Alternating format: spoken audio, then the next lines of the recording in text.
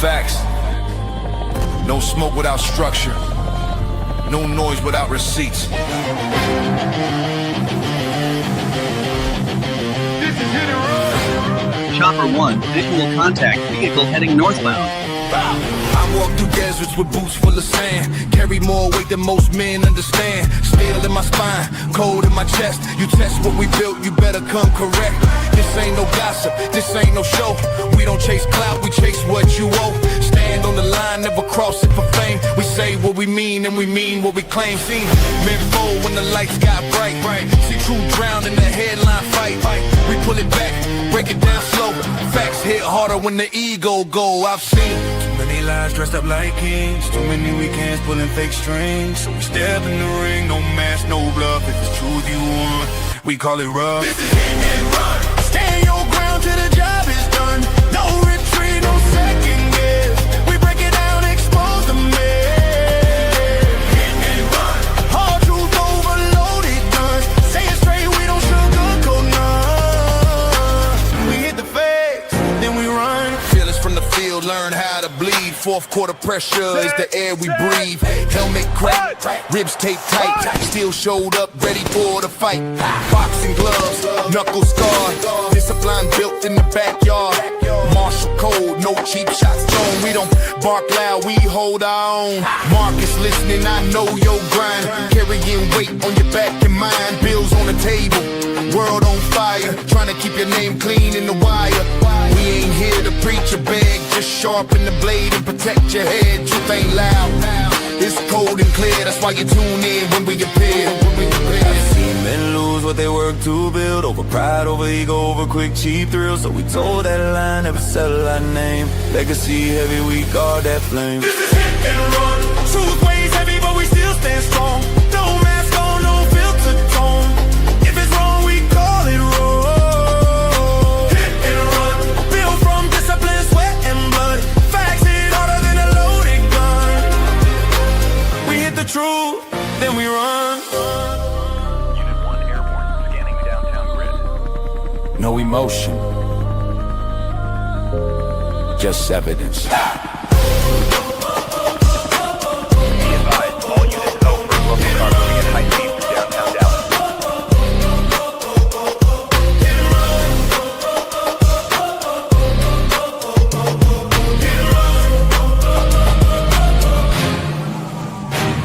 We the roam. Yo, that's our brand new intro music. You know, my brother, I had to put it together. I had to. Brother, I appreciate you letting me drive. Thank you very You know, much. hey. You know, I don't want to say I'm a passenger king. Okay, I ain't a passenger princess. You get what I'm saying? Like my man gonna have me just sitting back there doing nothing. So I'm glad you let me take control. I appreciate that. Yay! So we're back again for another show, and this is a series. We started off with the Somali thing, and now we're on to dealing with New Jersey and another group of I don't know if you want to call them immigrants, American born, but live like they're immigrants. I don't know what you want to call these guys, but it's time to hit it, man. We're not gonna sugarcoat it. We're gonna be polite, but we're gonna tell the truth, and we're gonna show the receipts tonight. And what you up to over there? How's the fam? How you doing over there, Fearless? Oh man, we doing great, man. I want to give it. I want to tell everybody, please support us, because the last guy that did this, he got dinged. The person we're going to be talking to, they dinged him up. Took his Patreon, I think. Patreon away, and like he said, he's talked about everybody. He's from the Somalians to everyone else, and the only time he got into trouble was talking about this group of people, which is kind of crazy. You know, we thought the free speech was something, but it lets you know the power that some communities may have, and if you say anything or you try to do anything against them, it can be some negative consequences. But I do want to get a shout out because I did not get a chance to last time I was outside smoking a cigar. My phone was not near me. So let me give a shout out to Mr. Burt Ross. He gave a cash app the last time. That is greatly appreciated, sir. Thank you for supporting the channel. Thank you for watching. And thank you for tuning in tonight. So thank you, Mr. Burt Ross. That is much appreciated. I didn't give a chance to give you any accolades last time. So I'm making sure that before I get the show started, I can give my accolades. That is greatly appreciated.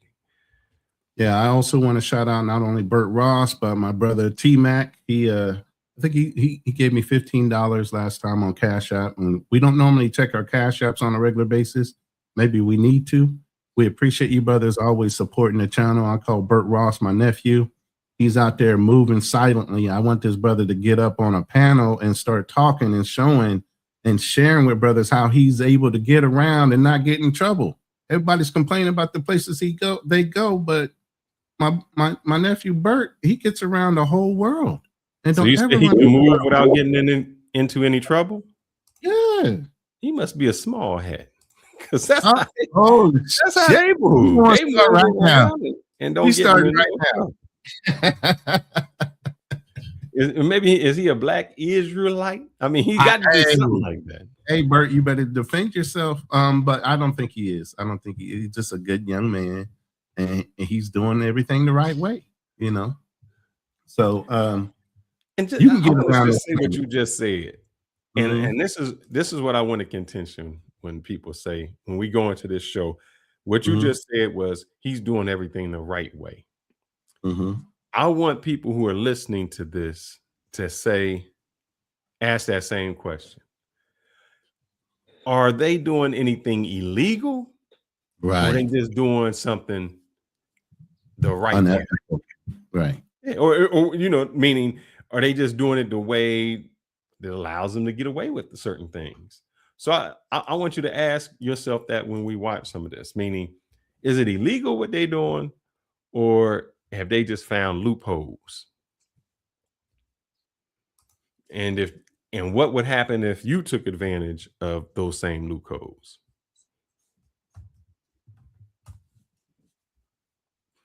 Because some would just say like if I was looking at my man Frank Zanu, and he would just say in a sense that we just ain't smart enough to take advantage of what's going on.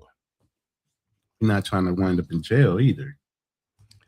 You know, but here's the thing, and maybe that's the imprinting from our time of 400 years of just being downtrodden, you know, and how religion, even in our community, has paralyzed us from even raising a fist and putting it in God's hands and praying about it and all these things, instead of getting down where it gets down and getting dirty about it, you know, and fighting for the things that you believe in. We like to say, oh, we need to pray about it. We need to be better than that. Unfortunately, you know, Obama's wife said something when they hit low, we still, you know, rise to the occasion. No. See, the YT people have been doing this for generations. They even changed the Bible. This is a slave Bible, if you didn't know. And they taught us how we needed to be, you know, subservient to our masters and let God deal with the masters. All the while, the masters know that same book and they beating the shit out of you. And they don't have no regrets on doing it. And the next episode, we're going to be talking about these chosen people and how they believe Gentiles are supposed to live and die for them. So, you know, this is a round robin thing. Even though we might be talking about this small community, we're going global with this. We're getting back around to what's going on in Iran and everything else. But we got to preface everything. We're stepping in stages. Okay, there's a bigger agenda. Let's say that. Are we going through this whole video? We're gonna just start from the beginning and go through. No, I'm jumping around. I'm jumping. I was gonna say you could just roll right through it. But well, there's two of them, so I wanted to kind of include both of them. So the first part of this, I want to go into The welfare machine, households and versus the institution. Okay. So the premise behind this is we're looking at both, not only the Orthodox, we're going to go ahead and say the Orthodox little hats versus the Somali Minnesota community, and how they were utilizing the same system in different ways in order to extract the benefits from America and kind of make it look like it's legal, or you can say illegal. And then I have a question about that. Mhm. When the Somalians did it, I mean, it was like we are going to not let any Somalians. We're going to cancel their passport. We're going to deport them. They got to go, and all these other things. It was on Fox News. It was on all these places. I mean, I even heard your man Anton talking about it. You know, he liked to talk about all the black people on the Somalians. I have not heard a peep from anyone concerning this. Anyone. Well, Tyler and some others, and yes, they have been convicting people in these communities since about 2017. So it's been quiet. It's not been nationalized. That's the biggest thing. It hasn't picked up on national news, but locals know about it. People around New Jersey know about it. But on a national scale, you think somebody in California even knows what we're about to start talking about? Yeah. They don't. But everybody knew about the Somalis. Everybody knew the scam. Ask yourself why. Exactly. The president talking about the Somalians. And I'm not giving them an excuse. You know, if they did something illegal, they did something illegal. But let's get into this, man, because I looked up the law, and I'm going to go with what the law says. But we'll do that once we get into this. Let me go ahead and play this first 6 seconds, and then we'll do you want to give them a background, or does this show give them a background? Well, I mean, if I go back to the beginning, I can just let you run it. I'll let him run his intro. Okay, go ahead, brother. All right, let me go here on this one, because we got 2 videos. This brother this YouTuber went and did 2 different videos because it was such a popular topic and what was going on in this community. But I'm going to go ahead and play his intro. Hold on, let me share the screen.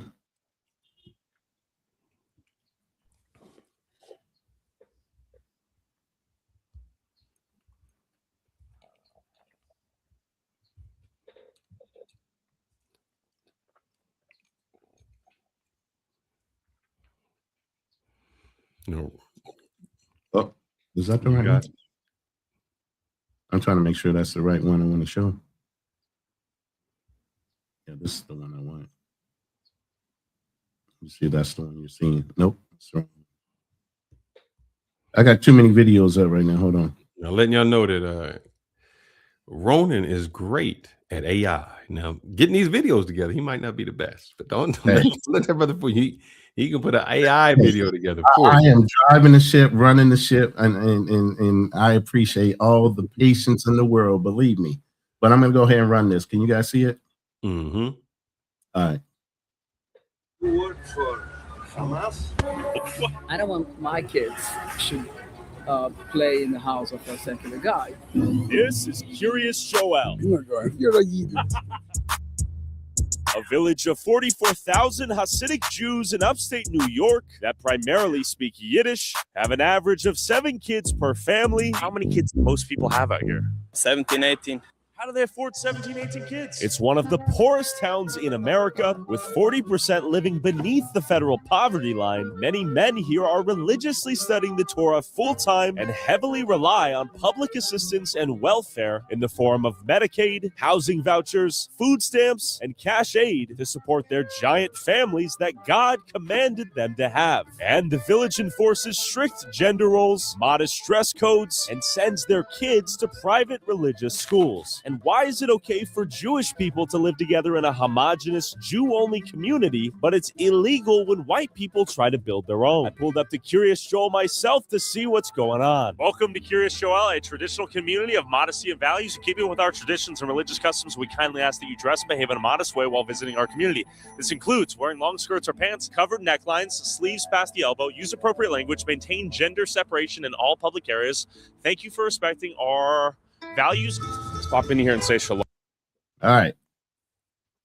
So that's the preface crazy right there already, that they telling you when you enter their community. Hello. How you need to You're dress. in a whole nother world. How you need to act. Yeah. You better behave. That right there lets you know. When I think Ronald Reagan called them welfare queens, we call them hood rats, ghetto. If a black woman lays up with a dude who don't work and got 4, 5 kids, and he don't work, oh, we gonna say everything about her. We're gonna say everything.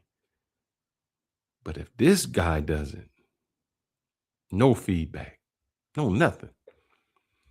I mean, what's the difference with between them and a brother who says you can't come to the hood? I'm not understanding where these rules come from. Right. And how is it that is celebrated? And here's what they said. This is one of the poorest. And when they say poorest, I don't think it's really poor. It's probably poor in this sense, where they collecting welfare and doing things like that. Oh, but shoot. I don't know if they do it on this show, but this is what the guy said.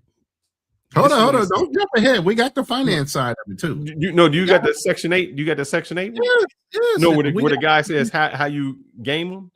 Yes. Oh, okay.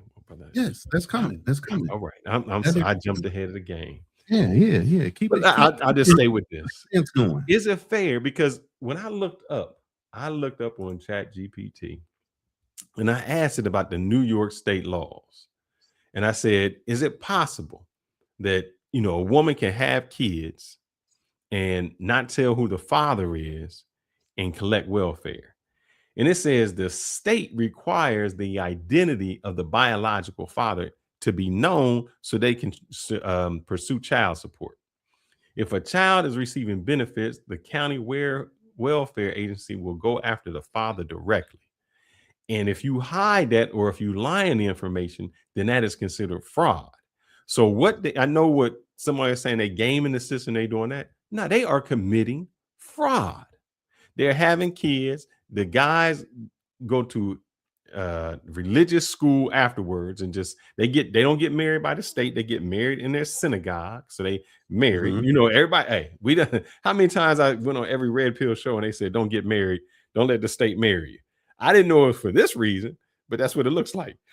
Don't get married by the state, so there's no paper trail. Your wife can get on welfare, have kids, collect it. You get on Section 8, so Section 8 paying for that. And your uncle owns the Section 8 building, so he making the money from it anyway. And that's just how the loop goes. But we have no problem with that. We see no issue when this group does it. Why is there such an outrage when the Somalis have a fake daycare? And from what I understand, I don't even know if that was fake. From what I listened to afterwards, that the guy was not doing the reporting correctly. But that's neither here nor there.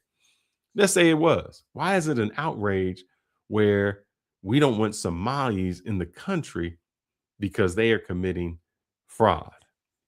But we have no problem with a dual citizenship. We have no problem with the Islamic or the Israelis coming here or being here and get a dual citizenship and do crime and go back to Israel and nobody pursues them. Why do we tolerate that? And I say we, because as people of color, and we did it on this show, people of color, we condemned other people of color. We went after them. How dare them? We FBA. How dare them dudes come over here and do that? We were here first, and we're what's the other term? Not FBA, ADOS. We ADOS. FBA, we this. And Somalians don't like us, Africans. But you don't never. I ain't heard a white person, except for this gentleman. I ain't heard a white person come out and say nothing about this town. I didn't hear none of this on Fox News. Go ahead, brother. All right, hold on one Oh second. yeah, you're right. The channel mate, you know that it. So here's what we're talking about. So it's not known. We are not talking about people in general. We are talking about these people in this state, in this city, in this community. Individuals. We're not going after people as a whole. We're not saying the Jewish people. Well, not yet. We're not saying yet. That's next week. But this week we're just talking about these people in comparison to the other people. Correct. So we're doing a comparison between how people are treated if they are people of color or of Somali, and what is the difference between why we're treating one group of people one way, another group of people another way, when the crime seems to be the same. Go ahead. You can play this, gentleman. Help me. Does the American taxpayer help you too? Also, yes. Yep. How many people out here are on like welfare in the form of like housing assistance or Section 8 or EBT, SNAP, Medicare? Yes. And that allows you to study the Torah? Yes. And raise your kids? Yes. Thank And you. how many kids do most people have out here? 17, 18. How do they afford 17, 18 kids? They are proud to do what the Torah says, that you need to be multiple and fruitful. Wow. There you go. And here's the thing. He ain't even scared to admit it. No. He said this is what we do. The Oh, Torah check. says be fruitful and multiply, and we doing it as much as we can. We have all the kids we can. And you, thank you, United States government, you are paying for it. You are paying for me to study the Torah as long as I want, and for me to keep having kids and stay here. You are paying for it. I'm not. You fought for this, brother. You fought for this, the freedom. You fought for this. Hey, I fought for something, but I ain't fight for this. These people are literally taking advantage of a system that was established for American people. Some of which they are Americans. These are Americans, yes, they are. But they're literally trying to transform America into a whole nother culture because of religion. Now, obviously, the United States was established on allowing freedom of religion and the practicing of the religion. But when does that freedom starts to become an invasion of 100%? You do it our way, our religious way, or you don't do it at all, and you're not welcome here, and leave the country. Literally, some of these people are saying, if you don't like what we're doing, you can leave the country. I've never heard that in reference to these individuals. I've never heard that. No, they literally said, if you don't like, and you'll see it in some of these videos that we play. No, I'm saying I've never heard from another culture. Yeah. I've never heard them say it to the Jewish community. Like, if you don't like this, leave. Right. No, they won't say it to them, but again, there's a connection behind all this, and that's why we're building up to that. You know, but we got to. I just want to go on and connect all the way, Ronan, because we hear about the Latinos coming into the country and having a lot of kids and living poor and being a drain on the system. Right. You know, the medical system. Let's be real. The real false perception is that people of minority races, Black, Hispanic, and others are the drain on the system, when we all know the majority of people on social services to this day are YT. Now, they don't break that down by, you know, ethnic type, but YT people are the majority people on all the social systems in the country. So while they might make you feel less than for being on it, they are still the majority using it. Let's see. But I got another video. If you're done with your point, I can go ahead and play that one. Go ahead. You know, it's still adding to this topic. So let me pull the video back up. I got it queued up, ready to go. I got my PC is moving a little slow. So, no.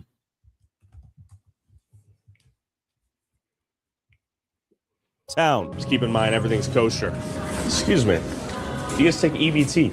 We do. Like, do most people come in here and use EBT? Yeah. Okay. What percentage of people would you say use EBT for their groceries here? 100%. Wow. He said 100%. What percentage? There you go. Is that outlandish? They're on EBT and SNAP. Man, I just looked this up. I just looked it up because I wanted to know. The dude said he had a lot of kids. I'm not even going with the amount of kids that he had. I'm just going to say 5. So I just wanted to know 5 kids. So this is a household of 6, including the mom. They get approximately $1,400 a month. That's just in a cash portion. They just getting that. And they still only get Section 8, so they not paying no rent. They get $300 per person per month in food stamps. So 3 times 6 is $1,800. So the housing and rent, Section 8 vouchers and all that covers New York. That's a value of about $3,500 a month. Then you remember, you having kids. You have not paid a gynecologist or anybody any insurance to have those kids. The government is paying for that. So your doctor's visits, your hospital visits, your kids' health care, they're not, all of that is being paid for by benefits. Your WIC, your child care assistance, because you know what they've done is they don't want anyone secular to watch their children, meaning you or I could not benefit and open up any type of daycare. They keep that money within themselves. So they'll open up their own daycare to send their own children to. School, HEAP, which is utility assistance. So they're getting utility assistance. School meals are free. So after adding it all up, man, it was saying that they're making a single mom with 5 kids is typically supported to the level of $5,000 to $6,000 a month. Free. No.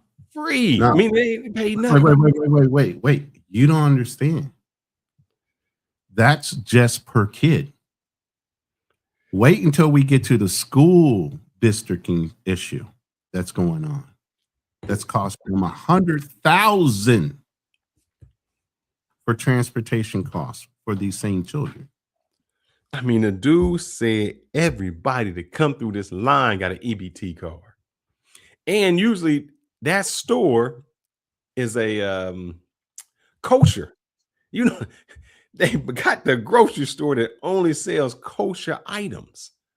So, man, we are ignorant in our community because they got their own grocery store to sell their own food to their own people, selling their own type. When they say that the money does not leave their community, they not lying. They not lying. Money don't leave their community.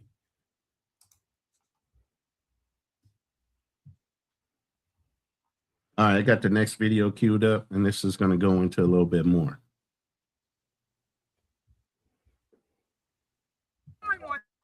You think they take the money? Good, man. Bienvenidos a Muncie-land. Con mi amigo. All right, see you, bro. How do you like living here as a non-Jew? So-so. Well, I don't What like do you mean by so-so? Because the Hasidics. Do they treat you as one of them? Like, No, are you guys no. on the same page? No. They don't bother me because I don't deal with them. Okay. Do you think there is large-scale welfare fraud out here? Oh, yeah. Yeah? Yeah, it's a lot. They get away with everything. They get the Section 8. They get everything. The free housing and, Do you think most people work out here in the Hasidic community? No. How do they afford their bills? I wish I knew. I would do the same thing, too. And what are your thoughts on the driving out here? I got to ask you that. It's the most important. Man, let me tell you, y'all might be too young for this song. Y'all might be too young. But when I came up, there was what's my Public Enemy. Mm-hmm. And there was a line that he said, people, no, Flavor Flav, people are the same. No, we not the same because we don't know the game. That's the truth. We don't know the game. They know the game. Even the white dude said, damn, I don't know what they doing because I do the same thing. I don't know. I don't know the game. We are looped out of the system, man. We don't know how to roll with the system. And we so concerned about what Jack got and what we don't have, we reporting them. We don't want them to have it. We reporting them. In this group community, it said, now we ain't reporting them. We all in on it. We all in on it, Otis. This us. We all in on it. That's how we're gonna survive. We're gonna take advantage of the system. All of us gonna take advantage of the system. That is just, and it replicated itself. To be fair, the same thing happened in the Somali community. The Somali community, once they figured out the system and how it worked, they kept those secrets within their community and kept replicating it in their community to where they were all able to take advantage of the system, our system, the American system, the way it sits.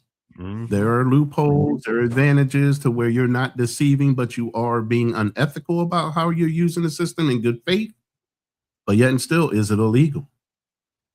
There's a line that can be crossed that makes it legal, and there's a line that can be crossed that makes it illegal. And in both communities, some people have gone to jail and others have not even been prosecuted. I know one thing that they did take from the Black community, and they actually, I think they took that much because the Black community says it, but they don't really mean it, you know. Snitches get stitches. They ain't snitching on none of them. They ain't snitching. Nah, we ain't snitching. We ain't, you know, we quick to call some 911 and tell somebody they not doing it. The Somalians wasn't doing it. The Latinos keeping it amongst themselves. I'm just not understanding how, where's the outrage at? Even if we just talk about this community, where's the outrage? No outrage. I think I have, let me see if I can play one. I think I have one that may have that. Let's see, where is that at? And while you're doing that, just to give you a little bit of more information, Ocean County is where this city is, and there's over 60,000 people on SNAP in that one little area. Man. So that'll let you know. And as we get through some of these videos, you'll hear them say there's multiple women in the house because they can marry more than one. They can have more than one wife. And since the state doesn't recognize their marriage, they're not committing any crime in that respect either. Because they're not really married. I mean, according to the state. Right. They've been doing what we've been trying to do for years. Right. And they get housing vouchers. You hear that part. They get housing vouchers. Yeah, Section 8. How many houses they have. And then what they do in order to compound the situation is they might buy a property. They'll redistrict it to be a prayer property where they rebuild the house. They make it way bigger. And in the basement or something, there's a prayer room. So they give you a 501. They take out 501c3s as nonprofit organizations and religious organizations. So now you don't pay any property tax because now it's a church inside of a residential area. I can't wait till you. I don't want to jump ahead, but I can't wait till you get to how they did it because I can't blame them for how they did it. But I'm gonna play this video to show you some of it. Of what they're doing. I think this talks about it. Allow for all of this to happen. Right. So basically what's going on is they get married in the church. Okay. But the state of New Jersey does not recognize the Jewish marriage. So let me just go back. I seen half of what was that half of? They allow for all of this to happen? Right. So basically what's going on is they get married in the church. Half of all benefits go to one town out of 33. Damn. That means if you got 33 towns, half of it goes there. Half of all the benefits go to this one place. Okay. But the state of New Jersey does not recognize the Jewish marriage on paper with the state. So what happens is the females are allowed to stay home and pump out 5-6 kids. They collect the benefits because they're not married. And it goes on everywhere. Like every one of these houses, I guarantee, or not everyone, but majority, they're married couples within the Jewish church, but the state doesn't recognize it. And then they're able to collect all these benefits. So, you know, you hate on this, but the alternative, if you want this, is just not get married. Right. Right. This is the lesson in Lakewood, New Jersey. If you get married on paper with this. Pause that real quick. I pause. There's something you said earlier. You said that even in our community, if we have children out of wedlock and the woman's on Social Security, on social services, the county goes after the father, right? Yeah. In order to recoup some of the money they're paying out in these benefits. That's right. How come we don't hear about all these child support cases in Lakewood, New Jersey? Why aren't all these I don't know who the father Hasidic is. No, brother, they living in the same house. They all living in the same house. So you can't say, because don't they have welfare checks or well checks within the system? Oh, they don't do when that. When you're on welfare, you get welfare checks. They don't oh, do yes, that they do. I don't think so. Oh, they must not do it in New Jersey, but they do it. They did so that there's back a lot of in things the that are being 60s, grayed out. 70s. There's a lot of things I'm saying that is being grayed out as the way the system is supposed to work. Women are supposed to tell who the father is of the child. One, the state is supposed to go after the child to recoup some type of care for those monies that are being paid out. Two, okay, if the man doesn't work because he's studying the Torah 24 hours a day, he's still obligated to pay his child support. So if he's not, then there should be a whole bunch of Hasidic Jews in jail making money for the state. But there's not that either. I'm going to read this to you because that's what I looked up. I asked about the welfare checks. I'm reading this blindly, so whatever it says, it says.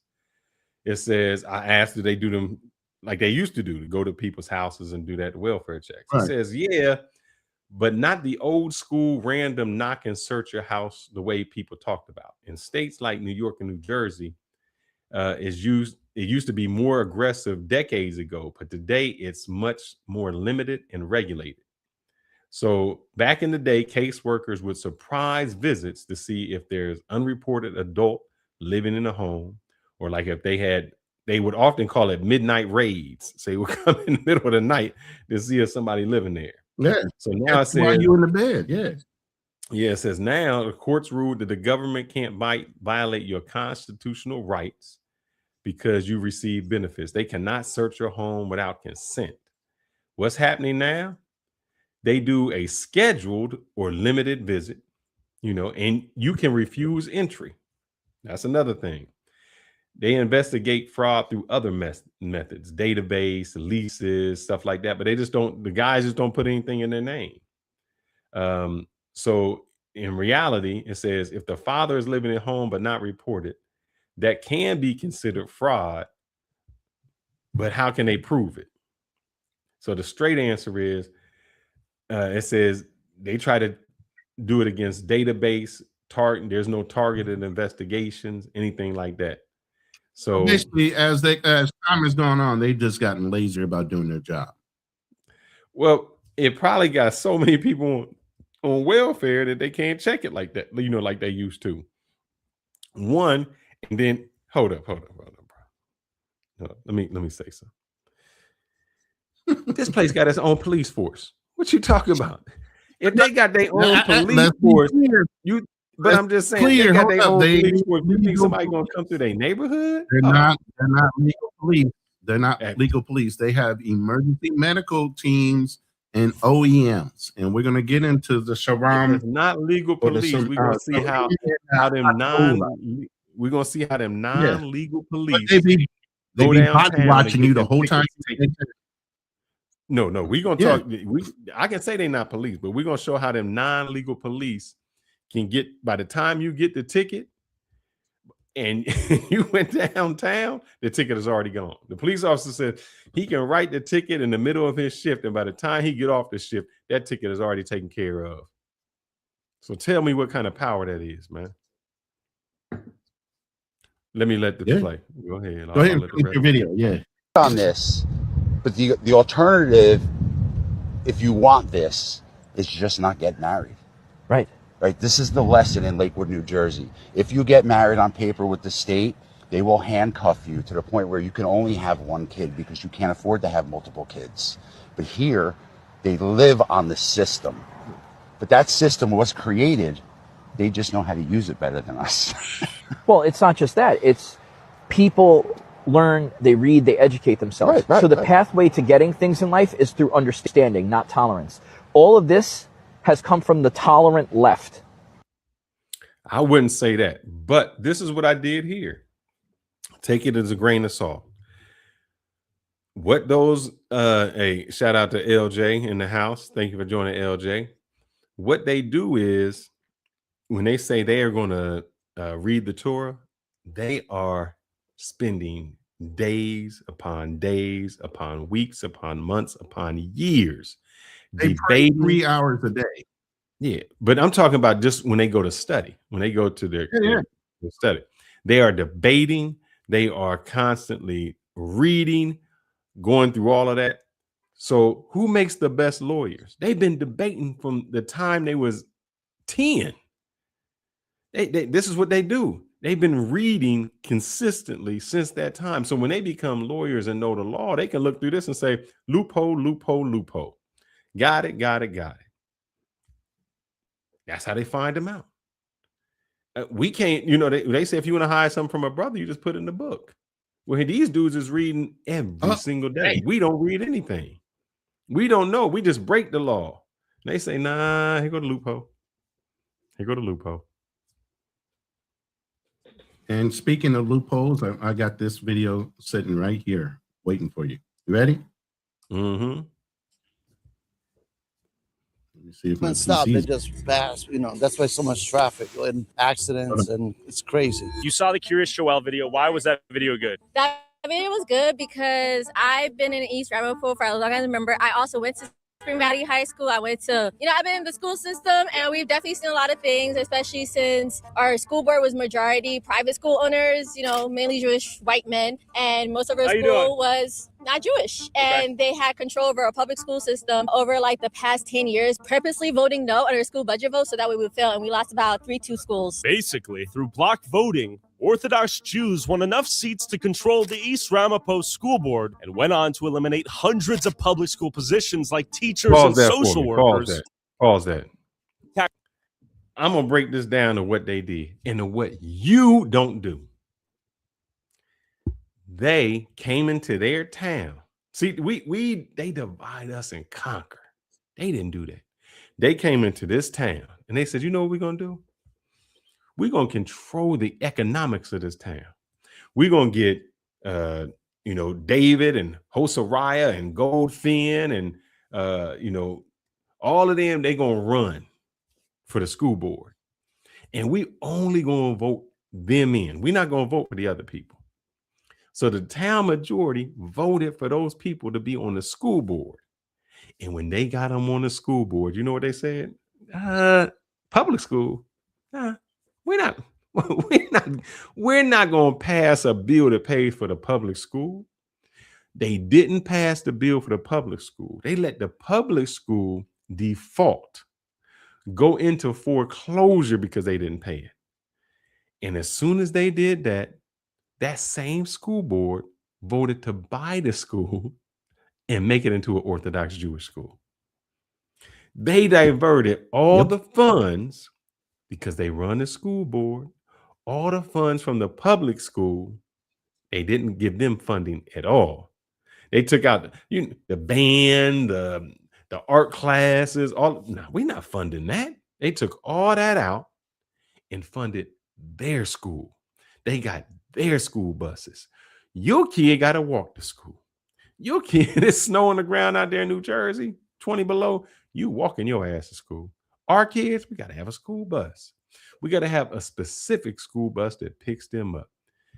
Go ahead and let the rest of that video play. Oh, I don't. Hey, you can't. You LJ, you real quick, you can't hate the player. You got to hate the game. This right here is what we were talking about earlier when it comes to authorized by the state of New Jersey, not authorized by the state of New Jersey.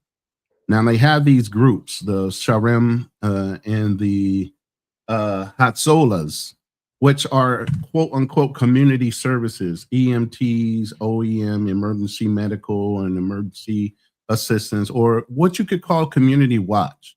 They dress up like they're police. They're dressing up like they are security and emergency medical workers, but they police you. They try to tell you to move on. But the whole thing is the local police also assist in some of these things. But when you bring up the law, and Tyler had to sometimes when the cops were literally called, but they always threaten, oh, you need to move on. You're not welcome here. We're going to call the cops. And Tyler's like, go ahead and call the cops. I don't care. I'm not doing anything wrong. This is still America. So at the end of the day, these Sarems and these Hadzolas would be following him around the community, trying to get him to move on or stopping the residents from interviewing with him and talking with him to give him any more information on how the community functions. But this chart right here kind of shows if it's a blue check or obviously a check mark, that means they are authorized within the state of California laws and operating within the laws that the state of California recognizes as EMTs or OEM or community service workers. Obviously, the full police department and all these other things, these guys are not licensed policemen. They can't come in and arrest you. They can call the cops or maybe try to put a citizen's arrest on you, but the cops are going to sit there and say, he has every right to do that. They will harass the fuck out of you while you're there. But the difference was when you look at the video, these non-cops was running stop signs, red lights. Right. They got little lights and sirens. They do have emergency lights on their vehicles like they are cops. Yeah. And the police Absolutely were right. doing nothing. The police didn't try to stop them at all. All right, I'm gonna go ahead and push the play. Wait, hold button on. here. Before you go there, I want y'all to keep thinking about this. I know I watch Hannity, and Hannity, I watched Hannity and Pierce Morgan this weekend, and I think they had Adam somebody from PB whatever network on, and he was saying over there in England they got Sharia law. Yeah, they got the Sharia law with all the Muslims coming in. I need to know what the difference is in the Sharia law and the Jewish law. Meaning, the whole thing was you don't want Sharia law. You don't want these Muslims having their own way of justice. I can agree with that. We live in the United States. You have the American justice system. But why is it that these people can have their own type of justice, their own type of police? They did an outrage because in Minnesota, the police badge had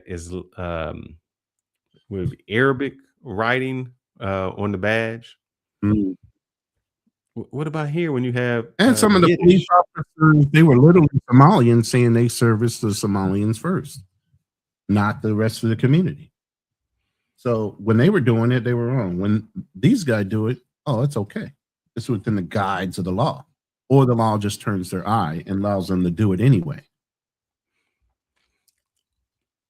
Man, look at this. I just read that. Between 2010 2014, spending for private school buses increased from 22 million to 20. That's an increase of $5 million. The school board also increased funding for special education in private schools by 33%. While $100,000. Yep. while laying off. Now, here's what they did it for their school. They increased the funding for special education in the private school, which is theirs, by 33%. And at the same time, they laid off 15 special education in the public school.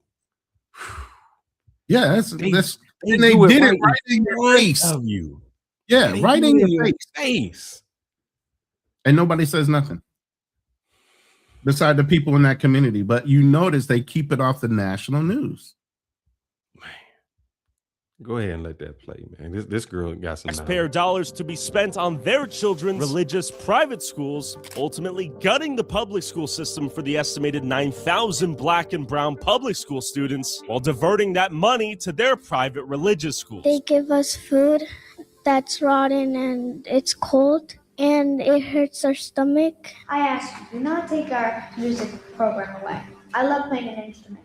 My brother would be crushed. And the budget cuts were so devastating that in one instance, an elementary school shut down, and the majority Jewish school board then voted to sell it to a Jewish yeshiva for pennies on the dollar. Basically, the poorest, most vulnerable kids in these... I can't even be mad at them. They shut your school down, man. It don't matter. Y'all ain't going to school in anyway. It's sad that back in the day, we fought so much to learn how to read. It was illegal when we fought how to learn how to read. And these people saying, you know what, y'all don't read. Y'all don't want to go to school. We'll just shut down your school and buy it back for pennies on the dollar. Man. People are not the same because we don't know the game. Go to any school board. No, let's correct that. American don't know the game. Oh no, there's a lot of Americans that know the game. Yeah. Oh yeah, they know the but game. A lot of immigrants, a lot of foreigners, a lot of people that are taking advantage of the system, they absolutely know every nook, crevice, subcontext, sub law, sub rule that goes along with this game. Oh, but I know a lot of them that know the game. When they gentrify your neighborhood and they say move in and we're going to give you a 25-year tax break, oh, they know the game. They know how to get those tax breaks. They know how to get those grants. They know how to get all of that. We don't. Because we don't even study it. We don't even know it exists. Like, that grant exists? And maybe some do, but those that do keep it to themselves. Yeah. No, we have in our community specifically the crab in the barrel mentality. I'm the head ninja in charge. You know what I'm saying? So they don't want you to know their secrets because they always want to be the one at the top, beating their chest and flossing for everybody else, peacocking instead of sharing it with everybody freely. You know, nope, it comes with conditions. But at the end of the day, they're not going to show you everything because they still want to be what? Head ninja in charge. So they think. I can't even be mad at the people. Go ahead and let it play.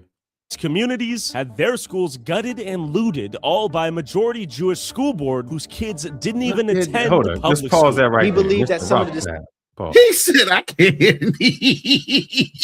can't even let that go by. Here, let me back it up so you can see the name on the plate. Rothschild. That's right. And there's a whole story behind them too. Started over in Europe before they changed their name. Let me see if I can back it up to that. There you go. Before you even play, look at the school board. I want you, whoever's watching this, to know the last time you voted for anybody on your school. See, we vote for president. You know, we got Kamala Harris and Trump, and we might vote for a senator, you know, maybe a governor, but y'all don't even know who is on your school board. You may not even know who's on mayor. And the school board at your local level is probably the most important in making the most decisions for your child and his future than anybody else. And you don't know who's on it. They got, look at that board, man. I see a little hat on everybody sitting there. Everybody. Why didn't y'all vote y'all people in? Why didn't you get a majority of the people? Why didn't you show up to the school board and vote? Because there still has to be a limit. I don't know if they vote every 2 years, every 1 year. If you didn't like it then, why didn't you vote your people in? Why didn't you get to your neighborhood and say, we're going to give 5 people, white, black, and different, and this is all we voting for? Because that's what they did. Look at that. I mean, look at the school board. Nick, I want to ask, do you think they got your interest, your kid, your lifestyle in their best interest? No, they looking out for their kids. It's not, I can't even call it racism. I can't call it bias. I can't call it any of that. The more if there was somebody drowning and it was one of their kids and one of your kid or somebody else, they kid 100% of the time. They don't give a fuck about your kid. Exactly. Who you gonna rescue? You gonna rescue your kid. Right. And does that make you prejudiced? Does that make you biased? No, it just makes you looking out for your people. And that's what they said. If I got a choice between these black kids, these white kids, or whomever, I'm looking out for my kids. You can't get and these communities, they close ranks. Everything is within themselves. You know, and you know, you have the Amish communities that are similar to this. But this community is a little more forceful about how they do things. They'll come in and just basically like, I hate to say a virus, but they start in one town, they control it, and then they push themselves out into other surrounding cities until they'll control the county. And if you look at the overall statehood of Israel, and you look at what they did when the Palestinians gave them that land in 1948, if you go back and look at the map then in the area they were assigned, and you go and look at the map now, and even with everything that's going on in politics, they don't care if the Israelis push everybody out of what God promised them as the land of Canaan. They don't give a thing what atrocities they cause or anything else. They're going to back them. But I don't want to get into that part yet. But yeah, these communities surround themselves and they internalize everything, and they won't let any outside influence come in. There's no internet there. Okay. You don't have any secular music being played there. They don't want those influences influencing their kids. TVs are not there. Okay. They only stay within their own community, quiet, and in their strict laws of how they do things. They don't want any outside influences. So that means once they get into a community, Black, Hispanic don't matter. You're outside influence to their children. Your children are going to influence their children because their children are going to look and say, how come they get to do this and we don't? They don't want any of that outside influence to seed in their community.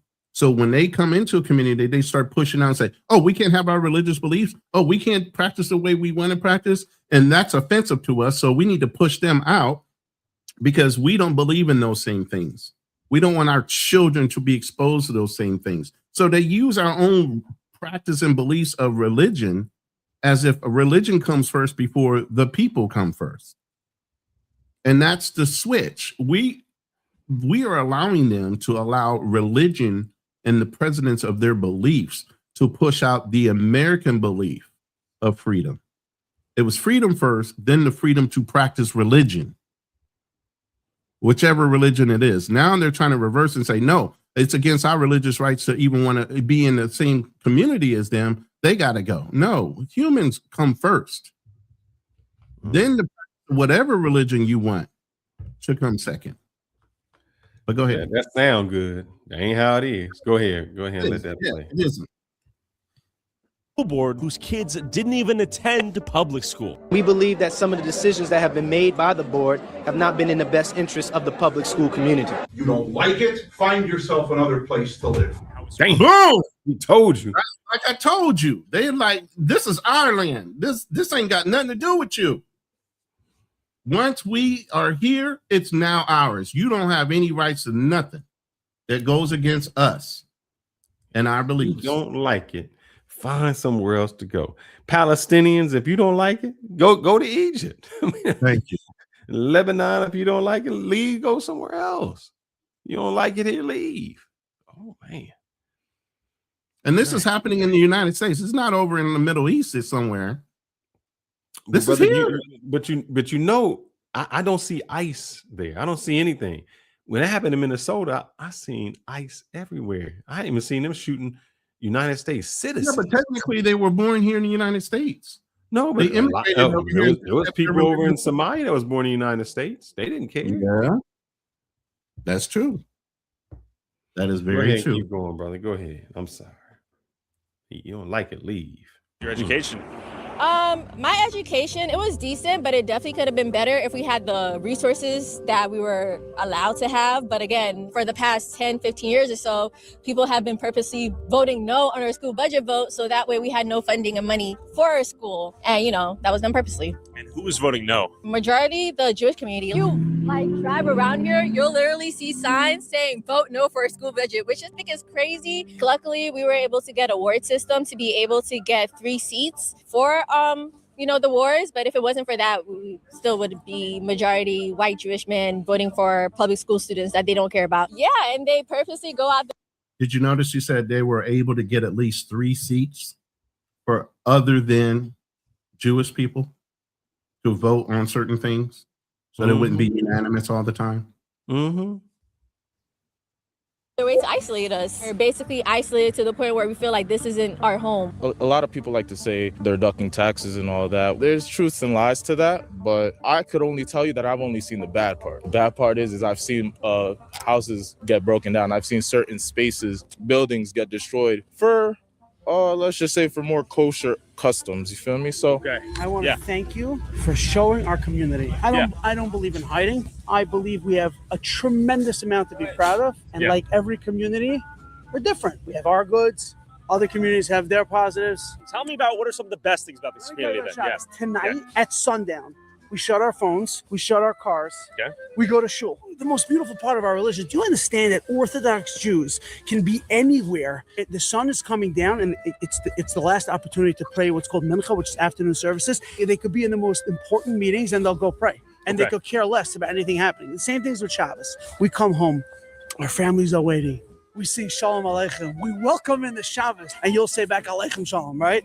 Could they feed 10 kids without this program? Hold on. Can you pause that? Can you just go back just a smidgen? Just a smidgen. When the guy says when people come home.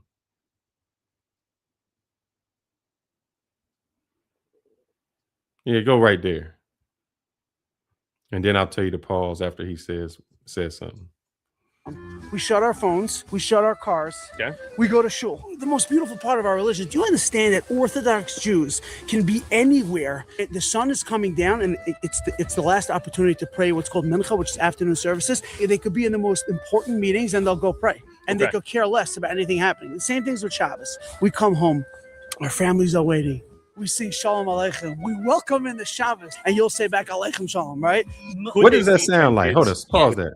What did that just sound like? Oh, it sounds like Islamic. It sounds like he just said Assalamu alaikum. Yes. Man. And alaikum salam is a response. Yeah, but I'm saying if you said that, they would look at you crazy. But I just didn't know they could say it and it wouldn't be an issue.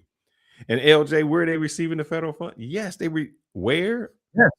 I think he said where or why or the where. Yeah, they're receiving federal funding.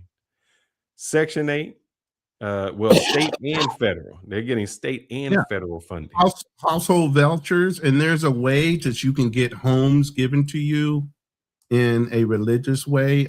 There's it's called RIDH or something like that. I'm gonna look it up. I have a infographic on it. And what they're doing is they're getting the houses and then redistricting, rezoning.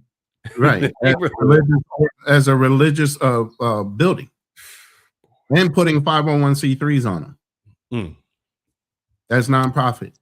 Keep on going, brother. Just because they have a prayer room in the house. Yeah, and these are huge houses. But let it play.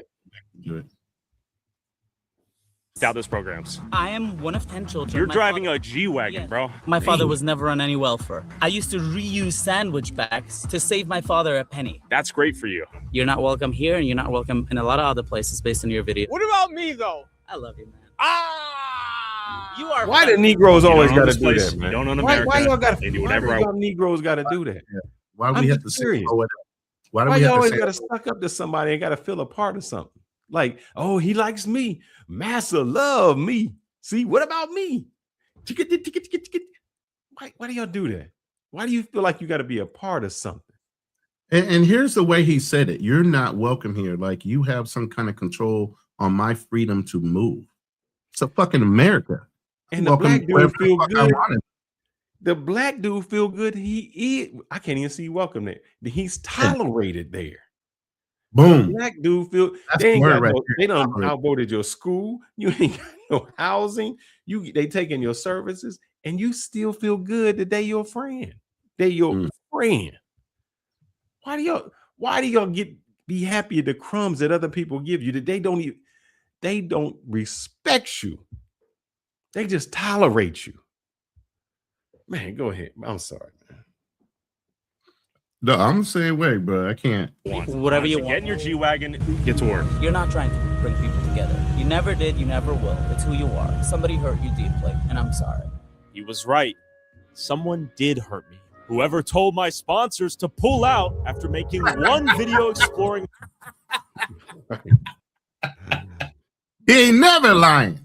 The minute you start talking about these hats, they start pulling things at you. They start trying to get at your money. Because here's the thing that they do know. The lack of being able to earn money hurts everybody the same. Mm-hmm. So they go after your money. They want you to live in misery first. They ain't gonna come and try to knock you off like they did JFK or something. Oh, did I say that out loud? They're gonna make you miserable by not being able to earn a living. Now, LJ says something like to the fact that the black citizens should have voted. But here's what we do. And this is how they get us. We put 5 people up for one position or 2 positions, and we spread our vote amongst those 5 people. And because we spread our vote amongst those 5 people, none of them get elected because they don't have enough vote. That's what they always been doing. They weaken it. That's what redistricting is about. It's not the fact that we don't vote. They looked at it and said, I think it was more, it's a college campus, and I can't remember which one, of a black school, a historically black university. Maybe you know this, LJ. They split it in half. They redistricted where if you was on one side of the campus, you was in one district. If you was on another side of the campus, you in another district. They divide your vote up so that you can't vote somebody in. And we fall for it every single. We don't unify enough to say, let's choose this person, and that's the person we'll vote for. Because everybody want to be the king. That's what I told you. Everybody got to be the head ninja in charge. Nobody knows how to unite people. And I think that's the only way Obama won was that was the first person everybody could get behind. Not any other reason beside for that. And that Negro ain't helped none of us out. He hired more Jewish people than he did black people. What you talking about? He did. When the bank collapsed, let me find. Well, that's the whole thing. No, that was Bush's fault. Now he did come in and fix that part, but after he fixed that, he kind of cruised through the his first election, and then when he went to go and do the next one, there were some promises made, and they never got done. No, of course. At that point, you can blame the House. You can blame the House and the Senate because he didn't have those at the time. But the first series, the first 4 years, he did. And he didn't get anything done besides correcting the economy and everything the Republicans did before then. And I'll give him credit for that. A community of welfare-addicted Jews. If you want to help me avoid ending up on welfare too and get access to all of these videos early and watch never-before-seen content I can't upload.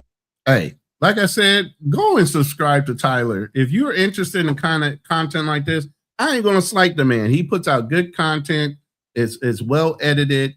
It's giving out accurate information. He's not trying to balloon anything up or give anything, because I fact checked everything through multiple different AIs, and nothing he came up with was too much of a reach. They were all based on facts. So, hey, I don't think his Patreon is up anymore, but hey, go subscribe to his channel. I appreciate his content. He's exposed a lot of people, and he's pointing out the truth of what people are doing when they come into our country and take advantage of our systems. And that's the thing we also need to pay attention to too, even within our own community. You know, you got a lot of people riding our shoulders, wanting to be us and taking advantage of everything that's supposed to be for us, but for them. So I'm going to skip through that little advertisement with my little promo and jump ahead. Communities.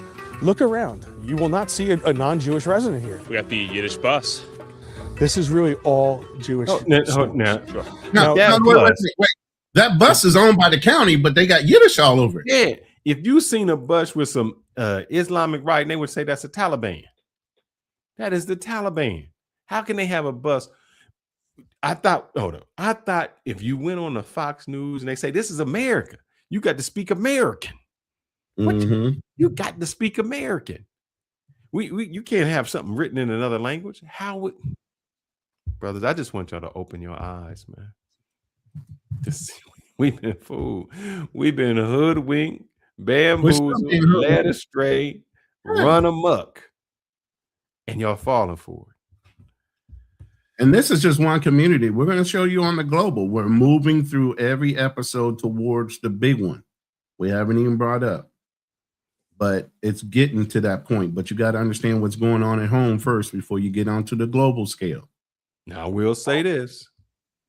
You know, if you had a black grocery store, because I've seen them have a black grocery store in a lot of places that start off great, had every kind of amenity that you could have in that black grocery store that served the black community. And y'all stole everything out of it. Y'all corrupted it. They couldn't keep it open because the thievery was so high.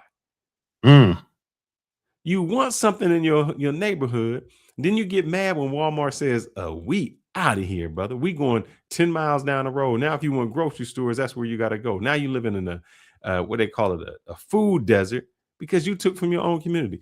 Look at how clean this story is. And you cannot tell me it's about poverty.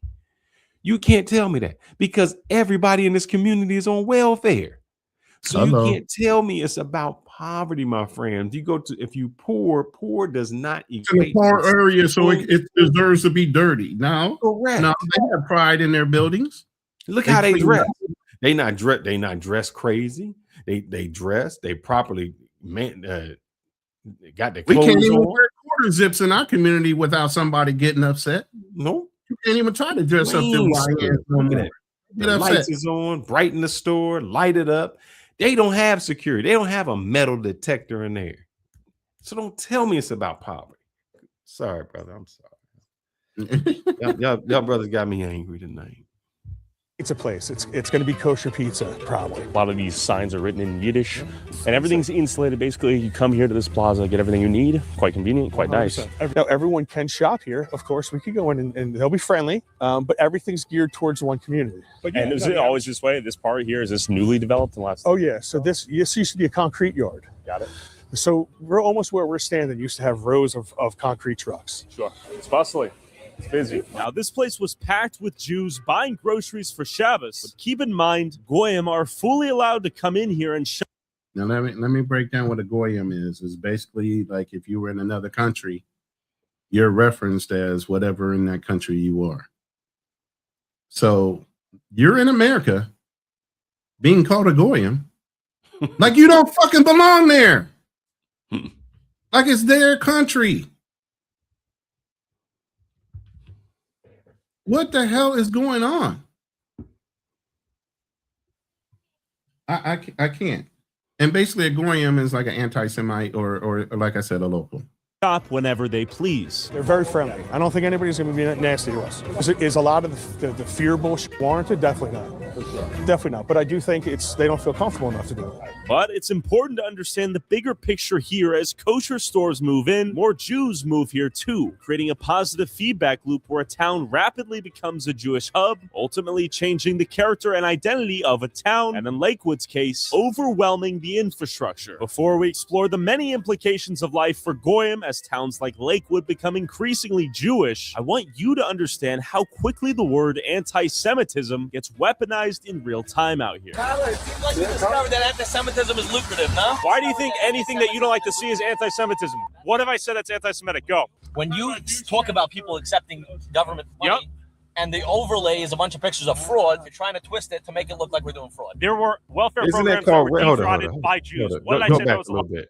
All right, you saw that picture, right? They were defrauding the country but before that, he said, I just want you to go to exactly what he said, then I want you to stop before we get to the people. All right, you ready? A little bit before. Well, no, this is where he starts to talk about. Go ahead. Is lucrative, no? Why do you think anything that you don't like to see is anti-Semitism? What have I said that's anti-Semitic? Go. When you talk about people accepting government money, and the overlay is a bunch of pictures of fraud, you're trying to twist it to make it look like we're doing fraud. There were welfare programs that were defrauded. Pause. He called that anti-Semitism. So what do you call it when you show black people? You replace everything he said and put black. You show a bunch of pictures of black and you say they twisted and they do fraud. Mm-hmm. And you say if we call that racism, that's not racism. You're just telling the truth. Right. So why is it because it's against that specific community of small hats.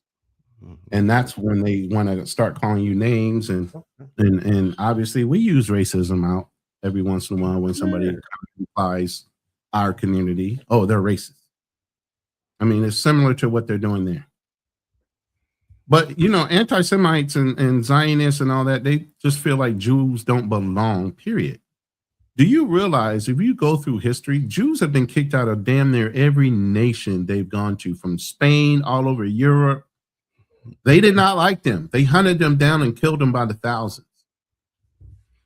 And I don't even have a problem with it. It seems to me that what they are doing is they've learned the system.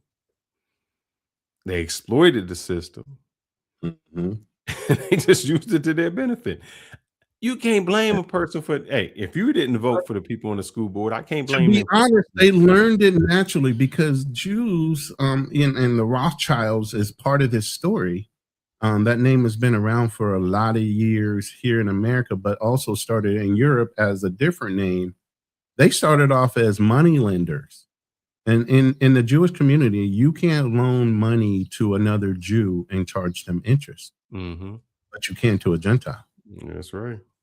So then what they were doing was loaning money to Gentiles. But then they found out loaning money individually versus loaning money to countries and cities were more lucrative and they had more leverage. Man. So they started loaning money to countries, to cities.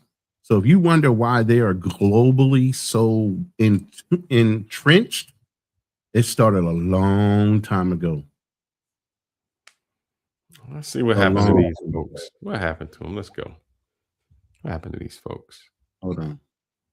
By Jews. What did I say that was a lie? There are Go. welfare programs that are defrauded by Yes, everybody. and I made a Minneapolis video as well. I've made several videos. Why are you being so sensitive? What you're trying to make it sound is like anyone who accepts government money in the Jewish community is doing fraud. That's your interpretation. What you're doing is dangerous. How is this dangerous? Why should you be treated like a protected group? You're asking for special privileges. No, we're not. We're asking just to be fair. And you're not being fair. I am being fair. This is going to make you a lot of money, and it's going to gin up a lot of hatred towards a community that's seeing a rise in anti-Semitism that hasn't been seen in years.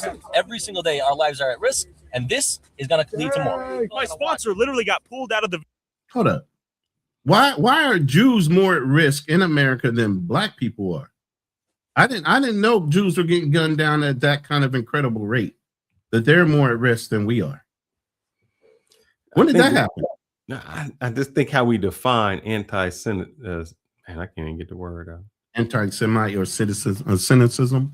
Yeah, Semitism,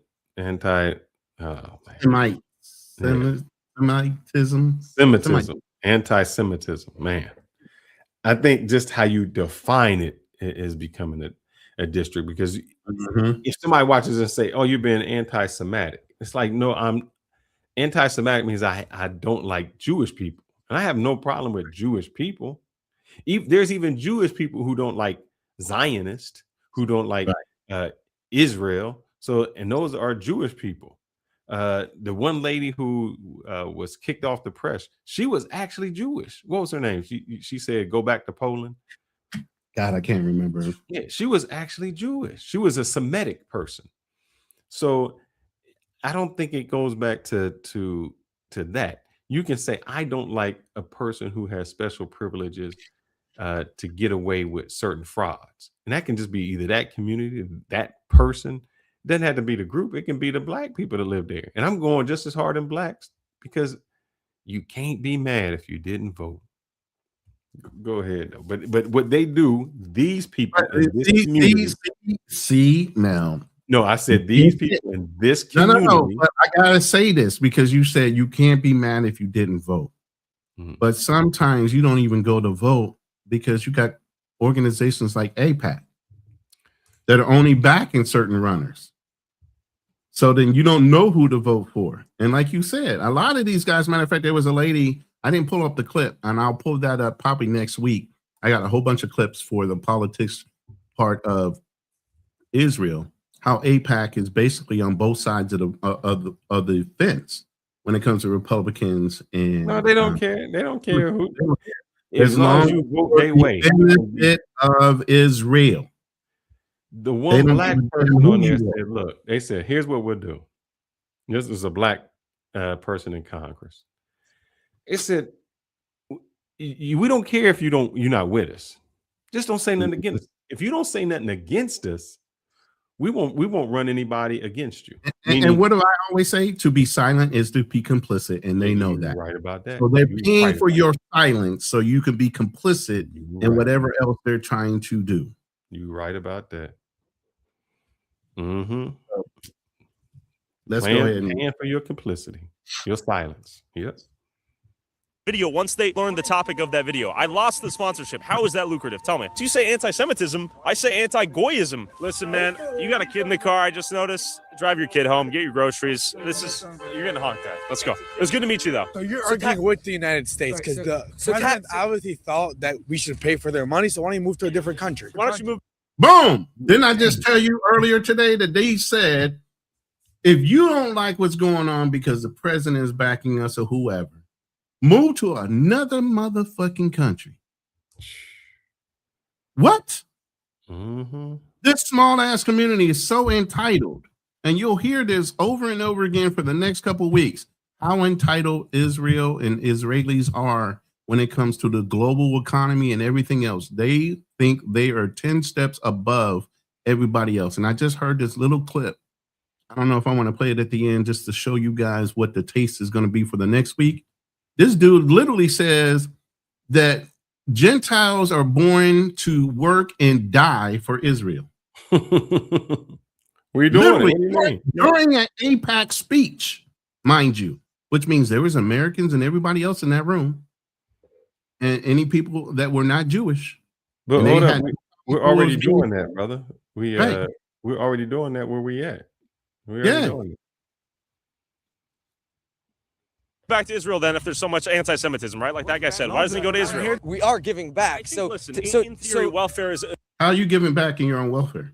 How are you giving back when you're taking advantage of our systems that we're paying for?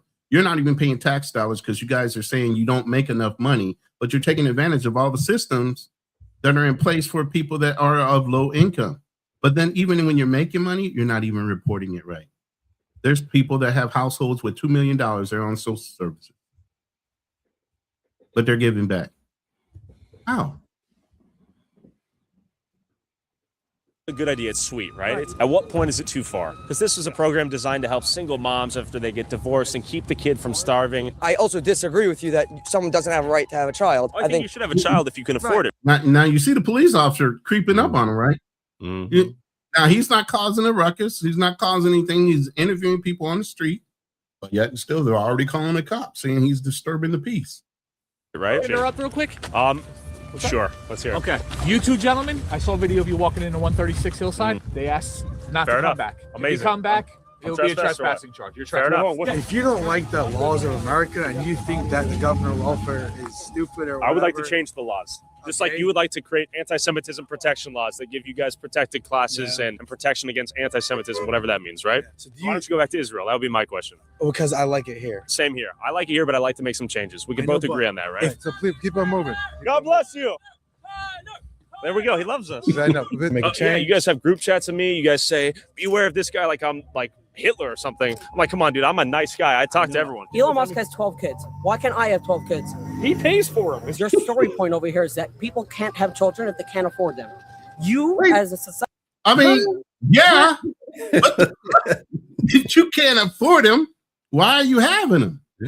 He said the narrative, you saying people can't have kids if they can't afford them. Yeah, that's what we're saying. That makes sense. But here's the thing, and he's saying it with his chest and all kind of confidence, like the audacity. What have you done to contribute to our fucking country? Me, I served. And other people do other things. They pay their taxes, whatever it is. You're saying this like you're entitled to these fucking benefits without doing anything besides existing. And you're still greater than that. I'm going to try to interrupt. Are born... Go ahead. I'm going to try to let him play. Are born from people who started with two people. Okay? Adam and Eve. That's it. You want to go with the Big Bang, but it started at some point. There was two people. And now there's billions. And there was trillions throughout the world. So you're saying if you can have what kids... does that have to do with anything? All of those people didn't have welfare. Adam and Eve had Cain and Abel. Did they have a government that paid for their kids? We live in a government that decides that if you have children, we're going to help you. Now, everyone does their part. You should not have more kids than you can afford. You're arguing that I should pay for your kids. Okay. That's what you're arguing. I'm not arguing that I was for the kids. You are. I'm arguing that the government said. No, that's our money. That's not what the government says. But they're just taking advantage of, like I said, they know the system so well, they know how to take advantage of it. They know if they get a marriage put on the books, they are going to be cut to one kid. They are having kids off the books so they can't be held accountable for however many kids they have. They said that earlier. But yet he's sitting here saying that, oh, well, we can have as many kids because the government says so. No, not if you're actually officially on the books, you can't. They'll have your ass sterilized at a point. And you know the crazy thing? The Ethiopian Jews that went over to Israel, you know what they were doing to them? What was that? Sterilizing them. Boom. We're going to get into that. We're going to get into that. That's another episode. We're going to get into who these guys really are, why are they so light, and they're claiming to be Jews. By the way, there's two ways to become a Jew. You're either born into the religion or you take on the religion. And a lot of the people that are calling themselves the children of Israel have taken on the religion, but never were actually born Jews. I pay taxes. I shouldn't be funding your kids. Should not be funding your kids. You don't pay for my kids. Fuck, I could do this all day. Why don't you go? No, you should go because you're stopping traffic. Guys, let's go. Move on. He's stopping traffic, not me. Yeah, right. No, you should move on. Nobody wants you here. Please move out. He was saying, Tyler, he loves me. So we're not allowed here? Go. You want to come to the corner? Where? Over there? Let's go move. Let's go. You know, I know what you did in the video and we all saw it and we still see it. But it's like... What did I get wrong? Nobody can cross the government. The government knows everything. The United States federal government knows everything. Not if you're fraudulent. There's that finger. Yeah. But you hear what he's saying. He's saying, basically, you listen to what he said. Nobody can cross the government. The government knows exactly what we're doing. Exactly. And since they don't have a problem, why do you? Who's to says they don't have a problem with them? I mean, they have been prosecuted. I'm gonna let it run. I guess we're just gonna go ahead and run through one of these. We don't jump tracks. No, it's not true. That if you feel that you live in a country that is corrupt, I do. Why are you still living here? Boom! Yet again. Has options, right? I can give you a list of 15, 20 countries off the bat that you can live in. Regardless, let's say America is corrupt. I still want to live there. You understand? Oh, but hold on. Just because there is corruption here, which there is. There is no. What are you talking about? Let's not be silly here. If there would be corruption, the FBI would love to come here first than any other location in the world. Come on, that's not true. Well, I read the numbers in Minnesota. Had, 22 people indicted for Medicaid fraud? Numbers in Minnesota. And listen, you can attack them as much as you want. What they did, that's big numbers, man. Both of your schools had money laundering You had people. Yes, both. There's 45 schools here. So BMG had people that were charged with money laundering, and so did the school for special abilities. As of when? 2019, 2018, 2017. Look it up. It's all over Google. I don't look it up. You got to show it to me. Come on. 95% of people in this vicinity, between these 4 or 5 zip codes, work very hard. Yeah. So if you want to go and dig in a place like here, Lakewood, where the same capital. They work hard doing what? Studying the Torah? What work are you talking about, sir? I'm confused because none of the men work. They're studying the Torah pretty much 24 hours a day. They pray 3 hours a day. They pray 3 hours a day. They have plenty of children. Yeah, they're working at having kids, repopulating the area. I think within a matter of 2 years, the community grew by 6,000 to 7,000 people. And I can say the majority of them were kids. One of the youngest communities there in New Jersey because of the amount of children in that one area. Hold on. You're going to find in this small percentage. You're making me want to dig now. You're making me want to look. You're already digging, man. You're digging already for I'm at Whole Foods. 4 What months. are you talking about? 4 months? What do you mean? Go break your head. You can keep on breaking your head. I will break my head. No problem. Eventually, when you break your head too Let's hear it. much, you end up digging water. When you dig water, there's nothing under it. You were in Jackson, which is really like a continuation of Lakewood. By the way, I don't know if you know how I toppled the government there. They had all these anti-Semitic laws. It was crazy. I had 2 conversations with the White House, and eventually DOJ got involved. But anyway, so I don't know. Are you already doing your Lakewood thing? I'm here with Dr. Richard Roberts. You sold the pharmaceutical company for $800 million. You were the vice chairman of the Israel Advisory Committee for Donald Trump in 2016. Yes. And you reached out to me. Why did you reach out to me via email? Because you posted that, first of all, you did your video, Curious Yoel. First of all, I want you guys to pay attention to what's being said in this room. Pay attention to what this guy is saying as he's talking and being interviewed and how he's saying it.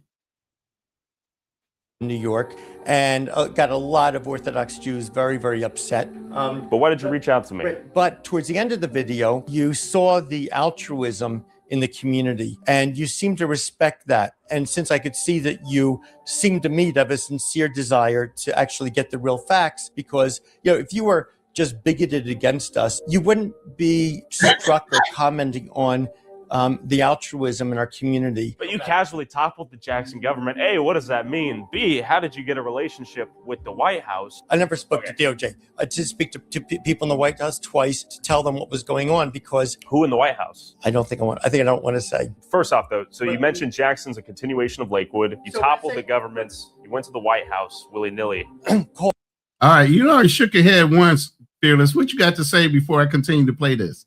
One, You he said he worked for the Trump. Yeah. He worked before for the Trump government. Yes, on there already. So he let you know what the influence he had. how high he's connected. Let's put it that way. Exactly. Leverage. Use that word a lot. There's a lot of leverage being used here. Go ahead. Called. Okay. You're connected to the White House. By the way, I rarely leave my house. Which just goes to show the scale of your connections, in my opinion. I hear this voicemail, I'm like, shiver me timbers. Who am I dealing with a little bit here, right? Like, this guy's... Little old my, me. all right. So he's calling. He's so excited. You might be wondering, why are mega wealthy Jewish power brokers connected to Donald Trump trying to set the record straight with a lowly goy tuber like myself? This all begs the question, why are they so afraid of me? I think they just don't want you to portray Lakewood in a bad way. That's really all it is. You want to know why?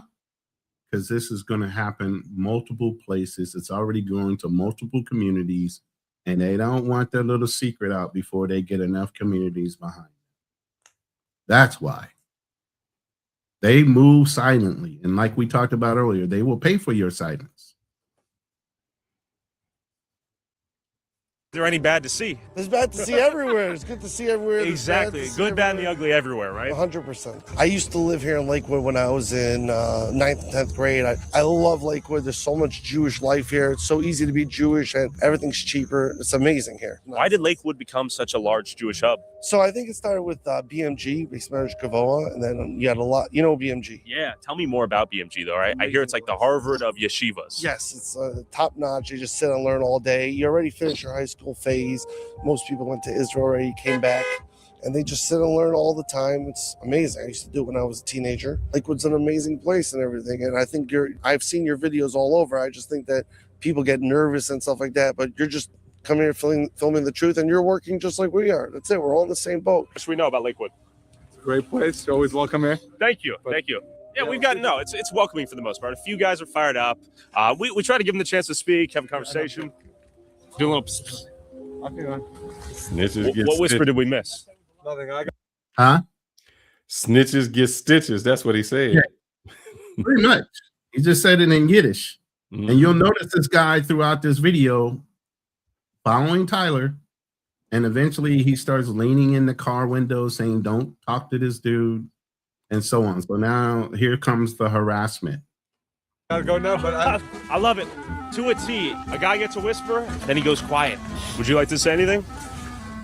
How you doing? Or with this guy whispering in his brethren's ears, he comes up when they're talkative and sweet, and he goes, psst, psst, psst, and then they stop talking. It is miraculous. Tyler, good to meet you. What's your name? If I say something good, you're gonna put it on? Let's go. We just met up with the guy. He was like pissed off that we like come around here and explore. This guy's killing me, dude. The psst, psst. He's treating you like a child. So the whole world's gonna laugh so nice. I know. This is pathetic. He's treating you like a child. Who is this guy? Why are you guys This being is told what to say? pathetic. Let the man speak. Okay, does that not look like suspicious activity? Why is there so much secrecy if you have nothing to hide? Why would he do that? He's the head whisperer. All right, tell me what you're going to say. What's money everyone makes in this town? Crazy amount. What? The police is also going to follow us, just FYI. Hold up. Did you catch on to the fact that he said, do you know how much money is made in this town? Where? Not physically. Probably, I don't want to say fraudulently. I don't want to say that. But utilizing the system to the best of its ability, hell yes. Businesses and thriving through actual work and development, nah. Not at all. Gonna follow us. There's a police response, special response unit, and the cops had their internal monologue that they're gonna just trail us around. Amazing. So given that the cops are being called so often, they're just going to follow us around all day. Land of the free, home of the brave. And then I stumbled upon a kosher collision. Another example of Lakewood's infamously terrible driving. We were just showing how densely trafficked it is out here, how much traffic there is. We wanted to show some of the driving differences out here. I don't think you're saying a fair statement. This has nothing to do with dense driving. Oh, what does it have to do with bad driving skills or snow? Totally because of the snow. Fair. That was a miscommunication. That's fair. I understand what you're trying to say. Yeah. That's not what happened. There were actually no one on the road. Totally fair, okay. You need help getting pushed? All right. Why are you making up a story? Because you need a documentary. There was not one car in sight by that. Oh, you just hit the wall. That's it. You didn't hit anyone? No. Do you need help getting pushed? Okay, we're going to get out of here. Oh, you're good. Better than anyone else. You need a job. I agree. You need a job? No, I mean, I'm employed. I employ a lot of people, actually. Yeah, you make money for doing nothing. For doing nothing? Do you think moving capital and... The audacity. This man just said, you make money for doing nothing. Mm-hmm. You got room full of people just studying the Torah every day. And they're doing nothing. But that's okay. They're studying the Torah. Charging interest is something more valuable than I do, or what? What? I think you should write about Tell me. the hundreds of thousands of people that do favors to people every day. Tell me more. Open up a book. You never saw so many charity organizations as you have here in Lakewood. I know there's so many 501c3s. It makes me wonder, are they all charitable? Are they fiending for tax exemptions? 100%. Would you say this is a great place to move to for a young family? If I have a kid or a wife, a young wife? Okay. Not just the Jews. My best friends are going. Okay, respect. What do we have here? We have a. Hey, it's good to meet you. You see that? I saw it. What is the name of that organization once again? Hatzola. Okay, good to meet you, man. See you later. And we have Hatzola up here to help the community. Yeah, this guy doesn't even know what the First Amendment is. We're busy with the knife. Don't be a joker, bro. Come on. Yes. Come over here. Come over here. All right. I need to get you like a second number. Son. What's your Instagram? You have Facebook? No, I don't. Look at these hundreds. My phone number's been leaked. You're a little child. Give me a number. I promise you. Why are you insulting? I'm not insulting. You just insulted. Come on, I'm a little child. So give me a number. I promise you I'll make it worth it for you. All right, look, give me your email. Give me your email. Give me your email. 732. Give you my number. All right, odds. And what was your first name? Moshe. We're gonna do some big stuff. You're afraid.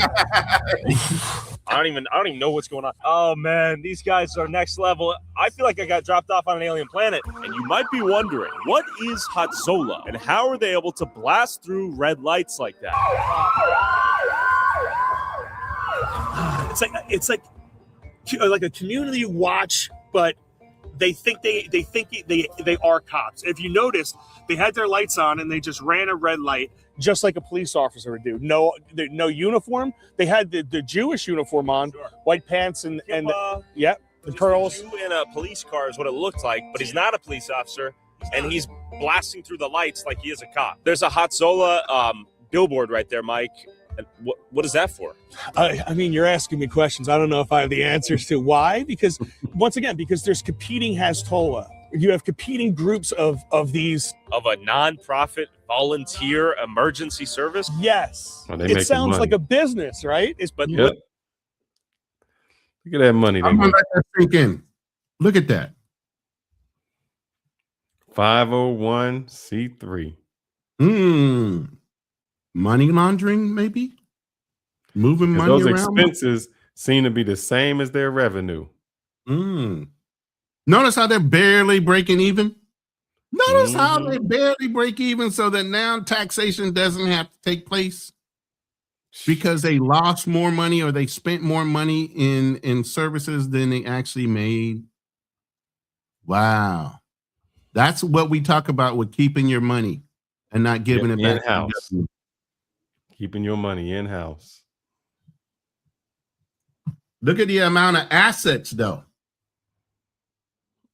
Man. Good God Almighty. Literally every organization out here is a tax-exempt 501c3. If you dig through the filing, go on ProPublica.com. You'll be surprised to realize everything basically is a tax-exempt 501c3. Yes, because it's all through the religions. What are your concerns? Why are we interviewing you? So I think I echo the concerns of many non-religious people in my area. And the biggest concern is how one group of people gets to act that is separate, segregated from everybody else. And that group being Jews. Yes, Jews, exactly. Yeah, 100%. But you know what? It's in my area, it's Jews. In other areas, like you obviously see the Somali right in Minnesota. There's things that are happening all over the area. But yes, in my particular area, it is Jews. And it's Jews that are expanding their territory. Okay, so my name is Jenna Galarza. I've lived in Jackson for approximately 23 years. I want to say it really started affecting me when I had my children. I have twins. They're 20 now. In a assimilation perspective, you want to be able to teach your children how to talk to other children and, be part of other cultures. And that was when it really started hitting me. What hit you? Let's say if I would go to a store which was closer to Lakewood, I'm pushing a double stroller, I have twins. And I noticed that nobody would hold the door open for you. Yeah, at one point, a door literally got slammed on my twin stroller. And I was just like, whoa. Yeah, at that point, I think for the first time in a lot of these white people's lives, yes, they feel like a black person. Yeah. They feel like a Negro. For the first time in their life, they feel like a Negro. They feel like they're less than the other community who feels like they are better than them. So they're actually getting exposed. Yes. Yeah, that community don't want to play with their kids, don't want to hold no door open for them, look at them like, you not can be in our space. For the first time in their life, they know what it feels like to be black. That's an excellent observation. Go ahead, brother. I'm sorry. I just had to say that.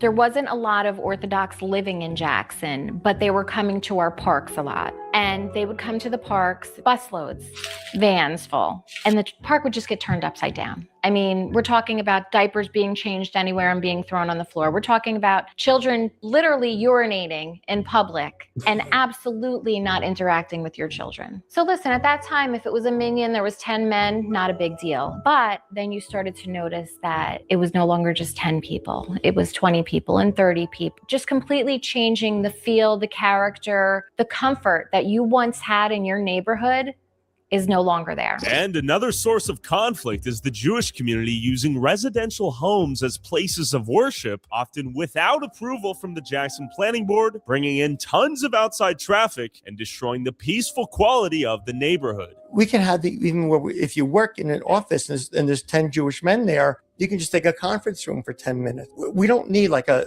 formal like church. I've prayed in parking lots with, we're going somewhere and there's get other guys together and but if you're living in a residential neighborhood and this house becomes like a revolving door of people coming in and praying constantly, parking their cars, I imagine there's some quality of life concerns, right? Increase in traffic and the streets being covered with cars and people all over the place, or what? I don't think that that's what really happened, but maybe on like the Sabbath. But you'll have any Somites will probably say that because they don't like us. They don't want us. This home used to. Now we were just talking about the cost of living. Me and Fearless offline, we're talking about the cost of housing and how much it costs because there's a debate on, a starter home, quote unquote. Okay. What's this? Be probably about 1,100 square feet. It does have a new owner. Okay. Apparently, they did get permits to expand on their house. Most of the permits are just, kind of just given. Nothing is really followed through. Okay. This home will be being used for a full-out temple. Temple. Yeah. Well, that means that they're going to be praying in this home several times a day, probably staying over on Friday nights until Saturdays. As you could see, there's no parking lot here. This is going to affect every person that lives here. And the other problem that I have with this and that I think should be looked into is there's definitely funding going to these places. If I was a concerned neighbor and I said, hey, they're building a temple, what the hell? What might happen next? You would probably be called an anti-Semite. They will make your life miserable. Nobody wants to live across the street to a synagogue. It is a tactic of getting people to sell their homes, and they will have buyers for them. And you see this, and then you watch. Hold on 1 second. buildings Pause get that for a second. Pause that. I just want to look something up because I remember something very similar. You know what we talked about earlier with gentrification. Mm-hmm. They got a whole nother level to gentrification. They will just pressure you with money to get the hell up out of there. They don't care if they overpay because they know they're going to extend the house anyway. They're going to blow that house up and make it way bigger. And they'll make money from it because it's going to be a 501c3. It'll be a religious organization. They'll be able to pour money into it and hide it. So I don't care how much they pay you. Like LJ said earlier, they pay well for your silence. Top dollar. I remember when 9/11 happened or something around there, and the in New York they were trying to build a mosque, and they wouldn't let them. They said, "Nah, how you?" I know the news came on and said, "How dare them build a mosque when 9/11 happened?" And people were like, "I ain't got nothing to do with that," and they blocked them. But here, you better not say nothing. Go ahead. I'm sorry. Let this dude go. No. We built before they're approved. They build and ask permission later, and then if they even don't get permission, they sue and they win for permission. So when you have all these things where they're creating hatred, they create the double standard, they create the animosity between two groups. And when I say they, I mean government. By the way, just for information, I might have to put this down on members only because I don't know with all this music and everything they're talking about. I know we're going to get a strike, but I'm just letting y'all know. Governments and people that buy off politicians to make favorable laws, because a lot of the shit they do is legal because they bought the politicians to make it legal. Do you think residents in Jackson who do not want Jackson to be majority Jewish or to look, feel, and sound like Lakewood. Do you think that is anti-Semitic? Well, people have a right to freedom of speech and freedom of their opinion, even if they're going to be bigoted. Do you think that's bigoted, though, right? Because I imagine you don't want this place to be Islamic. Only because the radical Islamists want to kill us. Other than that, I have no. Did you hear how you try to flip that? They're always in danger. We're always the one that's being terrified. We're the ones being crucified. We work hard every day. Don't they sound like they're trying to act like they're black, but they're getting all the privileges of being white? Radical Islam was going to hurt them. Man. Go ahead, brother. It's the victim mentality. And they're radical Jews and they're radical Christians. Right? Which Orthodox Jews are radical Jews that want to hurt people? Many people could argue there are distinct sects of Judaism that are marginalized. I don't know. I'm just saying you wouldn't want Lakewood to become. What you mean? Hasidic Jews are very violent. Even the ones in Israel. You know, they had a deal, and I just downloaded this clip. I did not play it. For a long time, the version of Hasidic Jews in Jerusalem, where there's mandatory military service, were always excluded from ever having to do military service. So the population of them have grown over the years. They recently just changed the law to include the Hasidic, I think they're called Hasidic, Jews of Jerusalem in the lottery for having to do mandatory military service. Now all of them are protesting and everything else. They don't want to go and fight for their country. Yet and still, we're over there with our sons and daughters doing the same damn thing. But I'm going to go ahead and let this play. Predominantly Muslim. Radicalism aside, though, right? Right. Just like Jackson residents don't want it to be predominantly Jewish. So if a Muslim wants to buy a house here and pay way more than what the house would sell outside of our community because of the fact that the prices go up when we come in, they're free to do it. Yeah, but I just don't think it's bigoted for you to not want it to be predominantly Muslim. Why would you? You're Jewish.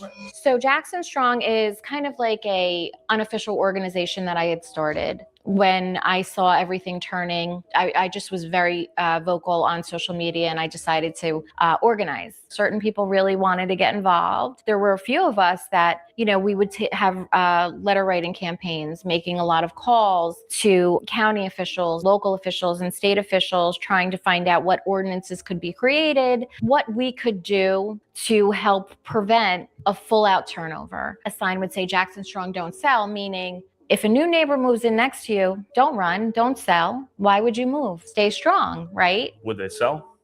They would sell because it just got too much. And anytime you would say anything about it, you were anti-Semitic. I mean, there were Facebook pages created just to slander me. They would manipulate pictures of me. They would put, Russian hats on me, a Hitler mustache. These were things that were even coming out of Israel. At one point, there was a post where, somebody had said that, she needs to have an ice pick in her eye, and something like that. I did go to the prosecutor's office, and my Jackson Strong page was taken down for no good reason at all. It was just taken down. There was a page, Rise Up Ocean County, which was a pretty important part of everything that was happening. That page was taken down also. However, it was hijacked. So when our page was taken down, just for stating the facts, when you're bringing out the Kaporis incidents, when they're cutting the necks of the chickens and blood is pouring through the streets, and then you're talking about that and you're posting videos, and all of a sudden your Facebook page gets taken down, only to be replaced with a complete anti-Goyim harassment page. And you could report that page over and over, and you could have a campaign of people reporting that page. Yet that page remained up. Do you want Lakewood to be predominantly Muslim? Just you personally? Yeah, I don't know why they're still sacrificing that. I don't know if that's still a requirement. But they probably doing what's it called? It's not, I guess, halal. Would it still be halal? Haram. Haram? No. The way it's the way you kosher. They doing kosher. Yeah. There has to be a prayer and everything. That's why they have the kosher grocery stores, because the way the animals are slaughtered has to be done in a certain way to where it's more humane. They're being prayed over and different things like that. So, no. And why? Because it's Let's say they don't want to kill you. I'm fine with people moving in, but to have Jewish schools, we have to have a critical mass of Jews. Jewish schools that were not there. Now, because they are there, you have to be inclusive, and now you have to have special consideration because of the Jewish schools that are there, because they pushed out the public schools.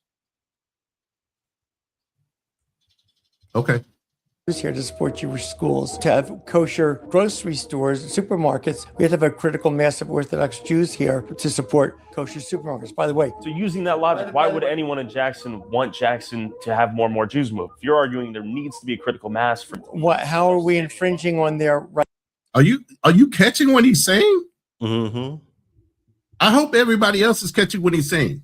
You have to have a critical mass because then they can push you out because of obligations based on the country saying that you have religious freedoms, but they're putting the religious freedoms before human rights.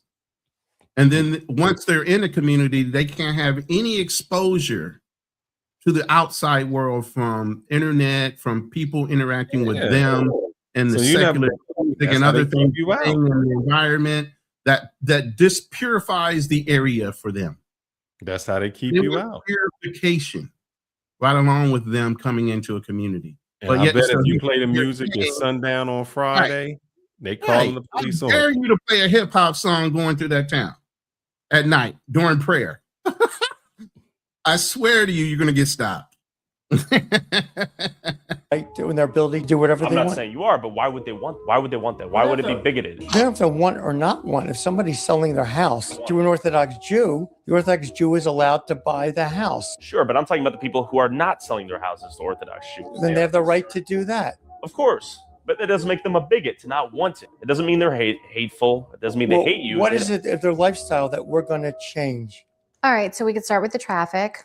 Infrastructure-wise, they're just throwing up these ginormous structures. They tend to have basement apartments also, so they'll rent those out. Right now, there is probably upwards 2,000 to 3,000 homes that have been bought and are just being rented out right now by the Orthodox community that they will move in when they're ready to move into them. There's been a problem with light pollution. Now we're seeing just LED lights everywhere. You know, there's a lot of issues. And then let's just talk about the thing that breaks my heart more than anything, which is the school system. So what's happening is our Board of Education is going bankrupt. Between the formula and the state giving all of the money to the poorer communities, which has been proven to not work. We're losing that kind of funding, but we're being depleted from the busing. We are required by state law to provide busing to all of the private school students. Why are we paying for busing for schools that are not teaching a standard curriculum?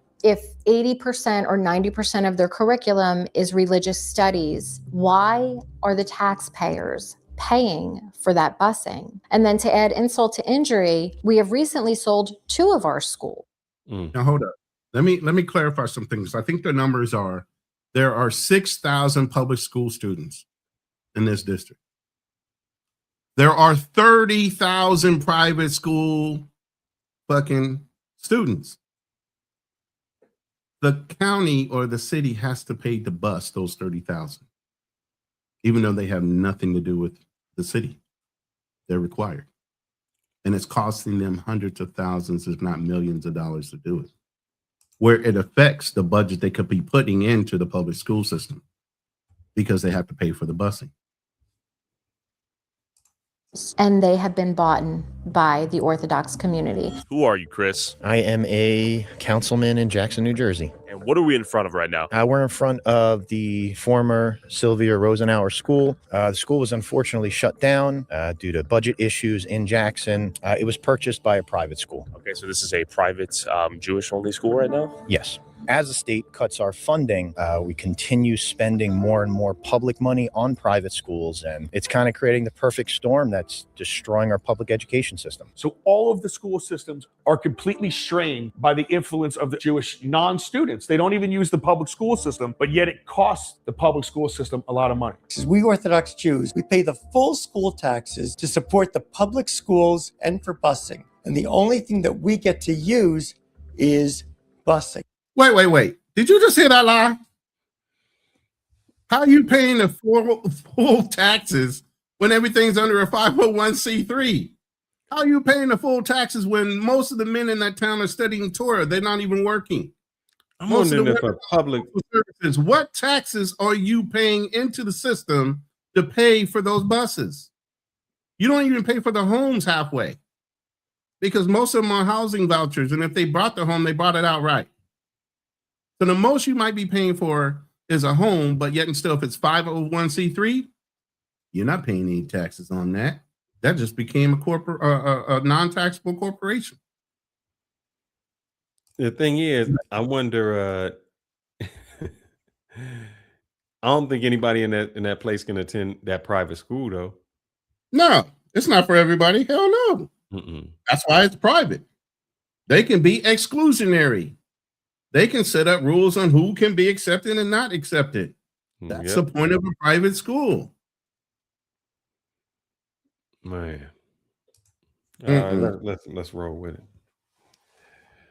You take Jackson Township, their pass-through budget was nothing in like 2017. What pass-through laws are, they're federal state laws where it says that the school system has to pay for the busing of private school students. The more people that moved into Jackson, they go to school in Lakewood. So no, Jackson has to bus their kids to Lakewood. Now they don't bus non-Jewish students. They have segregated busing. So you have girls bus, boys bus. Dang. It costs the towns millions and millions of dollars, while at the same time, it decreases the enrollment that they have. So when the enrollment decreased, couple that with a really shit school funding formula in New Jersey, the towns spend way more money and they get way less in return. And now in a modern day and time, who thinks it's okay to separate boys and girls, not allowing them to be together, not allowing them to go to school together, be on the same bus? And because of a religious practice, you're forcing the public to pay extra money for things like that. We have to send our children to religious schools because of the values that are taught in the secular schools. If there are population changes, schools consolidate. We're not the first place that's happened, nor the last place. The Jewish community is extremely racist. Could you imagine if I said that my children could not play with somebody's children because they were Black?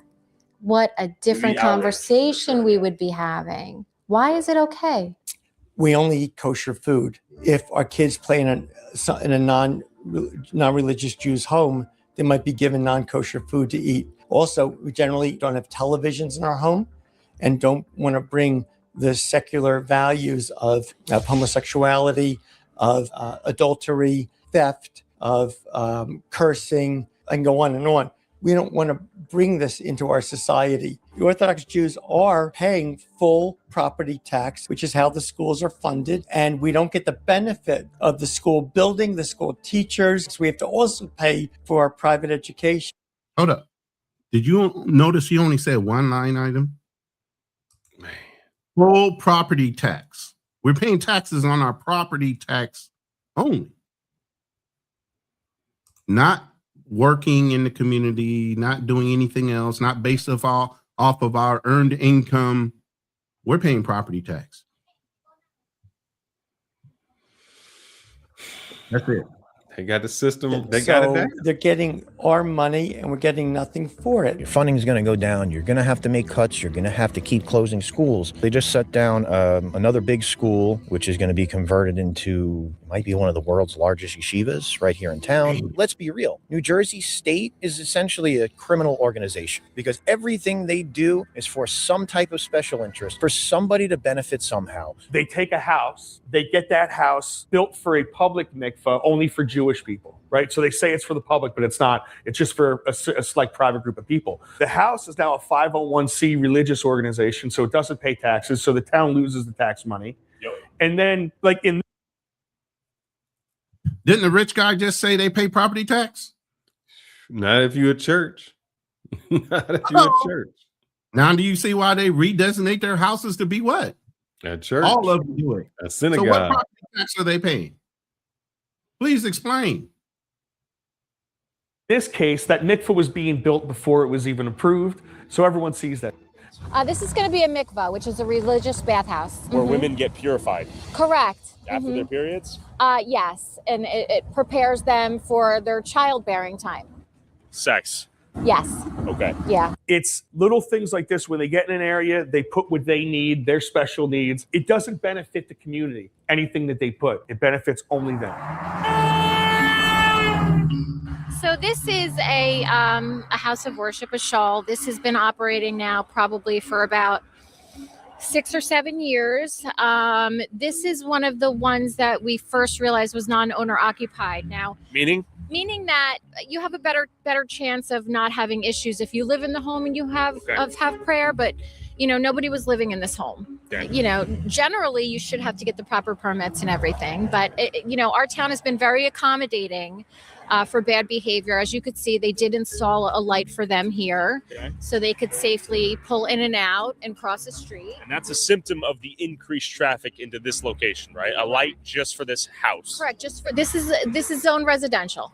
As I told you, we have to be together for schools, for synagogues, for kosher food. So see how they make an excuse to push the government laws to have to appease them.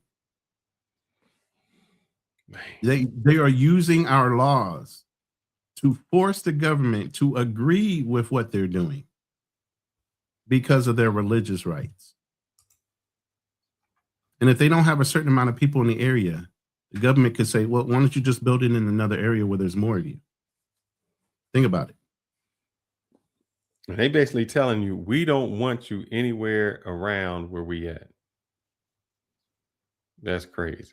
Exactly. And when we come there, it becomes ours. You got to go. Sounds familiar? Palestine, Israel, Lebanon. It's starting to sound familiar. They doing this everywhere they go. That's why even in the European days back in Spain was kicking them out. Every country they went into, they did this same thing. And those countries had enough sense to kick them out. We, for some reason, have bitten that fucking apple off that tree, APAC and everything else that's feeding us, that we're allowing it to happen in our own country, where the Europeans had enough sense to say, oh, hell no, you're not doing this. You're not forcing us to follow along with whatever you want to believe.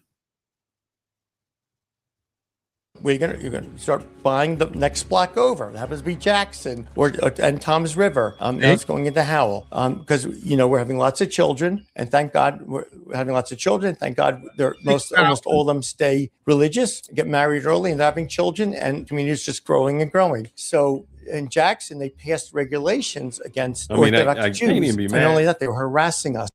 Go ahead.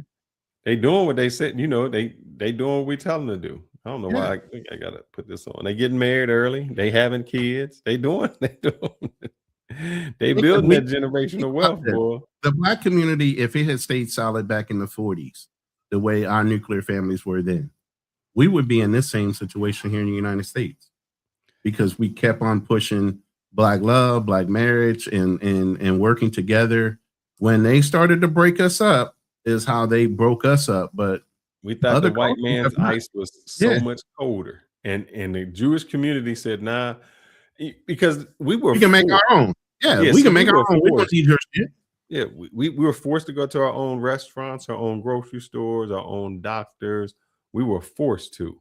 But what happened with them is they chose to, and look at how much they were able to do something by that choice.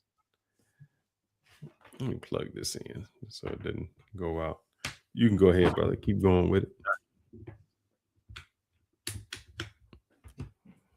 Let me give you an example. We pray 3 times a day, morning, afternoon, and evening. So Jackson, they were very unprofessional, very amateurish. So they had their code enforcement department counting the number of Jews on the street, and they left the emails on their Jackson Township email system. So when litigation ensued, it came out in discovery. So they say, I see 3 men wearing the garb, carrying Bibles, going into this house. And the inspectors would actually go onto the property and peer into the window to see if we were praying. Okay, so the house was zoned residentially, and it is being used as a house of worship?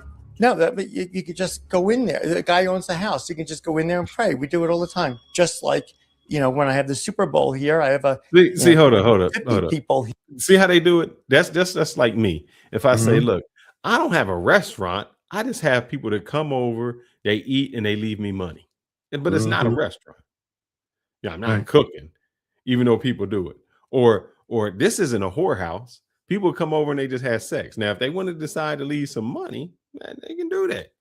That's how they saying it, like, yo, this isn't really a synagogue. We just had some friends come over every day during the same time, 3 times a day, and they praying. And man, go ahead, brother. Here. In contrast to the Super Bowl, how often does this congregation happen per year? Is it every week? Oh no, we pray 3 times a day. No, 3 times a day versus once a year, though, right? That's an important distinction. Oh, but I'm saying, but every week they get during football season, get people over watching football. And do you see how he's trying to correlate praying 3 times a day to one time a week, once a week football game gathering? What that doesn't even, you can't even make those two look alike. No, what they did. What you mean? They made it look alike. And they got 30 people in the house watching football, right? Anybody in America can do that. And they're not cited for a violation. You don't think they would have been treated the same if it were a mosque or a church? There are Christian groups and that they were not harassed like we were. So you guys were singled out in your opinion? Yeah, for sure. What happened in Jackson? What anti-Semitic laws is he referring to in his opinion? So it's everybody is reacting in their own way, zoning law-wise, to try to fight what they do. And what that is like buying corner lots that are unbuildable, using the RLUPA laws to build on them. So what happened was there was a little bit of a rush to stop Lakewood. I would say about 2010-ish, where you saw different towns making different zoning laws. Brick did its own little thing, tightened up zoning laws. Did you catch that? This shit has been going on for 14 plus years. And this is to stop Lakewood back in 2010, which means Lakewood's been around for way longer. That's crazy. This has been going on for so long. The Somalis just got here. These guys have been doing it way longer and getting away with it. In certain areas, and they did it in a way where it wasn't pointing out one religion. Jackson kind of did it in a way where they did point out one religion. But what does that mean?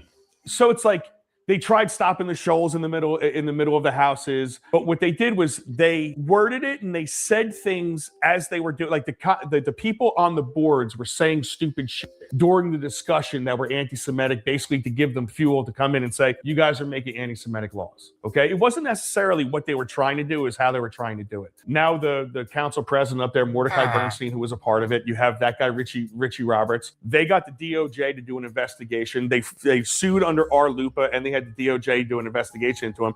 They hammered Jackson. So now it's like that's the RLUPA thing.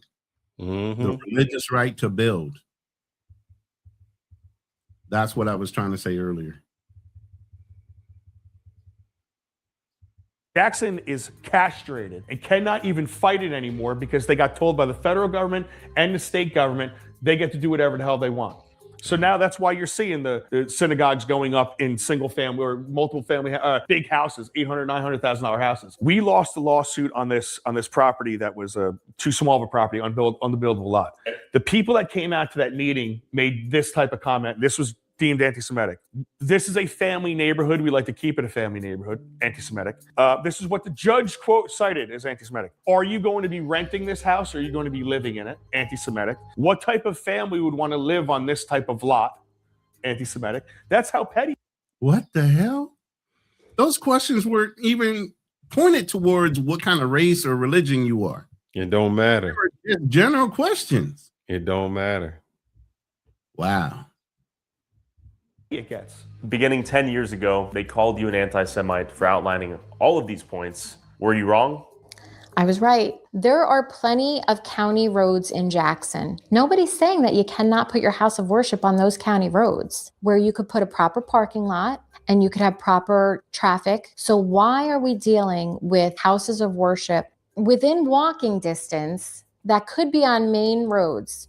Air roofs are up. Why instead are we putting them smack in the middle of residential areas, because it's another way to get people out of there. It's another way to create a complete religious enclave. And this all begs the question, does the Jewish community living in peace come at a direct cost of the non-Jews also trying to live in peace? Can the two groups get along? I toured a mostly all-Jew neighborhood in Lakewood to understand Jennifer's frustration a bit more, and what she sees as Jackson's seemingly unavoidable future. Where are we at, Jenna?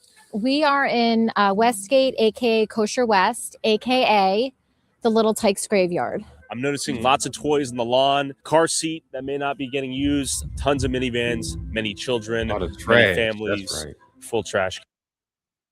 The trash, yeah, that's the problem out here. They just go ahead, play it. And abandoned vehicles, a lot going on here. Don't y'all have HOAs where you have to keep your yard or something clean and shit? Not if your people own the HOA. What are you talking about? Correct. This is on the border of Jackson. And unfortunately, I see this as being Jackson's future if we don't get a hold of things. Let's go for a walk. How large are the families out here? Again, anywhere from 6 to 12 children. This is all Orthodox Jews for the most part? This is predominantly probably 99.9% religious. Could I buy a home here? I don't believe you could. Obviously, legally, according to the Fair Housing Act, it's illegal for them to discriminate against me, but practically speaking, could I buy a home? No. Okay. This community is allowed to police themselves. They're allowed to do what they want to do. Rules don't apply. Yeah, the trash cans. We have a problem now in Jackson with rats, which we've never had before. It's definitely a concern. That's insane. It's a complete religious enclave, yes. Sure. This bus right here is paid for by a Lakewood taxpayer, correct? Correct. You're a bus driver. You got the time to fucking sit there and make a comment. Drive on, man. What the hell? You hear how entitled these people are? Look at this. You're a bus driver. Drive the bus, man. We're walking. We're trying to walk. You got to. Yes. Call the cops. Here, it's strictly about religion, nothing else. All these men going to yeshiva until they're 35 years old, they're not producing college students. They're not producing people that are going to go and benefit the greater good of our society. It's sort of an investment in a insulated one-way economy. Correct, without anybody contributing. How are you? Oh, we're filming a little documentary. Yeah, for YouTube. Would you like to say hi? I actually recognize your face. I'm infamous. That's me. Yes. It's good to meet you. How are you? I actually can't shake hands I with see. you. I'm sorry. No worries. It's good to meet you. Yeah. Yeah. We're just walking around talking. Cool. Well, I hope it's interesting. Thank you so much. Yeah. Like, not everybody's the same. Yeah. This is true. I'm noticing a strong spectrum here of even orthodoxy, right? Yeah. Even within the Orthodox. So I got to say, very refreshing. Sweet woman. Yeah. Said hi. Good luck. That's the funny thing. Nice. That's the funny thing about it. I mean, a lot of the women are very nice and very welcoming. Yeah. And you can have a conversation with them, but at the end of the day, they can't be your friend. No parking. Look at that. They don't want to live amongst us. They don't want to live with us. They just want to live and exist and not have us be part of their lives. We've had people stand up at our council meeting in Jackson and say, I'm sorry, we cannot let our children play with your children. For the Orthodox community, the reason that we choose sometimes to live with ourselves is because we are, as a culture, very careful with the influences our children have. My children don't they don't have any access to YouTube, TikTok, Instagram, any of these things. And part of that safety is that. Hold on. Pause that a second. I had to. I already knew you were about to say something. I'm about to say something. If you don't. No, I'm just wondering how nobody got access to YouTube, but everybody know Tyler who's on YouTube. Yeah, none of the children, at least. But I'm even saying, even the adults, they not, at some point, you got on YouTube. Why is it that you're searching him out? If you have a phone, you have access to the internet.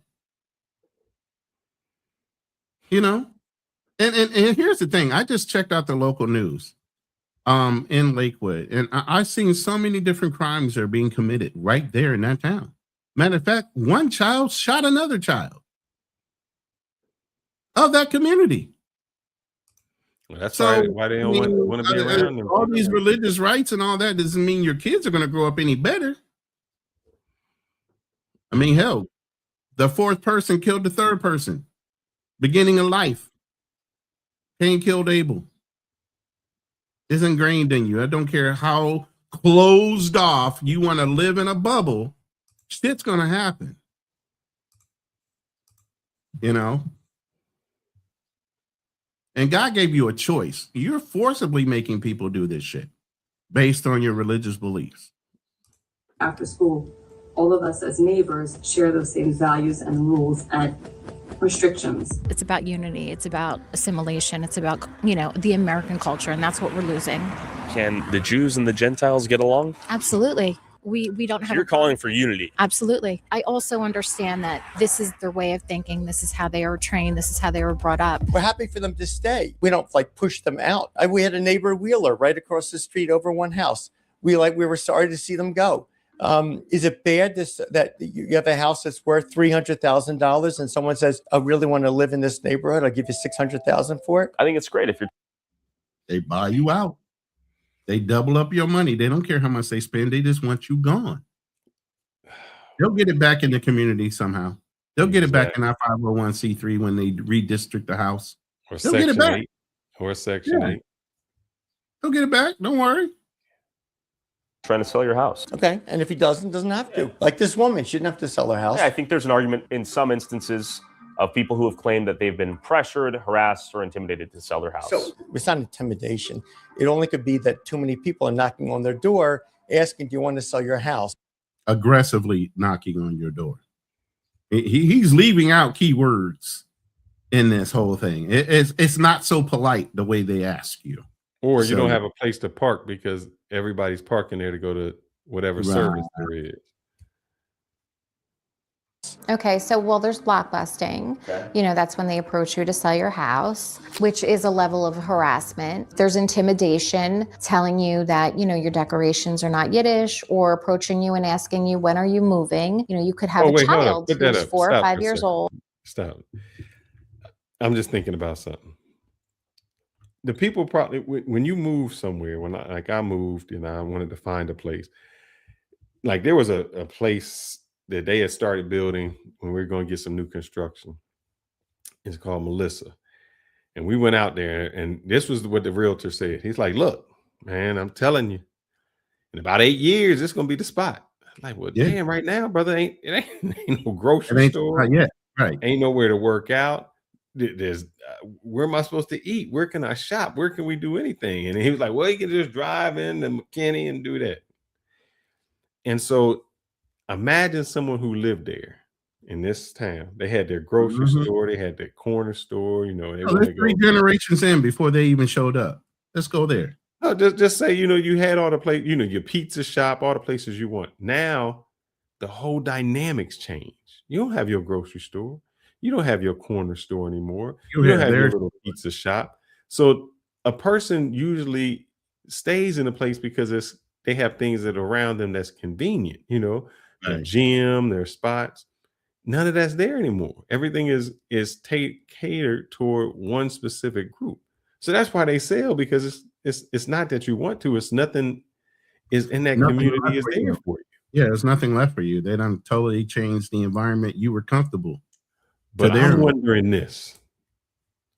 I wonder what happened. Ain't no trick or treat. I'm wondering if you put up any Halloween things in your yard or any Christmas she just said that decoration ain't Yiddish. So they do walk up to you and say, hey, that's against our religion. That's not Yiddish. I wonder what they would do. They would probably destruct it or take it down. They'll come and take it and destroy it. And what else can you do? Take them to court for what?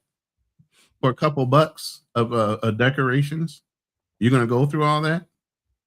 All right, brother. Sorry. Let's let it roll. Being your neighbor, and you could be very nice to that child, and one day they will just come out and say to you, when are you leaving? Well, that's learned behavior. They're hearing that, right? There's rows of housing. You saw it yesterday. 4, 5, 6 cars per place, tight, super tight houses. The few people that I've spoken to, a lot of it stems from fear and their loss of their way of life, right? I don't think it stems from hatred, from what I've heard. So some hate it and some feared a change in their in their neighborhood. These people are moving in that don't look like them, that seem different, and I can understand it. But there are laws about discrimination. Wait. It's not that these people moving in and they look different. It's not that fucking simple. These people are moving in, and when they move in, that means they're going to start forcibly making you act or react to the way their lifestyle is. In their view, not yours. They keep pushing and pushing and pushing you out. Mm-hmm. It's not the other way around, like we're fearful of them. We know when it comes to when they come into that neighborhood, the next step is more of them are going to come and they're going to push you out based on the way they believe, the harassment levels, and everything else. So it's the beginning of the end when you see them. It's not they don't like seeing you. We don't give a fuck as an American who moves in.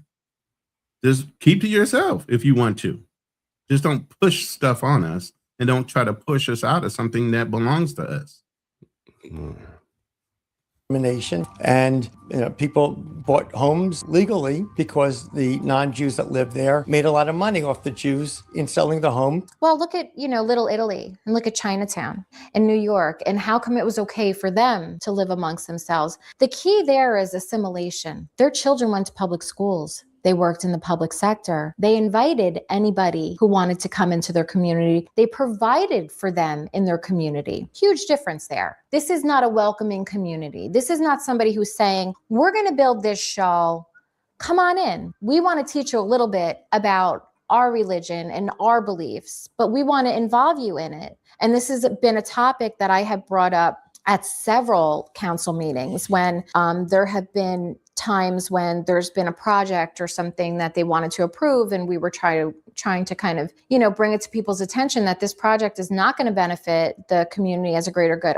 The Jewish community is extremely racist, and I would go as far to say as the Jackson government should be ashamed of themselves. Beautiful traffic in under here. What? Welcome. Was that a strategic honk? I think so. I'm not sure what the strategy there was. Who's he honking at now?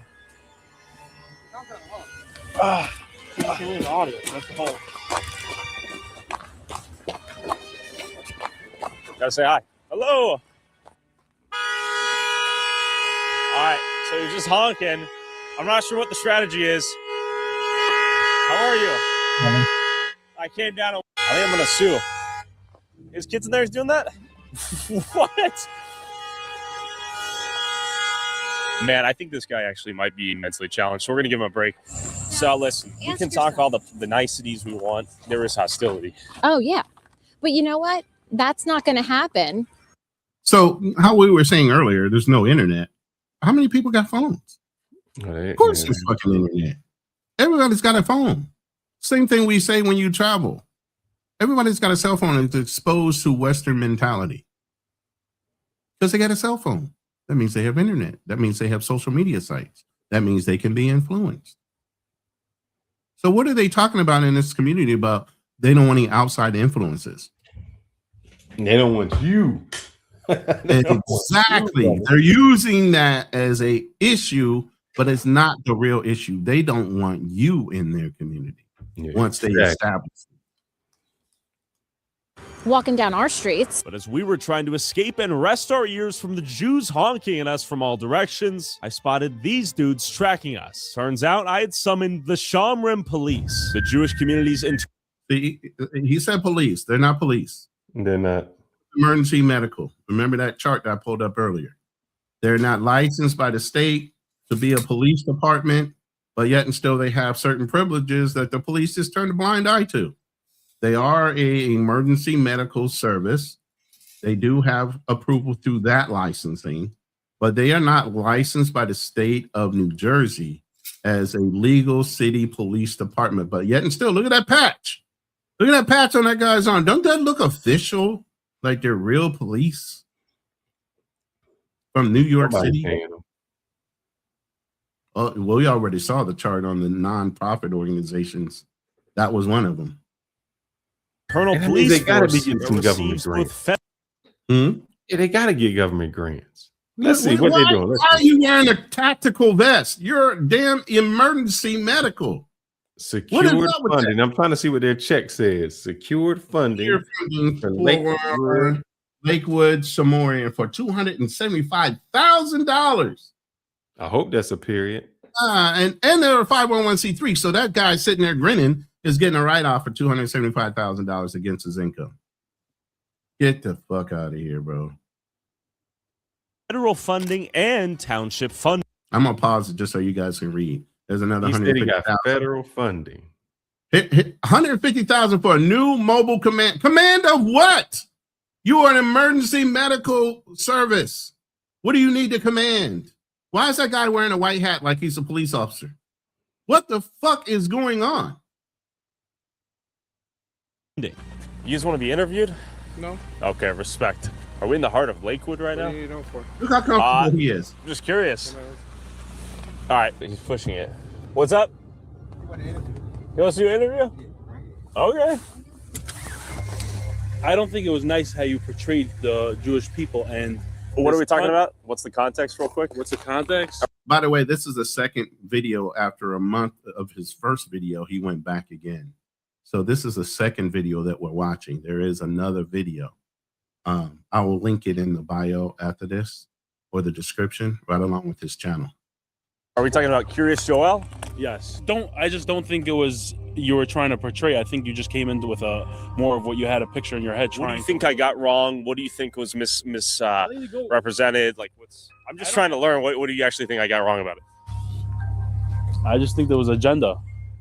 You got to elaborate a little bit, though. You know. What was the front of the YouTube page posted as? What was the inside the New York town invaded by welfare addicted Jews? Thank you. You answered the question. Was I wrong though? I actually think it's not true, but again, you'd say whatever you want. It's not welfare addicted. This is what it is. Welfare reliance, welfare dependent. What would be a better? Programs don't have it. All right. Boom. Did you hear what he said?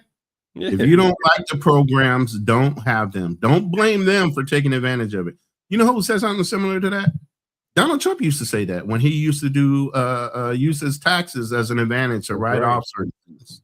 He said, if you don't like the tax laws, then change them, but you won't, because you all take advantage of the same thing, but you're just trying to point out the fact that I'm doing it. Exactly. What are you arguing? That I have an obligation as a taxpayer to fund you and how many kids you want to have? If you want to have 30 kids, that's just how it is. I'm arguing that if the law is set up to have certain criteria for people and it's according to children, then people who qualify for it, legally qualify for it, 100%. with no fraud at all, are entitled to get it. And you'll give me the credit of acknowledging I never said that was fraudulent. Yes, that's right. I think it's exploitative by nature, though. Yeah, why don't you throw all your money at them and help sustain their lifestyle? Why do I have to take a cut of my paycheck to go towards Curious Joel's insulated Hasidic Jewish community that has nothing to do with me? I'll never get anything out of.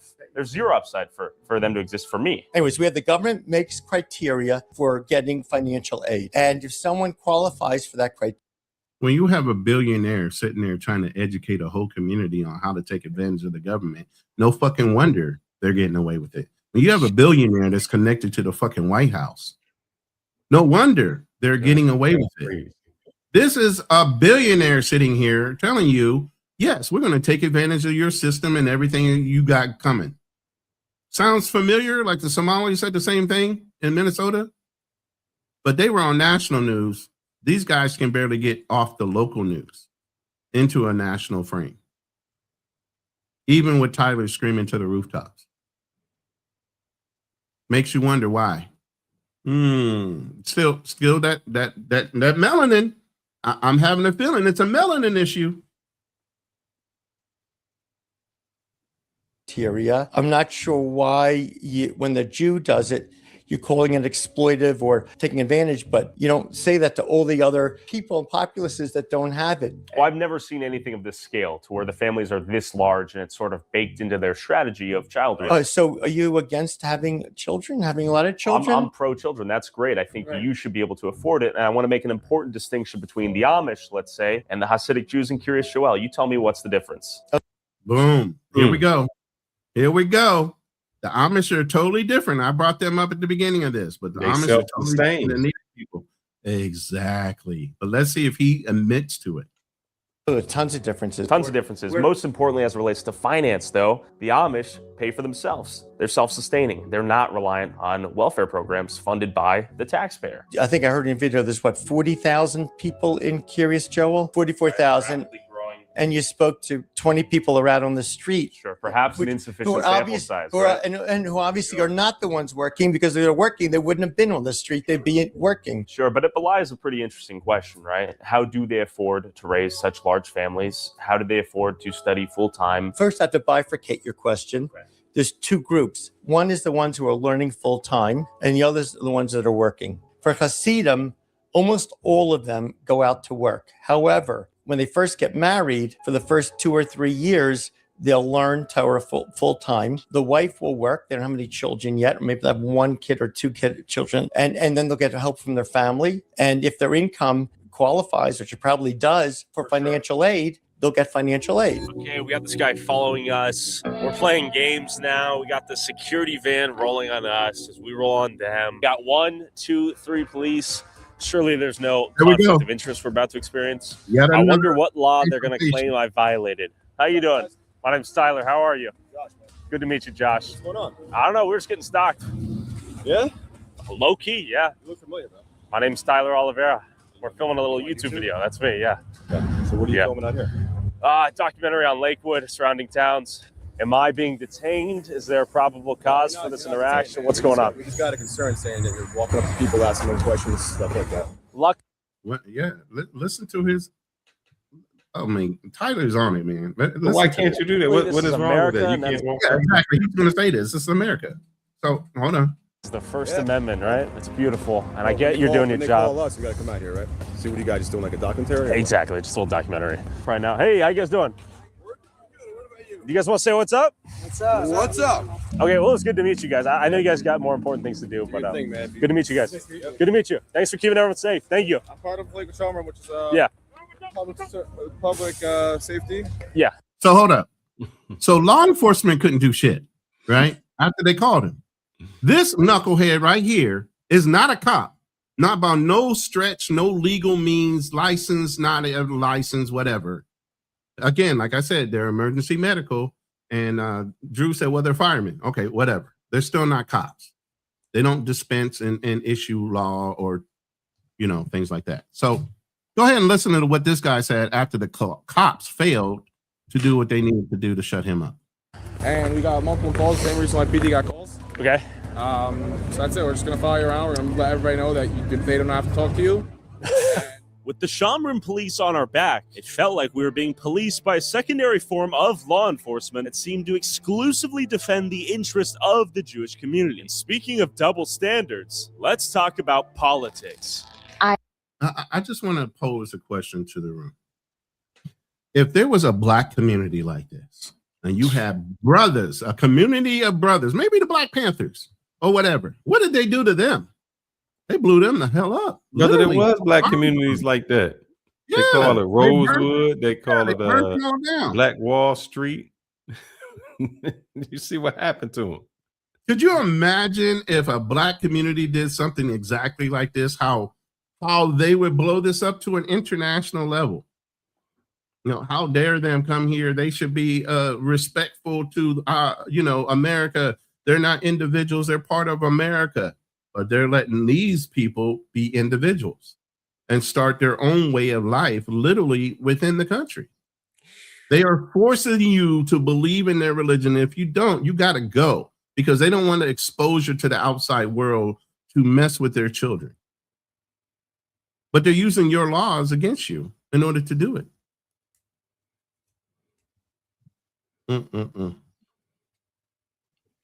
I firmly believe that the tactics within this community, I would liken it to organized crime. We have an ultra-Orthodox person as our council president. You can't think. Now, Minnesota had, everybody up to senators involved with Minnesota. Look what they're doing. You got to control, Drew said it earlier, you got to control local politics. Boy, you do. You can't even get to the Senate level yet until you control your environment, city, state. Then you can push towards federal. That there's not going to be things happening and rules and laws created to make his community stronger and better. When do you eventually become involved in Jackson politics, let's say? You live in Lakewood, you don't even live in Jackson. Why do you even get involved? What happened was this active discrimination against the Orthodox Jews in Jackson was going on for active discrimination. Listen to the words used as defamatory in nature, saying that they're being, again, they're the victim. How are they being victimized when they're pushing into other people's community and just trying to stop them? But they're the victim. for about a year. And I had people calling me from Jackson with like anonymous numbers, Orthodox Jews, because they were afraid for their safety. But, you know, we're generally not violent people. If we have to defend ourselves, we will. And I think a substantial number of people. They're not violent people, but they push up on you. They invade your space. How many times has Tyler been approached since he's been in that community? How many times has he been yelled at, threatened to move on? You know, people honking their horns, being disruptive. That's not harassment. That's non-aggressive. But he's not the victim, man. You got the wrong person. People in Lakewood now own guns. Why? Why? They became fearful. Oh, yes, because the rise of anti-Semitism and the attacks on Jews. After about a year of them calling me, I really couldn't take it anymore. They're suffering. Why did you topple the government? I told you why. How did you do it with ease? Oh, it was not with ease. It was a tremendous amount of work. Agent in Manhattan, trying to get stories out to the press. And then I met with this political group, like I said, who ran senatorial campaigns. We got the cell phone numbers of all the people in Jackson, and we planned to text. We started a website called familiesforjacksonjustice.org. By the way, I've since abandoned the website. Anti-Semites took it over. It's like... You hear the strategy he's laying down on how they did this. You guys listening?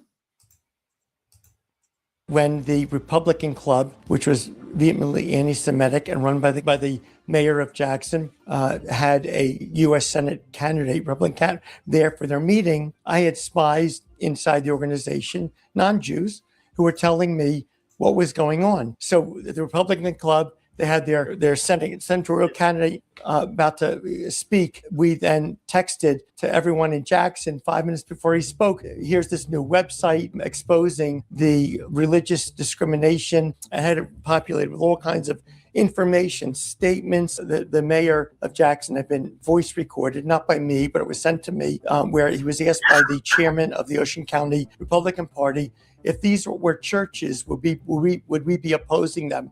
He said, absolutely not. It was discrimination against Jews. They were going crazy with all the things I was doing, putting pressure on them. There was fighting going on among the elected political people. Resignations had started. And then I put out the ad on Fox News. New developments in that deadly attack in New Jersey. Surveillance video shows they clearly targeted that Jewish market. There's a synagogue located next door. There is no question that this is a hate crime.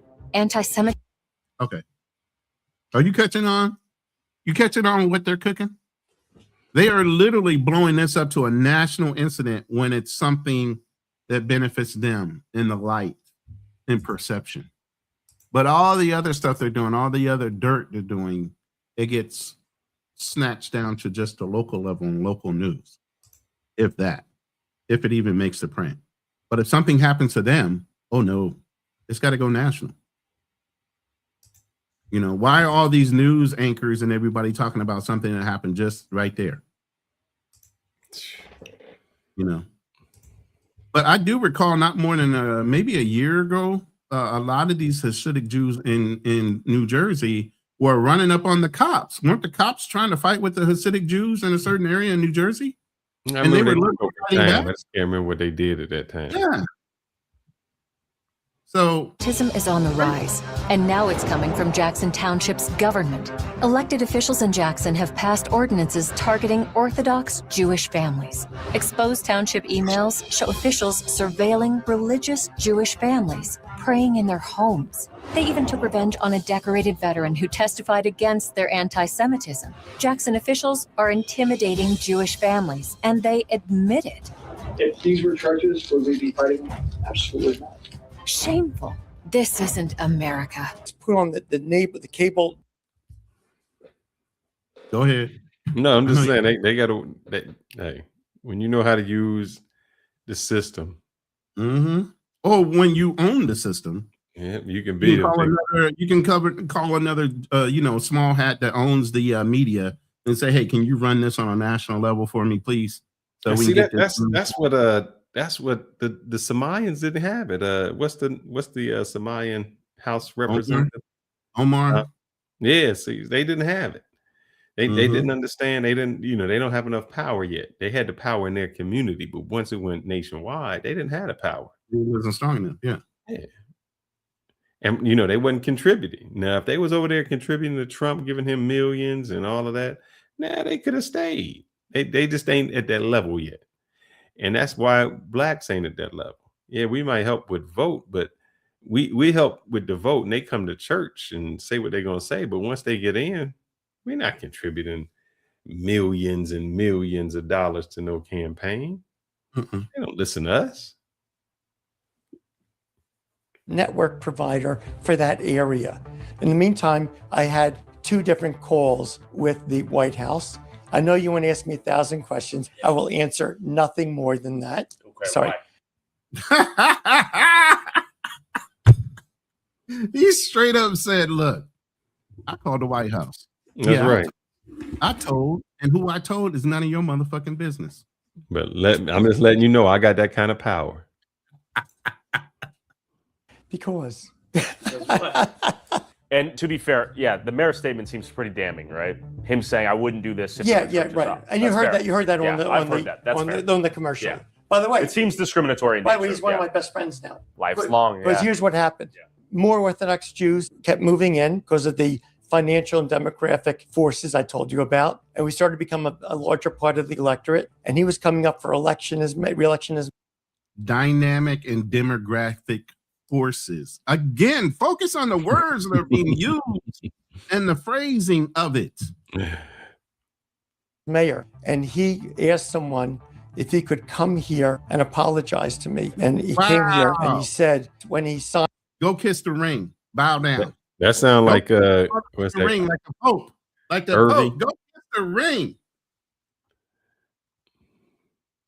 That's crazy.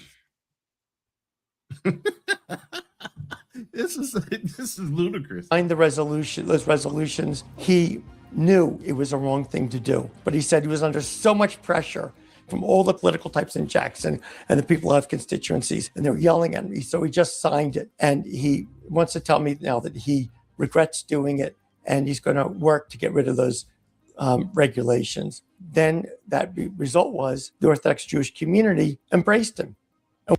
Did you hear what he said? He said, "Not only am I sorry, I'm going to work to break down the institution to allow you guys to come in and take over this city as well. Just back me in making me the mayor again. Give me some AIPAC money, in other words. Pay for my silence. And I'll let you that's what they did. They said, remember, they tried to give him a fine. They said, not only a fine, but you got to go to these classes we're going to give you. Yeah, it's like anti-Semitic indifference classes or some crap like that, where you have to be more sensitive to them. Who the fuck? What in the hell have we come to? That you have to go through some kind of mental training to deal with people trying to push their beliefs on you when you have every bit and every right to say, "I don't believe the same way as you. I don't have to," regardless of your religious beliefs and your condemnation. We supported him. And I became the largest donor to his re-election campaign. Wasn't a million. He becomes an ally to the Orthodox Jewish community. He becomes. That money talks, man. That money talks. I'm going to give you this amount of money and you do this. Okay, you can't do that. But if I could say, hey, I'm going to deliver you 50,000 votes that are all going to vote for you. So take Jack Ciattarelli in New Jersey. Didn't somebody accuse Minnesota of bringing in the Somalis so they can vote on the Democratic ticket? Look at Ilhan Omar and all the other Somalis that are everything from the city all the way up to the Senate. There's a lot of Somalis within that community that were voted in by the immigrants that were brought into that community. And that's what they use for leverage. And that's what they were saying on our report. Remember when they were saying, hey, you don't want to offend us because we have this. We'll go to your such and such and get you in trouble. You get what I mean? So here you got yet another community using that leverage. And but I can't be mad at him. Look, the guy is telling you. I mean, he's not even being shy about it. He said, we learned to play the system, and I'm playing by the rules that you laid out. I'm playing the game. I'm just playing it better than you. Don't be mad that I'm playing it better than you. Exactly. We've been here long enough that we should know how to play the game, and we should understand the rules of the game, inside and out. Yeah, and I'm just going to talk about every community. We say, for instance, I've heard people say that the SAT and the spelling bees are biased. And I'm like, brother, you lived here, you were born here, this is your third generation. How can you have somebody from India who comes over here, who doesn't really understand a language, win the spelling bee for years and years at a time? That's not bias. They learn the game. They learned the system. The words was the same words everybody could spell. So what did they say? The one that works you beats natural talent. The one that practices and works harder sometimes will beat somebody with natural talent. Exactly, every time. And that's what they've been doing. They've been coming in, working harder to learn the system, to see where those little gray areas are, and they manipulated the system to their benefit. While we've been here and haven't done a thing. And they put the people in place to make sure that the laws benefit what they doing. Exactly. They were bragging that all of the Vlads got together, all the Jewish Vlads got together, and were voting for Jack Ciattarelli, and they did so with like 97%. That voting. He went from not being a friend of the Little Hats to wearing one of them. What the hell is going on? Yeah, got him, man. They just like you're gonna kiss the wall. You're gonna kiss the wall. Kiss the wall. You kiss the Pope's ring. You do whatever you have to. Drew's saying we gotta do. How far are we in those last 2 minutes? Oh, we are a little ways away from the last 2 minutes. We at about an hour and 2. We got about 11 minutes before this is all over with. So go ahead and speed it up. We know what he's talking about here. Now we can go ahead and says like speed it what up they to, do like, is the they last take that and say, 5 hey, minutes. we got all these votes, and we're going to all vote for you. But what are you going to do for us? And if you don't vote with us, we're going to take all of these votes and we're going to put our support behind somebody else.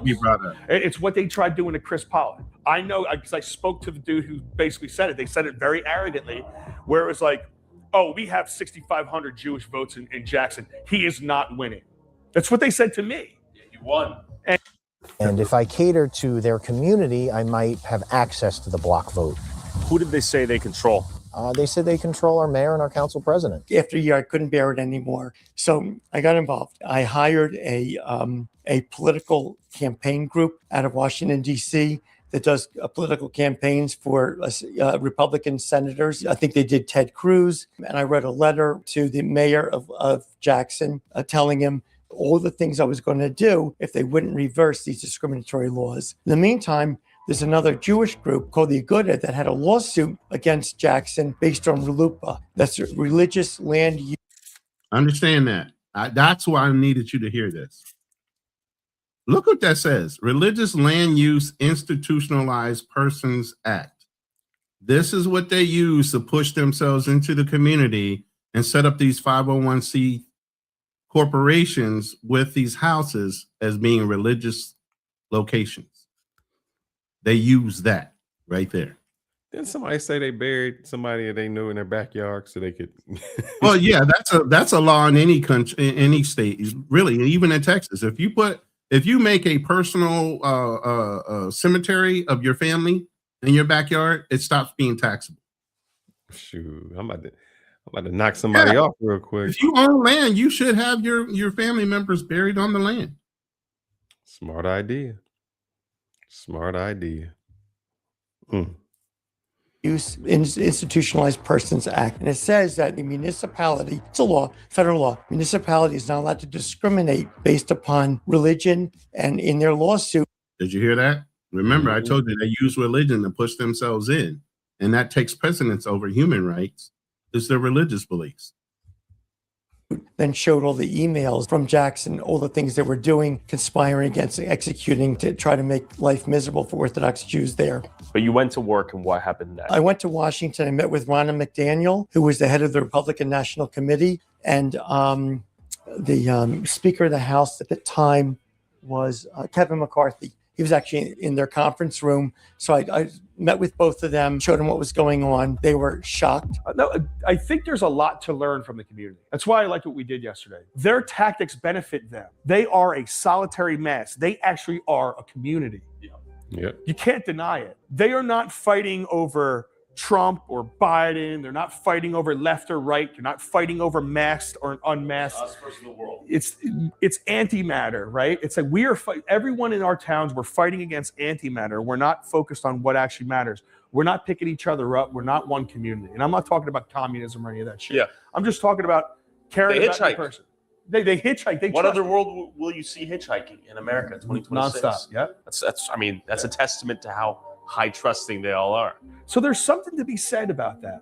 And there's a lot. I would love to see our kids playing again off of, getting out on bikes and getting out playing basketball and football and all of those things. I would love to see that. I'd love to see us act a little bit more like that. We need to fight back against the state. We've had large lawsuits against us because they tried to keep out this problem. We've had the Department of Justice come down on us. Billionaires connected to the president involved in all this. What's happening in this little town in Jersey is bigger than people think. And what's happening here in Jackson, will that become a problem in other small towns? Absolutely. It's already a problem in all the surrounding towns. Is the cop gonna go? Okay. Get a shot of the cop. We got the corrupt police pulling us over for what? We'll find out. We may be in a corrupt hellhole. Double cop car. We're getting pulled over. We got double police, potentially nothing better to do. Let's find out. We weren't speeding. We weren't violating the law from the best of my understanding. You have your driver's license registration? What am I being for pulled over for? I'll tell you that soon as you give me No, you don't need to see shit. We got a call on our phones for a suspicious person. You can't pull nobody over a suspicious person. There's nothing suspicious about expressing our First Amendment right. No, you're good. So what am I Then being what you pulled pull him over for? We got a call, just so you know, you're being audio and visual recorded. Sure, okay? likewise. So we got a call from dispatch. Sure. Saying there's a vehicle. Okay. With two men in it, videotaping in front of a school. When we get a call for that, that's our probable cause to stop you. That's not probable because they cause. described your vehicle. So I'm asking you. What's illegal about the fact that we're recording? There's nothing illegal about it. Sure. Then what you I stop don't you care that for? you're recording because I'm recording too. I just don't know all who ears. you are. And I don't. But for my safety, I want you back. For your safety, you put yourself. Here's the thing. So back to me. I hate these pussy ass cops, and I'm going to say it out loud. You put yourself in that situation. That's what your fucking job is. He just said, what law did I break? The guy said you didn't break a law. Here's the thing, though. You're supposed to go towards the situation, not run from it. That's what you signed up for. The fact that you're saying, oh, for my safety, when you introduced yourself into the situation, you introduced yourself into stopping him. When he wasn't by the police, he wasn't by the school where it was reported that he was, even if he was. So even if he left, he's not in the school district anymore. Why do you still want to push the issue of stopping him and introducing yourself into a situation that's no longer there? Well, he just told him, he said, what law did I break? And he said, you didn't break one. You didn't break any. So why did you stop me? Again, you're introducing yourself, but then you use the excuse for my safety. That's a lot of power to that That's that some county bullshit. guy. That's some baby back bullshit. And I'm gonna call call him it out. up and you see what happens. Talking to you? My name's Tyler, by the way. How are Jonathan you? Basil. Nice to meet you, sir. Good to meet you, yeah. I'm stopping you. Could I have your credentials, please? Do I have an obligation to self-identify right now? I need you to identify yourself on this stop. Yeah, no, I totally get where you're coming from. Yeah, We're it's filming a a little lawful stop documentary because piece. they described your vehicle to a T. But that's Totally not get a it. lawful I'm just stop. trying to figure out if there's Can I actual... just ask you a question? Yeah, I can tell you what we're up to if that's... I just want to know who you are. Yeah, my name's Tyler. Oh, very good. My name's Yeah. Jonathan. Like, explain that Yeah, to good you. to meet you. I stopped you totally get it. Yeah, we're just talking about the changes in the town here. Yeah. We went to that school specifically because it shut down. It's very. You see what I'm saying? Like when you have a camera in front of a school with kids. I mean, if my kids go to that school, I wouldn't want my kids to be video recorded. Sure, we didn't enter the school. We were on the sidewalk. It doesn't matter if you're in a certain distance of a school. Okay, sure. You know. And just do me a favor. Keep your hands on the steering wheel when you do so. Thank you. Did you see how he tried to control the situation with the conversation by saying you're an imminent threat to me? Keep your hands on the steering wheel. Yeah, I wouldn't have gave my license up. He already identified himself. He's working with him, and you don't have to give his license up. He just said, Right. "I didn't have a reason to stop you with suspicion." There's no. He just tried to escalate it, though. Keep your hands on the steering wheel while you're talking to me, so I know I'm safe, brother. We just started talking. And my question would be, what does my license tell you that I'm not telling you? My license don't tell you anything. Right. All you can do is run my license to see if I have warrants. Correct. My license just tell you my name. It don't tell you if I committed a crime. No, you don't need my license. Go ahead, brother. Go ahead. It's crazy. I hate when people fall for it because they don't know. There's no such crime as on the steering wheel.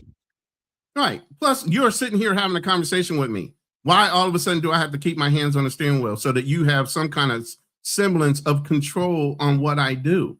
This is what he's trying to do. He's trying to reestablish control on the conversation by saying, you need to keep your hands on the steering wheel. Or I might be, I might have to pull my gun. So be fearful of me. Put your hands on the steering wheel so I can be in control. Think about it. It's psychological. Yeah, I just don't know what's in the car. Like I said. Boom. Another excuse. Man, I don't like policemen. I don't. They find every little excuse to try to overshot or roughshot a situation when they can clearly de-escalate something and have a calm conversation. I don't know who you are. I don't know who you are. That seems a little extra. No, that's definitely extra. You can have it. There you go. Thank you so much. I'm not saying I'm giving you a ticket or anything like that. I'm just identifying. You got the badge, man. You do your thing. No, it has nothing to do with doing it. Yeah, it absolutely does. Stop lying. It has everything to do with the fact that you got that badge and you can say whatever the fuck you want. And you use terminology that's being recorded to say you felt like you were in fear for your motherfucking life. So you can use another excuse to escalate it even more. That's some fucking bullshit. But see here, the badge or anything like that. Go ahead. He know who pay his paycheck, brother. He know of course. His paycheck. Go ahead.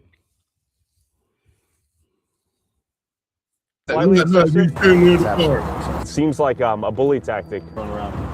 I don't know who placed that phone call. How you doing, man? Hey, what's up? How are you? How we doing? Doing good. Getting pulled over. You know what we're up against? Small town police department. Yo, that kid was yelling from a fucking Porsche.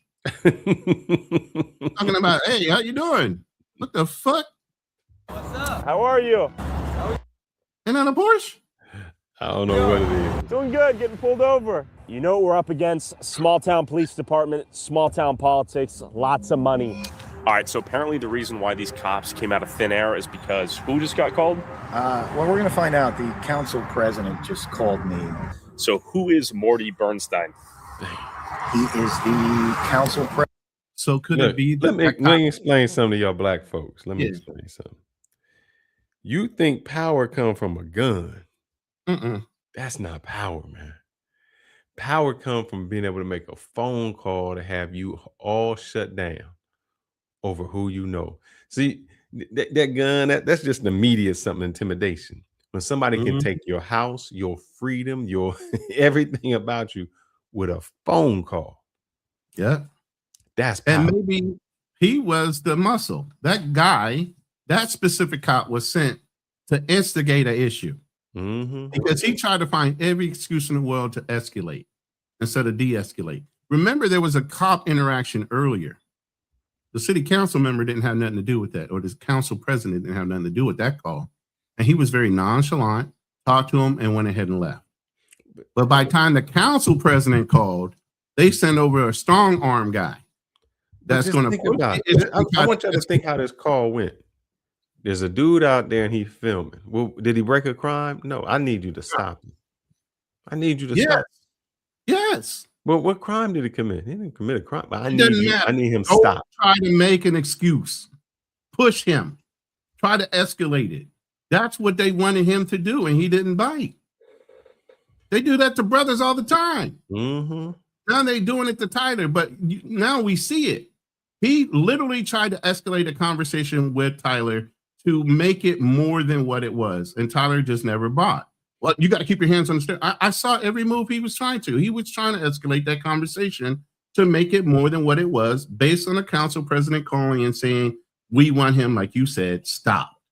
But if you really listen to what the dude said, he said, do you need my license? No. He never said yes. He said this, I got a call about suspicious person. And you know how that looks, because he knew he didn't commit the crime. Right. But he never answered the question. You know, you need my license. If the guys are not there in front of the police, you got to catch them in the act. If they're far away from the school that he was called on, obviously whatever's going on is over. He's gone. So you don't even need to push that. All you could have said was, there was a call. You guys need to stay away from the school district. It's not really allowed to be filming in there. And he could have moved on. He didn't need to press the conversation anymore. The fact that he was on camera means he wasn't fearful. He was sent there to be a strong arm, to push the situation, to see if he can get Tyler off his game. Now, here's the thing. The cop could have stopped him for a traffic violation and then asked whatever. But that's not what he said. He stopped him for something that wasn't a crime. It still goes back to he didn't a crime.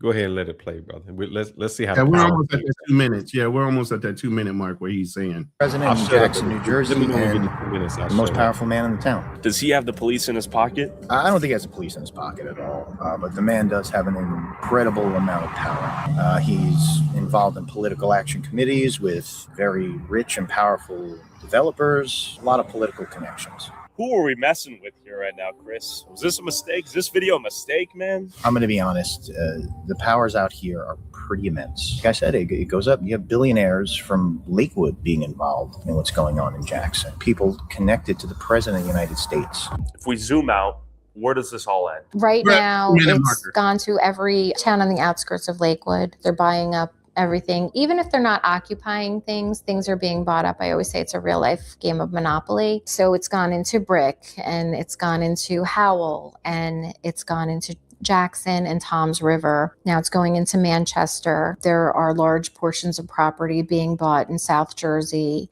We cannot keep up with this. How do you combat a group of people chosen by God practicing rampant ethno-nepotism? Here's a problem, bro. One Jewish dude in Manchester said to me this: you guys will never come together because you have no shared. Pay attention to this. We're in that 2 minute marker. We're less than a minute left. Listen to how he phrases this, and he's absolutely fucking right. Shared sense of purpose. And that hit me because he's fucking right. Jews have a shared sense of purpose in what their outcome's going to be. And that's to expand the religion, that's expand their people. We don't have a shared sense of purpose. We're too busy arguing with each other. We're too busy talking Trump. We're too busy yelling about ICE. We're too busy focusing on Epstein's list.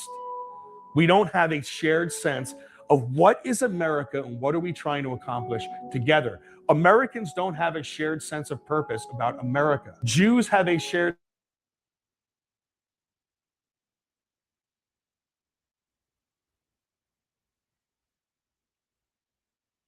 purpose in the numbers that matter. Getting enough people with their eyes open to say, holy shit, something has to be done here.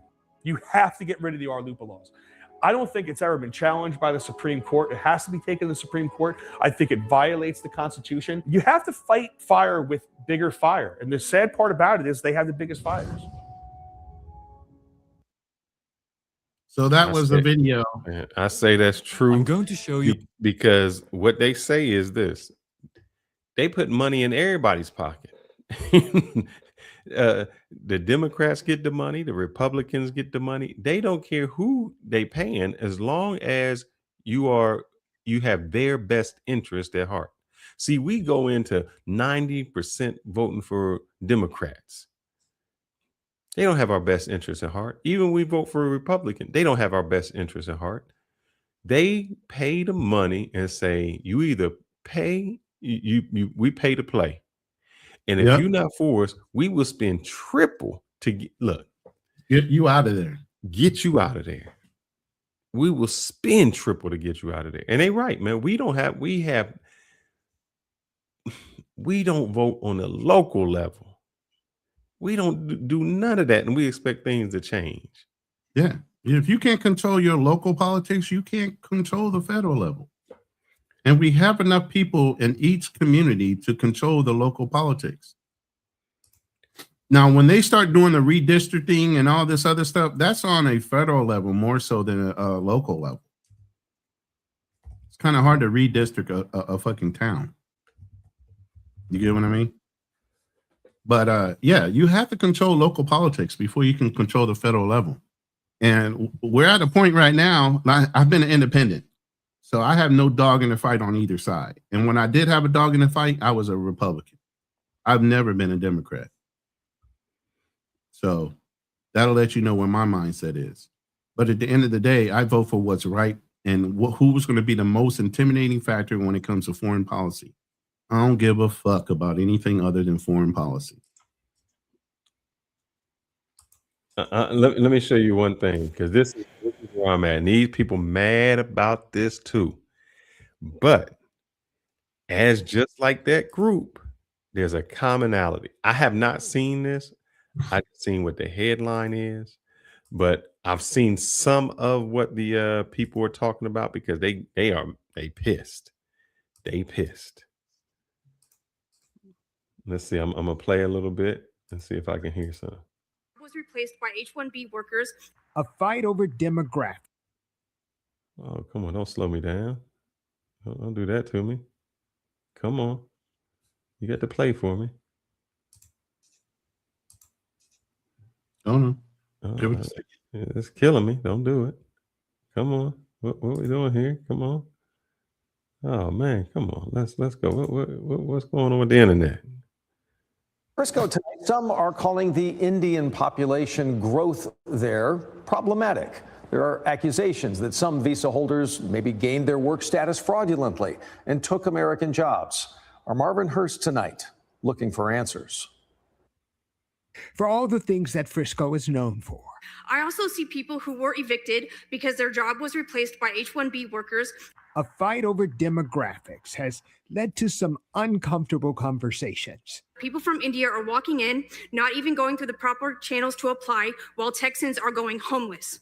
That seem like fighting words. One of the most vocal is self-proclaimed journalist Mark Palaciano. I have no political affiliation. And I say this because these people mad because, let's see, I've seen some statistics. Oh man, come on. Don't do me like that. Which remain overwhelmingly white. Then there's Asian, which lumps in Indian, Hispanics, blacks, and so on. So what's wrong with that number? It's a good question. I don't know how to answer, right? Because what is the right number? Now I don't know. Now I think if America's population is 1.6%. When they say what the right number is, meaning they feel like there's too many Indians that's coming into Frisco is if you look closely, the wealthy. Applicants and those accepted have. So they are mad. These white people mad here in Texas that the Indians are coming in. Look, I seen a Boy Scout group that showed a group of Boy Scouts, and the majority of them was Indian. And they mad. And I said, hold up, man. Get that American experience. Oh man. But I said, y'all can have it. Y'all can have that. But there are cities where they look. I took my daughter to I forgot what it's called, a little play place. Mm-hmm. Right. I'm gonna see if I can find this on the map. And this is where I cannot be mad at the, let's see, there's Stacy Road. Let me find this address. Give me a second. Talk about something. He said, talk about something. Give me some field space. Let me see if I can pull up an infographic real quick while you're doing that. Let me see. Here's Play Zone.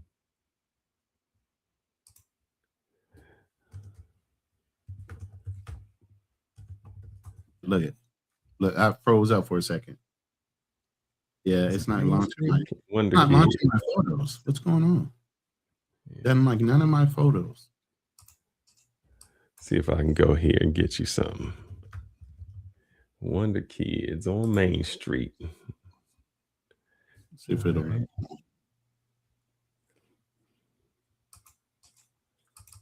Let's see. How do I do this 3D? I do this 3D. All right. What's this one? All right. Oh, all right. Now, this is just a infographic basically comparing the differences between the two communities with New Jersey and what they were doing versus what Minnesota was doing in the Somali community. You know, one used SNAP Medicare, the other one used more of the community services like childcare and SNAP as well with welfare. So they're going about it where they're building more religious organizations. These guys are doing more community-based organizations, but all pulling out of the pot and off of the tit of American benefits and services. So did you find your graphic yet? Yes, sir. Yes, sir. Go ahead, put it up. Let me go back down the street a little bit on here. And this is, I guess this is I don't know when this was taken. So this is pre-construction, or a little bit of pre-construction. I can't be mad at him because me and you talked about this. I said, man, I don't understand the people. We can't do this. All right, this is Main Street. If you can see it, I know this is probably as high as it'll go. Let me see if I can get a plus sign on here and go up a little bit. All of this, that's their grocery store. That's their banquet, their restaurant. This was called, this little place here, that's Wonder Kids. Wonder Kids is like where you can take your kids. All this is Indian owned. They got a jeweler, a grocery store. They got this, let's see, we're going to keep going because they got 3, 4, 5 blocks. I got to go all the way up the street and come back around. All of this, it's all Indian owned. Right here now, this is still Indian owned. That big lot was something that they put. All of this you see, all Indian owned. They put a coffee shop right here that you don't see. I don't think it'll let me see if they let me go in. I think I got to go all the way around to this light and make a right. Let's go this way and keep going this way. Gotta go down this street and turn. All that Indian owned. all this construction, Indian owned. All these shops, Indian owned. Pizza shop, Indian owned. Across the street with this Chipotle, they actually franchised that and owned it. All of that Indian owned. The brothers here is mad because Frisco is a wealthy area in Texas. Is one of the wealthier spots.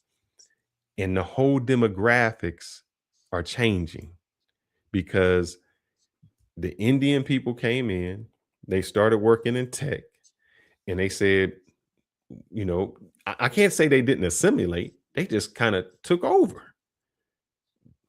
They have their own shops, they restaurants, all of that. Now, can I be mad at them for doing that?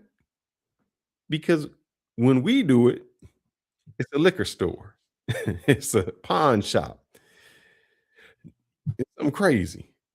I can't be mad at a group of people who says, I'm going to open something and my people are going to support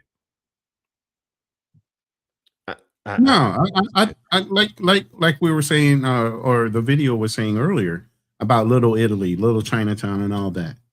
It's fine that you build your own communities, and that's fine. You still need to assimilate in some ways with the school district and other things that make you part of being American. Regardless of whether you own businesses or not, or you stay in one community. And those communities did that. Where what is different is in the situation in New Jersey, they totally are closing everything that makes you assimilate into the way of life of America and changing it into their own way of life. And that's where people are starting to push back. It's like, oh, wait a minute. You can start your own communities. You can do a lot of things, but what you cannot do is separate to where you want to start calling this your own country. The audacity of some of these young kids are saying, if you don't like it and you don't like the laws here, you can leave the fucking country. You can move somewhere else. Excuse me? But the thing is, what's wrong if they don't assimilate?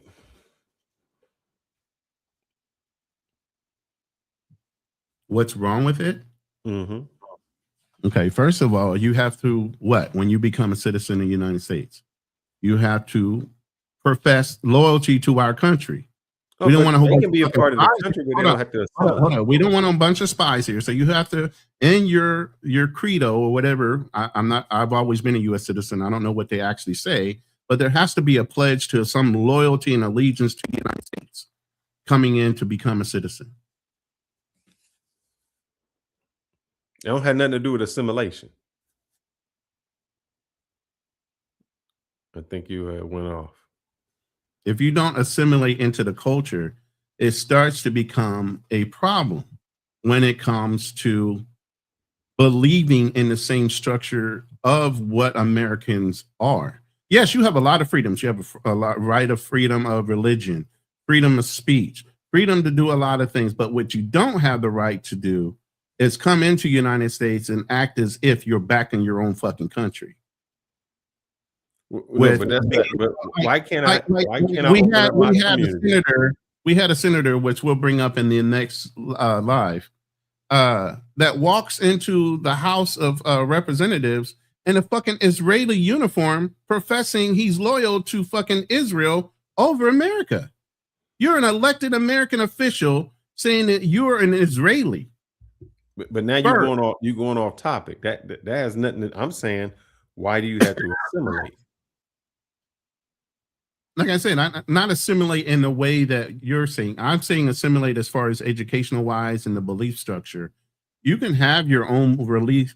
See, this is the thing. And this is where there's a catch-22 in this whole situation. Remember, you have the right of freedoms of religion and all these things, right?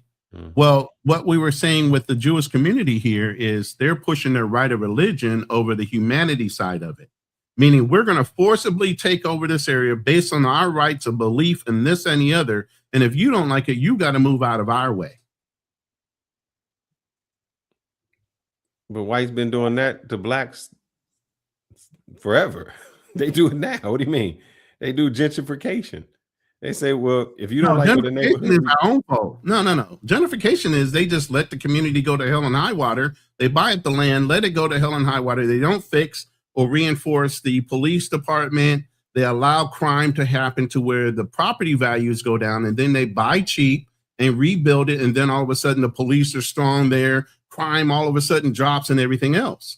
They just let the community fall to hell in a handbasket. And then they encourage the community to move out to the suburbs because it's cheaper to live there. But what we just showed, Ronan, is that money and welfare have nothing to do with crime.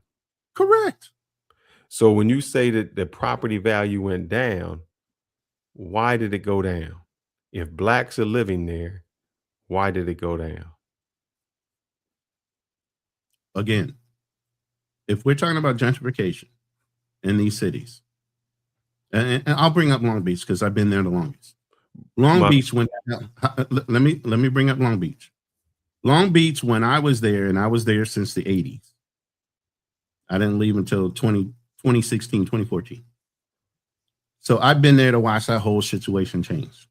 Long Beach back in the day, obviously, it was Crips and Bloods and all this shit running up and down Long Beach, shooting up everybody. Crime is ridden.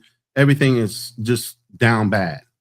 Those communities were basically being terrorized by gangs and drug violence. Okay. They let that go on for a while. Property values went down. People started buying up properties little by little. Okay. They held on to those properties. A lot of people right now hold on to properties and strip malls and everything else. You notice why the strip malls aren't full. They don't even care to even put somebody in there because they know through the development department of that city that something in the future is coming. So what they do is, because you have to have city planning for 5 to 10 years outwards. And I used to work in sales, so I used to go into housing development all the time in the city planners. Well, what they'll do is they'll buy a property knowing that certain developments are coming. or they're the developer that's going to be doing it. So they let crime go to hell in handbasket. They focus on other areas that are better known, and they just let that happen. And the people that own the properties don't care because there's nothing there for them to lose. The property's sitting there as a loss, and they don't care that it's a loss. They write it off against their earnings. Okay. They let that happen 5, 10, 15, 20 years out. They don't care. But when that opportunity, because of delays or whatever, when that development opportunity comes up, all of a sudden, or they're the developer, they start building. And now all of a sudden, crime has been fixed. All of a sudden, you know, the community's behind it. The mayor comes and cuts the ribbons and all this other stuff. That's the idea behind gentrification. This is an arranged situation. This is not something that happens overnight and somebody just got lucky and brought the property. They knew that shit was going to happen. And whether they did it immediately or they planned it out further because they needed to get a hold of certain other properties, it's not the movies where they can strong arm everybody to move out. They kind of encourage you to move out. So sometimes it takes a lot of years before they can do these things. And then they encourage those people by sending them flyers. Hey, you can move out to the suburbs. Here's a nicer property that you can possibly afford if you sell your house, because your house is around the same price, if not even more. They encourage those people to leave. But then go out in the suburbs now. Look how many people that used to live in the hood live in the suburbs. But then you go back to the city, everybody used to live in the city, suburbs, or where? In the city, in these brand new condos and everything else that got made. And that's how that works. But now I'll let you talk. Go ahead. You still never answer my question. What is the direct question?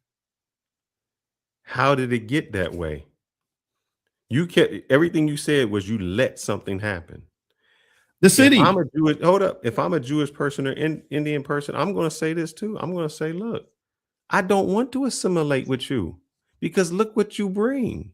You bring violence, you bring crime, you bring lower value to property. Everything that you bring into this neighborhood, you bring it. If I'm a Jewish person, I'm saying we don't have crime. I can walk. I don't have that. If you said let these shop mall goes. I just showed you a strip mall that is completely Indian. They didn't wait for something to come in. And I'm gonna let you know this. When you drive by there, it is no place to park. It is completely full, up and down, all around. So they didn't rely on nothing. Their crime is that. So why would I assimilate with a group of people? Because we just showed you that there are 15 people on welfare in every home. So that means money didn't cause crime. That means if you poor, you didn't make money, that has no reason for you to commit crime. So why is it in the Black neighborhood, if you lack money, you have crime? Because the Jewish people aren't having crime. The Indian people are coming in and they're saying, I'm doing this. So if you are in a Black neighborhood, what does that have to do with you throwing trash? What does you not having money have to do with you shooting and robbing and stealing from your stores? We just showed you that in this Jewish community, everybody had an EBT card. I bet if you went to a Black community where they had a EBT card, it would look completely different. So who is gentrifying? It's not who is gentrifying, who is bringing down the property value, who is doing that? Because you can't say the outside people. Who is doing that? Now, let me say this. You're missing one point, and unfortunately, it's our own bad judgment. And like we said earlier, our community just don't learn. Okay. What did most of the Jews do in that community? What did most of the Somalis do in their community? They turned all their residences and everything else to a 501c3, but they made it tax-free. They made themselves have tax deduction while they were taking advantage of our systems.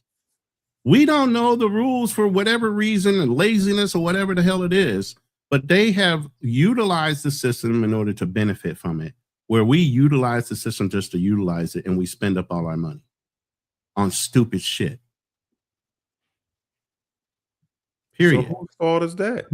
It's ours. Like I said, I'm not taking responsibility for the whole black community. What I'm saying is, let's go back to black what we're community saying. is their own fault for what's going on. Like any other these other communities, if you don't like it and you don't like the rules, then don't fucking play the game. Leave. Go to another country.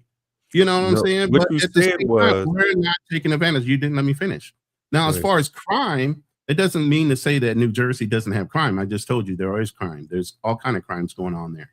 But they do have pride in their community. They're not sitting here trying to showboat. We are a vibe country. The way our community is, we got to boast about everything.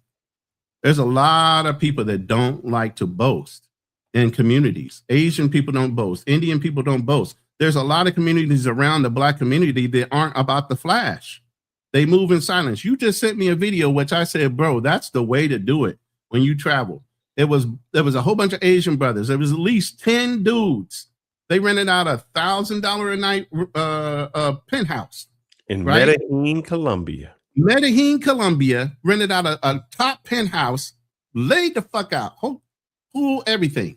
They did business first. And what's the first thing they did when they said they went down there? They laptop and went to work. Okay, then what's they the had first their thing we do when we get there? Go try to find a bitch and get drunk. Okay, they pulled out their laptop. Yeah, you need to pull that shit up and show them. They pulled out a laptop. They all sat there and they went and made their money. They went and did their grind. Right? They closed their laptops out. They all had a dinner or whatever. Then they had like a whole seminar thing that each of them shared their business ideas to the other. Okay. Then they went out and party, had some drinks, did some things, then came back. Then they had another little thing where they went out and saw the community, went out and saw some of the tourist traps, came back, partied some more. Responsibly, quiet, low key. That's not what we do. We not programmed that way. We programmed to do some fucking fly ass shit. Yeah, but it's so noisy in effect. You're not benefiting anybody. You're just showing off. So my question would be, why would I assimilate with any of y'all? Why would you? I mean, I wouldn't. Look at us. Look, where are we at? You in Frisco, nigga. I know where you at. And no, and I'm saying this. Look, but I'm just saying you in that very community. Yeah, I'm with the Indians, and but let's check this out. Here go the other thing, brother. Where you just came from, right? You just came from Houston. Houston. Oh no, I lived outside of Houston. Don't say Houston. I lived outside of Houston. They had to create a law or a rule just for y'all chicks going to the rodeo, man. Because y'all chicks don't know how to dress going to the rodeo. Let me share this, because if you want to travel, you want to be a passport, bro. This is how Asians passport, bro. They do it a little bit different. They do it different. Yeah, show them. And I wish I could blow this up, but it's not out of everybody, man. And just show them. That's the way you should be moving. And I wish. Let me see if I can make this bigger, because this. You can zoom in. Yeah. And then there's a blow up button on the video itself to make it bigger. Like a larger. I'm spending a wild weekend with me and my Asian brothers in Medellin, Colombia. So they first arrived straight away. They had to work. Asians don't play when it comes to making money. So they instantly turned their Asian computers on and started printing money. After that, we checked into the Airbnb and it was time to get into our $1,000 a night private penthouse mansion that Escobar used to own and probably has a cartel still running it somewhere. After that, we went straight into our seminar talking about sales. And here's me on drugs, being the Asian Wolf of Wall Street, telling everyone to and it was also followed by some guest speakers as well. They were pretty cool. Straight after that, it was followed by a photography session to make the boys' dating profile look extra slick in Medellin. Then it was time to go out on the prowl. We started with a quick round of Don Julio's finest. And if you come to Medellin, you got to stop by the best clubs with dancers, if you know what I mean. You know how the night goes. Horny passport bros. The day after, we took boys to Ciclovia where they shut down the roads and did some light shopping. And the boys went shopping on that weekend in Medellin, Colombia. Okay, go follow for part 2 because part 2 is where we review what actually went down. So if you're an Asian American looking to come out to Colombia, comment the word Colombia to start getting into high ticket sales so you can leave your 9-to-5 job as well. Thanks, guys. That's how they promote themselves, man. Meaning we gonna work first, we gonna make this money. Brothers would have been arguing over who paying the Don Julio bill, what Right. chicks they got, all of that. Who cutting up on the price for this place? We arguing all the time. We fighting. What's the first thing they said they doing? We gotta make this money. We gotta make this money, baby. So I still go back. I would not assimilate if I came from another country or lived in this country. I would look and say, no, I'm good. What benefit does me assimilating what you do for me? What benefit does my child get from being around you? Nothing. If I'm a Jewish person, I'm like, y'all doing nothing for me. We beyond you. You ain't even in our league. You ain't voting for nobody. You ain't putting nobody in office. Your schools are ruined. You've been here and can't manipulate the system. We just in the Indians. We just got here and we can open up strip malls and have them full, man. And we talk about we're the blacks. Look, the blacks down in Houston. I'm sorry, it's like in Houston and Atlanta. Bring up the rodeo. Bring up the rodeo. They hating on everybody. All we do is know how to make a TikTok video talking about Beyonce's mama. That's it. She don't know how to make the rule right. That's all we can talk about. Nothing else. We go there. The women dress scandalous just so nobody talks to them. They dress with half clothes and get mad when you talk to them. And that's the representation. So bad that people said, look, man, this is a family event and I can't bring my family. Yeah. Why would I assimilate? Go ahead and bring Drew up. Because I ain't going to stay on too long. It's my cigar time. I done had my martini. What up, Drew? Brothers? What's good? What's good?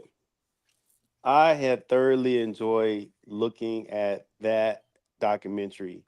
Man, I've gone down a rabbit hole with the Hasidic Jews. Me too. It's been coming. Crazy. Next week, that's coming. Who is the Jew? I think that when we talk about especially the Somalis and the Hasidic Jews, is that unlike us, if we're going to say Black Americans, they hold to a strict value of community, and they have the same religion, they have the same cultural practices. Just as the guy, the Hasidic Jewish man said, like, hey, at least I know that when my child goes to a Hasidic Jew's house, that they're going to eat kosher. I'm not going to send my child over to somebody's house who's not going to be kosher. They're not going to have the same values as, so, and they're not saying black, they're saying secular. They're saying we're not sending our kids over to secular households who don't hold the same value as us. Mm-hmm. And everybody's just in lockstep with, hey, yeah, they're poor, but they gotta, like he said, a shared goal of like, we're being fruitful and multiply. I mean, Black community will be fruitful and multiply. In the sense of them, it's like, hey, we're going to be married, fruitful and multiply, and be poor, and put our trust in God and trust in the community that we live in. That, hey, that if I'm walking down the road, I can stick my thumb out and another Hasidic man will pull up and give me a ride because we are the same cloth. Mm-hmm. Not like somebody else. Like in our community, you might see a brother stick his hand out. Oh, no, I ain't picking him up. You know, they all look the same. They all in lockstep the same. And to me, I learned a lot from this community. I mean, and I learned too, one of the reasons why they're not where they are is that in their religion, they're in exile. They're in exile of Israel. And if you listen to other rabbis of the faith of Jewish faith, they'll say, hey, we're not in favor of Israel. We are in exile. Those are the Zionists that are in Israel. We are currently in exile. We should not be there. And you will never find, and I looked for this so much when doing the documentary, and the dude was right. He said, what you will never find in this Jewish neighborhood, you'll never see a flag of Israel. I was like, wow. I want to say something to my man Danny H, who put something in here, and I think this is the exact problem. It says going to Medellin for business is like going to Pattaya for a family holiday. I will quote the great Chris Rock movie that says, you can always get hoes by chasing money, but you can never get money by chasing hoes. The Indian folks or the Asian folks went to Medellin and said, we're going to get our money first. And we're going to go to the club, but we're going to get our money first. Because if we do it business, the business pays for the hoes. See, what we do is go down there and we don't have no money. We pay for the hoes and come back broke. That's how the community goes. So every time somebody, and this is the problem with blacks, when other people go to other countries, they look at the business opportunity that will allow them to continue to go there on somebody else's dime. We go there. I know a dude, man, one of my boys, he been going to DR for, man, let's say 90, let's just say 2000. Let's just say 2000. He going there at least 4 times a year since 2000. That's 26 years. He don't have no property there. He ain't got no car there. Ain't got no business there. All he do is expending money when he goes for 26 years. Imagine if he did something, a business, do something, bought a house, what he could have had. Right. We don't. We are consumers. And we're going to consume a hoe where they go down there and say, we're going to buy the club. We are the consumers. Well, go ahead. Notice, Fearless, in that video, brother, I had, I had enough time to count the amount of dudes that were on that trip.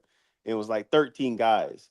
And I said, there ain't no way we could get 13 black men together and all be on the same page.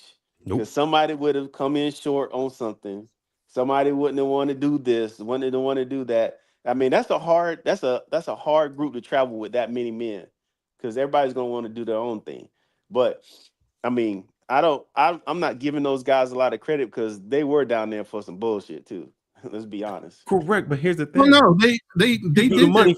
The first thing he said he did was we open up our laptops because we gonna make the money first. And it's all about. If you look at the first dude scrolling, he was looking at it. You could see he was looking through Tinder. But here's the thing: there was a part 2. There's a part 2. Listen, there's a part 2 and a part 3. If you click on the link to his video, he shows you the other side of it. But what don't we do? I mean, even if you go down there for the bullshit and the shenanigans, he's showing one side, and then they'll show the other side. True. We don't even show that side. We just show all the shenanigans. Mm-hmm. You get what I mean? So even if they do it, you're saying, well, they do it too, but they're doing something else in addition to that. Right. I mean, I don't know this guy's background because to me, I feel like I was watching a marketing. Like you probably was were marketing something. Right. Like, marketing he's marketing Medellin. Yeah, because they're like posing on the couches.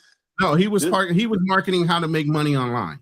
Yeah. And if you watch the rest of his videos, that's basically he's showing, look, I can show you how you can make money online. I can show you what we're doing in order to make money and be profitable, but you can have fun at the same time. Digital nomad shit. And that's what he said. I'm trying to break you away back from in the your days, 9 to 5. You remember back in the days, what was that Asian dude that used to be on TV, those infomercials all the time? Yeah, I know. He was on a yacht. I forgot. Yeah. See? And nothing, they always say there ain't nothing new under the sun. And that's what I felt like I was watching. I was like, oh, here we go. Yeah, but the whole thing is he didn't say these hoes are loyal. He wasn't sitting there like they were all getting type of chicks where they can keep them. And if you listen, Drew, he said we went to the club where women dance. If you know what I mean. That's exactly what he said. That means they went to the strip club. Right. So there's no he's saying, hey, in a way where it's like, here's the hoes, this is how much they cost, blah, blah, blah, blah, blah. He wasn't doing it in that. He wants to keep his channel. I don't know how new this dude is, but he wants to keep his channel. But also on it, he's saying, I'm gonna show you how to make money so you can do this. We always do what you can do, but never show the opposite. We always say, go down there for the hoes, but never the money part. Passport Bro movement should have been about escaping and making your money overseas so that you could enjoy your life somewhere else. A lot of brothers are not doing that. As we already know, so many of these guys that are within our community, it's a getaway for them, and it's not they're not going to have any longevity down there in these places. And if it's in DR, if it's in Thailand, the longevity guys are going to be the guys who have gone ahead and grinded, who have retired, who have got 401ks or pensions or something like that, had some type of windfall. But the ones that we're kind of seeing most around in space, they're short term. You can see in the next 4 to 5 years they're going to peter They're out. flame out. Yeah, they're flame they're out. flame out. They're flaming out. A lot of them are flaming out because I'm seeing the guys out, and I'm like, okay, now it's making sense with some of them. Like, okay, yeah, you got to go back and get a job. You need to go back to grandma's basement. Oh, I'm just gonna work long enough, and it makes me sad to even hear brothers who say, well, and they try to make it positive. It's like, I felt like I had to go do something, so I'm over here for I'm gonna do 6 months, and I'm gonna travel through this place, but I got a kid back at home, and I want my kid to see that I can really do stuff like this. I'm like, your kid would really want your support and even your financial support. Man. So, Drew, I'm We gonna got ask some brothers, you. man. That's the priorities. I don't know if, like I said, I don't think Ronan answered it because we were talking about assimilation. No, he never answered it. He didn't. I knew it. What you mean? I didn't answer it. You didn't answer it, brother. You talked around it, Fearless. Because I know what you were trying to do. There is no way to control something when you don't control it. You don't control an environment, you can't control it. No, but you said your first thing, Ronan, was you were saying they don't assimilate, and you were saying how bad that was. And I was saying, why? No, I was referencing. I did. And then you was like, oh, you got to come in, you got to serve the country, and you got to be that. What I said was I was referencing the same thing the lady said that was on the committee that got kicked out in New Jersey, where the Italians and the Chinese, they came in, and even though they had their own separate communities, which is fine, they still assimilated into the way of life of Americans, same public schools. They didn't try to change the public school system and forcibly enforce the religious beliefs of Buddha on people around the fucking Chinese community or whatever. Italians are Catholic, so that's not a big deal. Well, you got Jewish people that are forcing their religion and using their religion as excuses to push people out of the community. That's the difference. The Indian people, even in Frisco, aren't doing that. They may not be doing that, but you know what? I will say that I think that, just like I said, certain ethnic groups or certain religious groups choose not to assimilate within the secular communities. Right. I believe the Indians do assimilate. They eventually because a lot of the let's say, for instance, you say your Asian Chinese or your Asian Indian, they really try to align with whites. So it's like, okay, what are white people doing that we can assimilate with? Okay, well, we want to be competitive in the job market. We want to be in these tech jobs.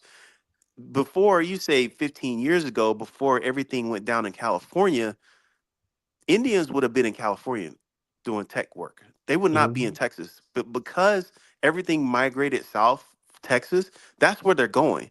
I mean, California is wide open for anybody to stay in right now, but they know it's not advantageous to stay there.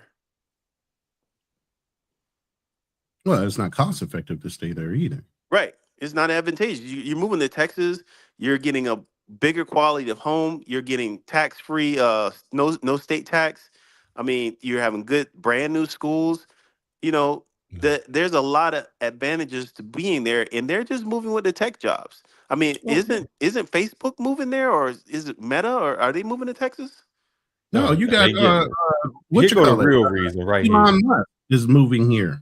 So Tesla is moving here, and some other companies are moving here, or moving to Texas at least. Yeah, like Frisco has a large Indian population. Also, Frisco is ranked the 3rd richest city in the United States. Here goes the issue.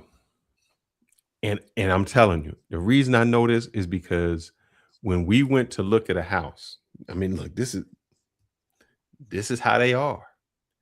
Dude was like, when he came in, he said, I can't buy this because my friend can't buy the one across the street. Meaning when we buy at, we want our family right next to somewhere in here, our family got to be there. Right. Our family, our friend, our this. I said, damn, that's how they took over the community. But you know, Fearless, they wasn't just buying one house. Here's that video I was telling you. We did the same thing. We as a black community, we did the same thing in the Great Migration. We moved to the neighborhoods and we pushed white people out of these prominent neighborhoods that were once white. Then they became ours. You know, that's where the jobs were. We could afford the homes. We had the lifestyle and everything that went along with it. Let me play this video. What happened to it, man? Yeah. This is the video I was talking about earlier. People, and the Gentiles must learn their purpose in life is to fight and die for Israel. Jews are God's chosen people, and the Gentiles must learn their purpose in life is to fight and die for Israel. This is at an APEC conference. You got Americans sitting up in that room listening to that. I can believe it. Yeah, Ted Cruz said that. What did Ted Cruz say, man? He said that his first loyalty was to Israel and protecting, which is outlandish. Yeah, that's crazy. It's preposterous. I could not believe that he said that.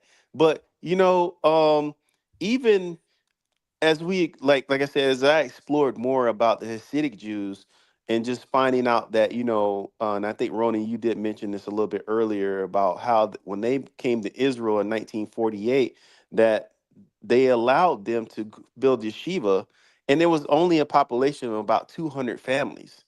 Those 200 families now are into the thousands because they do have big families. I mean, one of the people I was watching on one of the documentaries, this man was a grandfather of 68. Damn. 68.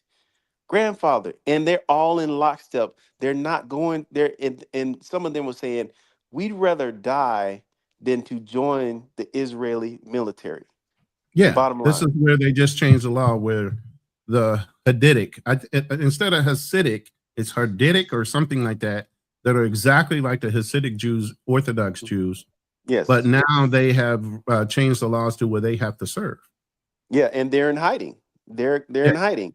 And to be honest with you, if these countries, especially like ours, if we don't close up these birthright citizenship loopholes, a lot of those people will come here. They will create other enclaves that are similar to theirs. Because like the guy also said, just like the Somalis, the Jewish Orthodox Jews, and any other culture that wants to come in here and try to turn America away from what we are, you got to go.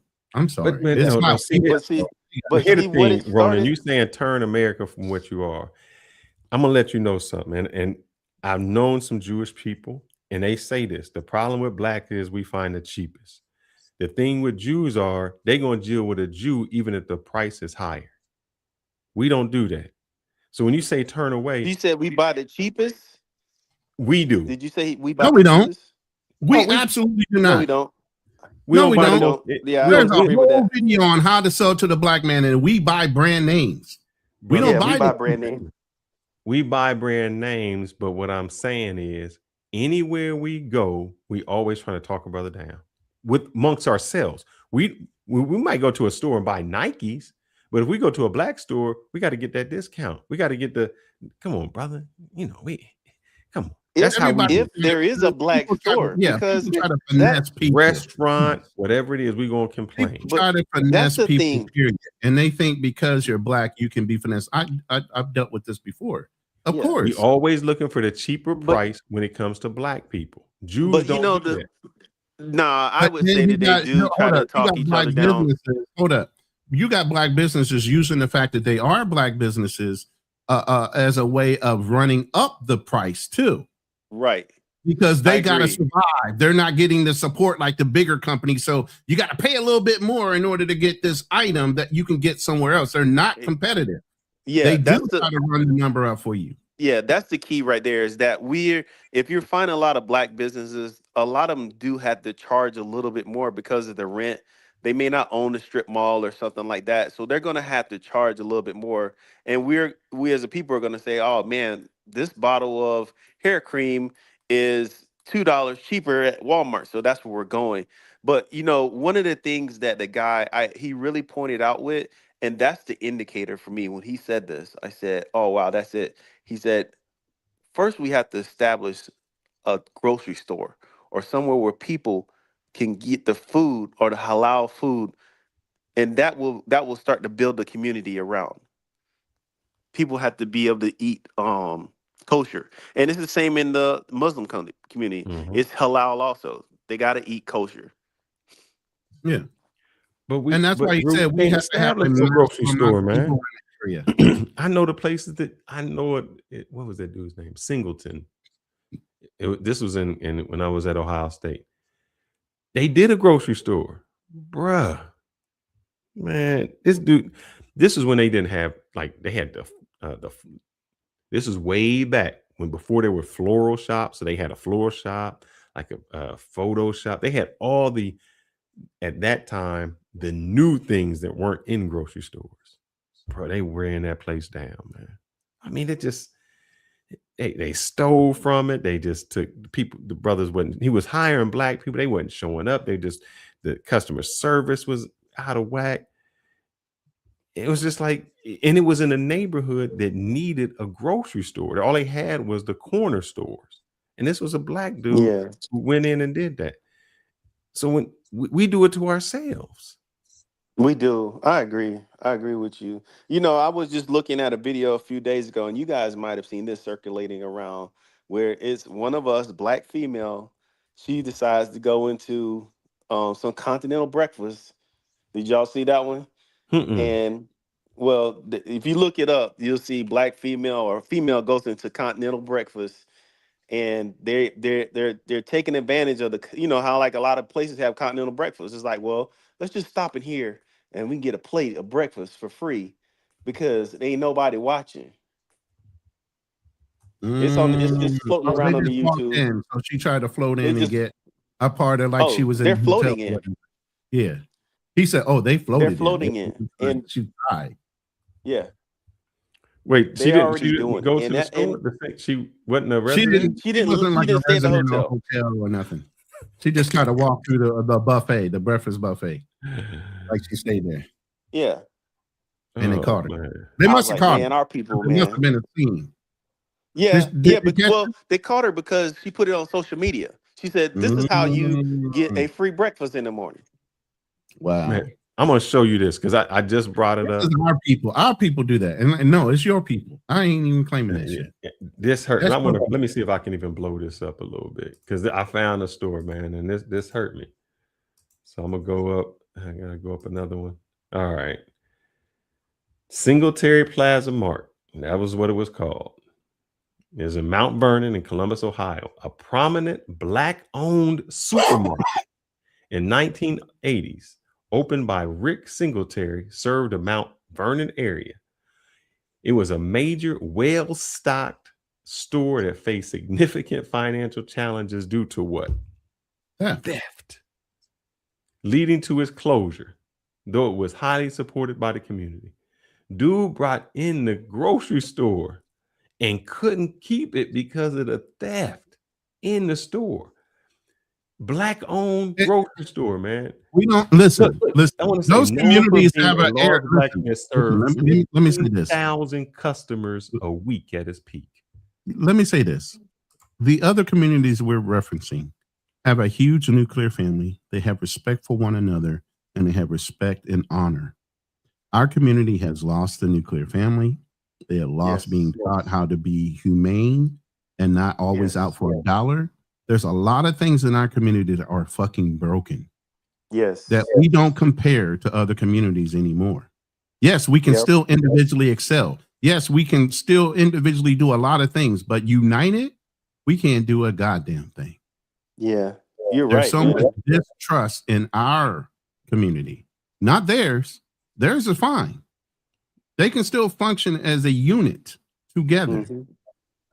forcibly we can do certain things, but as a comfort level, we're not comfortable with the ninja next to you.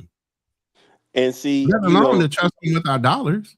That's where that's what the one thing I applauded with them. And I look at, I like, man, when they say, we don't want to be around the secular world, I see why. Yeah. We don't want to be with them because of the stuff that's going on. Even as we come into LGBTQ issues, they don't want that seen in their family. They like us. We're bringing everything in. You want iTunes, you want YouTube, you want anything. It's just they have withdrawn from the secular community, and they will not allow it in their families. It's funny that you said that, because even my lady here, she hasn't been exposed to a lot of things. She obviously has a phone. She hears certain music and she might enjoy the beat. And then she'll listen to it and I'll say, why are you playing that? And she'll say, why? I said, did you listen to the words? And then when she actually stops listening to the beat and listens to the words and she understands them, because she doesn't understand 100% all English words. She says we rap when we talk because we talk so fast. So that's how she kind of hears it. Yep. When she listens to the words, she goes, oh my God, I don't believe that. I don't like that. I'm like, well, you like the beat, but see, what you're not paying attention to are the words. Yeah, that's the secular world that they talk about. Even look, let's take, for example, in our travel space. For some reason, Thais are using the N-word because the secular, we have come in there and introduced it to them. What are they listening to? Right. I mean, my girl don't even know. She has a little rhythm. She doesn't have a lot. And I don't give a fuck.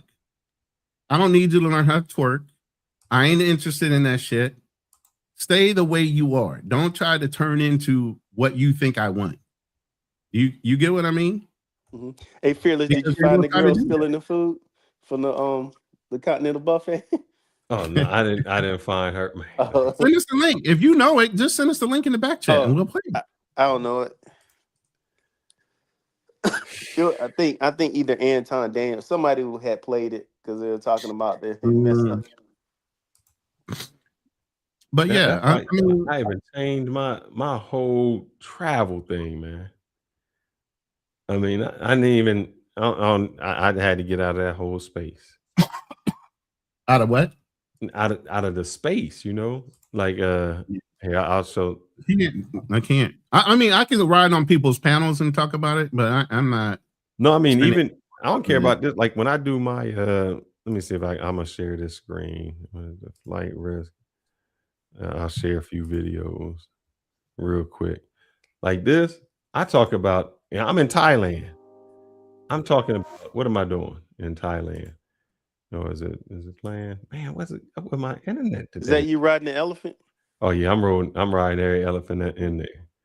So you about to have a black man travels moment right now, aren't you? Yeah, but also he's showing Colombian girls at the beach. Hold on. I got somebody in the back. Quasi, I need you to cam up so I can see you. I don't know you, so I need to be able to see you at first. Okay, thank you. I'll bring you up in a second as soon as this video plays. Not in control here. You're just stepping into their. I did this, man. I don't show none of that crazy stuff no more. I go on mine, man. I don't know we got a storm going on or something like this. That's a car. I do. Yeah, I work. Man, I don't know what's just completely different, man. Where I'm just showing how to travel, how to do it right. I don't even want that space. You can't make no money in that space no more. Not the way them fools do it. It's just crazy. Go ahead, Kwasi. Hold on, let me unmute him real quick because he's driving. Go ahead, Kwasi. I just unmuted you. Go ahead. Welcome to the channel. What's going on? Yes, we can hear you now. Yeah. Okay, great. I think when you guys are discussing this stuff, and then there's a lot of ways for me to go at it, but I'm gonna just say we got to look at it like one team versus the other. And if one team is more organized, let's call it a religious team like the Jewish people or the Somalis we're talking about, we got to ask, why are they organizing? Why are they able to hold it together? And why were black people here in the 60s, maybe up into the 70s, able to hold it together?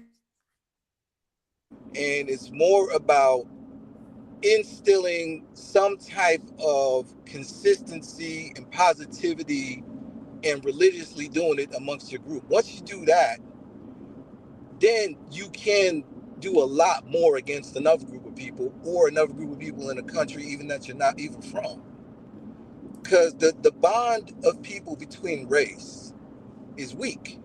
The bond between people of country that share country customs is a lot stronger. But the bond of people that share these religious customs that are deep enough to talk about not even experiencing the current existence we're in, then it's hard to beat those people when they bond amongst that religiously, consistently. And then from there, they move forward with all this economical growth and planning and political strategizing. Like, look at those communities. It's like Orthodox Jews, I start paying attention to things like they just dress in black and white. So they don't even care about what America pushes as individualism, where the goal is to have your own car, have a Lamborghini, have 6 cars, be better than your neighbor. Rather than they say, you know what, we're going to stick together. We're not going to care about any of that. We'd rather have 10 kids than 10 cars. Right. When you have your kids in your 20s, then part of the strategy is, okay, at 40, it's not just me and my wife voting. It's me and my 4 kids voting. That's 6 votes. We keep stacking that together, whatever we want to do within our community, as long as we're religiously sticking together. We're positive about each other to the point where somebody find a video where you find someone from one of these communities talking bad about each other in public. And if you watch anything like The Godfather, the first thing you tell you, look, you don't talk about our group, our family, bad, not against in front of someone else.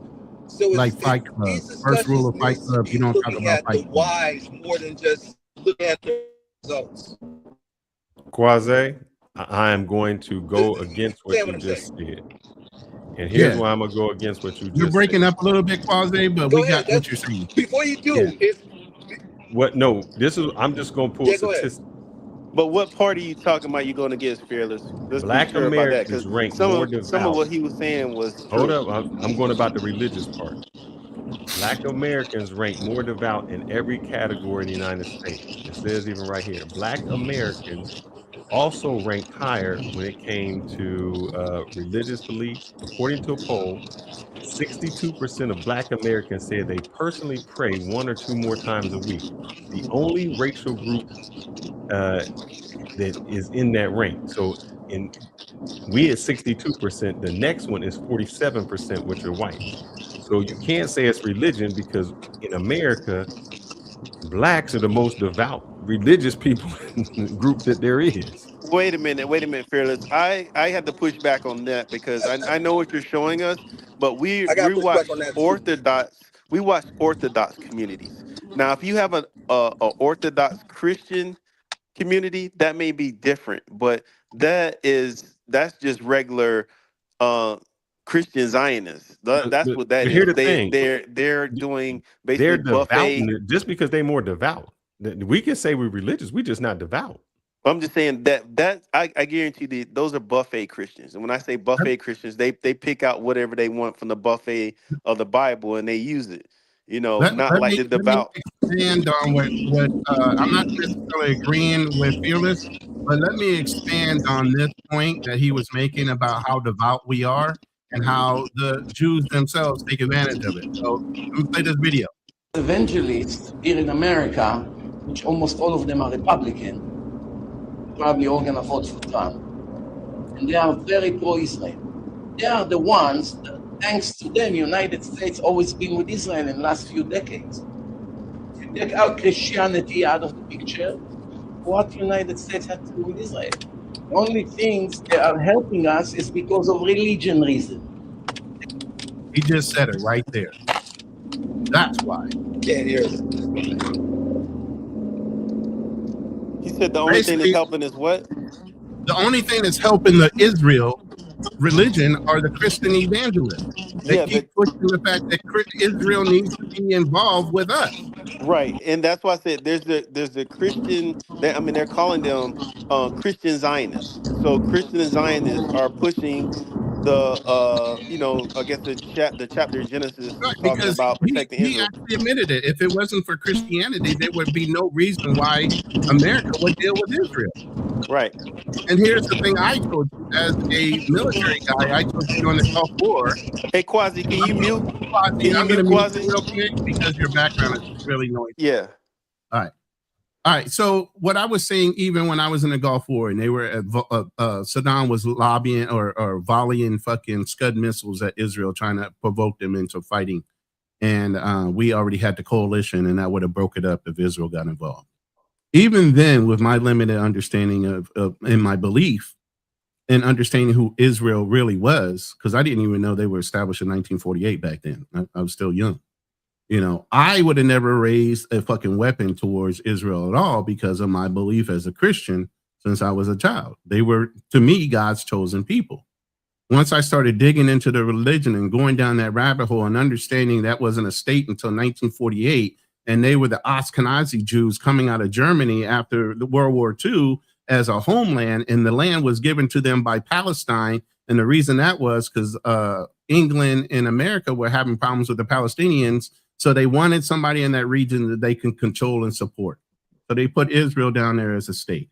No, England and America were not having trouble with the Palestinians. England and America were trying to find a homeland for the Zionist Jews. But there was an issue with Palestine too. It was a long-term issue that was going on. The only person that was accepting them was the Palestinians. Like, hey, come on in. Yeah, we accept you guys back. Yeah, because United States, no other country is accepting the Jews. If I miss that point, I'll have to find the other point. But that's why.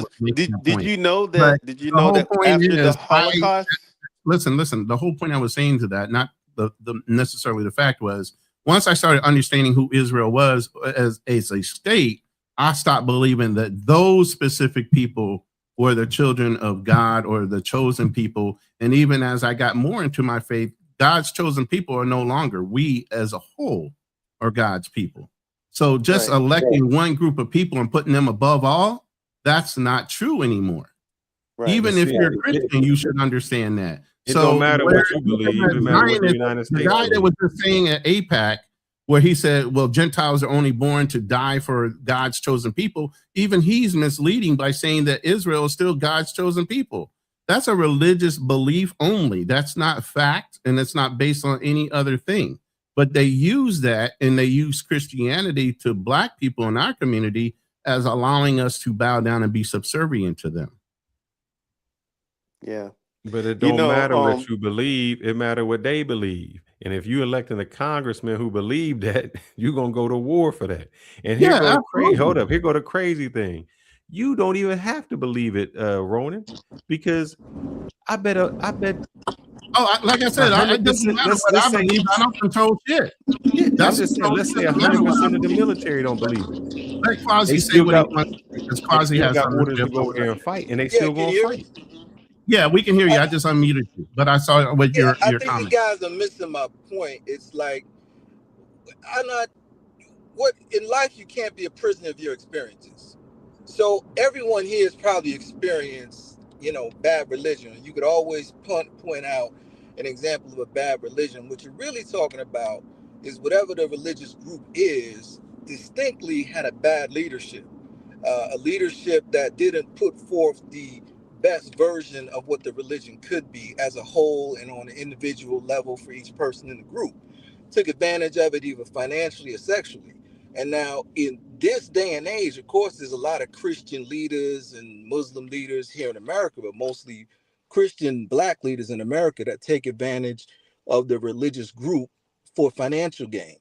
But there is enough in the Bible, there is enough in the Quran. I don't want to say focus completely on that and be a prisoner of your past experiences. I'm talking about if you see a group that's obviously, to whatever point, there's probably some people getting abused and probably some wrong going on on some level in these Jewish Hasidic communities. But people are biting the bullet because of what they get in return. They get a quality of life that they like. They get family, they get children, and they have power within that group. And maybe some of them think, well, maybe I don't like how this dude's running it. There could be some slight changes for the good or the bad or whatever. And hopefully at some point I'll get to that leadership point and I'll do it and tweak things. You know what I'm saying? But if you don't have that bond, let's just say like the Nation of Islam at some point, maybe in the 60s and 70s, they were able to first love each other and then transfer that into economical gain. But if you don't consistently talk about the unity, talk positively about your group, then you're not given enough reason to go to your group and share in financial gain, share in this capitalistic system, or do it better, use it as a proxy for group benefit and not individualism. I agree with But that. do you Because think I it's mean, the that's religion? like you said, Because in those. he just said the leader in the black community, leader in this. Who is the leader in the Jewish community? Well, what you got to pay attention to is that they obviously have multiple leaders in the leadership groups. And if you want to keep analyzing these groups and praising them and saying, hey, we should be like them, start looking more closely at why they're doing it rather than just saying, hey, it looks like they have these results. Well, why are they doing the results? Why are they sticking together? Do they talk bad about each other in public? Do they share money amongst each other? Are they individualistic? Are they trying to buy 1,000,001 cars? Or are they focused on family and other things? And that's why they have the power and the quality of life they have. Are we looking a little closer? Or are we just focusing on what the I'm saying battlefield? is the black community is always looking for a leader. We looking for a Farrakhan. We looking for an MLK. I don't think in the Jewish community, they just looking for God. No, they have leadership. Let's make sure we There's distinct. men There's leading not men in Jewish. that. Let's That's make men sure we leading men. You're distinguish. not looking closely enough. I disagree with that. Yeah, let's make sure. Hold up. The Jewish people can be in any country and still be united. Nah, they're interpreting God and using that to bond each other, talk positive about each other, give reasons to talk positive about each other every single day, pray 3 times a day. We're humans. You're military. You understand consistency in messaging and what that consistency in messaging leads to. Do you want to go against the army that only gets together once a month and trains, or army that trains every single day? Who's going to win? So that's Also, how you have to approach it.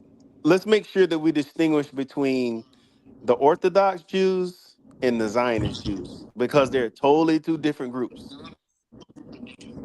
No, I agree. What I'm saying is it has to be beyond religion, because to me, You want to run look at away a Jew, from religion because of your bad experiences with religion. If you want to use I'm some saying other the Jewish mechanism people to can be in let any me finish this. country Let me and say this. still. Well, let me ask this real quick.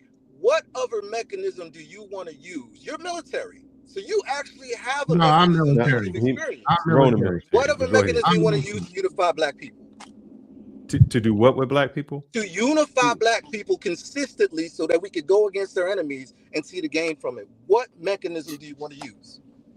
Economics, anything. Economics, So let me ask you this question. America is capitalistic, it's individual. You can't bond Hold up. amongst economics. I can say the Japanese stick amongst each other. The Chinese stick amongst They have country. They have country.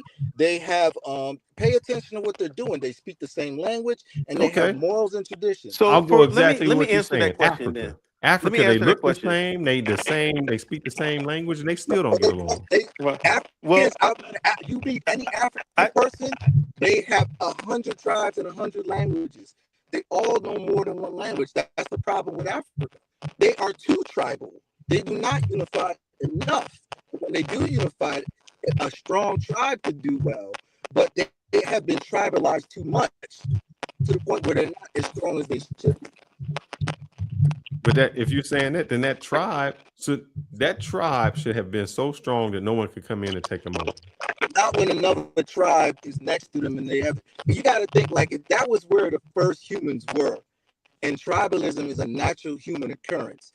And they just, what happened was obviously Europeans of all the, obviously mostly of Spain and Europe, used that tribalism to split them apart. That's what they used. They just kept, like, basically every time you see the media splitting us apart, they use tribalism to split us apart. So when you got the country where everyone was born So they've used hundreds of years of tribalism. And at a certain point, they could, but when other groups come in, they just use that against them and say that tribe doesn't like you or that tribe is not better than you. And therefore they fight amongst each other when at some point maybe they didn't. So you can't have too much. That Japan, one language. You know, I think the one question you asked was unifying Black Americans, and to me, just me personally, I don't think we can do that ever again. I think once we lost segregation, and the segregation, we had our own businesses, we had our own. We just had to stay amongst ourselves. We had to support ourselves and our people. Once that was lost, once we decided that a white man's ice was colder or the white man's hamburger tastes better than ours, you know, it was over. Yeah, but I live in a world where everything ain't 100%. So there is some unity in some places. There is a chance to rebond in some places. Where there's a will, there's a way.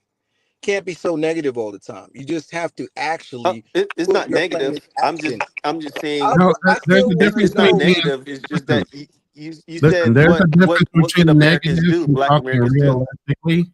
There's a difference between talking negative because we're always positive guys. This is your first time in the room. We always speak positively, but we tell the truth and we show receipts. So where we might be sounding like we're negative, we're just stating the facts as they sit right now. And we're giving a version of our opinion. I'm always positive. I'm always about united. I'm always about being moral and ethically upright. I'm a Christian man myself. So here's the thing. I have realism when I understand even Christianity has been touched. You look at the King James Bible, that was modified from the Ethiopian Bible. So you can't say religion hasn't been touched and it's not used in order to control societies. But I do agree with you. Most stable societies have a religious base or some kind of belief structure in order to unite a larger group of people. Without that, there's a whole bunch of individuals that have no commonality in anything other because they're only built towards what? Their own legacy. They have no other reason to care about their other legacy. They have no reason to care about that. Do we, I'm an engineer, so do I want to reinvent the wheel and come up with a whole new mechanism, even though human beings have lived for 250,000 years and the religious ones seem to be, from all the videos you showed, the ones that are bonding amongst religion seem to be conquering the ones that are not. What is the other mechanism? I'm talking to military guys who know how to plan and dominate the other opponent.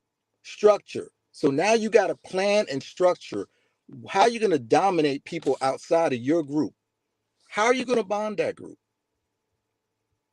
What is the so you're other saying the mechanism? only way you can No, I'm dominate not. or be I'm together actually is through opening up. religion? No, he's What asking is you a the other question. mechanism?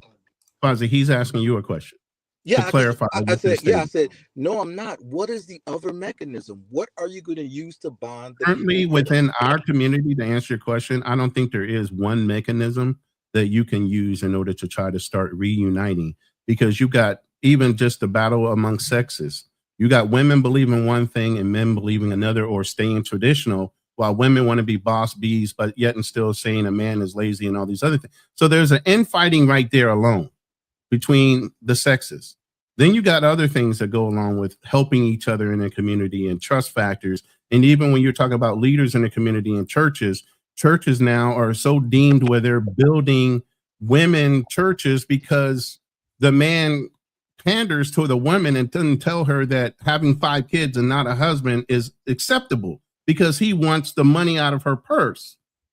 So there's no way of saying honestly in the community that there's one mechanism, specifically in the Black community I'm referencing, that's ever going to unite us all unless people's mind structure changes. And my background is in architecture. So I speak in spatial terms, not linear terms. There's no way of getting to a straight line to get back on track. There has to be multiple things happening all at the same time in order to get people enlightened enough to get back on track.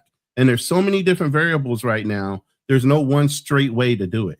I didn't say there was one. I said total, totality. Because we already said what I think. First, we got to have something unite us again. First of all, we got to have something unite us again. And right now, in the Black community, I don't see one thing that could unite us. Now, I do recognize the fact that when somebody started talking about, which was Tyreek, started talking about FBA, then even though it started delineating some of the Black culture in the diaspora, it did unite the American people into thinking about how we stand even in our own country. It was tribalizing because unfortunately it didn't take, what it does is allow people to just say, as soon as someone says something they don't agree with that's supposed to be headed in the direction of Black empowerment, and someone says something they don't agree with, they check the lineage. And if they don't agree with it, then they blame it on the lineage rather than that person just having their own train of thought. And then it doesn't take into account that there's people in this world that most people in this world don't have a control of where they were born and where they live up until a certain age. I didn't have that until I was 18. I was moved around and didn't get to America until I was like 7 and then 10 years old. But I'm from here. I will take a back to the head of some people who are blood Americans, who's back, and then vice versa. And I'm more of here because I grew up here, and I'm language here, culturally here, everything here. But just because of my lineage, and if I get on here and say something that you don't agree with, you're going to blame it on the lineage. Although if we sit down and look at the logic that I'm saying, then it may be better than yours. Now, I'm not saying there's just one thing you need to do. There's multiple things you need to do.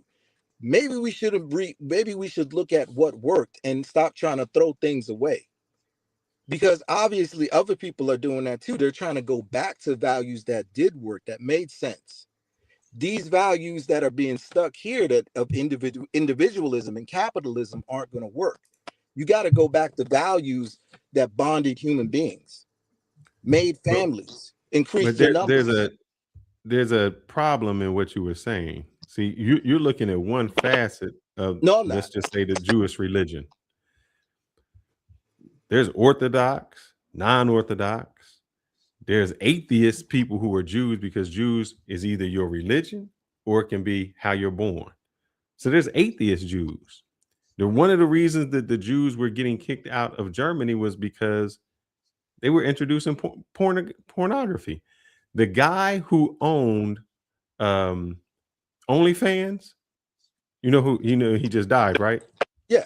You know what he was?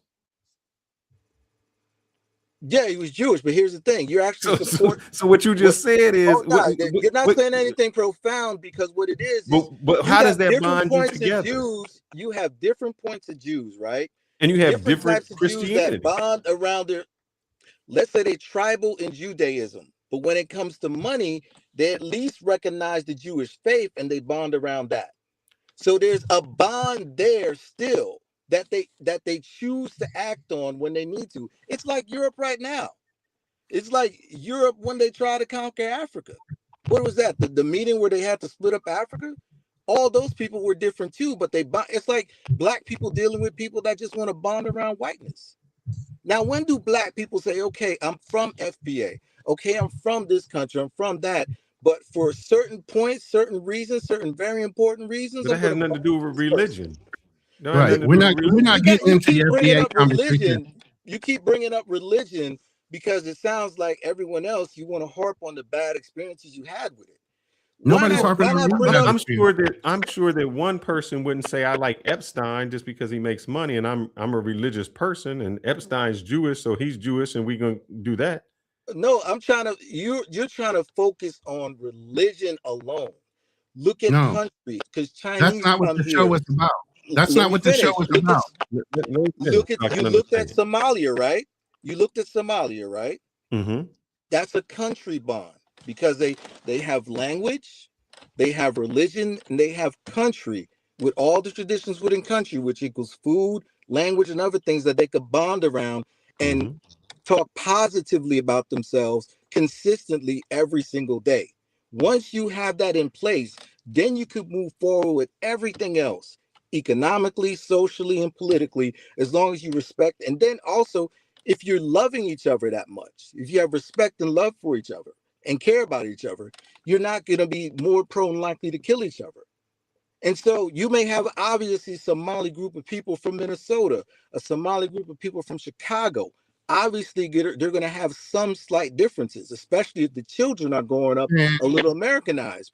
But when as soon as they see each other, that's when they unite at certain key points to make movement. But if you don't have that initial bond and respect and understanding of each other from the first part and establish that and grow that, then you're not going to get to the other part. You're not going to get to the capitalistic parts and goals. The thing is, it always matters where you at. Right now, I'm just looking. There's an ongoing civil war in Somalia. So it didn't matter that they speak the same language, they have the same thing. They don't like each other over there. They don't want to go back. What you mean? That's what I was about to say. They don't want to go back to Somalia here because they were supposedly missing the point. I am. It's not about everybody. It's not about them wanting to go back. Listen, it's called trauma bonding. They came from Somalia in a situation where they were being ridiculed or persecuted by the warlords or whatever that was going on, and they're infighting. They come here, fuck the infighting, let's go ahead and pilfer the fucking services and everything else that the Americans have. The whole thing about this show is foreigners coming into America and taking advantage of the systems that we already knew were in place, but for some reason we kept on the honest side of the house and not used it in an immoral way to take advantage of all the services that are there. But these other countries come in and do it automatically, and there's no guilt over it. Let me ask Quasi. Maybe we're missing it. Because I would have never have thought about think that the people would need to come together. I think people need to have groups that are talking positively about each other, whether it be religion or otherwise. Groups that are willing to do things consistently together and willing to, even if you have a subgroup, contribute to the larger group, which is people of a black skin or born with a black skin here in the U.S. and willing to combine on different important, voting, economics, combine and do things accordingly in one accord. It's been done here before. It just needs to be done here again on a larger level. When was it done? In the 60s. You're talking about the cities that came up. You're talking about the cities that got burned. You know what? Actually, we have a more current example. Because if you guys think about it, and like I said, brother, I'm not trying to be negative or anything, but I just think about the things that I've seen these past couple of years. Do you know a lot of us came together for Umar Johnson's school? We really believed in that. A lot of people did.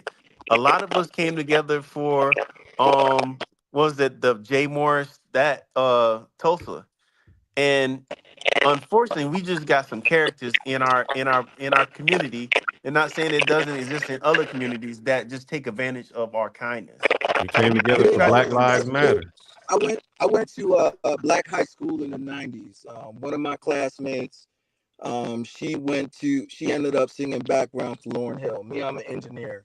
One of my classmates that went through that same black school system, end up not a classmate, but he was, of course, younger than me. It was Michael B. Jordan. If you listen to his interviews, he mentioned Chad Science Academy. They are instances where black people unite. I went to FAMU, I went to Florida A&M, a black school, and homecoming is an event. It's a thing. Will Packard, of course, is building buildings at FAMU. He's a major producer. So there are instances right now where black people do unite. We have to keep expounding on them and just make it bigger so that, of course, you see more results. But we have to be positive. Being realistic is not just pointing out the negative, because I just told you all types of positive stuff that happened in my life in the past, present, and obviously is going to be some in the future. So realistic is saying both sides, positive and negative. So we're not starting from zero in terms of unity. It's not like we're completely fractured. It's not like there's not groups of black people that won't be willing to contribute to a black cause on many different levels. I think so. Let me say this: there has always been those groups, but those groups have always tried to separate themselves. Whether it's the Boulets, the W.D. Du Bois, all of them, the Jack and Jills, all of those groups. There's always been successful black people, even in Martha's Vineyard. But their thing isn't to help everybody, it's to help themselves. And it's always been like that. Whether it's the house Negro and the field Negro, whether it's I wouldn't say that, because when I was in high school, I wasn't like the greatest student, but there was a black group called the Black Data Processing Association that went and got me out of my situation, make sure I didn't end up on the streets of Newark, New Jersey, selling drugs or something like that, and made sure I was in a program every Saturday learning computer programming at 16, learning Q Basic. And guess what? I wasn't the only one.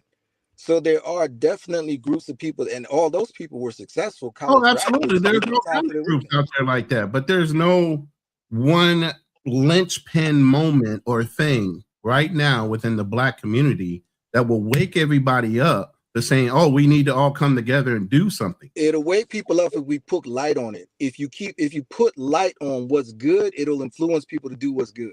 That's all What's it is. good? What's good that you're saying that's going to unite everybody? The only last thing that I've seen that united anybody to do anything in a large capacity was actually electing Obama. That was the largest group of actual participating Black folks ever when Obama ran his first term. Yes. And even like right now, the only big issue, not really issue, but the only big thing that kind of people talk about is reparations, you know? Right. And that's why I say a lot of people have gotten behind the FBA thing, because that's what it's talking about. And here's the thing, and this is why FBA, and I'm not saying it is or isn't, delineation is delineation. Yes, it's separation, but it's separation with a cause. This is the first thing and the last thing that most white people or any other culture will say. Black people are the last time they move too motherfucking slow. They don't pre-plan before things happen. They always do things after the fucking fact.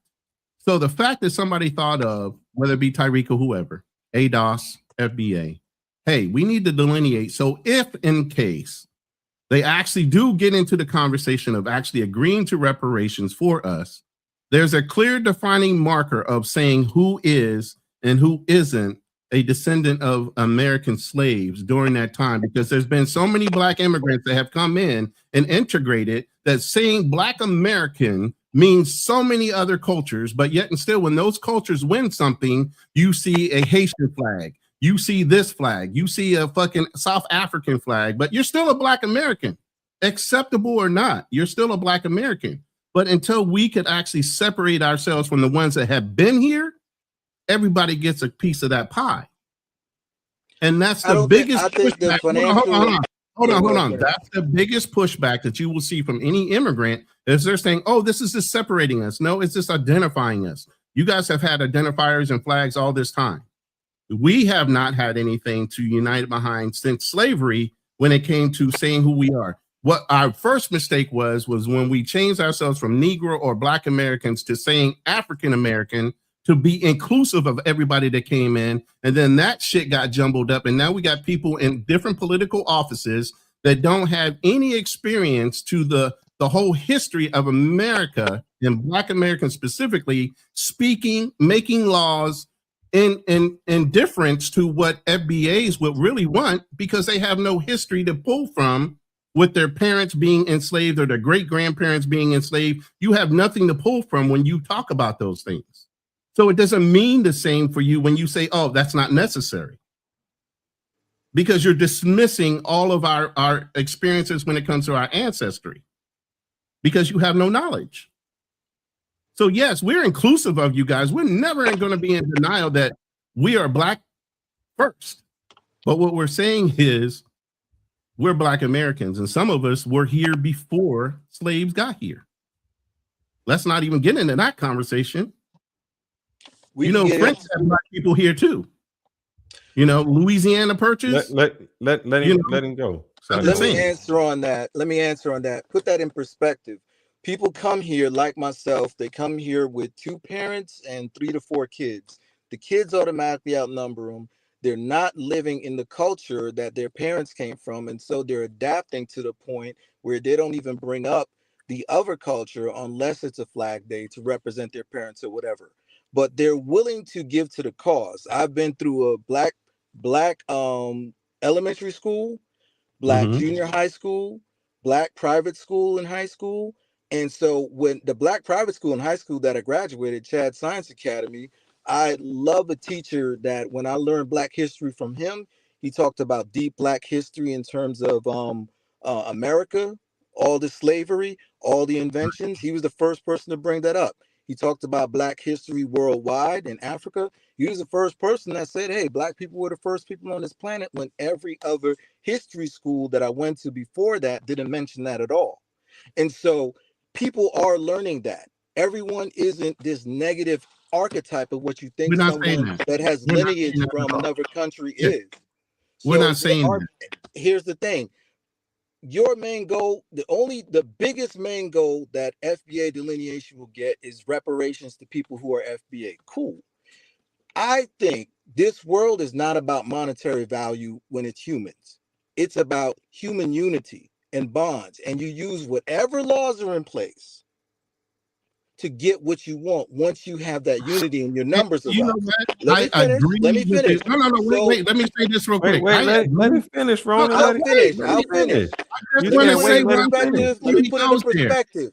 Let me put it in perspective, please. So even if you get an X amount of dollars, I'll flip it all the way forward because it's not a big deal to me. Even if you get X amount of dollars for every black American in this country, we just saw what the power of inflation is. Your dollar that could buy you 10 eggs could end up only buying you 1 if inflation is enforced. Those banks that give a 1% loan to white Americans and a 20% loan to black Americans are still going to be in place. And they might even increase that. So it's about unity and having your numbers up, so you could vote on policies and vote on people's in place so that your dollar value has some value. This is not about that. So it's not about. Stop for a second, because you're going on a tangent that doesn't make any sense. No, I'm not. I'm sticking with what you're saying because you said FBA. Look, nobody said you can't get it out the mud. Listen, nobody said you can't get out the mud. We all believe in that. It's not about out the mud. You're not paying attention. You're not paying attention to what I just said. No, let me finish, because you're dismissing something that you're rambling about. I'm not dismissing it. I'm putting it in perspective. You're missing the point that this is something that is owed to us. It's not something we're anything about that. You're losing the point. You're just trying to grandstand. No, I'm not missing the point. I'm hitting the point exactly where it needs to be. You're talking about something that you're being dismissive about that was owed to our ancestors. I'm putting it in perspective. It's not something they need to give us. It's something that they promised to give us. Like I said, I have people that'll take a bat to your head that are American, that are black American. That doesn't have anything to do with the conversation. And I love that. Doesn't have anything to do with anything. They should get their money. All I'm put that in perspective. And I'm sorry this has come into being an FBA conversation, because this was not where it started at. And this is not where we should be. And put it in perspective. Well, but the whole thing is you're putting something in perspective that doesn't need to be put in perspective, because this is not the conversation we're at. I'll say that. Listen. We're comparing two different countries. We're comparing two different communities and how they've taken advantage of our systems that are in place, legally or illegally, morally or immorally. We're looking at that specific function. It had nothing to do with FBA. How do we match or beat them? Why would we want to match them? First of all, why would we want to match them? Match or beat, I said. Listen to the whole beat who? Beat somebody that's breaking the law. What they're doing. Those communities that you're looking at and seeing that they have power. But so you're saying they're winning. So you're saying they're winning. How do you match that small community is winning over the whole United States? Say that again? You're saying they're winning. No, you looked at them and you're noticing those communities have some type of power because of the unity they have. They're achieving something. That's what we talked about early. That's what we talked about earlier. I mean, you're on track, brother, in saying that what do those communities have? We did talk about that earlier, is that they do have voting blocks where they came in and they took over the whole town council, or they took over the whole school board. They got those things together. Also, they came in, they started buying up the property, building the neighborhood. They went over 100,000 over asking price. So those things we did talk about. That's what they did do. And also they took advantage of the loopholes. Like, I want to go to the Church of Fearless, so I can go over to his house and pray 3 times a day. He can get that write off. And what I'm trying to interject is the whys. We got to stop looking at any group outside of Black people and say, oh, they're just better than us. They're born that way or something, or imply that. We got to start looking at what are the key differences. Why are they so bonded together? Why are they so unified? And a lot of it is obvious. I will say this. Now, here's what the Jewish people say this. I will say with their religion, I'm God's chosen people. And when you have a mentality that you are more successful, that you are better, that you are superior than everyone around you, you start to believe that. And the more you believe that, you say, so it doesn't matter if this happens or this happens, I am better than you. You are subservient to me. And not only do I treat you that you are not good, my whole community starts to treat you, mean everyone else who is not me, that you are our subservient. Inferior. But how do they treat the people like them? How do they treat the people like them? How do they treat their own people? Yes. Like they are God's chosen people. So if you were to do something counter to that, because you need a group of people, you need your numbers up, you need to have the same unity they do. What would you do? Have it. The exact same thing. Hold up. Quiet. We do have that. We just have it misaligned. I'll give you an example. Mm-hmm. We think as Blacks, we're the greatest athletes in the world. We can beat you in basketball. We can beat you in football. We can beat you in boxing. So we have a superiority when it comes to physicality. We don't have the superiority when it becomes financial or outside of that. So we've been conditioned that athletically, we are great. Go ahead. I would agree with you. That is a sense of what's out there. Nothing is 100% though. I see Black organizations that have more of a positive about themselves and see themselves as intellectuals, that have love for themselves as individuals because of their intellectualism or their spirituality. So there needs to be more people like that so that when we have these discussions, it doesn't sound foreign. I think at one point it was that, maybe in the 60s, late 70s. I think it had to be that because you didn't have athletics to lean upon. Didn't have that out there to lean upon, like, oh, we're athletically great or physically great. We had to rely on, we love each other because of our Black skin. Listen, let me say this. No, I wouldn't say, no, that wasn't it. We had to do it because we didn't have another choice.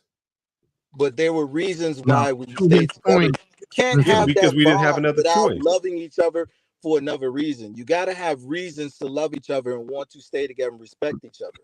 Because we didn't have another choice. You had to have that though. You can't say they just did it just because of, no other choice. There was choices to be individual. No. Look, if I can't go to a white doctor and I can only go to a Black doctor, that means I gotta go. I gotta have the Black doctors in there. And the reason I'm saying we don't have another choice is because as soon as they opened that door, we left. We had no loyalty. Can I speak now? Jesus Christ. So hard to get a word in. And then when I say it, you guys want to stop me from saying it. So I forget it. All right. So first of all, that's because you old, man. That's when we listen. That's when we had communities that believed in each other. Now everything is about fucking greenbacks. It don't fucking matter about the community anymore when it comes to Black people. We're about money and showing off. And that's because we got different people in leadership that's all they want to. That's all you see. That's all projected through the media. That's all that's projected in movies and everything else. It's about who's successful dollar-wise, not where we had community leaders that were people of note, people of intelligence. All that doesn't matter. Now you got athletes speaking for the fucking community. You got all these different people that might not be the best choice, but they're the ones that are representing our community now. where before you had people that were of note, of intelligence and everything else that was speaking for our community. That's who's pushed and populated. That's who's pushed by someone else who isn't black. I'm part of groups that I get to see black people that sacrifice just in the name of black people. The common thing I see in them is none of them are atheists. Most of them are part of some religious group, and it teaches, and they know history to the fact where they love black people just for loving black people. And I said that there has to be more than just your skin type in order to unite a people. It has to be something. Yeah, I agree with that. There has or ideology. Yeah, there has to be other things. That's why I brought up those other things. I said race is the weakest bond. Country, religion, language, all of those bond people tighter than religion, even militarily. You guys are in the military. How many people? Oh, I can tell you right now, we fight like cats and dogs until you fucking put a gun in our hands and say, hey, they're trying to kill you. And then that white boy next to you is your best friend because he's got to watch your back. How are you going to do that? But how are you going to unite you can't. The blacks of the United States? That's why I said it has to be something seriously stressful to all people. Our in this language country. isn't our language. Our religion, maybe not our religion. How do we unite?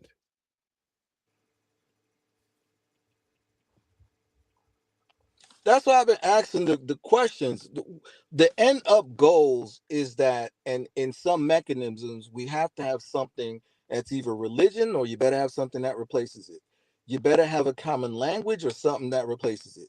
You better have a common spatial identity or something that replaces it. Spatial identity, I'm just using it as an analogy for country. And so when you have those things all together and they equal love, respect, kindness towards each other, then you could bond with each other and fight against the next group, whether that's a physical fight or a political one. I'm asking, how do we get that? Have broken us down. I don't think we ever get that because we celebrate the worst. Where a Jewish community celebrates and Indian communities celebrate excellence, academics, and you achieved academically, you did this. We don't celebrate. We celebrate hood behavior. Correct. Not only that, when it comes to we allow, I can't remember, I know it was on the Breakfast Club when the Jewish producer came on and he got mad that Kanye West said something about Jewish people. You talking about Leora Cohen? Yep. And then Charlemagne called him and said, well, hold up, you got people in your record saying the N-word. And he's like, well, and so other groups protect each other. We don't, because we disrespect each other. So I understand. Can I ask you something? Yep. When you have black people in this country and in others, I was born in Guyana, but I see it in any country in South America. I see it in countries in Africa, anywhere in Europe. Anytime you're gonna have black people amongst a group of non-black people, they subjugate the black people. They strip away their rights, which hurts them even keeping or holding on to their identity. They strip away their right to proper education. Where are we supposed to be when we keep getting all these attacks? We had slavery. All right, I'll say that. We had what we had. We have to be, if you're going to be real and honest, be real and honest. Like, I went to college and they graded on a curve. The curve meant that the teacher said, you know what? I've been teaching y'all right. Y'all ain't been getting it. So instead of you getting a C, you're going to turn, that's going to be our A now. And the B, so are we looking properly at what has been happening to black people? Get to the what you're saying makes absolutely no sense to me. You know why? Go ahead. There were Jewish people in Germany, and they tried to strip them away, but they didn't take away. They kept their religion, they kept their language. When the Chinese kidnapped the Koreans, they did the same thing. They enslaved them, but the Koreans still kept their language, still kept their culture. All other people have kept their culture. So you can't say something was stripped away.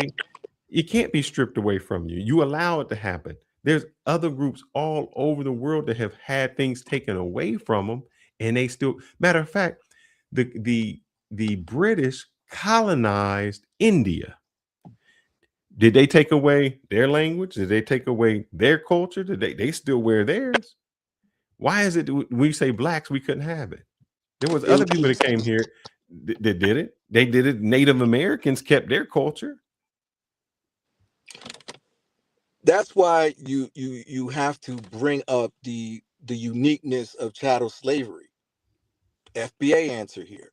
They obviously killed people that could have kept certain cultures within. They killed them. And then they separated families strategically. So that's almost impossible for any other group of people that did the same similar thing. You have to prove to me that the Jewish, the Koreans, and other that kept their countries. China's the oldest country in the world. Hold up. I thought when Moses said, let my people go, that they were slaves. Weren't they slaves? Slavery, the way it was done didn't allow people to keep their language and their traditions and their families together. So that's one thing. When Hitler separated families with the Holocaust, if we want to believe that, didn't they separate those people? Didn't they take them from their country? You got to watch Exterminate All the Brutes on HBO. That isn't exactly the same thing as what I'm saying. What I'm saying is more distinct, meaning when you kill people and separate them, you have sons have sex with their mothers, all types of crazy stuff. That is not the same thing as just grouping some people together, killing as many as that happened in the United States. What happened in Ghana? I mean, you talking about what they did to chattel slavery here, but in Ghana they didn't do that. But we're living here, and we're living here, and we're talking about here. If you what want I'm to saying, over there, that's a whole what you're different saying discussion. is you're saying the reason that Americans in the United States aren't together is because of chattel slavery, because of this. And I'm saying, that's hold up. Here. You want to go over to Africa? I'm saying the same thing. That didn't happen in there. It's different in Africa. In Africa, they already were tribalizing, and all they did was European groups up the tribalism. And guess what? How did you let a Europe? How can you be a 30? It surprised me when it comes to South Africa. How can you be 30 million people and you let a people of 3 million come in and change everything about you? Their culture didn't have advanced weapons. They still don't. And so when you have a culture that is preying on other cultures and other people, and they advance their weapons, they could do almost whatever they want against the other culture. If Ghana and other countries in Africa had the same advanced weaponry, it's kind of like, come on, you're military. Japan, look at, come on, what happened? But I gave you an example where it was the same thing. I gave you British and the Indian. I just gave an example. You're not listening. You're asking me, how did they do it? They were advanced militarily. You're telling me how, and I'm telling you examples of the same thing. British Columbia took over India. That didn't happen. Military. If you have a higher military, you're going to conquer the other people. What do you think happened here in America with the quote unquote Native Americans, who a good amount of them could have been black? When you're advanced militarily, you could take over and subjugate the other people. That's what happened. That's happening to this day. But what you said, you told me the reason why in the United States was because of A, B, and C. And I said, okay, if I take you at your word, I would take that.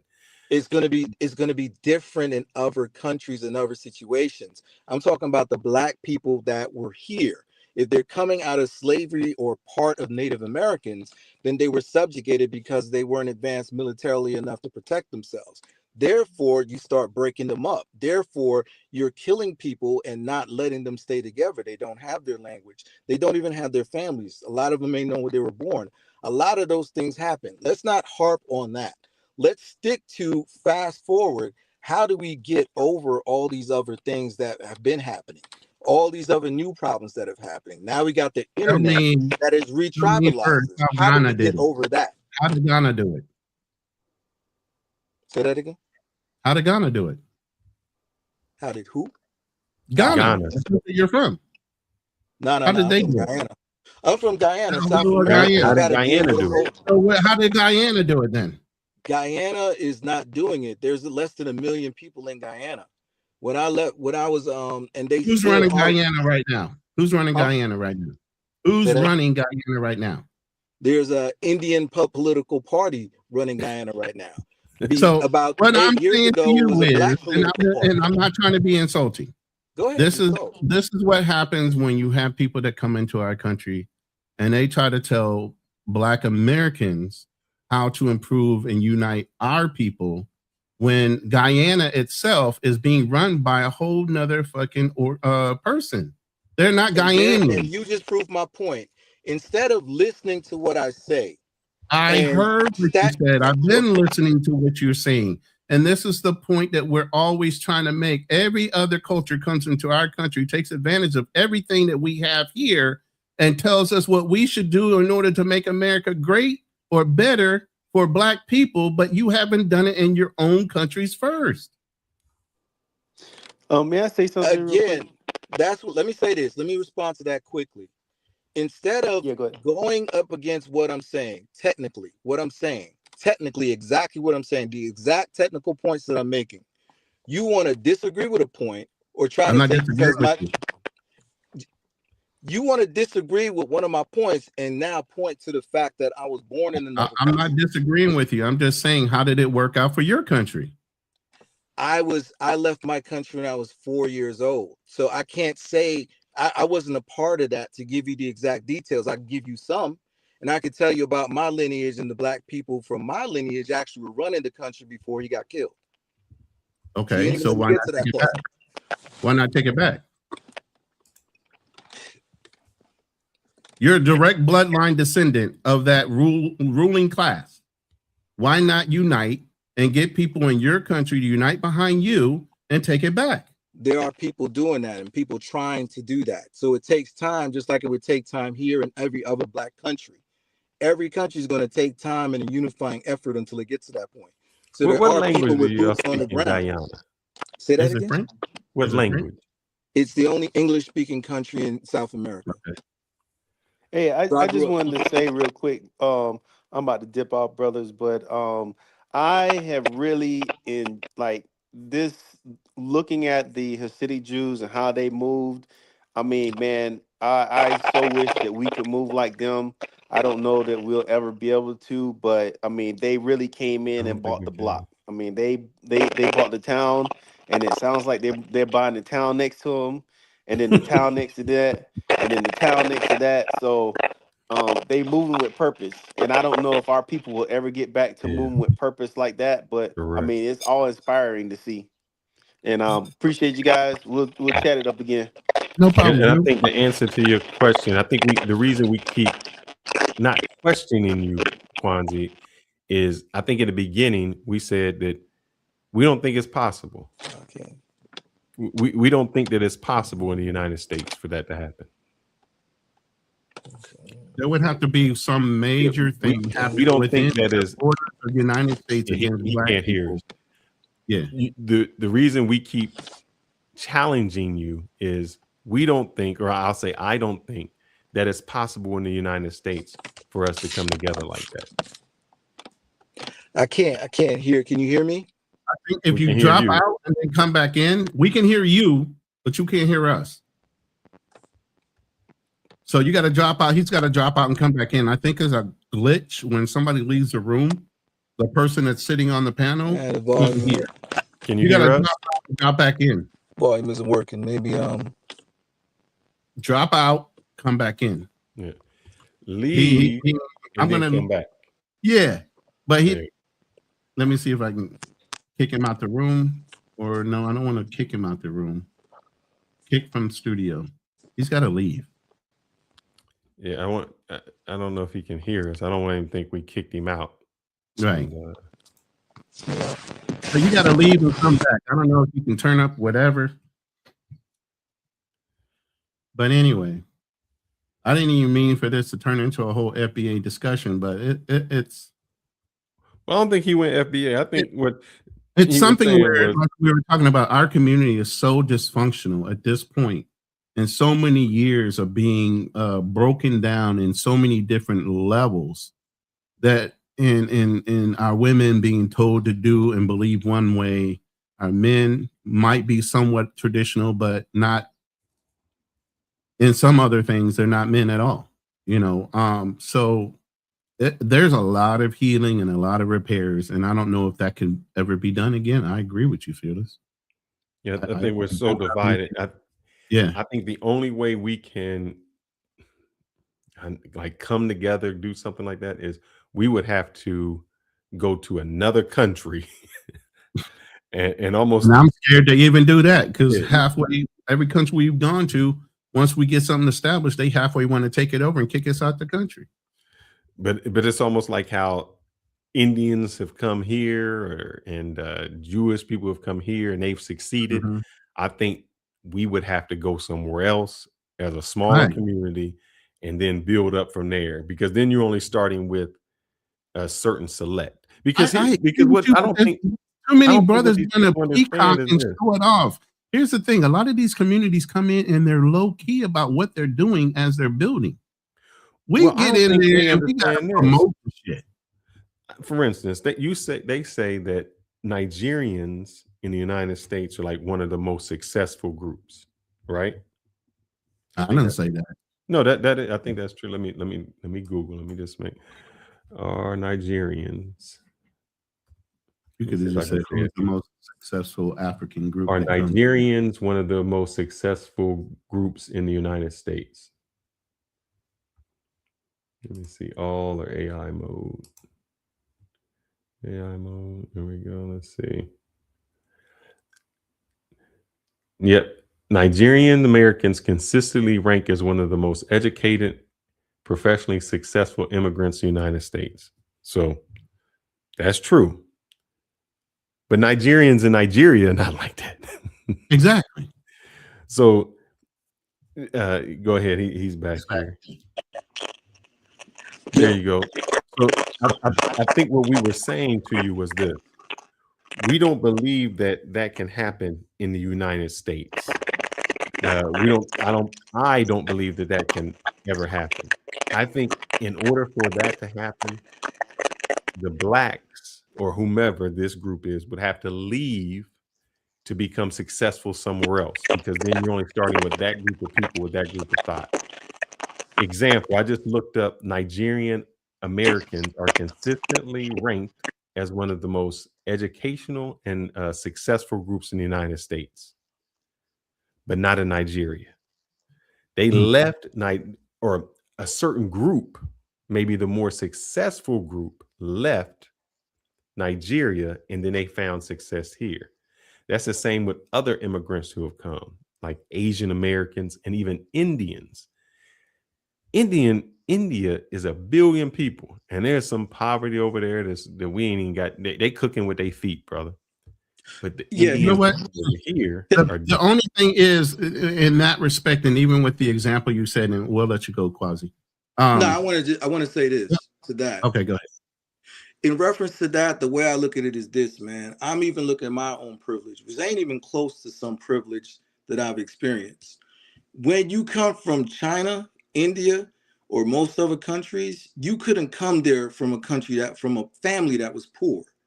Correct. The family you're coming from had to be a family that had some success. Exactly. Had to be a family, first of all, because if you look at videos in India, there's a lot of kids running around there. That's what I'm saying.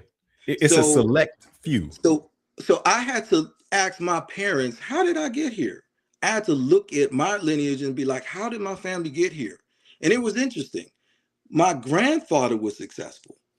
His grandfather was just a worker, but my grandfather became a good businessman, owned a good business. The president was related to my grandfather. So for some of my mother and my father's growing up, it was my father's father. They were able to come back and forth from America to Guyana in the 80s and the 70s. That took money. That took some type of success. When you talk about any immigrant group of people, you're not getting the poor. You're getting people that came from a family. What you're saying. So yeah, we agree on that. So obviously we can't, then that puts it in perspective. We can't put it and be in awe of Chinese or Asian Americans. No. So hear me out for a second.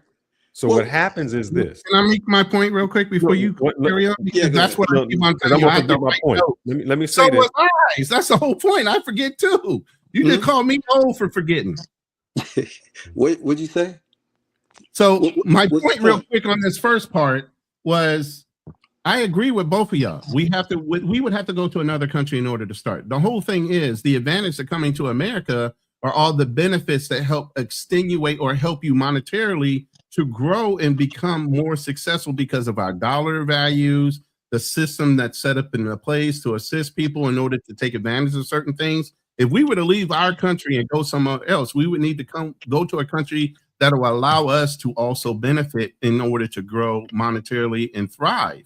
There's not too many countries that are on that list that give us an equal value for leaving here to go there, where other people have a huge advantage coming from where they're from to us. Can I say this? Can I agree with you on this? Yeah. And then disagree with you on another thing. So I agree with you on it. I'm not sure I agree with you to say we have to go to another country. Although as I speak to you right now, I might end up in another country, living and trying to advance that country and the Black people there. America, the benefits of it is their infrastructure, their financial setup, and to be honest, also their constitutional laws that maybe if you rank them versus other countries like, let's say, North Korea or Russia, you know, it's going to be better here for someone coming from outside in to come and achieve a higher quality of life and advance and gain some type of power, political, financial, or whatever, not just for yourself, but for your group of people. So we have to still respect the potential of America for it to do that. What's going to be the hard part is that it's like anytime you have kids in a family, and once, you know, they start looking, especially in America, they got to go get a job. Some want to end up in Arizona, someone end up in Michigan, and they're individualized and they don't know how to get back together. That's a problem that's constantly being said about in the Black community now, is keeping the family structure together. And guess what? Family reunions. You know, hard to do because people just are losing the value of family and understanding how that helps improve their quality of life by sticking together. And so, but I don't think anything in life is 100%. So if you find a way to keep positive messages out there, to push them out there, even if it's not to everyone, as long as it's to a good chunk of people here, then you could start turning things around and leading them towards values that improve the quality of life for here. So what I like I said, I still think you have to leave. And the reason is, go ahead. In any country, whether it's like Nigeria, it's only the best that come here. And when they come, I don't know when you came on. I live like in Frisco, Texas. Okay. It's an affluent place. And right now, one of the issues is there's a lot of Indian population because they're in tech. We have a lot of tech here. So the best of those people come. And I understand when you say family, to them, it's more about community. So they go to a place, and when one person moves in, all of them start to move in. And then when all of them start to move in, they build their community. I don't know when you came on, I was showing a map of a street where they just start developing a whole block. I mean, like blocks.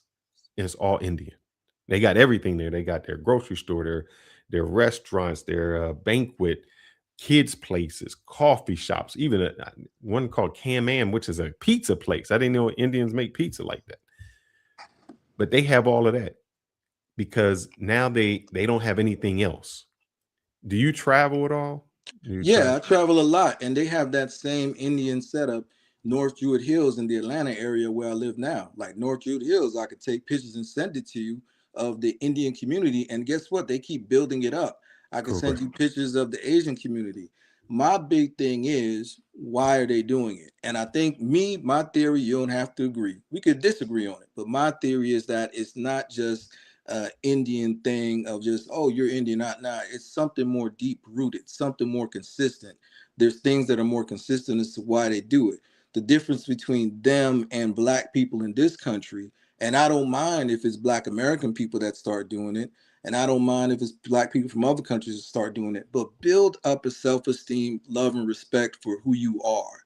Unite amongst that, and then you'll be able to do things like that. And you have to. You got to protect But you can't do that in the place you are at. If I go to India, those same people are not doing that in India. That's a good argument. You have to almost go, and the reason I want to go back to even the Jewish people, when they lost everything and they got Israel, then they start going there. That was their home to go and build. And it was select people that first went there, the people who bought land, There were people who bought up land and they bought up acres, and then they start going further and further. So they had a home base to say, oh, we want these type of people to come here. And so it's easier when you have that. No, it's very hard to be unified and as successful in your own place. And that's why I said Nigerians.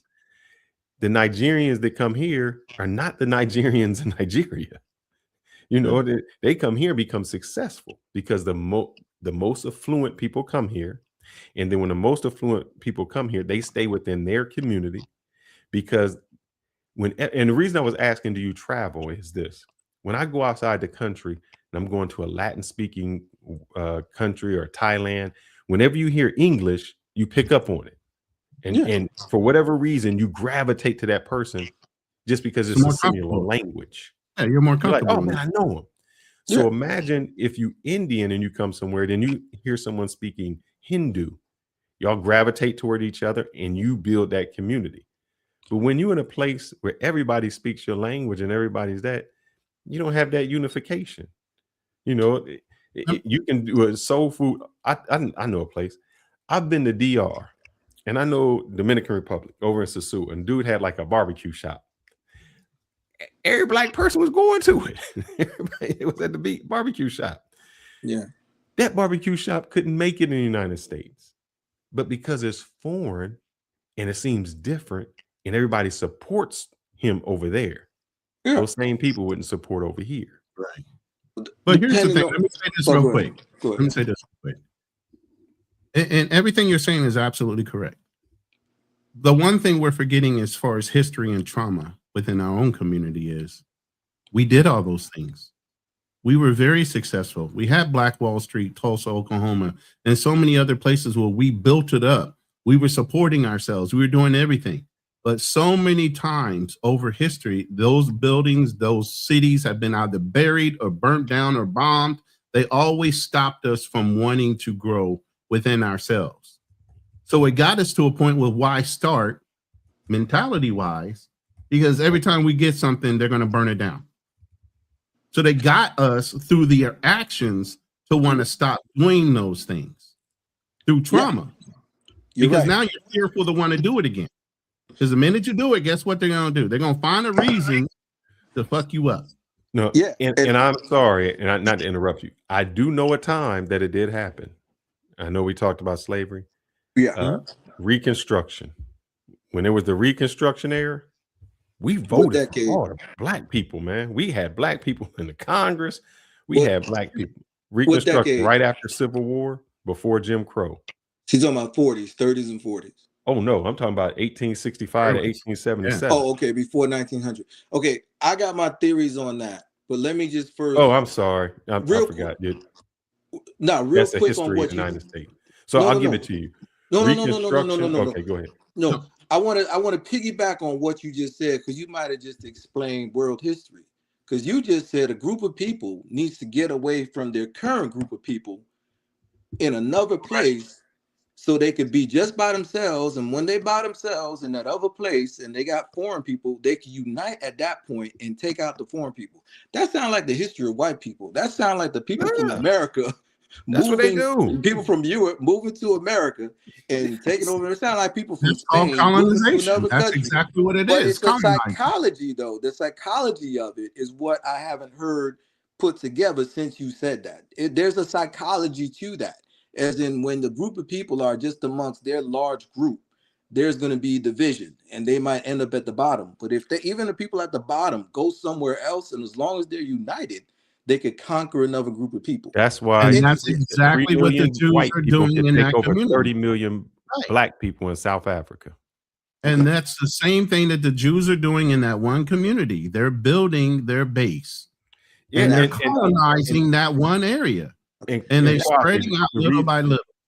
The reason that happens over there is because, when you're talking about geography, Lebanon, Kuwait, Iraq, those are all Muslims, but they different factions of Islam. I'm Shia. Yeah. And then you got Jewish people. And so the one thing I've always learned, I used to have dogs.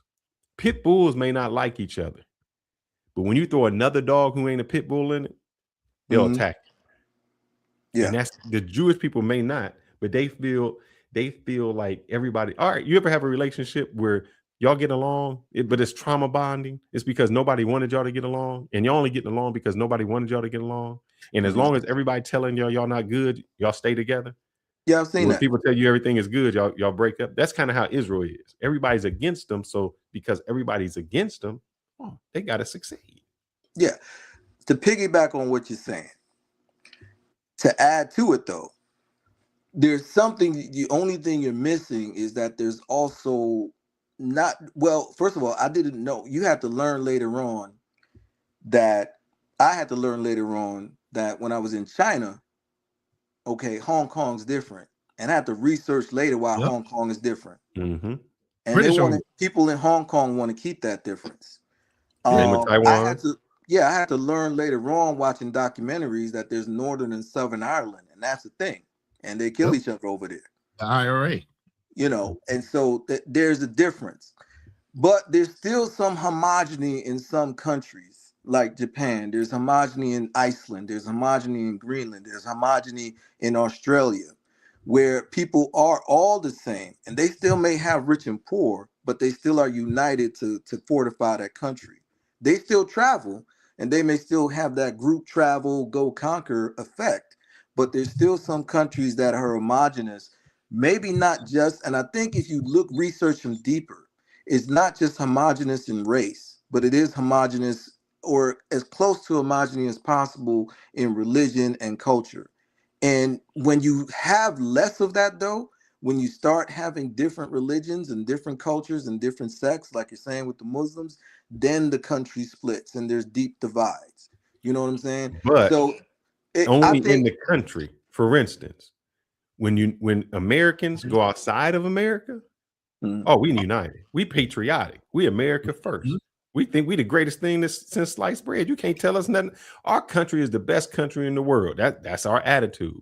Inside we fight. Outside we don't fight. Yeah, like Cartagena, Colombia is like become a place, a city in the world where I got cities in the world that I can't see everyone I know on a weekend. That's now one of them. And it's mostly not just the girls there, but Americans.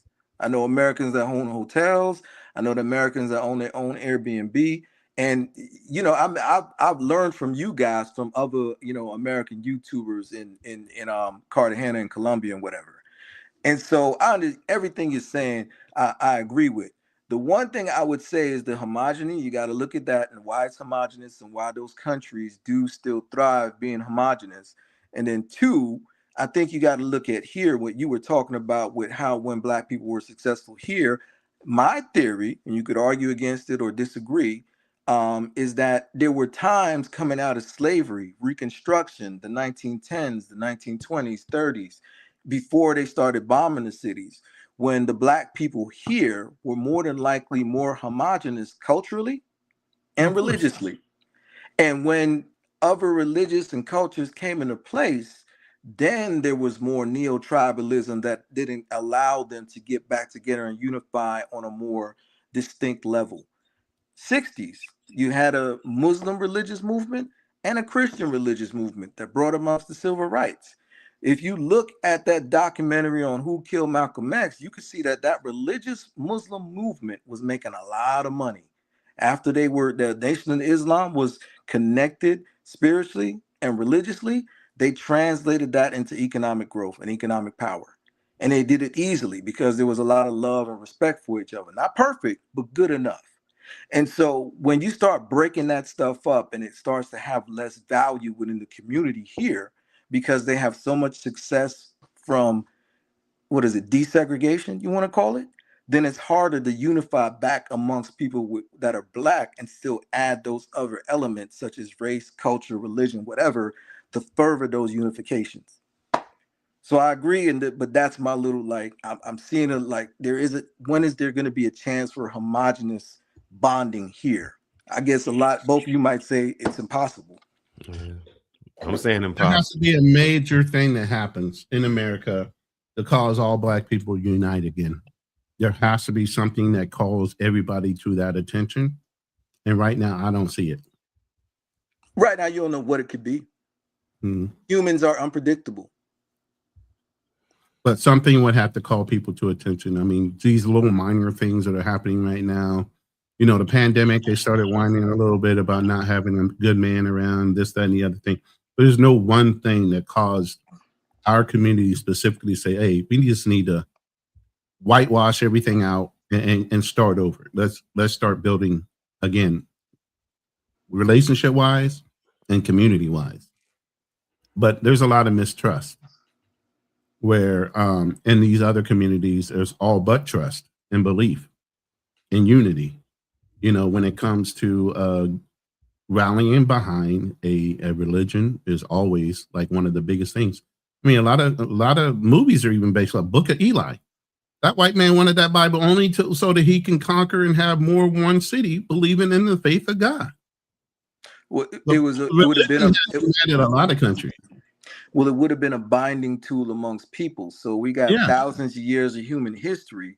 What is a better binding movement among people? If you're going to tell me a play, you know, so it's hard to find something. So do you want to come up with a brand new one, reinvent the wheel, or do you want to figure out which one works best? And let's see if I could be a part of that. And you never know. Sometimes one person, you know, is a drop in the ocean. Sometimes it's a drop in a bucket, though. You know, but again, like I said, even some of our religious leaders have become non-trustful. So then there's a trauma thing about trusting a religious leader behind the faith. You know, there's trauma in financial leaders. There's a guy named there's a guy that's black. All he does is talk about black people that rip off other black people. And you're talking about you're talking about pocket watching. Black guy, bald-headed guy with the glasses. Pocket watching with JT. Yes. No. That's what he's talking about. Pocket watching with JT. Yeah. I know who you're talking about. So there's financial mistrust. There's religious mistrust. There's political mistrust. I mean, so there's not really any realm where you say, what do we got? Sports? We're going to trust an athlete? You know what I'm saying? So it's like, you might as well, you're going to have to deal with some type of mistrust and still go there. You know, you still got to unify people consistently amongst one cause, but they gotta care about each other. They got to love each other. There's no group you could point to me and you want to dance around it, but I don't see none of them that don't respect and love each other and then move forward. You know what I lost out on? And I wish that when I took my MBA, and I just don't think I was in the right frame of mind at the time to put it together. What we talked about was corporate culture. And, you know, and it was, you know, when you go to one business, they have a corporate culture, you go to another. And it was always, how can you change? Because there's corporations that have changed. How do you change a corporate culture? And I'm asking, not like asking, or maybe a question, because I mean, it's been a while since I did it, but we had talked about changing the corporate culture. And I asked that for this reason. You had to change our culture, and it can be changed. There's a formula, there's something that comes in to change it, because our culture, the way we respond to things is messed up. So, and there are other cultures that have changed. The Chinese back when Nixon was done are not the Chinese people of today. You know, when you go to Japan, they have a certain culture. You know, it's just a certain way that they interact. It starts with the kids. You got to start training the kids in a certain way. You got to wait for a generation for that to change.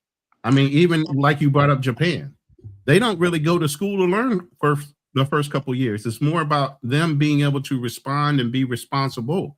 Even kids clean up their own rooms. They clean up their own classrooms. They serve each other their meals. There's certain things that they need to learn in etiquette and being of service. And that's one of the things I want to say, even with giving some time of service in the military, there has to be something you can rally around. And it's something bigger than yourself. I would say our community is one of the most selfish instead of selfless. Okay. And understand what that means. Selfish meaning there's no way you're going to give up your time for free without getting some kind of compensation for it, or seeing some kind of value in it. Something bigger than yourself as far as community, you would do that in a heartbeat because you know the overall people benefit from it. So some people don't even understand why a person would even give up their time to serve in the military besides, oh, it's about money. Sometimes it's not about money. It's about the principle of giving of something you believe in that's greater than you. And for some reason in our culture, if it's not something tangible, you can't believe in the overall benefit. We only believe in something tangible that we can touch, taste, or feel. You know what it'll take? It'll take someone with resources backing someone who's righteous without the resources. I would say I would relate to what you're talking about, and it has to go back to what you're saying, where we have to emulate or do things similar to how we start with the children, raising them with discipline, love, and respect for themselves and for the family, and raise better families. Like when I was like, I still, for whatever reason, even though I left when I was 4, I was in school at 4 years old in Guyana. In Guyana, if I would have stayed there, I might have graduated high school at 12 because that's what they preach, just education. And I remember at 4 years old, if I did, or 3 years old, I might have been that young. I remember if I was in class and I was sitting down and I said something wrong, I might have got an answer to a question wrong. They had a big ruler and you'd have to hold your hand out and get spanked with it if you did something wrong. We had that same here, corporal punishment here too. Yeah. So you got to start teaching at a young age. But I think I look at the situation, for instance, to kind of piggyback off of what you said, but give an example, just one example. The movement in Ferguson that ended up being Black Lives Matter. There were some righteous brothers that was ready to really do things related to that movement. Hopefully, eventually, not just protest, but, get laws passed to protect Black people from police. But what happened? A lot of those people got killed, and who did they lift up? People that weren't really about that movement. The people that got the finances for the movement were people that just wanted to finance themselves. Exactly. And so that movement went to the work. So what's the solution? There were some selfless people. There were some people that were willing to lay their life down for the movement, and probably that's why they died. And so when we get to instances where we get those people funding and hopefully they stay on track, then we'll see some change. I think that's, in the sense, I'm going to agree with you. I think, but in this caveat, I think you got to take a group of those people and they just got to leave behind the other people. Meaning, you got to take that people and say, this is how we're going to educate our kids. This is how we're going to do that. And then they start to become the example. And they start to shun everybody else. Meaning, if they get wealthy, they get money, and then they just say, yeah, that's bad. We don't even deal with that culture. And so then that they grow, and you start shunning all of that other stuff. You say, that's not us. That's not what we do.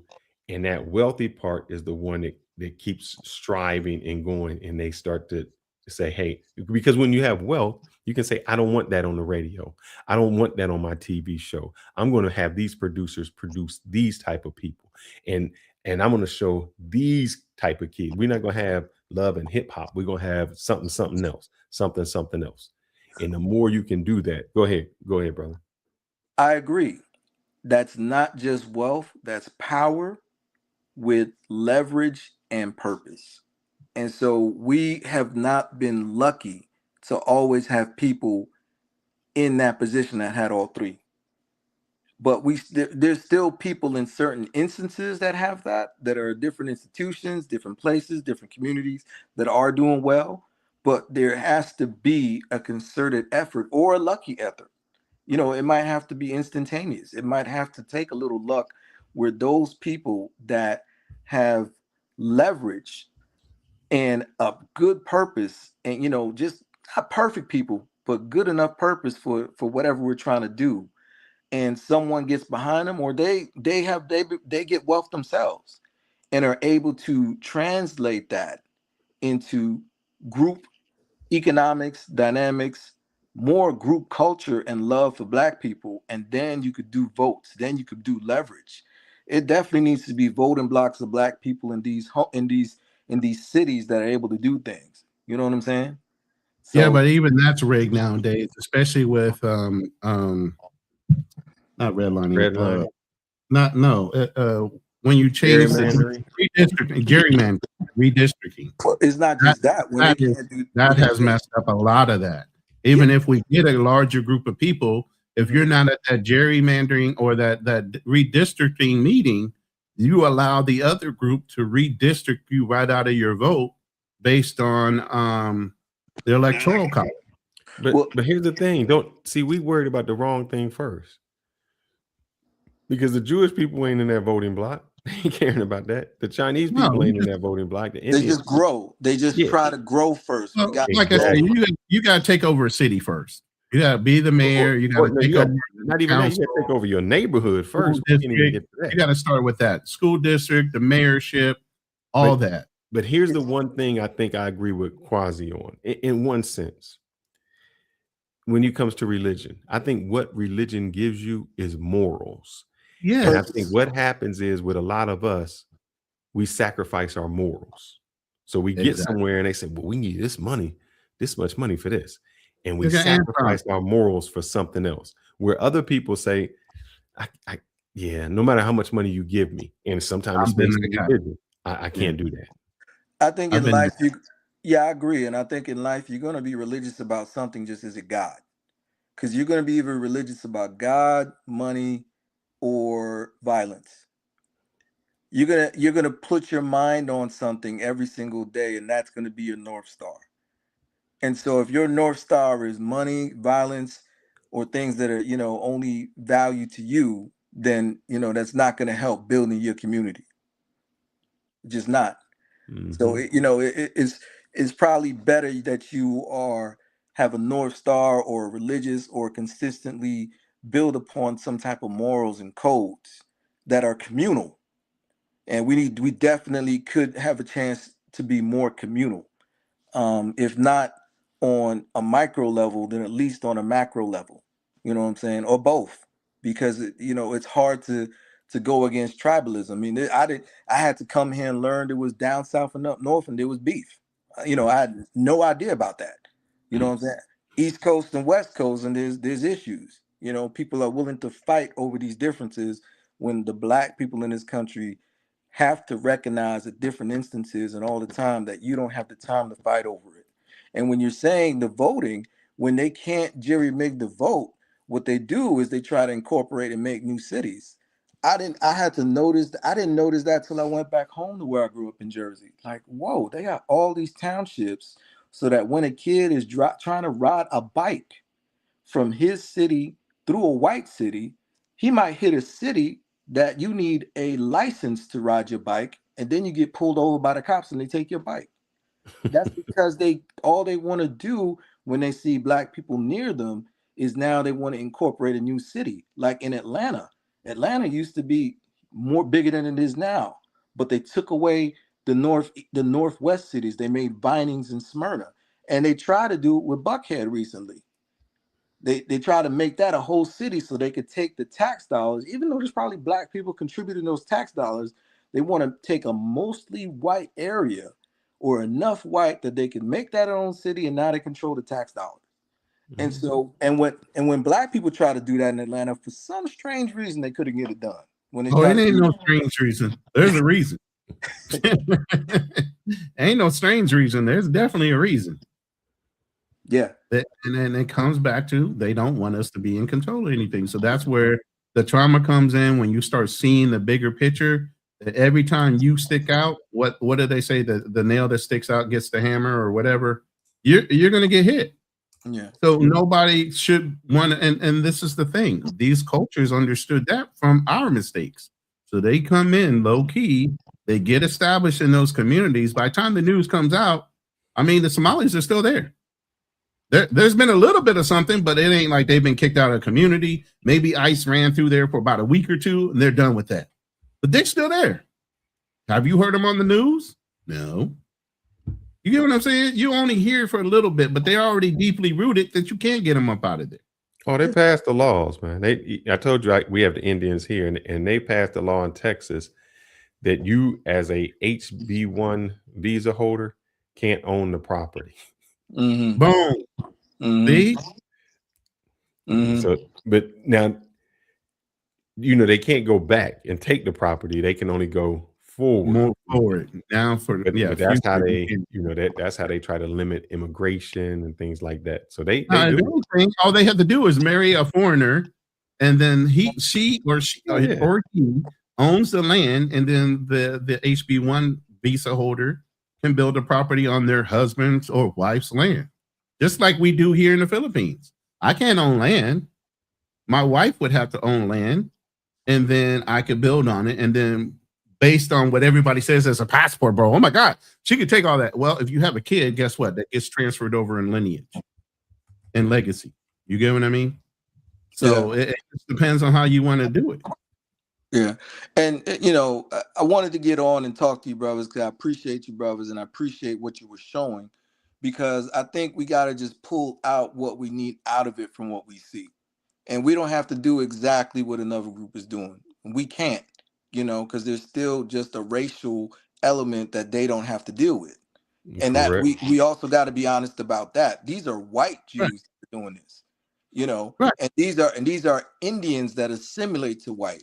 These are Chinese that assimilate to white. These are Quasi, the biggest thing is, how come they know about these services and systems that are there, and we as Black Americans have never taken advantage of them? Even if we did it honestly, why aren't we using these systems, and how come they know before we do? We're just not doing the research. We're lackadaisical. We're sitting here comfortable when other people's come here with purpose. Saying this. Well, I'm part of the Atlanta Black Chambers of Commerce, and those are people that all they do is talk about, rules, laws, financial, everything, all the knowledge. Right. Sometimes it's just like you could be a very knowledgeable person, but I've seen so many times where it's a black and white couple, and the black person goes in and they're making 100,000, they can't get the loan. They send their spouse in there that's making 20,000 or barely working, and they keep calling them back. There's documented evidence of that. So sometimes it's that. I think the biggest thing that'll get us over that is community. So that even though we got to go through 10, 20 people and they might only have to go through one, at least we'll be communally bond to do that. And then we have to make sure that those community banks and institutions aren't beholden to the bigger ones too much, because that's a deeper problem. So yeah, there's people that have knowledge, but it's always something else extra that we have to deal with, and we have to be communal to get over that. I'm gonna show this because it's not us that thinks about like this, and I hope that you can hear it, and I'm gonna try to play it. I'm just gonna play it here. Yeah, go ahead. Let me turn this up. Give me a second and start it over. Because it's not just us that feel like that. Segment of the Iranian diaspora who really, for a better way of putting it, really wants to be white. It doesn't want to identify with the global South. It wants to belong to the mainstream of American European society. And so embrace of Israel, embrace of Zionism, being opposed to the Gaza war, supporting the MAGA movement, essentially is their way of integrating. And they want an Iran that would actually support their view of themselves as not being Arab Muslim, but being basically mainstream Western. And so it's an imagination of an Iranian identity that basically says Iran's history stopped in the 7th century when the Arabs came. We belong to that period. That's Indo-European, and also mainstream Americans, mainstream Europeans are pro-Israel. They're anti-Gaza. So we're like them. So that phenomenon is very much there, and is very much tapped into this particularly monarchist movement in Iran. There is a segment. And I say that because when you see the Iranians in the United States celebrating, or you see the Venezuelans in the United States celebrating, he's saying, or the Cubans, those are the people who want to identify with the whites. It's like, I'm with the white people and not with my own race. Yeah, and I got to pay attention to that, because supposedly, piggybacking off of what you're saying and agreeing with it, there is an element of that in when Cuba would help black countries. And so the Cuban, Fidel Castro leadership would help black countries, African and Caribbean.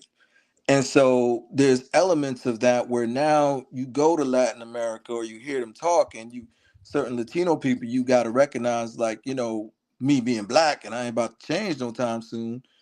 Who do they really side with? And, you know, what are they really out for? And you know what I'm saying? So when you see things like at the UN, or you see things like Brazil, the neighboring country to mine, it's like having you know, there's reasons, and we got to translate that to here. Like, okay, for us to, we can't completely ignore that because they're not. There's things that's happening. It's like a glass ceiling still that we have to break through. And the only way to do it is if we really, really, really are communal and unified amongst ourselves. We can't do it, you know, you could get to small, you know, you might be able to get to selfish, but if you're really about community, then we have to stick to it. I'm going to share this, or you can go ahead. I'm just going to show you how we've been brainwashed. I've always thought that the quickest way to get out of all this shit is to breed ourselves out. I mean, right now the YTs are very scared of becoming the minority of America. Mm-hmm. The quicker way we can get them into a minority, the quicker some of this shit will calm the fuck down. And maybe because then you'll have what they have over in wherever that singer's from, where you got black, then they got the coloreds, and then you got white. No, that's what they have. It's already here. What you mean, mulatto and all that other shit? You know that. Yeah, I mean, a simple way to do it, to explain it, is an archetype. If you want to shoot for it, you want to shoot for a J. Cole. You don't want to shoot for a Tiger Woods. You know what I'm saying? You want to shoot for when you raise that child. Multi-blend, yes. Yeah, you want to raise that child who respects and loves his blackness. You know what I'm saying? Or else what's going to happen? They're just going to marry someone probably white or light, very light, and next thing you know, they got pictures I see. I'm trying to get to the human race. I'm not trying to get to any one race. Yeah, but we've been brainwashed. One ethnic type. We're all fucking humans.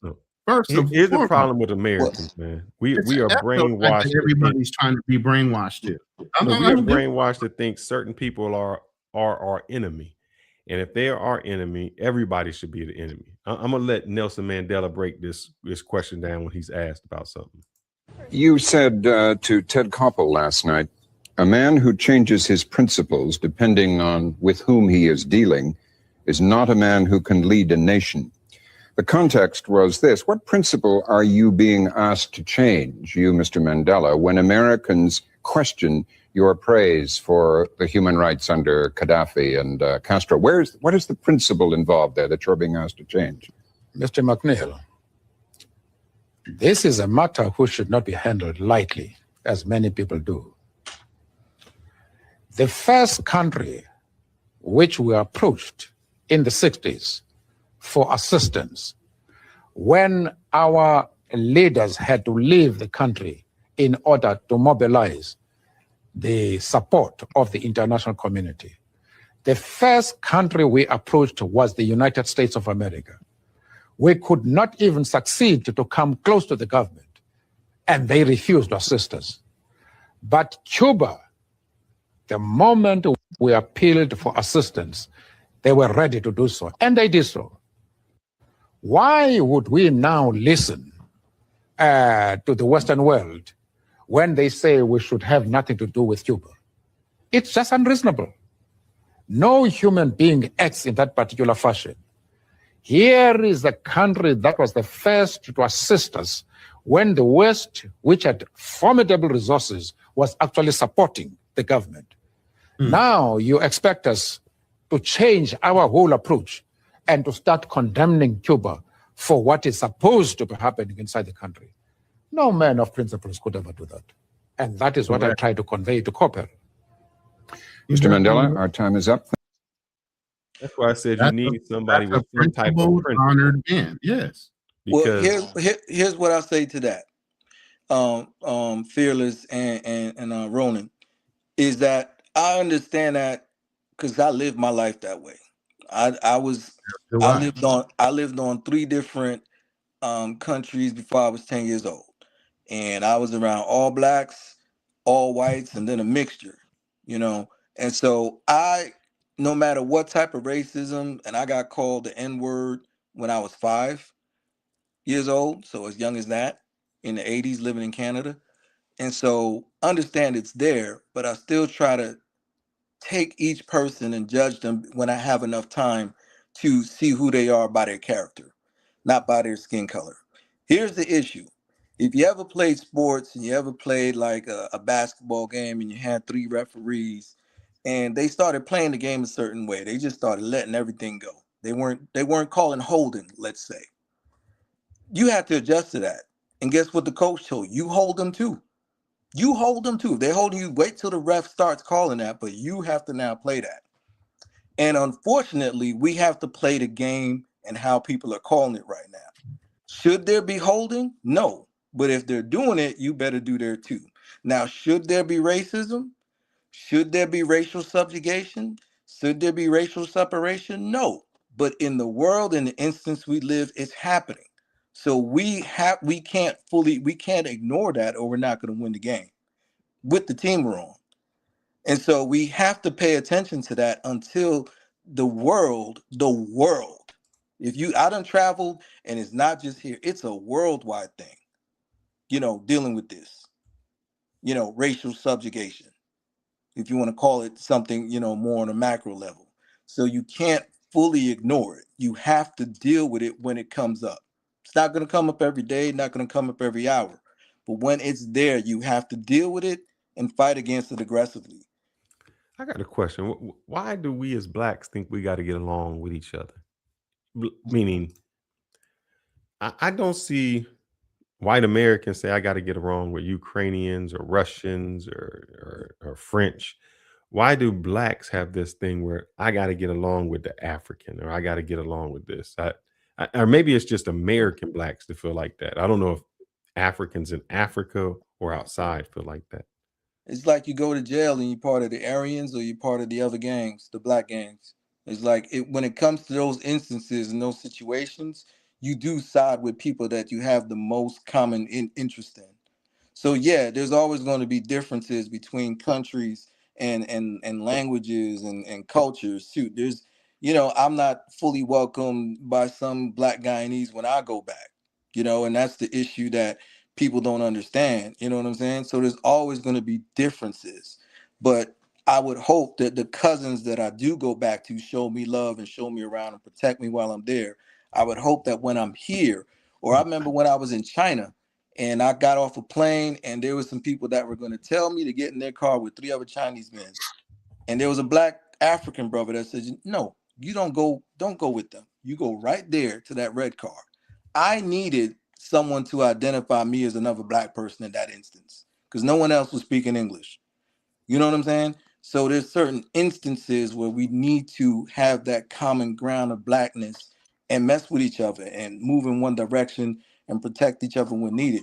You're always going to eventually go back to your micro level group or family or yourself, keep shrinking that circle. But there are instances that you have to recognize that you have to share common ground with someone. To add on to what you're saying is, and when you travel, you see this. In America, in certain places, you can just do a head nod, and you know who's who. Same thing in an airport or somewhere in another country. If you do that head nod, most Americans know what that is. Some Africans might not, but most Americans, when you do that head nod and you say something, that brother automatically knows who you are. So while we're traveling, those are certain identifiers that you can figure out who's who when it comes to maybe having some commonality interest that you have. Now, obviously, until you talk to the person, you don't know. I just landed in Manila and I sent a couple brothers in there, and obviously, the taxi guy comes to us. I already have my grab. I live here, so he thought I was a foreigner coming into town. Not I live here, so he was trying to get me to grab a taxi, and I was like, "Nah, bro, go and get somebody else." So I started giggling to myself, but the other brother seen it, and I gave him the head nod and said, "Yeah, he was trying to get me." He started chuckling, because he knew what I was talking about. So little things like that kind of give you a little warm, fuzzy kind of like, especially if you've been out of the country, knowing that there's still brothers out there that you can identify with and identify with you. You know, but when it comes to trust, that's a whole nother thing. Some dudes, like you get into Medellin, you get to those places where you got a lot of the Pookievilles and everything else that's going on. You ain't gonna step in the fray to help protect another American brother if he's out there doing some kind of shenanigans in a bar. Yeah. You're not doing that. Why are you going to be subject to his unruly behavior?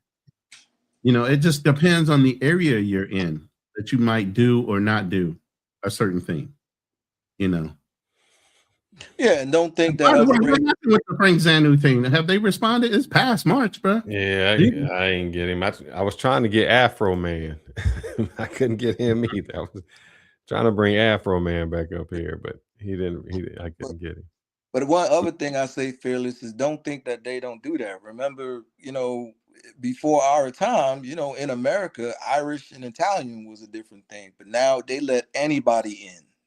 Right. Anyone right now even that comes Jews were persecuted here in the United States at first when they first got here. No, they weren't welcome. And I think it's a reaction to the black population growing. And so, you know, now that when the black population grows, you can't just say European white.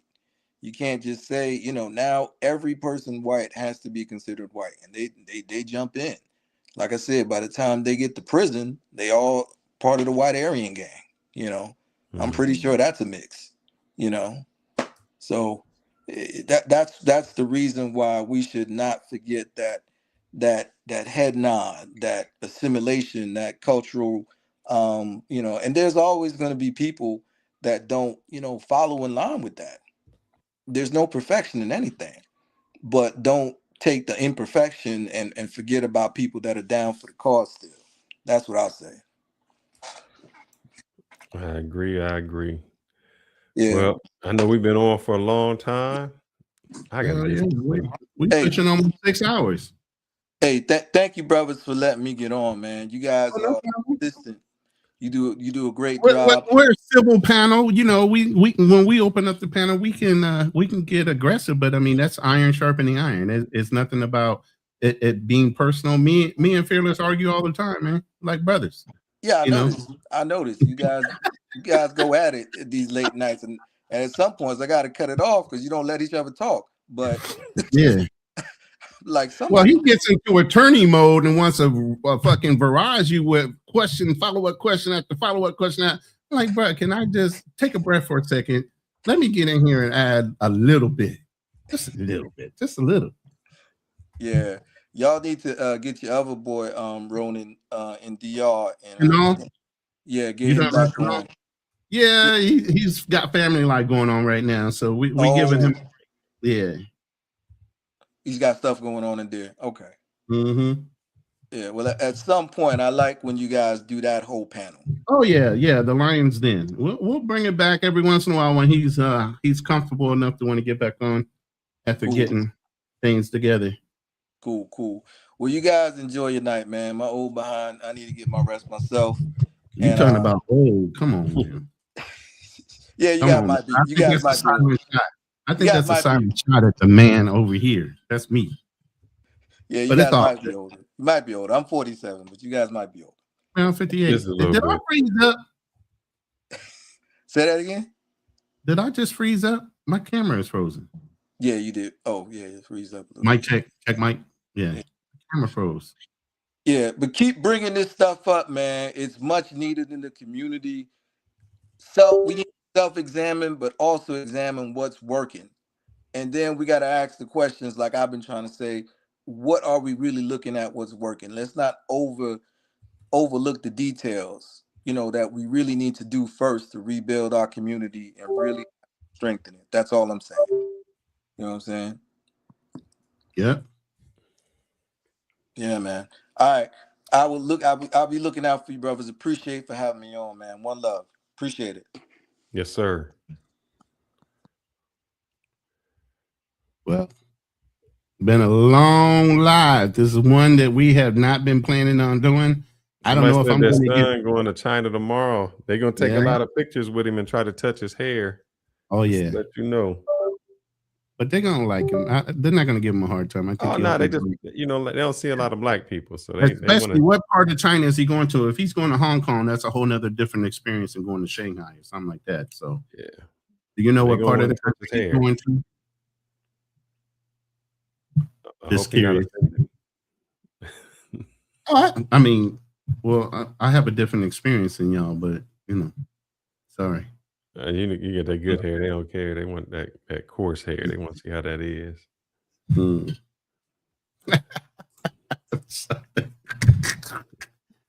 All right. So, right? Yeah, I still got a cold and I'm still recovering from my trip. So on Sunday, I'm going to be doing another live on my other channel, but I'm going to co-host it on this channel as well.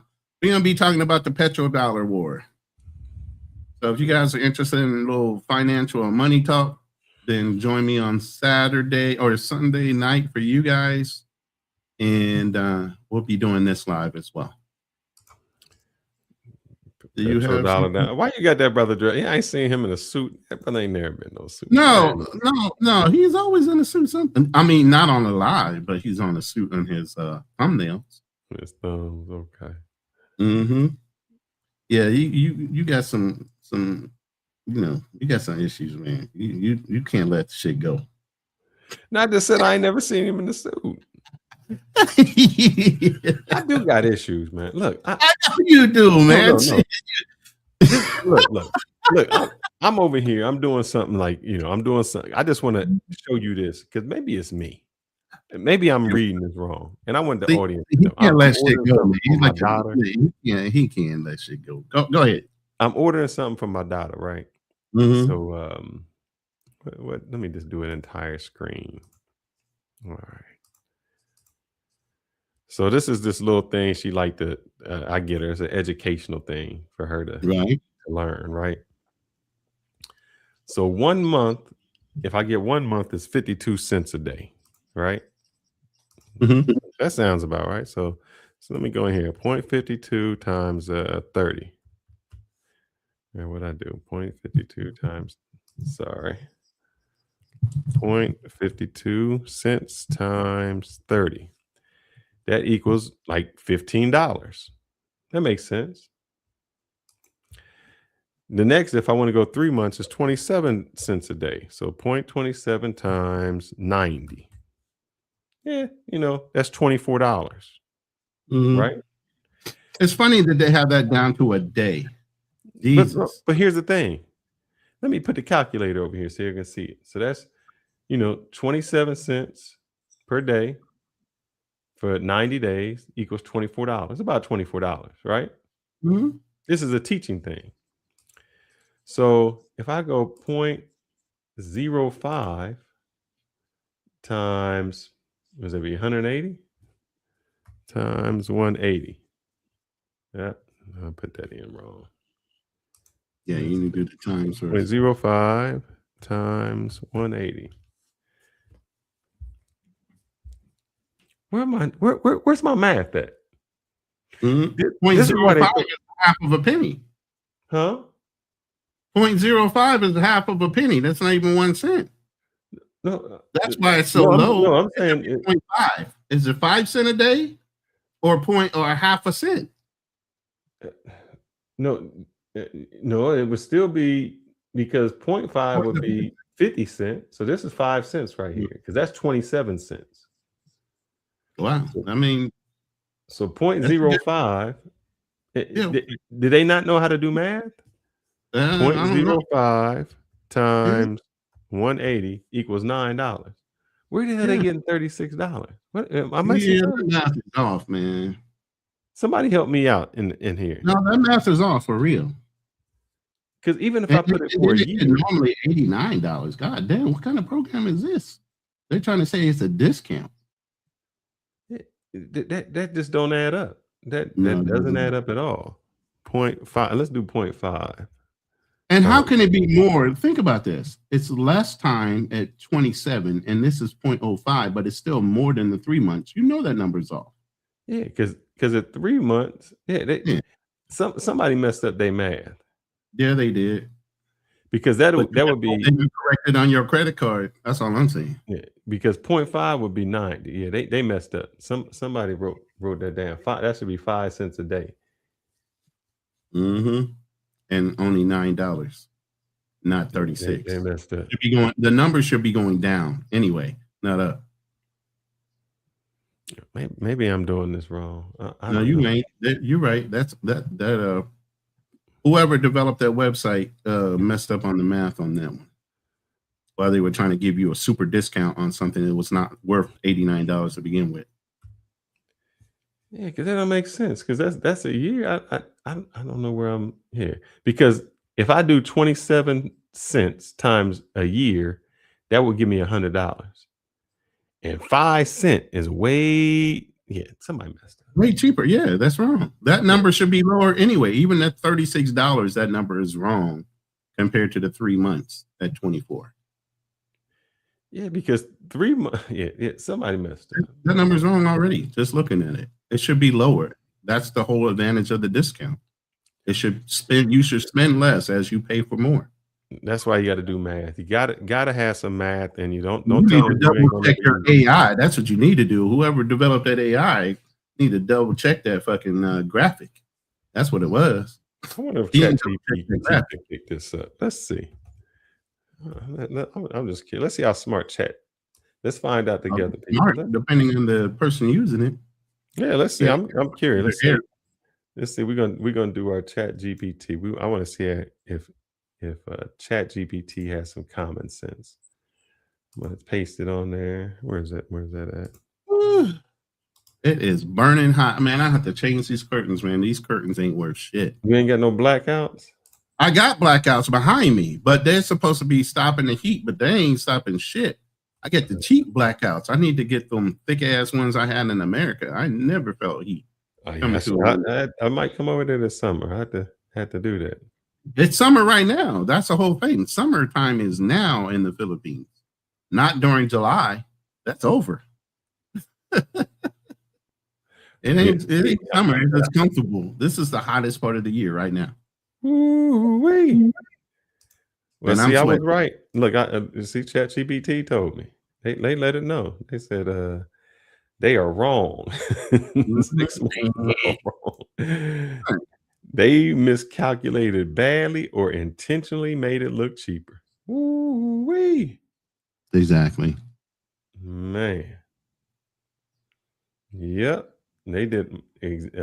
So let me copy this down. Let them see what they done did wrong. I just wanted you guys to see that because sometimes people will try to do exactly. That is very wrong. They will try to cheat you. All right. I am out of here, my brother. I got to do some Easter egg hunting tomorrow. Yeah. It's Easter? Well, see, I can't keep, man, look. Next week. I don't keep track of holidays no more. I don't keep track of nothing. I don't even know what's going on in America unless I actually purposely look. You know, and right now the biggest thing is your TSA lines are crazy in Houston and Texas. I gotta see what's going on with this war, man. All right, I got a question before we go, since we're there. Oh no, this is a website called what the hell is it called? Speech Babble for little kids. It lets them learn their languages. I'm trying to make sure that. Hey, drop the link if you wanna. I mean, I know you ain't paying me no money. I ain't dropping no link. You on your own, Matt Villainy. He said you on your own. I ain't promoting shit. Oh yeah, I'm sorry, but they ain't paying me no money.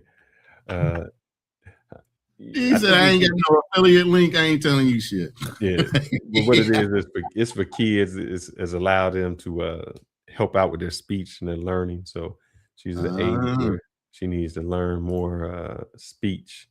You know, them little babble words. I have to slap her around. We babbling no more. We need speech. Well, I got a question for you, brother. I had speech school when I was young. So. This is my question. So, you know what? I want first. Let me play this dude, and then I want. I don't know. I feel like I'm getting set up right now. But go ahead. No. This ain't no setup. This ain't no setup. Let me put him here. and then I'm going to ask you a question about your service. Okay. If you could send one message to Americans 50 years in the future, what would it be?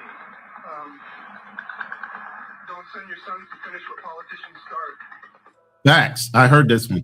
All right. My question is now, you have served in the military. I have no issue. And I think as the American people, we say, somebody attacked us. Somebody came at us and we got to defend ourselves. 9/11, even though we know it wasn't for the right purpose, but World War II, somebody came at us and we got to do it. Right. What about now? If you sign up for the military, what would you do if they said, well, now you got to go over there and bomb these people, or you got to go fight these people? And you knowing all you know now, what do you do? I mean, if I'm in, I'm in. I got to do what I got to do. I need to come home. But if you're talking about what he just said, what would you tell your children in the future, 50 years from now? I already told my kids, do not join the military. I know what I right went now, through. when you would go over to Iran and fight. No. And for what? That's not my war. No, not at this moment. Not now. You older. I'm saying. I'm saying if I was young right now, I would not feel motivated to say, "Hey, I need to go join the military." No. You already in the military. Let's go there.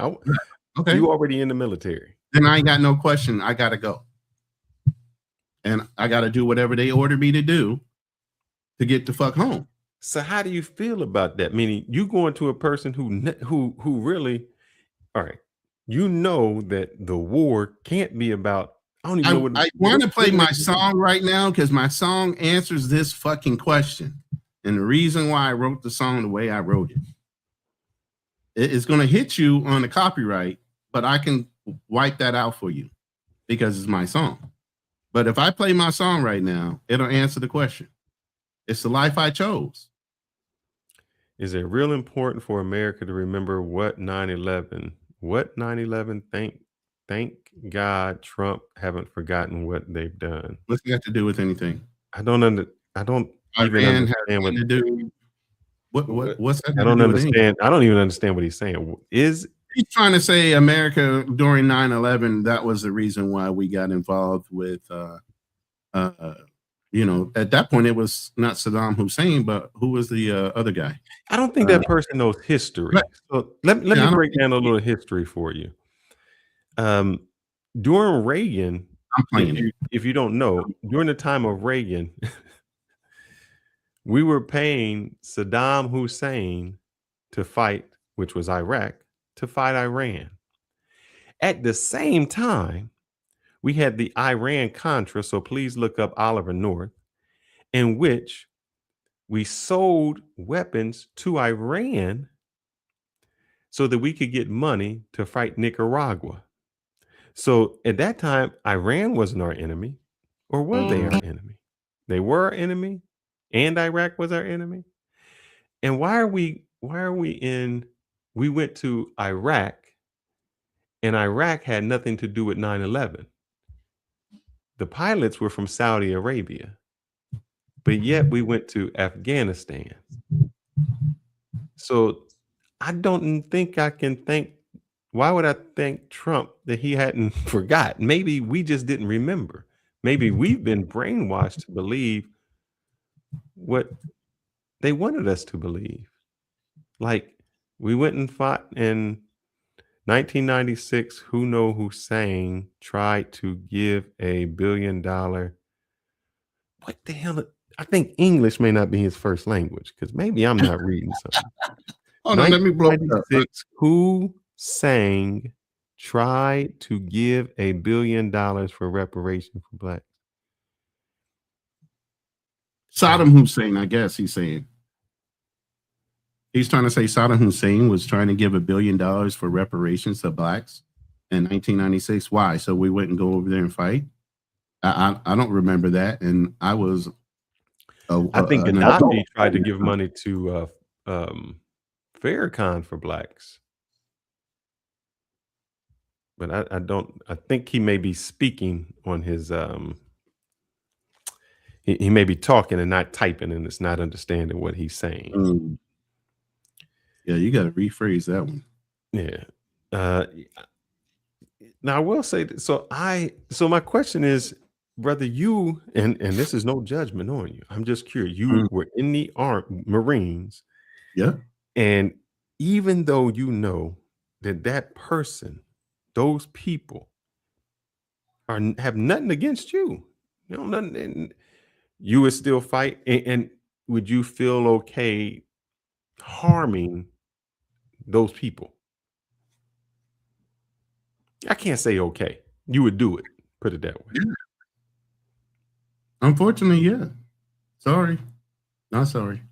Do you think that and it's no judgment, I don't have the right to question orders like that.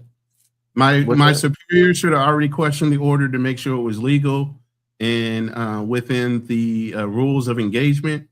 And at that point, by the time it got to my level, whatever the mission was, we're going to have to do it. I can't back out on my crew. I can't back out on the people that are relying on me because I have an indifference. We all train together. But what you mean? Hold up. You train, what did you train to do? Or I can't, let me rephrase that. I thought that the military was to defend against all enemies, foreign and abroad. Foreign and domestic. Correct. How is that your enemy? I don't get to pick our enemies. That's the United States. I just follow orders. Man, this is the problem with the same. Hold up, you know that they did the same thing in Germany and they got in trouble for it. Let me say this. This is the difference between a civilian mindset and a military mindset. In the civilian world, you have choices. You get to choose.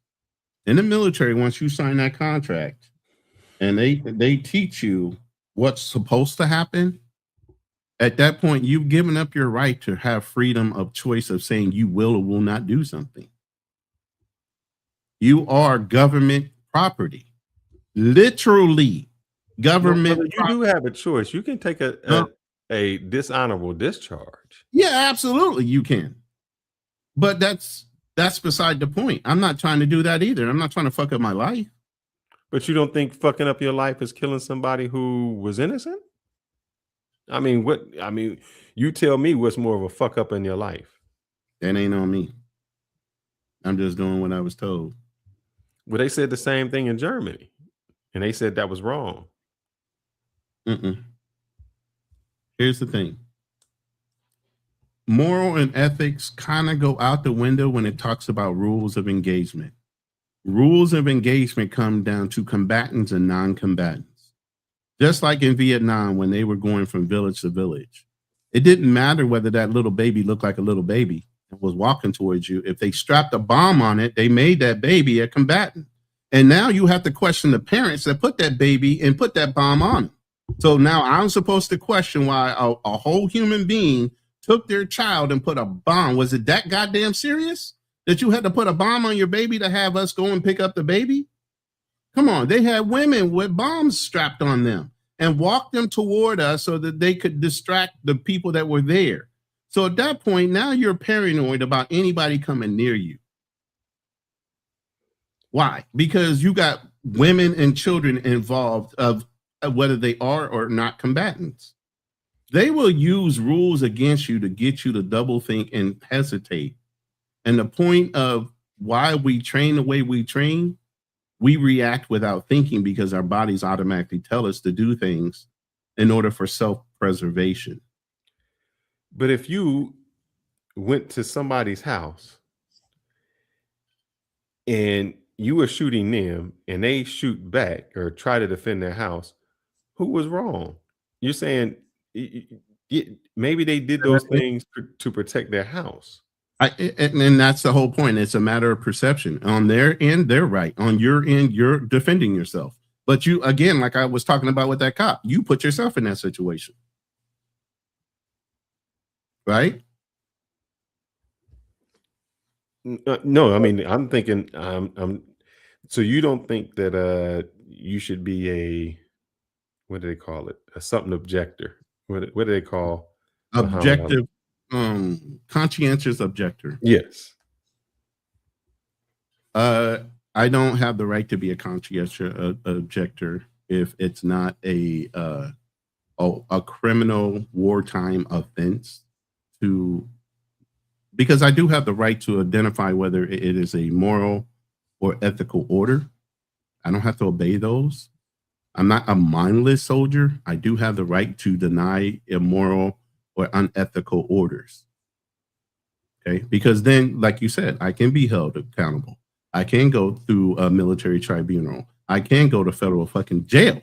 Why is it okay that if you because the government gave me permission and since I work for them, that's why it's okay. All right. But they tried to use that same excuse in World War II with the Germans. They used it in Vietnam too, because if you got caught behind in Vietnam, they prosecuted you for doing shit that was against war crime criminals. They prosecuted all kind of Americans on the other side. So if you get captured, yeah. No, what I'm saying is in Germany, the Germans were saying, I was just following orders. They had the right to leave, just like you said.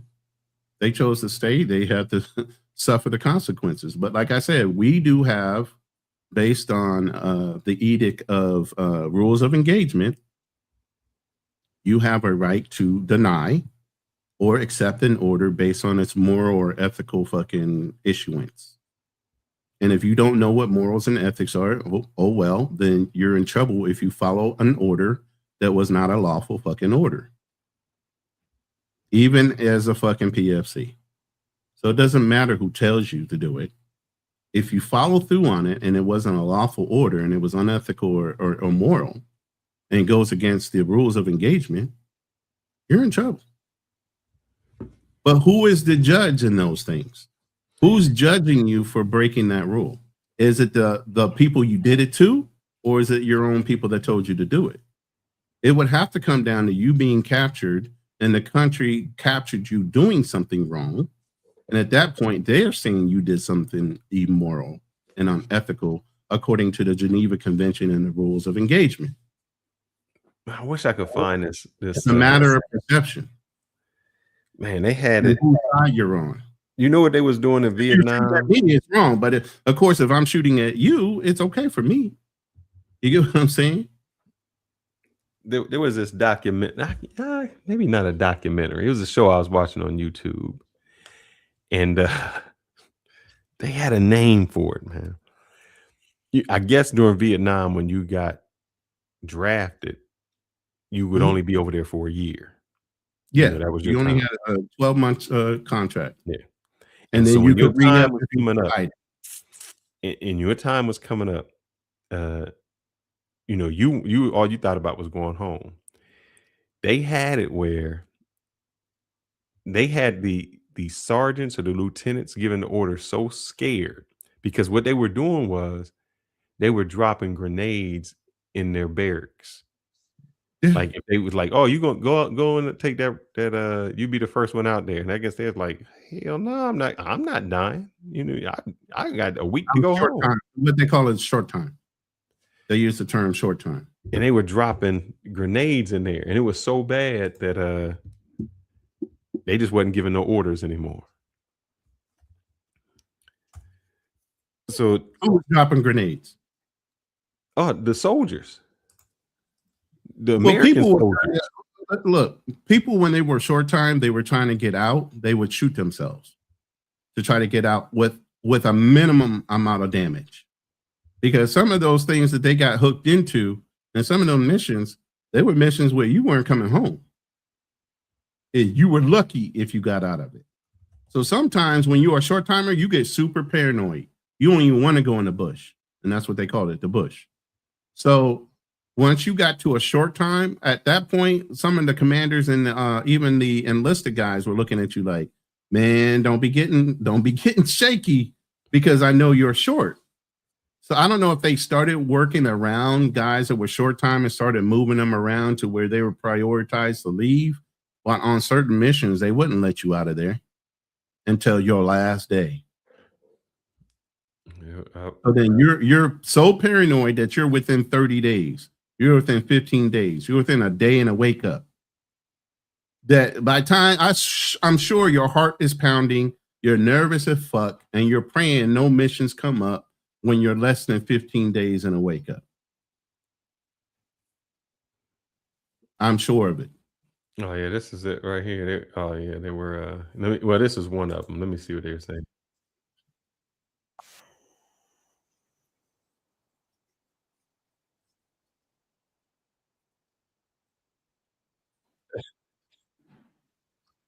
Yeah, this was getting shot. You gotta man. share it. You gotta share it. They were doing more than this, but and I'm asking because I'm just wondering, where does it get to the point where you just say, yeah, I can't do this. The U.S. soldier fired a gun right at his officer's head during the Vietnam War. He did this because when the U.S. was losing the war, some officers kept trying to send unmotivated soldiers to die in pointless missions. But this only caused soldiers to get furious and execute their officers in many creative ways. The U.S. soldier fired a gun. And one of those creative ways was they would throw a grenade in their barracks at night. I forgot what that's called. There's a term for that when your troops turn against the officer. God, I can't think of it right now. But the dude that was happening with the army. That was an army thing, big time. In the Marine Corps, it was not, but in the Army, it was. And unfortunately, you have a lot of lieutenants that come out of the officer ranks on college. They're just there. We call them butterballs. They're all highly motivated. They just got out of school and marching and this, and they want to win all kind of medals. Now, obviously, who's got to fight in order for them to get their medals? Because they ain't necessarily doing all the fighting. The enlisted guy is the one that's got to run out there and do that shit. Mutiny. Thank you very much, Mad Villainy. There's a lot of mutiny that was going on in Vietnam War because you had a lot of gungy ass lieutenants that would send you out on fucking fruitless missions so they can get achievements for promotion or medals while you're taking the fucking grunt of all the fucking shots. So yeah, enlisted would get real fucking pissed off and start doing things to get you a little scatterbrained as an officer giving orders. But that was the biggest thing. Marines don't mutiny. This is called. At least never been proven. So obviously we've been doing it well better. Yeah. But, so this is called. They have a word for it. American soldiers were intentionally killed their own officers and NCOs during Vietnam War. A phenomenon known as fragging, frequently using fragmentation grenades to avoid detection. So they wouldn't shoot them because the bullet could go back, but the grenade would blow up. Right. And it says there was nearly 800 confirmed suspected fragging, resulting in 86 deaths. I can believe it. And I don't want to brag about our unit. I don't want to brag about the Marine Corps. Yeah, fragging is a big deal. But our main mission is to go and achieve a mission, move forward, secure the area. The Army takes over and just holds it while we push forward. The Army is normally not a moving forward type of unit. We're usually the ones that go and establish ground, and then they come and reinforce, secure, and stabilize. That's not what we're there for. So usually there's sometimes where we've taken places, given it to the Army to reinforce and protect. We had to double back and go take it back again. But I'm still curious, Ronan. I mean, you grown now and you had the perspective of 2020 hindsight. Yeah. Nat, you can hit the link if you want. You know that. What advice would you give to a Marine now who says, man, they sending me over to Iran? These people just want to be left alone. Our president keep telling me they 2 weeks away from a nuclear weapon for 10 years or 20 years. And I know that I'm really fighting for Israel. I mean, what do you do as an officer? I'm trying to put myself in a place to say, I know it's easy to fight for my country when in defense of my country. Correct. But when you're defending somebody else, when I'm the bully, it doesn't make it too fun. but you still got to do what you got to do. You're under contract. Man, so that just means like, and I'm sorry to say it because this sounds shallow. You're just a contract killer. Yeah. I'm not afraid to admit it. Man. So what separates you from them? Because if they did to us what we just did from who? Say that again. Separates who from who? If they, meaning let's just pick Iran. If Iran did to us what we just did to them, we would say they were terrorists. We would. So what makes me not a terrorist? The fact that it's American Israel doing it versus them doing it to us. So would you consider yourself a terrorist? It's the global. Listen, it's the global perception of who Iran is compared to who American and Israel is, and it's not to say that these other countries are not now recognizing the fact that there is a bully situation, but now it's gone too far. What is Iran doing? Instead of saying, "Hey, we're the victim," now they're just trying to drag everybody in by throwing rockets everywhere. Oh, Saudi Arabia gets hit. They're aiming at bases, but they're still throwing rockets into other people's countries, and they're not the bases to say, "Look, you are supporting you supporting our people." I can't. If you realize that the first attack, a lot of these Arab nations said, "No, you're not flying out of our bases, and you need to fly around our airspace." But we still did it, flying around their airspace and flying not over there and not flying out of their bases. We just did it from a further location. So they were not involved. It was Iran's mistake for thinking he can lob rockets like Saddam did with the Scud missiles to Israel. He thought he could do the same thing and irritate enough Arab nations, they would get mad at America, but it backfired. No, I think it backfired. You think it backfired on Iran? A lot of these Arab nations are not happy with what's going on right now, and they're not blaming the United States anymore. Yes, they are blaming the United States. You know why? Because one of the things the United States said is, we're putting these bases on here because we can protect you. And those Arab countries are finding out, no, they're not protecting us. First of all, when your hands are tied at the first and you're not able to react to something, you can't say, "Oh, you didn't protect us," when you said you cannot operate out of our country at all, out of any of our bases, that any of your bases that are on our country, in our country right now. So when they put your hands, it's like when you have a woman, if she doesn't listen to you and you tell her not to do something, she turns around and does it anyway. When you know why you told her to do that is so you could protect her. Then when something happens to her, she can't turn around and say, "Well, why did you protect me? Because I told you not to go and fucking do that shit," because that was going to happen. But since you didn't want to listen, now you got hit. Now you want a bitch on the back end. Yeah, and I'm not going to agree with Nac Measy only partially. What's that? Nac Measy, shout out. I don't know if that's shillings, euro, or whatever. That's a euro. $6 euro maintained by the ability and willingness to go to war. Correct. No, that is correct when you are defending yourself. When you start to become the aggressor, you start to put yourself in a situation where everybody turns against you and they find another way to get around it. Example, we have put so many sanctions on so many countries to try to control them that the countries, are, like you said, with the petrodollar. Now they're starting to say to China. China says, "You don't have to do oil. We back our money up by gold." So instead of dealing with the United States, in dealing with SWIFT, you can do it another way. So because we have bullied so much and sanctioned so much, that other countries have said, "You know what? Let me find a way around this." And when all those countries start coming together to find a way around it and not using the petrodollar, not using I don't want to give away my conversation for Sunday, but let's put it this way. Why do you think he said, or Iran said, the Japanese win, you win, instead of saying, "Go ahead and use the BRICS currency"? Say that again. Remember, there's a BRICS currency, right? Mm-hmm.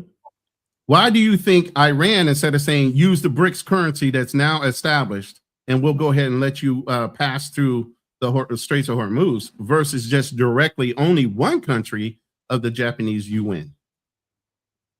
The Chinese UN. Why are they using just the Chinese currency instead of using the 6-country fucking BRICS currency? Oh, because the Chinese, they've got it where they said they back their currency up in gold. That's why they've been buying all the gold. There's been plenty of countries that's backed it up in gold, but it doesn't matter. Gold is not the thing. It's not has any principle when it comes to that. Yeah, because I know, because now what the Chinese are saying is ours just isn't a paper dollar. What backs up the United States? There's plenty of African nations right now that have their currency backed in gold, but their evaluation of those dollars are not any higher and actually worth less than the American. There's a country in that. I think it's Senegal or Senegalese, or it begins with an S, and it's an African nation. The lady did a TED talk a long time ago, I think about 4 to 6 years ago, where she talks about how diamonds and everything comes out of her country. Her country, physically, when it comes to the amount of minerals and rare earth metals that come out of that country, their currency is laced in physical. No country. I'm looking at it right now. No country operates in a formal gold standard where the currency is directly convertible to gold. Well, then you just said China did, and now this is what China's doing. China is actively doing it. You just said no country. Now you're saying China. Hold up, and let me do this. Let me do it. Here, let me go here.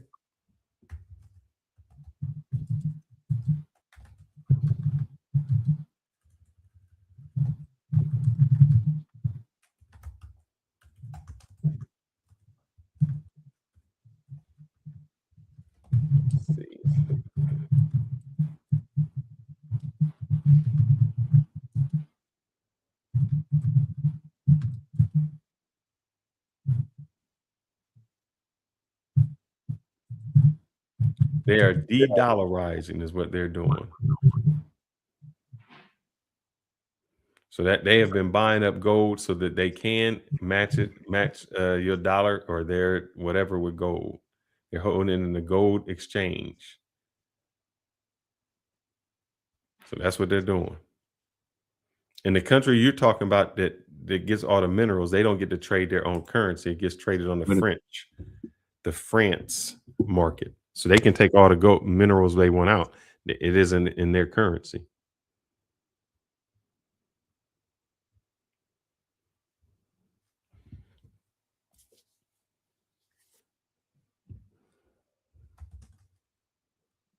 Okay. Did you hear that or no? I didn't hear anything.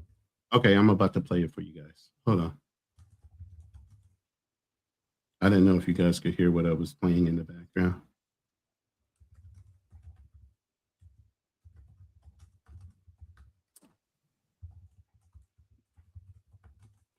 Share screen.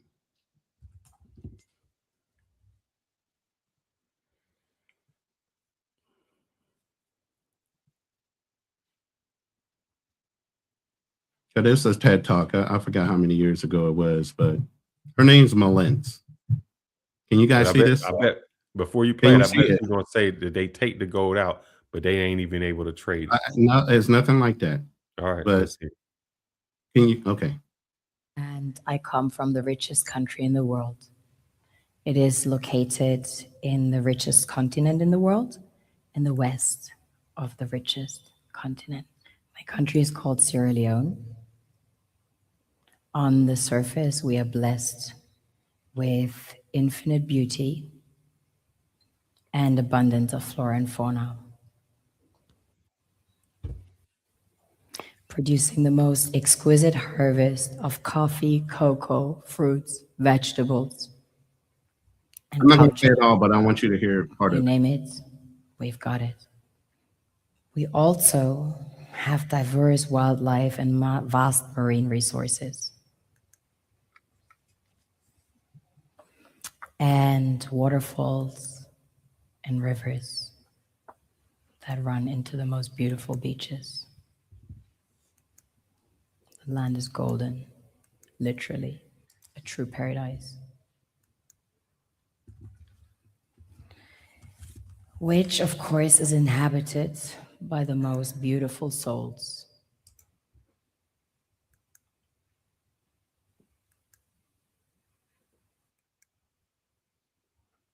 I wish her pacing We was. have a very strong cultural heritage. In fact, Sierra Leone had the first sub-Saharan university. Prior to that, there was one in the kingdom of Timbuktu, which was the first university in the world, succeeding the great Gnostic schools of Egypt and Osiris. On a deeper level, we are blessed with the real treasures the kings and queens of this world desire.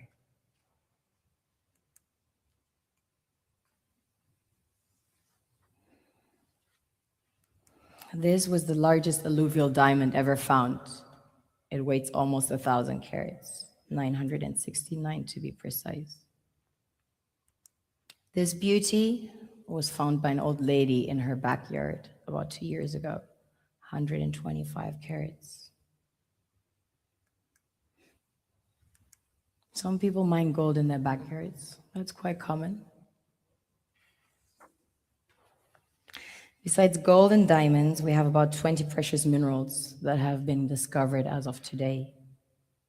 We recently started extracting huge petroleum reserves that have been discovered. We have platinum, ilmenite to make titanium, rutile to coat jets, iron ore, the largest iron ore deposits in Africa, the third largest in the world. Tantalite, also known as coltan, used in your mobile phones and computers. Bauxite for aluminum production. Zinc, chrome ore, copper, coal, phosphates, potassium, salt, lead, granite, asbestos, nickel, zircon. Furthermore, we have exquisite timber like mahogany and teak. And we have the most beautiful stamps in the world. Get to the point. Of course, the West needs Africa's resources most desperately to power airplanes, cell phones, computers, and engines. And the gold and diamonds, of course, a status symbol to determine their powers by their core and to give value to their currencies. One thing that keeps me puzzled, Here it comes. despite having studied finance and economics at the world's best universities, the following question remains unanswered. Why is it that 5,000 units of our currency is worth 1 unit of your currency, where we are the ones with the actual gold reserves? It's quite evident that the aid is in fact not coming from the West to Africa, but from Africa to the West. So her point was no, let it play. Let it play. She's going to tell you why. I told you they don't get a chance to trade in their currency. The Western world depends on Africa. Yes, I understand. Every It's the possible same way, thing with the petrodollar. since alternative resources. What I was trying to prove is there are countries that have gold standards with their dollars, but they're not being recognized. And I said that before I pulled this up. They don't have a gold standard. Her dollars are not as worthwhile as the American dollar, even though her dollars are literally substantiated by a gold standard. Their dollars are not. So Their what- dollars, yes, no, they're not. Let it play, and she'll let you know. I've seen this before. What she's saying is the money that they get out the ground doesn't even belong to So them. scarce out here. So how does the West ensure that the free aid keeps coming?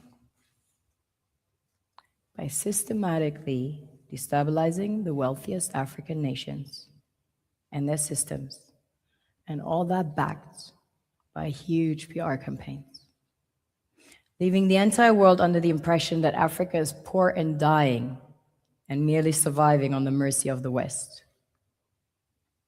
Well done, Oxfam, UNICEF, Red Cross, Life Aid, and all the other organizations that continuously run multi-million-dollar advertisement campaigns depicting charity porn to sustain that image.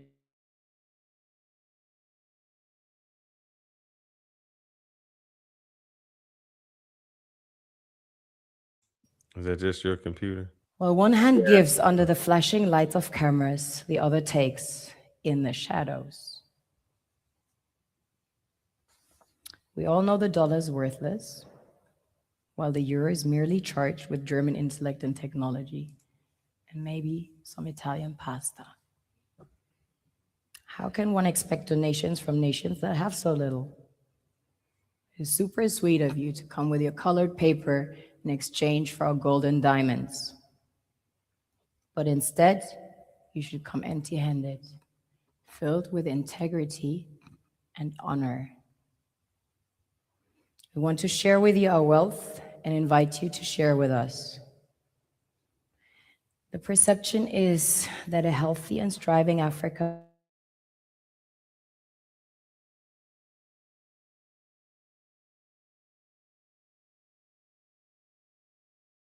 at world market prices, which in turn would destabilize and weaken Western economies established on the post-colonial free meal system.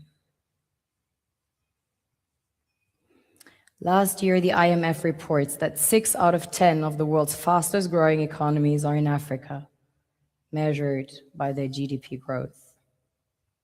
The French Treasury, for example. Okay. Let me just Did you fast. catch that?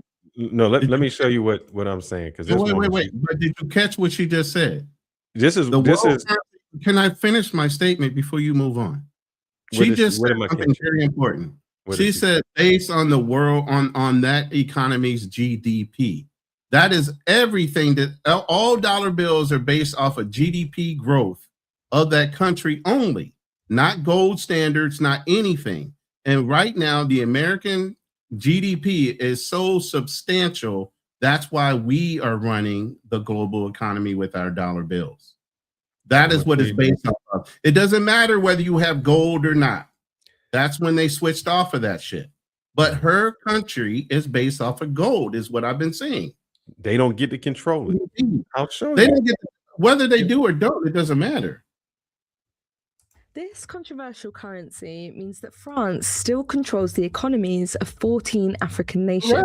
Critics I say already know this. clearest examples of how colonial power continues long after independence. France invented the CFA franc in 1945. Back when these nations were French colonies, it was in order to keep their economies stable and simplify trade with France. But this stability comes at a cost. Until recently, African nations had to deposit 50% of their foreign exchange reserves into the French treasury. Basically, that means their emergency savings were stored in France's bank. Critics call the continued use of the CFA franc a form of neo-colonialism. It leaves African nations unable to fully steer their own economies, from setting interest rates to deciding when to spend or save. France even keeps a veto inside the CFA central banks, giving it the final word on major decisions. Supporters say it keeps inflation low and makes investors trust the system. But Chad's late president, Idris Deby, said it was pulling African nations down.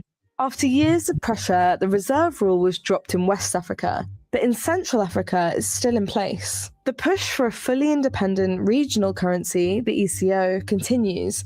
But for What's that? I'm gonna go to the other one for you. Gotta get out of here. How the hell get out of here? Let's see. Why is Go China? to specific Sierra Leone. Since she named her. What do you want me to ask about Sierra Leone?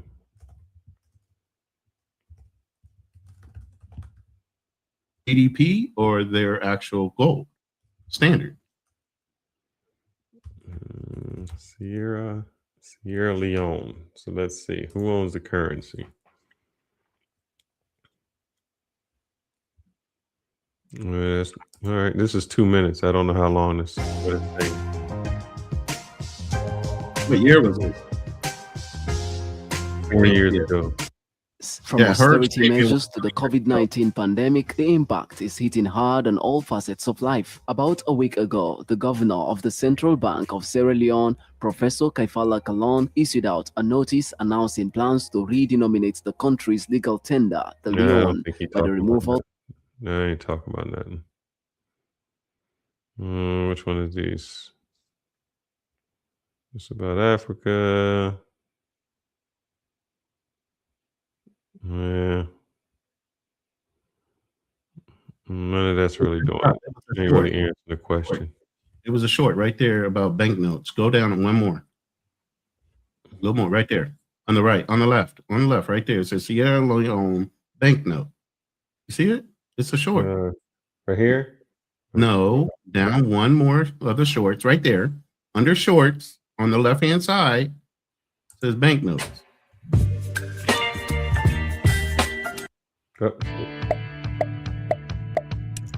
No, we got to put you in. Playing that other video. Come on, bro. You're playing that one. Yeah, that's not I know. the one. I know. It's messing up. It ain't me. Now go back to that one that says banknote. It like vanished. Where the hell did it go? Wait, banknotes. Sierra, no. Side, Bank left note. side. There it is. What's that thing? I think they just showing money. They ain't really doing that. There's no talking. Okay. No. But like So I the was other saying, question was- and like you were hearing her, this was dated in 2022. And from that time until now, what she's saying is absolute. There's nothing she's lying about. You got a room full of people sitting in there.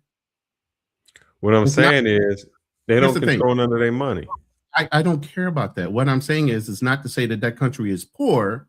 It's the perception of that country being poor and then being taken advantage of by a European nation that causes them not to be able to take advantage of what their natural resources are, where China is getting to dictate whatever they want to, and their wealth is not coming from China. It's coming from one of those African nations they're pulling those resources from, just like the European Union was doing. Most of those European unions were getting wealthy out of fucking Africa. They were pulling the resources from Africa up into their nations. That's why, like 2 years ago, the African Union kicked the French representative right up out of there. They are not part of the African Union anymore. The French got thrown out because they owe so many billions of dollars to these nations on promises of giving them back so much for this wealth that they're giving them. And they weren't collecting the money. They were supposed to be paying them like $2 billion for the rare earth metals and everything else they were utilizing for their own industries, and they never paid them. Here, I'm gonna see. This is the China. The world's largest buyer of gold, and its actions may redefine what. Let me see if I can get to where to they approximately 70. Why? 2018. Hong Kong, Dubai, $1 billion of Russian reserves. Yeah, this is it. That single act proved sanctions froze partners. Its purpose is simple: give countries an alternative settlement system outside Western custody. In 2022, Western sanctions froze approximately $300 billion of Russian reserves. That single act proved reserves held in dollars can be blocked. Emerging market central banks began cutting exposure to dollar assets and boosting holdings of neutral This is what the war reserves, about, man. mainly gold. For China, gold is not about nostalgia.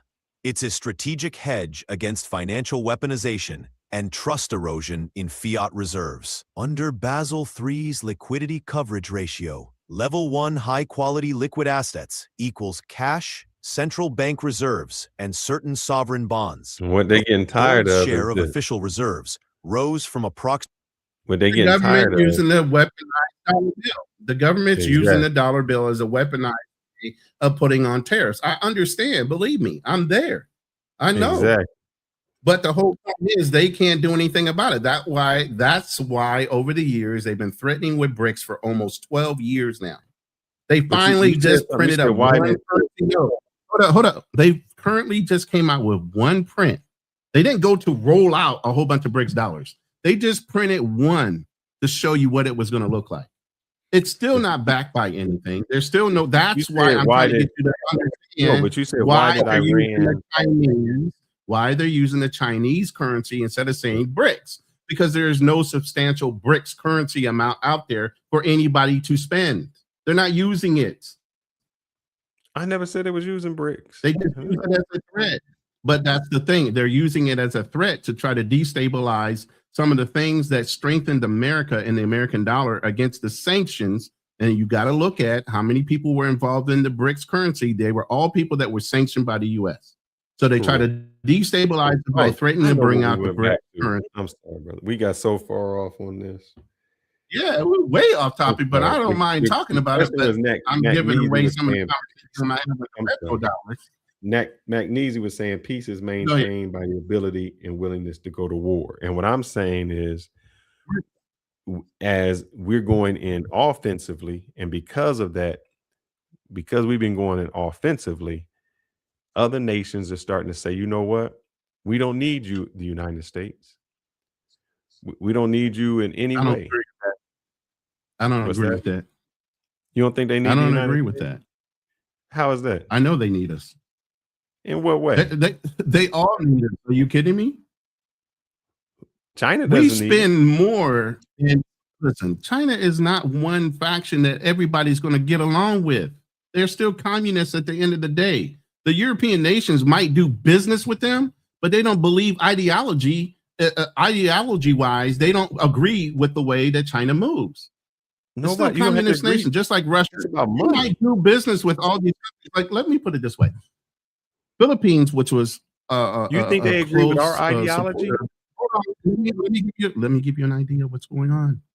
Philippines, while they might work closely with the United States, we have bases here. You know, the Philippines is being more affected by what's going on right now.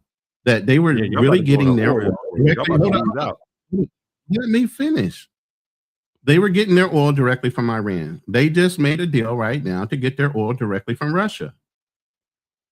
But does that mean the Philippines is still not aligned with the fucking American culture and everything their ideals are about? You can do business and still not like the person. I know. What do you mean? That's what I'm trying to say. Well, hold up. No, that's what I'm saying. You just contradicted what you said. I said they will do business, but they're not going to align themselves with China to where they're going to turn around and say China's going to support the global economy just because of this whole one little incident. So you think Iran has enough power and they're going to keep it for more than 2 weeks? No. Let me put it this way. Right now, there are two MUSACs. Hold on. Let me say this. There are two MUSACs right now that are going into the Gulf region. If those MUSACs get there, that island that they have the little river raiders or whatever the hell they got, that's done. That's done. I'm telling you right now. By the time they get there in the next 2 weeks, that shit's over with. Island. Hold up. Do you know so what the island? It's processing oil, but they also hide their fast boats there too. They would destroy. And while we hit a couple bombs there, yes, I understand that, and we haven't yet for a reason. We weren't trying to hurt them. Iran would just destroy the island. Iran is not going to destroy their oil process. Do you know that's their processing plant, though? That's where they process their oil. Iran, do you not know that? Iran would say, you know what? We'd rather the United States have it. Hell no. They would say, we'll destroy it so they can't get it. They wouldn't do that. When we, they would have already done it. No, hold up. I remember. Let me. What timer? I gotta put a timer on this. I'm going to tell you this. Let's put a pin on this. Let's put a pin on this. Yes, let's put a pin on this. And in 2 weeks. Oh, okay. Next and backstage. In 2 weeks, we're going to have another show after we do the next show on who the real Jews are. So after that, we're going to circle back around and we're going to see what happens with everything that's going on in the next 2 weeks. No, I want to get it straight because you like to change your story. You're saying I'm giving you 2 weeks. No, I am saying this so we can be clear. I am saying that Iran, I don't know why he left. I'm saying that Iran would blow up that island. I'm saying that Iran will blow up that island instead of letting the United States have it. What are you saying? So I know. And I'm telling you they will not. And we will blow it up ourselves. Why would we blow it up? If we needed to. We're not going to. We're going to secure it. Secure it for what? We're not going to blow it up. Hold up. What are we securing it for? We're securing the island away from the fast boats that are there that are interfering with the shipping lanes right now. That's the biggest thing that's going on. that's stopping the They don't tankers from need going that. in and out. They have Do you these boats. understand that- Listen, they have these boats. Can I finish saying what I'm going to say? They have these boats right now that keep pulling in and out, and they're the ones that are terrorizing the fucking tankers. They're not launching rockets all the time. They're using these fast boats to do it.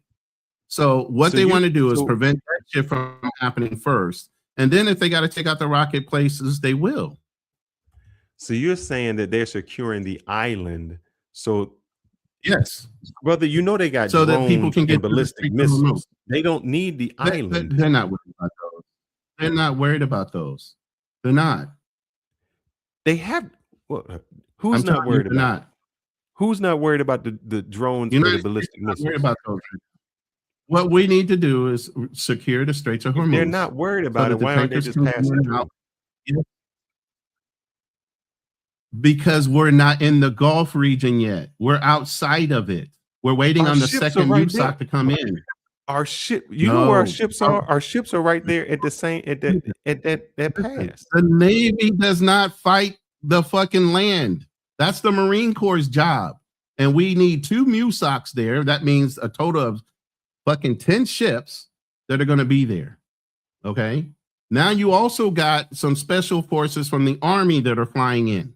Within 2 weeks, once we get both of those MUSOCs there, that whole island will be conquered. All they got to do, Iran just has to blow the island up. Even let's just they're not going to do that. Let's well, just they give would you already done it. Let's give you every. No, they would. They're not going to blow up their own. Then so we got. Where this you at, bet. Mac? Not back. So what? We got that. So here go the other thing. So you're saying they're going to take the island for what? What do they take the island? So that the tankers and the ships know that the Straits of Hormuz is secured. They'll just bomb it. You got missiles. They're not going to do that. There is only as big as 28 miles wide, but it's shallow. You only have 2 miles that you can get through. That's it. Do you not understand? So, listen, I'm going to tell you this. Do you not realize that our government will call another government before we fucking bomb them? And we'll give you a choice to either do something or not before we actually drop a bomb. We'll actually tell you what time we're fucking going to do it. Do you realize that? Do you not realize we already hit that island twice? You're not. We gave them 2 warning shots and hit that island already. Do you think we would miss? So if we wanted to blow it up already, we would have. We don't. I'm not. Hold up. Maybe I just want to make sure because you're going to change what you're saying. No, I'm not. It's on recording. Here's so I'm not saying this is exactly what I'm saying. All right, let's go step by step. You said they're going to blow up their own island, and I'm telling you they are not. Hold up. Let me say exactly it because I don't want you changing my thing around. I said that Iran would blow up the island instead of letting United States have it. So if United States goes in and hits, they'll say they won't. Also, what you are saying is they're taking the island so that they can get through the strait? So they can secure the straits. All right. That's what you get your intel from. The island has nothing to do with it. You can just bomb. You have missiles. Yes, it does. What do you mean? No, we won't do that. We just said, I just told you we didn't want to blow it up. That's what I just told you. Why would we bomb it? Listen. I don't want to talk past you. I want you to hear what I'm saying. If the United States takes the island, how does that stop a boat from coming through the strait? Or how does it help? Because if through the strait? Who's taking the island? Who did I just tell you was taking the island? United States takes the island. Who? What specific branch is taking the island? I don't care. Whomever you want to give it to, they take the island. Okay. Marines, Army, all of them take the island. There's 10 freaking ships that are going into that area. Those 10 ships are all Marines and military or naval fucking air wings and different things like that. There's no ship that's going to move around that island without those 10 ships finding it.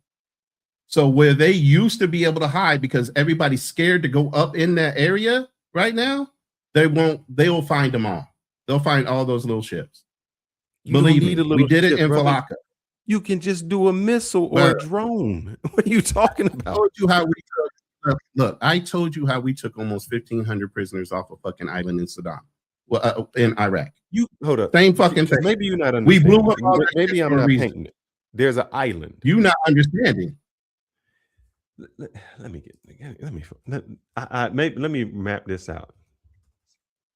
Well, I'm just trying to tell you, you have no idea the capabilities we have, man. They are not, once we're in that area, going to be able to do a damn thing. I'm telling you.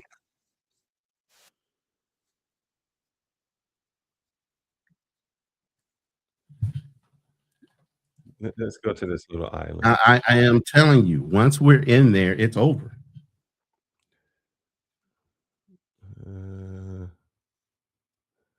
Let's see.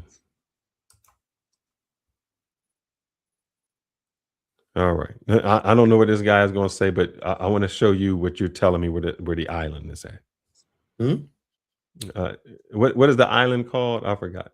I don't know what their oil processing island is, but that's the island I'm talking about, where they process their oil, which we already hit twice. So if we really wanted to blow it up, we would have done it already.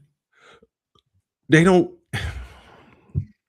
But Iran doesn't care if you blow it up. They just don't want United States to have control of it. Absolutely care. We don't even want their fucking oil. It's a fucking teaser. We don't care.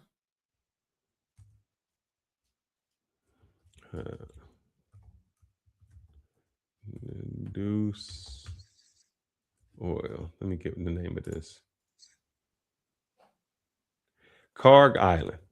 There it is. So now I got the name of the island. Mm-hmm. So let's ask this.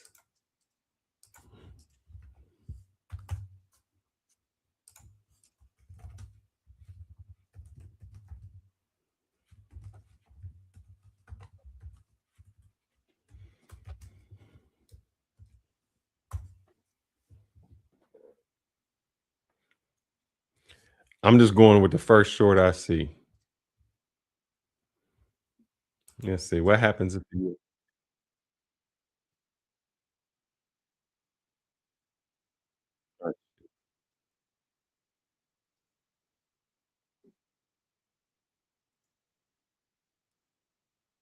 Will take an immediate hit and make it hard. Oh, man, why does it do this when I share? What the hell is going on? Harder for them to buy weapons and keep their military running. That is why it has been a strategic target in past conflicts, especially during the Iran-Iraq War, when Iraq repeatedly struck the island to disrupt oil exports. But today, it is heavily defended. The island has Russian S-300 missile defense systems, expensive radar systems, and around 2,000 Iranian military personnel to protect the infrastructure. The U.S. would need to launch multiple fighter jets, Tomahawk missiles, and naval strike groups to destroy the air defenses, costing about $3 billion per day. The U.S. is of carrying it out, but it could make the war much bigger. What happens if U.S. military invades Karg Island? Let's go to another Karg Island. Let's see.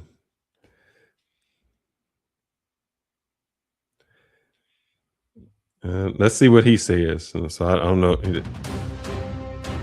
Oh man, can we talk in English? Can we get an English dude? Yeah. I don't think he's gonna be talking in English. Yeah. No, he's not. Yeah, he ain't saying nothing. He running his mouth, but he ain't saying nothing.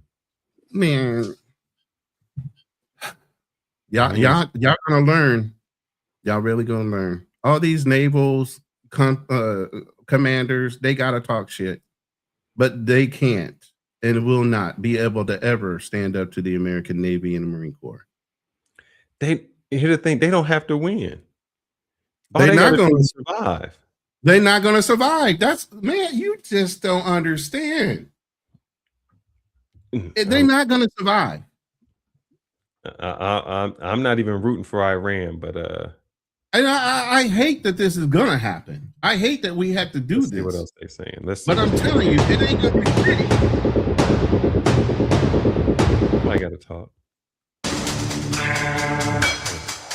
I got to get somebody with talking. These Negroes are just showing something. Let me see if I can find my TikToks that I had on this.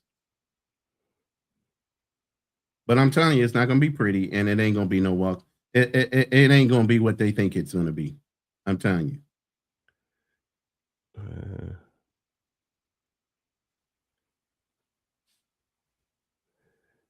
Nobody on here.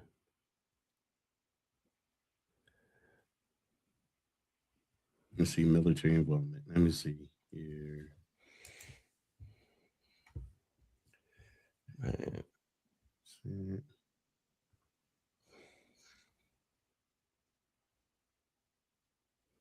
Let's see what my man over here is saying. Foreign Minister Arakshi, thank you so much. All right, for here you go. Let's see what time this this dude is. morning, sir.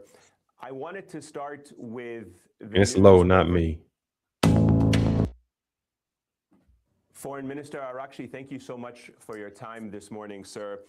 I wanted to start with the news overnight that the U.S. has carried out a military strike on Harg Island. The President of the United States said that for reasons of decency, I have chosen not to wipe out all the oil infrastructure on the island. However, should Iran or anyone else... That's everything I said up to this point. ...with the free and safe passage of ships through the Strait of Hormuz, I will immediately... Oh, man, it's not me. ...reconsider this decision. Let me start by asking you about what has happened on Harg Island and what is Iran's response to these strikes. Well, thank you so much for having me. I think our armed forces have already answered that they would retaliate if our oil and energy infrastructure are attacked. And they will attack any energy infrastructure in the region which belongs to an American company or an American company is a shareholder. So the reaction would be clear. Last night, they have attacked Hark Island and Abu Musa Island with, the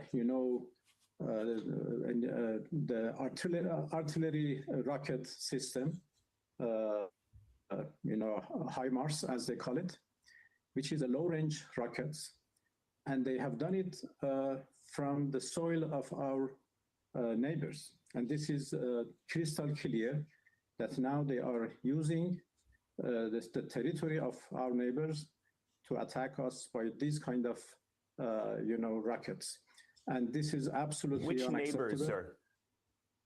Well, the last night attacks were tracked by our forces, and now it is clear that they are fired from UAE, from two locations in the UAE, from in Ras Al Khaimah, and from a location very close. Yeah, but I don't think he's gonna say what they're gonna do. They're just gonna attack Dubai.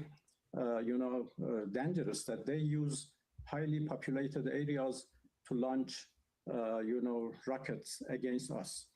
We would certainly retaliate, but we try to be careful not to attack any populated area. So basically, they're gonna attack everybody around them. Yeah, to try to anger and get other countries upset at America, which makes no sense when those countries are supporting them and not giving them free airspace. But they don't care. Man, we don't care. We just blew up a school over there. Man, we don't care. Against strike on nuclear plants. U.S. soldiers injured. We got injured, man. We got injuries. We got deaths. What you mean? Huge casualties reported already. Yeah, we got hit. That's the part. There's going to be exchanges. Nobody said we're going to get in clean and get out. We're going to take our lumps. That's all I said. I feel sorry for our American women and men that are over there fighting for war and dying for Israel. It has nothing to do with us. We don't need that fucking oil. We don't need shit from Iran. We were fine. This is everything to do with Israel. And this is why during the midterms, anybody as a Republican should be voting just to get somebody to stop him in Congress every time he wants to do something. Carte blanche. Nobody's stopping him. He was supposed to get congressional approval before he started helping Israel. Crazy. He did not. He did it anyway. you actually had the president of Israel go and address the House of Representatives, free and clear. No world leader has ever had that permission to do that. Like he was having a, what do they call that when the president has a State of a Union address? He literally sat there and addressed the whole House. And everybody attended. No other world leader has done that. What the fuck?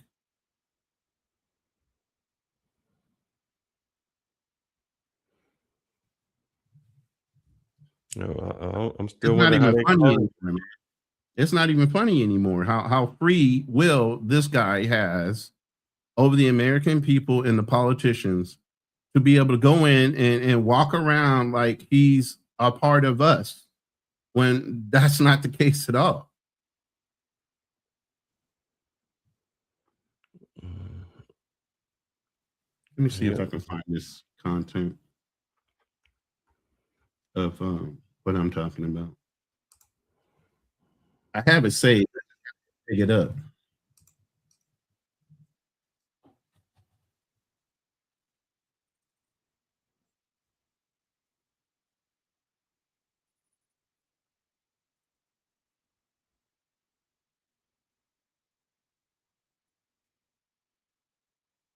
Yeah, this says it right here. This is why I don't understand what you're talking about. Because you keep talking about these ships. Hold on a second, huh? This is what I don't understand what you're talking about. You keep saying these ships. So this is how Iran protects it. Anti-ship missiles are a bigger threat than speedboats. And one hidden factor makes them a nightmare for the U.S. in reopening the Strait of Hormuz. First, Kausar, a cruise anti-ship missile designed for coastal defense with a range of 15 miles. Next, Noor, reaching up to 106 miles, capable of striking vessels beyond the Strait of Hormuz well into the Gulf of Oman. Then, Khalij Fars, a ballistic anti-ship missile that can hit moving targets up to 186 miles away using satellite guidance. And finally, Abu Mahdi, with a massive 621-mile range, putting even U.S. aircraft carriers It deep. will get shot the fuck down. Right. These They're missiles not are firing from a in the ship. Strait of Hormuz It blockade. don't matter. They will still Here's the real intercept that challenge. missile. And shoot it. These missiles are These truck missiles- mounted, look, road listen. mobile, hidden in Let mountain me tunnels go and back. hardened. Let's stop. Hold Let up. me- You keep saying, listen, this is where they at. Let me They- tell you from a military channel what they're saying about once our ships get there. You're playing all these hypothetical things that are just speculating. And I that's know that all it's not it is. coming from. You keep saying from a ship. They firing a missile. A missile can be. You know how It can big come from land. Yes, sir. We you know how understand big that. the land is. That means they can fire from anywhere on that land on a mobile. It doesn't matter. Doesn't matter. How you gonna stop it? These Iranian. Hold on. Let me get to where this. No, let me play this real quick. You keep jumping in. Let me play this. And just listen to him and why this is going to be a fucking problem. All right. Okay? But this is different. The ships sailing toward Iran are led by the USS Tripoli, which is an amphibious assault ship that also happens to be leading an elite US Marine Expeditionary Unit toward the Middle East. This is huge. Amphibious ships and expeditionary units offer the clearest sign yet that the US is gearing up to put boots on the ground, and we'll explain why that might or might not be the case later in the video. As for the group being sent, the War Zone, or TWZ, offers some more details. It says that the latest grouping of ships set sail after US Central Command received direct approval from the US Secretary of War, Pete Hegseth, to send them. What's heading to Iran right now is an amphibious ready group, or ARG, the outlet says, which has an attached Marine Expeditionary Unit. An ARG typically includes an assault ship, 2 transport docks, and a support vessel that carries an embarked Marine Expeditionary Unit, MEU, of at least 2,200 Marines. And it's possible they may hold more. The New York Times suggests that about 2,500 Marines are en route to the Middle East, and it provides us with the name of the unit being sent, the 31st Marine Expeditionary Unit. Right now, the USS Tripoli and the ships that it leads are sailing to the Middle East from their usual base in Japan. We also note the Marines and sailors on these ships have been getting ready for something. On March 13th, the US Indo-Pacific Command shared images of sailors on the USS Tripoli conducting a live fire exercise the previous day. While this was played off as a routine exercise, and it may well have been, the timing seems uncoincidental. On March 12th, the exercise was taking place. 2 days later, the news broke that the USS Tripoli was on its way toward the Middle East. And here's where it gets really bad for Iran's regime. This ARG and expeditionary unit may be the first of several. In an ex-post, Ian Ellis revealed that the US has other ARGs and task forces stationed in the Pacific region that could be ordered to Iran at any time. Among them are Task Force Ashland, which is currently stationed in Thailand, and the USS Arlington, which is another amphibious warship that was reported on March 1st as conducting repeated loading operations out of Norfolk while surrounded by armed security boats. Could this have been training for a deployment to Iran? We don't know for sure, but these kinds of exercises seem to be simulating the kinds of conditions the ship would face in the Strait of Hormuz. Keep that waterway in mind, because we'll be returning to it in a few moments. But beyond the task force and warship we just mentioned, Ian Ellis adds that there are 3 ARGs, the Iwo Jima, Boxer, and Kearsarge, that are all in positions to join the USS Tripoli and its grouping should the US want to call on it. So what we may be seeing here is the start of something very big in terms of marine deployment. But even if it isn't, the USS Tripoli and its supporting ships alone tell Iran that the entire US posture in the war is about to change. However, that change isn't going to be instant. An open-source intelligence update shared by MT Anderson on X notes that the USS Tripoli is moving at a very high speed toward the Middle East. This can be tracked by satellite photos, which show the ship's wake is large enough to indicate that it's going hell for leather to get to the Middle East. However, even at such a high speed, the ship and its grouping still have to make it to the Middle East from where it's stationed in White Beach, which is in Okinawa, Japan. The warship was spotted approaching the Bashi Channel that lies between Taiwan and the Philippines on March 12th, and it may take another week or two before it arrives in the Middle East. But that doesn't change the headline. The US is sending Marines and amphibious warships into the Middle East. This is Iran's worst nightmare, especially when it comes to the leverage that Iran has in the Strait of Hormuz. But before we get into that, it's worth taking a closer look at what a Marine Expeditionary Unit is, as that gives us some hints about what the US may be considering with this latest deployment. These types of units are among the most versatile that the US military has to offer, with the New York Times noting that they're often referred to as America's 911 force. In other words, these are the units you call in when you have an urgent problem that needs to be solved. Marine Expeditionary Units have been used for everything from conducting counter-piracy operations to being the first to lay boots on the ground during major operations, such as they were during the war in Afghanistan back in 2001. These are self-sustained and rapid response forces that are structured to offer air, ground, and logistical elements that are split into 4 groupings. First up is the command element, which serves as the headquarters for the unit and offers support to all deployed forces. A ground combat element serves as the Marine Expeditionary Unit's heaviest hitter in terms of pure combat force. That element typically contains a Marine infantry battalion, complete with artillery, really telling me what they're going to do. A team of engineers, and amphibious vehicles used to make landings on enemy territory. Throw in the aviation combat. First of all, you need to understand what comprises a unit before he can explain to you how detrimental it is. Once we get in that fucking area, how much fucking damage we're going to wreck and do. It's fucking crazy. You don't understand. In what area? On the island? Yes. So let me ask you a question. If they get on the island and Iran puts a ballistic missile there, how do they They're not going to do that. They're not going to do that. They said they wasn't going to close down the Strait of Hormuz. Right. They said they wasn't going to bomb anybody. We don't have to. Who said that? That's what the whole thing was. Oh, they're not going to close that down. They're not going to bomb. They're not going to bomb any other Arab countries. But they did it. They had no hesitation to do it because there was nobody there. There's a different element when you got people there that can actually do something. You can be a bully all the way up until somebody else that's bigger than you shows the fuck up. That's what I'm trying to make you understand. But you let these guys explain what it is, and you're going to understand. Million people, but here's the thing, bruh, that don't fucking matter. There's not 1 million fighters there. Where? In Iraq? Not in Iran on that fucking island. No. You're saying there's 1 million people on that island right now? No. Okay. I'm saying in Iran, but I'm saying what prevents Iran from using ballistic They are not going to blow up their own materials. They're not going to do that. So what they would say is, listen. So at what the is end of the day, strategy? listen. Let me say this because you think people are so fucking crazy. They'll do anything to prove themselves right. People are still businessmen at the end of the day. You are not going to blow up your whole fucking infrastructure for a war that might last a month, and then you have to rebuild all that shit again. We don't care about their oil, and they know we don't care about their oil. So why would they blow it up to hurt themselves after the fucking shit is over with? Does that make sense? No. So no, even though you might threaten that, oh, I got a nuclear bomb, I'll just lob one at you. Has anybody ever done it yet? No, just because you got it don't mean you won't do it. So just because they can, they won't. It's a threat. It's posturing. They won't do it. That's why they have troops there. If they didn't give a fuck, why would they have troops in the immediate area of something they're going to blow the fuck up? They're not going to do that. They're not. I'm telling you.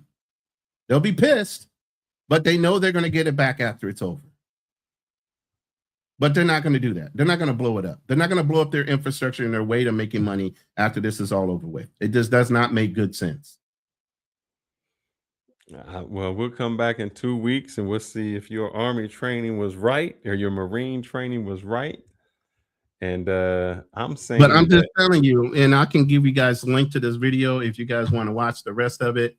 But I'm telling you, you guys need to understand. And here's the thing. They only know limited information.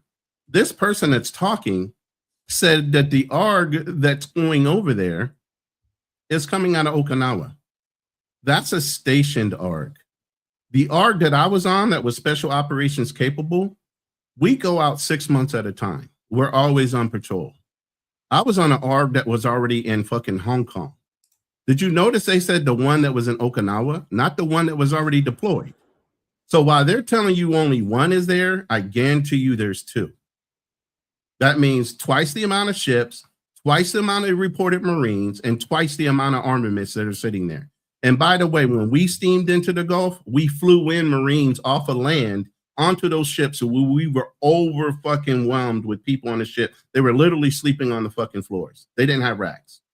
Everybody wasn't comfortable. So they overpacked the ships that actually had troops in it. So what do you think that them taking the island is going to do? That's going to release the pressure in the Gulf region so that you can allow ships to come in without feeling intimidated. So what does that do to Iran? They will run patrol missions and ship interdictions, and any random ass act from Iran to fire on those ships will be felt immediately. What do you mean felt? We already over there. No, bro, you don't understand diplomacy and war. You're not going to go and if we wanted to drop a nuke, why haven't we dropped the nuke? You're just not going to do that right off the bat. You're not going to blow your whole wad on one mission. You're going to slowly show them, look, I can overwhelm you anytime you want. Don't make us do it. Let's put it this way. When we went into Venezuela, there were special forces from the Marine Corps there too. Those Venezuelans are so obedient at this point, they're willing to give us whatever the fuck we want. And that was a small fucking unit that did that shit. Venezuela, who is Venezuela? Who have they fought? Yeah, you see, you're downplaying it now, but I'm trying to tell you, don't understand. Who has Venezuela fought?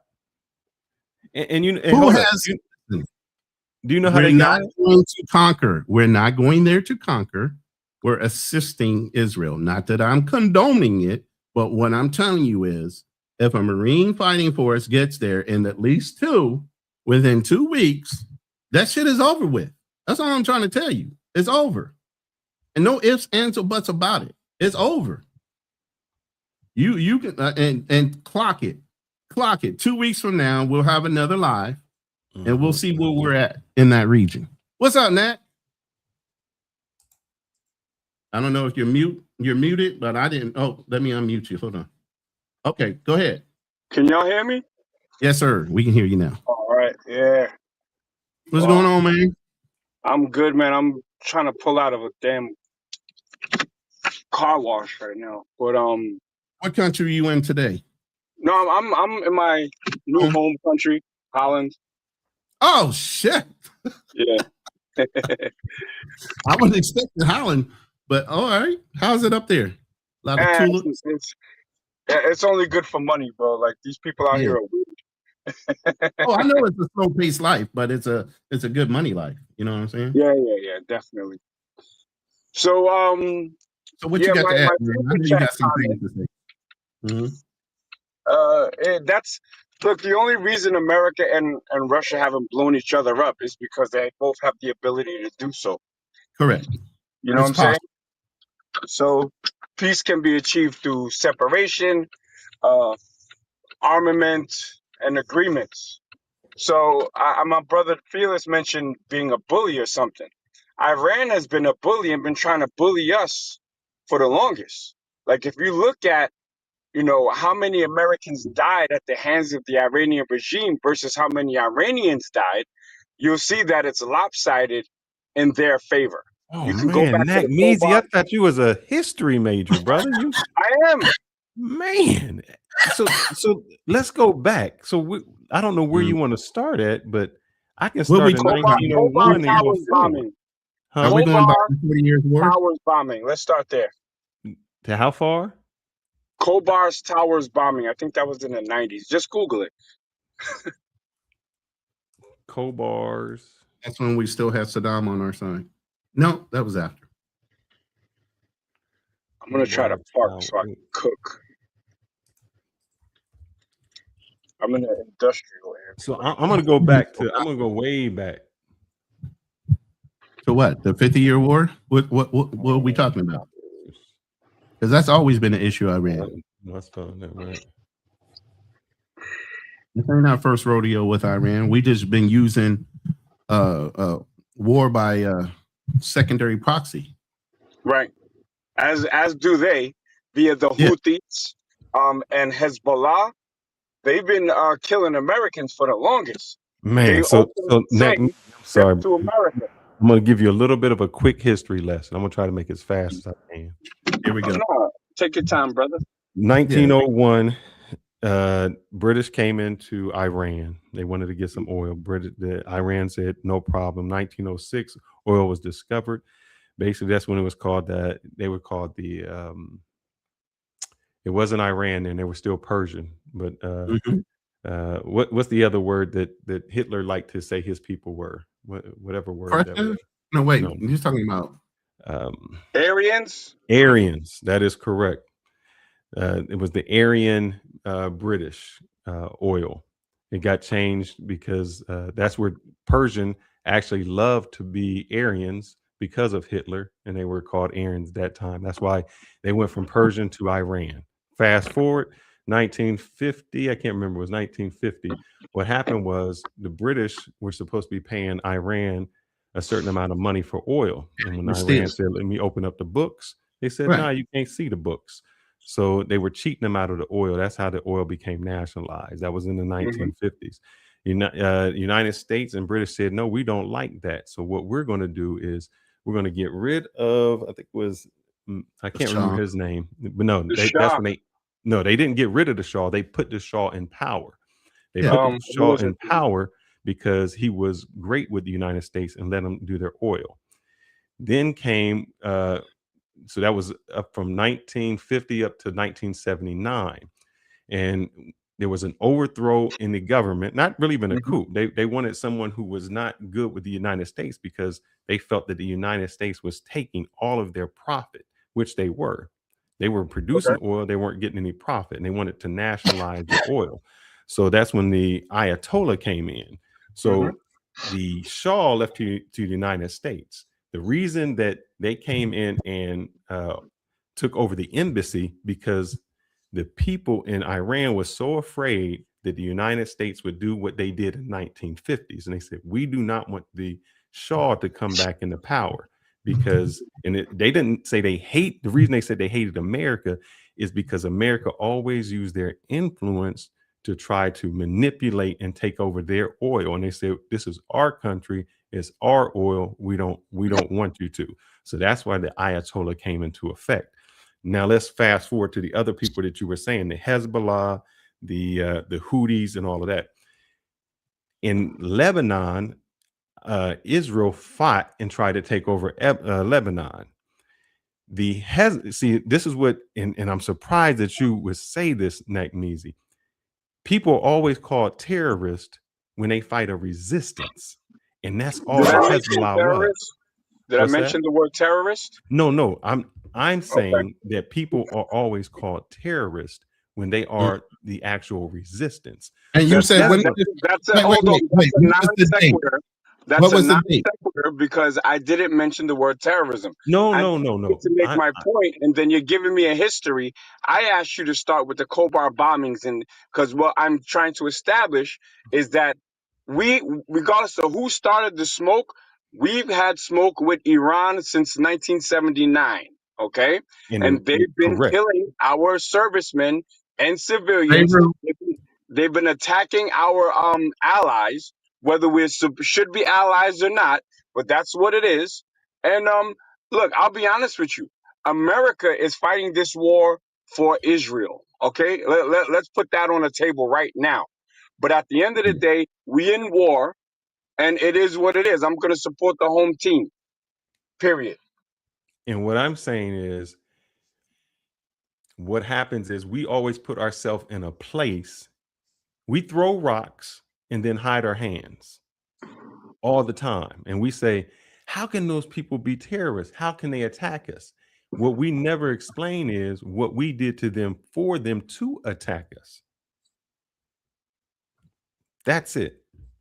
I mean, you have a certain point, but I'd like specific conflicts to go with your point. In 1982, a response to the Israel invasion in Lebanon, Hezbollah, Party of God, a Lebanon-based terrorist group, was formed. They were formed because Israel invaded Lebanon. But do you know what they did? What? Who did? The terrorist group. Hezbollah? Or who? They were no. What they did was they fought back against Israel by bombing who? The Marine barracks in Lebanon and Syria. No, but they bombed the Marine barracks too. That was there. What was the name of the Marine barracks, brother? I gotta remember. I don't know. My brain is not like that right now. But hold on, I'm gonna pull it up. But you're saying that like they shouldn't bomb the Marine barracks. Absolutely not. Why not go after Israel? Why are you bombing us? But I want to name the name of this Marine barracks. Hold on.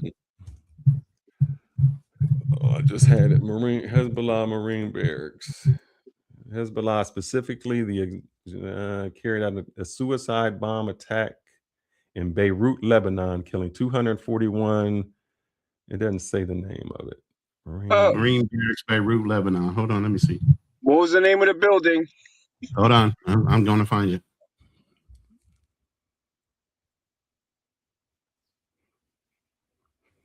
$1983, 0620 hours. First thing in the morning.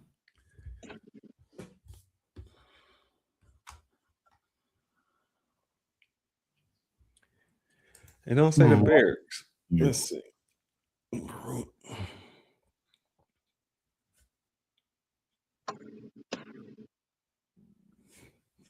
So once again, my question would be, why was the military in Lebanon?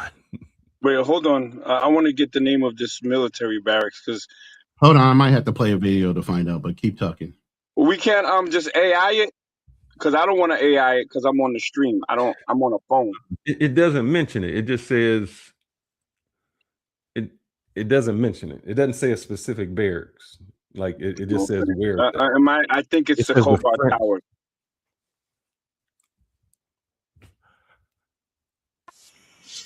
Sorry, this is just a memorial. Okay, I'm just gonna chat GP it.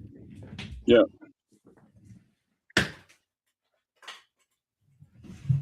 What was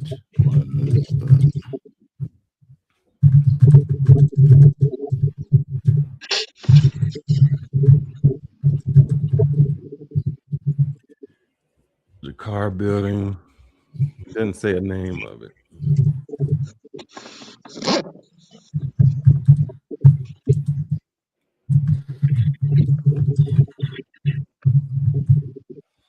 But go ahead. It doesn't mention the name of a specific place. It just says the Beirut barrack bombings. Hold on. What was the name of the Marine barracks in Beirut that were bombed by Hezbollah? Marine barracks, Beirut International Airport.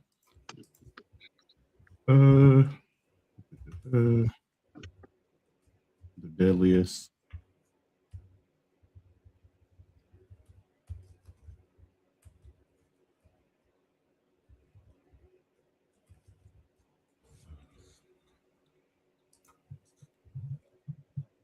Okay, I'm sorry. Wait, y'all are on Beirut, right? Yeah. Okay, the Kobar, that was a different one. That's just, more source for my argument. But the Kobar towers were in Saudi Arabia, and they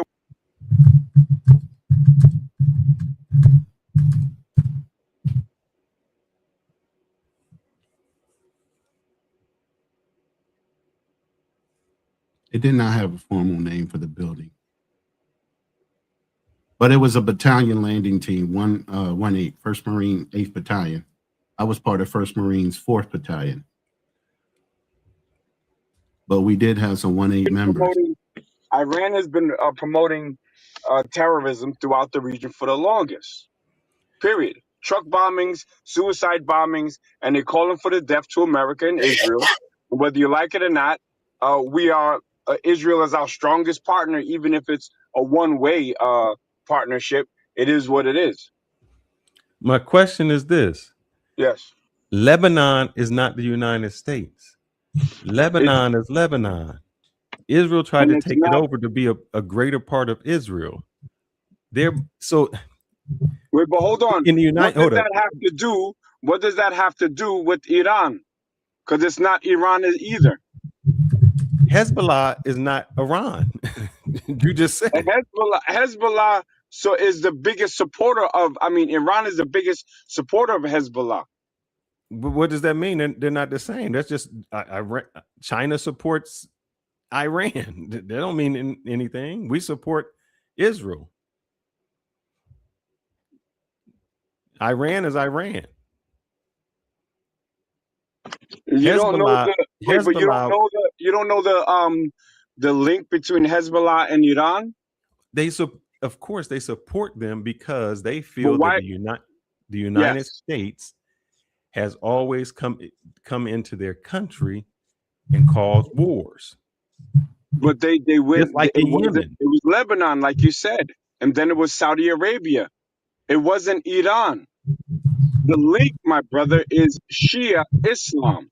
It's a Shia militant / terrorist group that the Iranian government backs through funds and also military hardware. So they keep sticking their nose in business that their only connection to is Shia Islam, not Sunni Islam, Shia Islam. Why did Israel bomb Lebanon?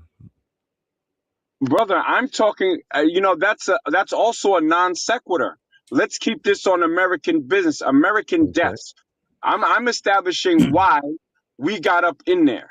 Okay. Obviously, Israel is one part of it, but there have been American deaths at the hands of Hezbollah, which is a Shia terrorist group that is backed by Shia Iran. So the question would be, why was the United States in Lebanon? Let's Google it. Let's see. Right. What's the question? Why is the United States? Why was USA in Lebanon before Hezbollah? Let's see. Let's put before.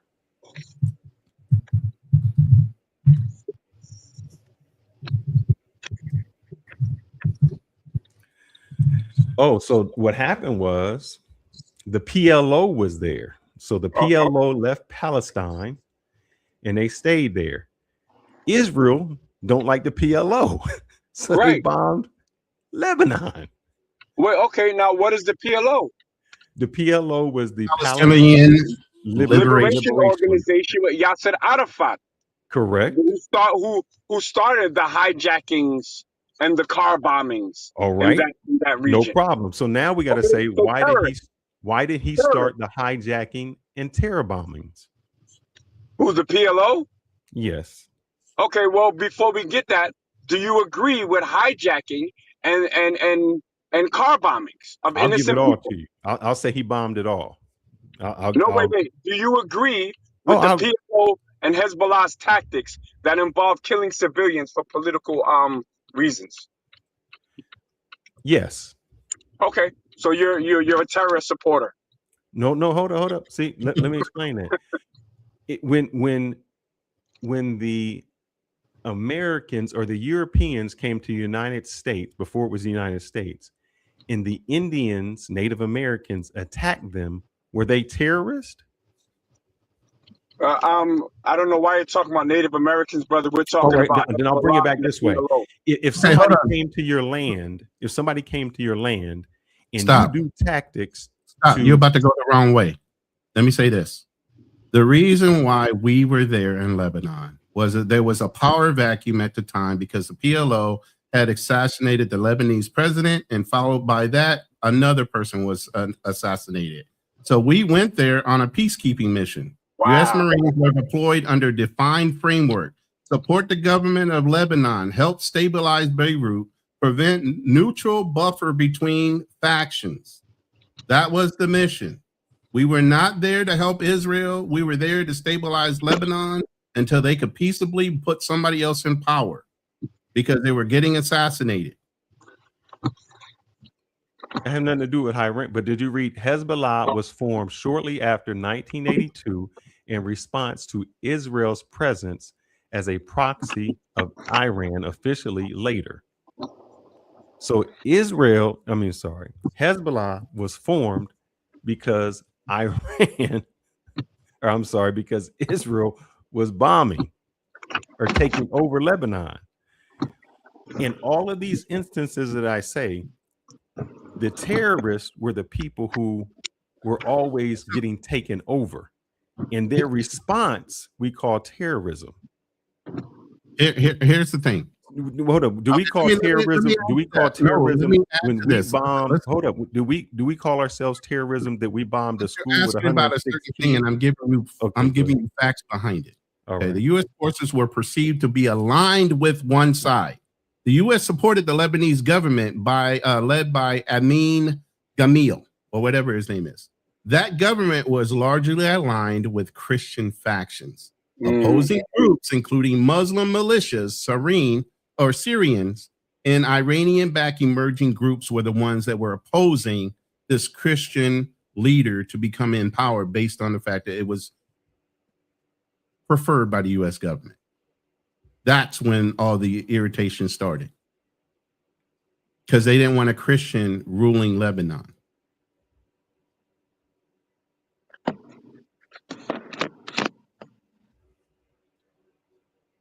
Now go ahead. No, so my thing is, on all of these instances, we always call the terrorists the people who had their land taken or something taken from them. So when you said, do I believe in the PLO? The PLO was still Palestinians. Palestinians said, we want our land. No, you can't have your land. We're going to take more of your land. We're going to take this. So usually in any warfare, the people who don't have anything, whether in Vietnam or whatever, they go to different tactics in order to, when you say terrorize or do whatever, guerrilla warfare in order to win. That's just how it is. Whenever you are up against someone who has superior weaponry, superior money, you always have to go to guerrilla warfare. Now, did they blow up buses? And when you say innocent people in Israel, they did bus bombings, they did plane bombings, they did that, and we call them terrorists. Yet, when Israel bombs up Gaza and kills innocent children, we say wait. We're fast forwarding between regimes and morality. Hold on, stay in that region, in that realm. Back then, there was war being fought honorably. Nowadays, that's not the fact. Don't bring it up forward. Stay back there. Okay, because there were politicians and everybody that had some morality and operational tactics. So at that point, you can't bring them all the way up to Benjamin. If Iran was such a bad person, bad people, why did we have the Iran-Contra with Oliver North? You're asking questions that have nothing to do with the topic, and you make us go down a rabbit hole of nonsensicality. Let's stick to your point about supporting terrorists, because you seem to be so the United States supported terrorism. Well, let's talk about this specific conflict here that we're talking about. Why? I've given you the American lives that were lost at the hands of Lebanese slash Shia militia backed by Iran. I can also give you countless names of Iranians that were arrested in America plotting to kill Americans, and Iranian spies that were arrested in America. Iran is our enemy. Was there an imminent threat? I think that was overstated. However, they are our enemy. So when you call them for smoke with the United States, you're gonna get it. And once you get it, Yeah. don't cry about it. That saying part, that I Iran agree that- and my Iran position right is, now. Listen, like I told you, Iran. We don't care about their oil. Iran at this point is a target of opportunity, and since Israel is irritating the situation, we're just going to go ahead and compromise it. Yep. They're a target of opportunity. Is the only reason we're there, just backing up Israel. And since they're there, we might as well go fuck up some shit. Thank you. That's what America's thinking, in layman's terms. and so do y'all believe? Let me see. How can I do this? How can I say it? Do you believe that when we go to war, we go to fuck up some shit, that what our American government tells us is true? No. Mm-mm. So what will make you think this is true? Because I was told that we went to, I was told that Saudi Arabians or from Saudi actually hijacked some planes and went into 9/11. So that now we had to go to Afghanistan and then we had to go to Iraq. I don't know what Iraq had to do with weapons of mass destruction since they didn't have it. I was also told that we were trying to stop drug trades and we blew up fishing boats from off the coast of Venezuela because we said they were drugs, and we had to kidnap a president of Venezuela because he sold drugs, and then we take the oil and then sell it on another market and keep the money in Qatar. Right. So I really don't understand when we call other people terrorists or we say they're doing something. To me, sometimes it sounds like the United States paints the picture that they want to paint for us to believe what we want to believe. Can I respond to that? Yes. All right. So I'm not going to argue nonsense, right? And you're not speaking nonsense right now. The United States has prompted up governments, has started wars with other nations, has supported who was we fighting in Afghanistan that turned The into the Taliban. Taliban. It turned into the Taliban, but we were supporting them against Russia. What were Right? the Taliban called before? They were called The Mujahideen. They were the Mujahideen in Afghanistan, and then because they were useful for us when we were fighting Russia, who was trying to get a foothold in Afghanistan, so we supported them, and then they started using the same Stinger rockets against us via the Taliban. So I get it; it's a global game, and the sad truth is, if you don't play the global game, which is colonization, imperialization, takeovers, hostile takeovers, you're not going to maintain your place as a world superpower. If you enjoy being in America, Well, see having a what nice you house, saying right now, McMeasy, and I'm yes, sorry to interrupt you. What you saying right now? If we say that, I'm with you. If we just tell the truth and say, look, right, we didn't go to Venezuela for no damn drugs. We went there because we wanted the oil. exactly. If we said, I'm with you. I just don't want to be pissed on and tell me it's raining. Well, and now we're getting to a place where we can be honest. I'm not. Look, I love being a Black American, right? I love being an American, period. But I know when my country's on some bullshit. But because my people still live in America and the powers that be do what they gotta do, I gotta ride for my people. But I will call them out on their bullshit too. Exactly. But global powers, right? China, not even Russia so much anymore. They can't even beat Ukraine, right? You have to do some messed up stuff. America was supporting, we had a base or at least access to a base in Georgia.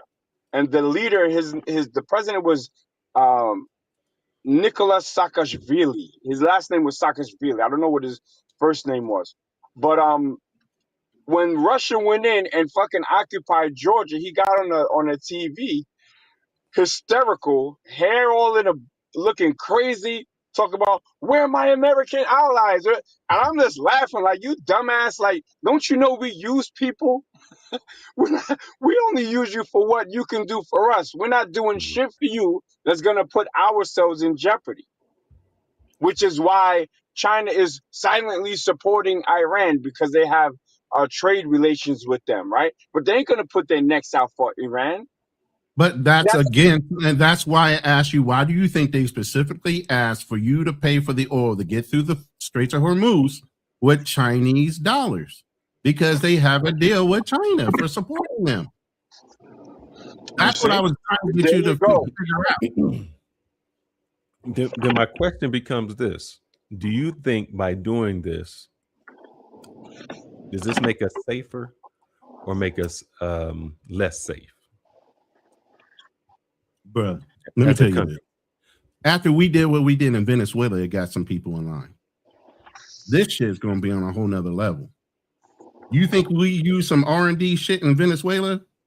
Watch. If this shit goes on too much longer, you're gonna see some shit we ain't ever broke out. And all that does is put every other country in line with what the fuck. We spend more on military armament and support than 8 countries combined on their national fucking debt. There's not too many countries that are going to stand up to us. 1, and then 2, how many other countries are used to fighting all the fucking time besides for Americans and American military? They don't have the experience, the level of experience and exposure to actual war. You don't know who's going to run and who's going to fucking stay until a fucking bullet comes flying at you, even while you're still in. You don't know if that motherfucker is going to freeze up when a bullet starts flying. Guess what? I guarantee you none of those American soldiers are the ones that are experienced. Maybe the younger ones will. And we'll find out. But here's where your fallacy comes in. It ain't fantasy, but I'm talking from experience. I've seen people your freeze up. fallacy is, all right, what war have we won since World War II? It ain't about winning wars. What war have we won? It's not about winning wars. We spent 20 years in Afghanistan. And the moment we left Afghanistan, it went right back to where it was. Yeah. We spent all this time in Vietnam. We are not there to run governments. I don't get why people think we're there to run governments. We should never stay longer than we're needed. We're supposed to go in, do what we need to do, and pull the fuck out. It's the greed of the politicians. What do we do? Stop. It's the greed of the politicians, and it's the greed of the corporations that have now influenced these politicians to make us stay longer in countries that we don't need to be in, because they're trying to pilferate whatever fucking rare earth metals or oil or whatever the fuck out of that country before we do pull out. It's about money now. It's not about us doing our jobs. We're not there. What did we change in any of these countries that we said we fought since World War II? I mean, we didn't change anything, and I mean, every country that we've ever took over or done something, we actually made them more dangerous. Iraq was better under Saddam because Iraq is dangerous now. Somehow, what's that? Is Iraq dangerous somehow now? Now you got the militants to fight everybody. But Syria, what weapons crazy? Do they have? Wait. What weapons do they have? What major weapons do they have? They don't have shit. Let me ask you, fighting with sticks and stones right now. Let me ask you this, Ronan. What major weapon did they have? What weapons do they have now? What major weapon did Osama bin Laden have? What are you talking about? He didn't have a bomb. He didn't have a nuclear warhead. You think you keep thinking America fight and people fight like Russia and that, because guerrilla warfare, all he did was take over some planes. He didn't need the weapons. See, that's how guerrilla warfare fight. They don't fight the way you want them to fight. So when you say, oh, look at all these. I don't want to be the conspiracy theorist, but if you believe that's why those towers got hit, then I can sell you a whole bunch of shit that you'll believe that I got. That is not why those fucking towers fell. It was to get into a fucking war. And all the while those towers are falling, all the gold that was in the international bank disappeared and nobody said a fucking thing. Because guess where all the gold was held on international trade? In the bottom of the fucking world towers. That was about getting into a war and also filtrating out Vietnam. Those people was digging holes and booby trapping. Who? Vietnam. They were digging holes and booby trapping, and we had Agent Orange. We had military. We had all of that. Nobody has ever conquered Vietnam, not even France. So we're not even taking a black eye on that. So nobody has conquered Iran. Hold up. Listen. Half of the wars we get involved in, we should never have been pulled into. Hell, they had to bomb fucking Hawaii before we get involved in World War II. We weren't involved in that shit up until they did that. Half of the shit we get involved in, we're not supposed to be there. But yet and still, somebody couldn't leave us the fuck alone.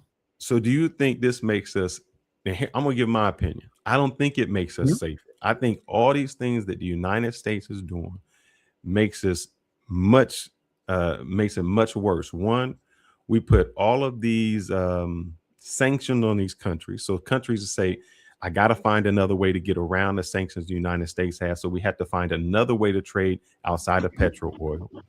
If I am a country like Iran, I say, look, Gaddafi gave up his nuclear weapons or his pursuit to it. He got killed. No, he got killed over trying to change over the petrodollar. Yeah. Nothing to do with oil. So he didn't have nuclear weapons. He got killed. Yeah. North Korea says, nobody messing with us. We got some nukes. If I am a country, the first thing I am going to try to pursue is nuclear weapons. Do you understand global because position? I found out that nuclear weapons just because you have something don't mean you're going to use it. You use it as a posturing ability to keep exactly. And if Iran, right now they had an opportunity to launch their missiles, they would. No. So here's the thing: if Iran had nuclear weapons right now, we would not be invading them. Why not? Because we wouldn't want them to use their weapons. The same reason we're not invading. Why wouldn't we? Why would they? Why would we wouldn't invade them? The same reason we don't go after North Korea. The same reason we don't go after India. The same reason we don't go after Pakistan. What is the point of us going after North Korea? What is the benefit? It's a fucking island, dude. It's small as fuck. Who gives a fuck about North Korea? He can do whatever the fuck he wants as long as he doesn't touch our interest. So just because he's there don't mean we have to wipe him off the map. So hold up. Iran was there. Why do we have to try to come after them? They weren't embargoing any oil. Iran is all about it. Listen, Iran was not a threat to the American people. Venezuela. What was Venezuela doing? Let me make this clear. Iran was not a fucking a threat to the American people. This is all initiated and being followed through by the Israelis. This is a target of opportunity for Americans. We don't give a fuck about their oil. We don't really give a fuck about anything. All we're doing is supporting supposedly your friend, Israel, for no fucking reason. But for the fact that if Iran had nuclear weapons, we would not be going after them. It wouldn't matter. We wouldn't go after them. Netanyahu's got nuclear weapons. Why wouldn't he just blow them the fuck up? Just because you got it don't mean you're going to use it. But nuclear countries don't go after nuclear countries because of that threat. All day, every day. That's the whole point of the Cold War. The Cold War was always the threat of a fucking bomb going off, nuclear bombs going off, but yet and still, we were still all infighting between Russia when the wall was, Russia and Germany when the wall was going up. We always proxy fight. We don't go to war with Russia. What we do is we give money to Ukraine to fight Russia. It's a proxy war. We're not going. Look, I'm telling you what. The Cold War was all proxies. What do you think would happen if China says we want to go ahead and take Taiwan back? You think we're going to go to war with China? What? Or we're going to let Taiwan go? Look. I don't give a fuck what China got. China would never fight America. All that and all the fucking, they would never fight America. We wouldn't fight them. It's mutual destruction. Exactly. So then, what is the point? You can say all the shit you're agreeing with me, Ronan. That's why I'm saying. No, I'm not. Listen, stop talking so loud and listen. All right. Why I'm saying this is China would never fight America. America would never fight Russia or China or even anyone. It's not because of the weapon. That has nothing to do with it. That just makes you intimidating. You're never going to push that button. You're never going to push that button. Since the Cold War and Gorbachev and all these other people, they had plenty of opportunity to push that fucking button. They never did. That's when the USSR was at its strongest. Now they fucking broke it apart and made it all kind of mini countries. Why would Russia all of a sudden push the button now? What you're saying is, if you have a nuclear weapon, you wouldn't use it, right? It's a threat that keeps you safe. So why not give Iran a nuclear weapon? For what purpose? I'm going on what you just said. I'm going on your logic. So why can't they have a nuclear weapon? For what purpose? Why does Israel need it? Why does the United States need it? Why does anybody need it? For their own protection.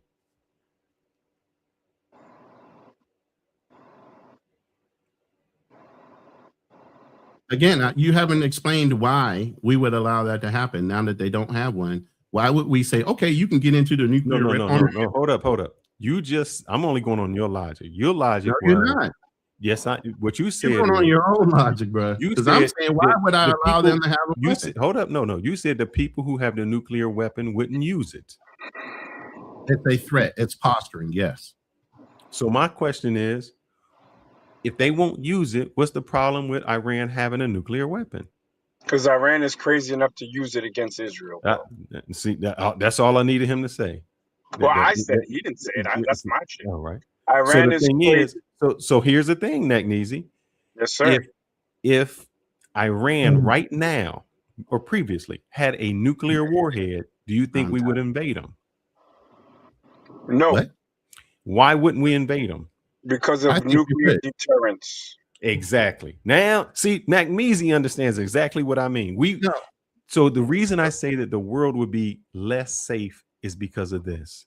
Countries are saying the only way, like a Venezuela, a Colombia, a Cuba, countries are saying the only way that I know that the United States won't come after me is to pursue a nuclear weapon. If I'm Iran, I would say, shit, the first thing I'm going to do is get a nuclear weapon. Now, let me say something else, Fearless. A nuclear deterrent does not guarantee that people won't fuck with you. All right. That's what I'm trying to tell you. India has nukes, yes, and they're in a war right now with Pakistan. They've been in a war with Pakistan over Kashmir. They have nukes. Nukes isn't the by all end all. You see what I'm saying? But once you have it, then the negotiations sound different. They speak with a softer voice. Sometimes are they at war or are they at skirmishes? No, there's battles, all right. But it was like 3 weeks ago. It was like being put out as a war. You know, it's not a large scale thing. And Kashmir, it's skirmishes. If India or Pakistan ever felt that they were going to be taken over or lost, they would ignite a nuclear war. No, I don't think anyone. Look, man, it's like nobody in their right mind would do that. Like the people are saying, "Oh, Ukraine is beating up on Russia." No, if Ukraine was going to be taking over Russia, Russia would blow them up. Then why hasn't China let one off and just took over fucking Taiwan? They don't need to. They don't need to do a nuclear weapon to take over Taiwan. But by your logic, they would. Why wouldn't they? No, it's their country. Taiwan doesn't have nuclear threat. Taiwan belongs to China. It is their country. Why would they blow up? They don't act like it. They don't act like it. Hong Kong is their country. It's one China. Now, you do realize the British owned fucking Hong Kong until 1980 something, right? And they turned it over. Yeah. Any of y'all live in Texas? I live in Texas. I did. All right. Do home invasions happen in Texas? Nah. I mean, what they try to, but you know, people know they don't run up on a car or nothing like that because everybody got a gun in Texas. Everybody got a gun. But Exactly. there were still carjackings, there were still home invasions, there were still robberies. Fearless, you just froze. Because people know that you You're back. have it doesn't mean that they won't try your ass. Oh yeah. And Iran is crazy enough to try somebody with the weapon if they get it. That's why they're saying you can't have it. Who are we to police them? Well, we're America. We're the biggest, baddest bully on a fucking block. That we have to embrace that we try shit. not to be bullies. We try to be upstanding and proper, but sometimes we do come But off you know, bullies. sometimes you gotta show your pimp hand. Sometimes you do. That's what happened with North Korea. Kim Jong-un pointed a fucking weapon at Guam or some shit, or he fired some shit in the direction of Guam. And Trump in his first term was like, yo, I have a bigger nuclear button. Move that shit, or else, you know, we're gonna get it popping. So they talk tough, but nobody really wants to press that button. But just because you have it doesn't mean people won't test you. Suge Knight got knocked out at a barbershop by a barber. Everyone was scared of him. It don't mean people won't test you. Let me say this. Right now, we have two inconsistent leaders, world leaders, that are pretty much pushing up on everybody. And that's Trump and Netanyahu. Those are the two that are piling up and doing all kind of crazy shit. One, Trump has no recourse because at the end of the day, he can't run for a third term. He don't care how many fucking bridges he burns down. Right. He's going to do whatever the fuck he wants. He's a loose cannon. So why not support Netanyahu, who's probably going to give him a fucking golden parachute after all this is over? Let me ask Neezy. I mean, you know this. I don't want to talk about this too much and put it in. You know why most school shootings happen? Oh God. No, enlighten me, brother. What kind of question is that? No, like in Columbine, it's usually the kids who were bullied on. Right. So those kids, if they weren't bullied on, that's the whole idea behind terrorists. You form terrorists. They would just be the weird kids. You know, nobody messed with them. Nobody cared about them. But the more they got bullied on, they felt that I need something. And so the United States, when you say we need to be bullies, we keep bullying and bullying. I'm not saying people. we need to be bullies. I say we can. We are the biggest, baddest Every bullies. once in a while. Yeah, every once in a while we do. But normally we just respond to whatever. And what I'm saying is, when you're the big dog, sometimes what happens is those people who get bullied, they don't want to be bullied no more. Right. And then you start to make an enemy where there wasn't an enemy just because you became the bully. Right. And I agree with you on that. But the way of the world is the one with the most guns and toys run shit. If you agree, not even if you agree, if you enjoy the fact that you live in a country called America with great opportunity and everything, you got to understand that that power or that success that you enjoy was built off of the fact that that nobody can really fuck with us. That's it. I don't want you to think I'm disagreeing with you. I was on Austin Holloman's show maybe a month ago or maybe a little longer, and I stated the same thing that you stated. I said, you know, I said as Americans, we enjoy low oil prices. We enjoy all of this stuff because we bullied the world. I'm not saying that the bullying is correct. I know that that's what we do to get what we want. The reason our prices are low and we manipulate third world countries and take their resources, that's what we do. And if you want to remain a superpower, you do it. Yeah. We just lie about it. We just say we're doing it for a different reason. We want to control all the regions. And I broke it down with Austin and said, look, this is what we did. Before all of that, we went to the Panama Canal. We said China can't control it. You know, that's going to be sold. Then we put all our ships around in the Caribbean to show our power and our strength. Then we start bombing all these boats because it was Venezuela, man.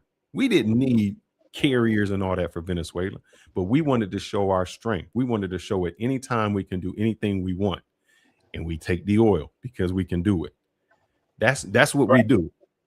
And we do it because even when it comes to this, we want to control oil. We want to control the petrodollar because our money is built on that, and we can't have we that do go down. control the petrodollar. What's that? We do control the petrodollar. No, that's what I'm saying. We have to make sure that everybody is trading in that. And the lower we go, the harder it is. So yes, we are bullies. So I'm in agreement. I am in agreement. Do you think this is helping us or hurting us at this point? I think it's hurting us. Hurting the petrodollar right now. So by supporting Israel, we're literally hurting our own positioning on a global scale on the petrodollar. We're literally hurting ourselves right now by supporting this country. This is why you even have right wingers that are against what fucking Trump is doing right now. This has nothing to do with making America great. This is all about helping Israel avenge whatever fucking idea they have. It's not helping us, it's hurting us. I say Israel should hold their own nuts. Like, I don't want to be fighting wars. Yeah, they get their ass what they get their ass with. Who gives a fuck? Right. It's nothing to do with me. They're not even God's chosen people. I don't even want to get into that shit right now. That's next week. But what does fool me is this. I don't understand the Cuba part. I'm not understanding why we're going after Cuba. Because Donald Trump likes the island because he's a fucking idiot. You know, he said after Iran, we're just going to take over Cuba.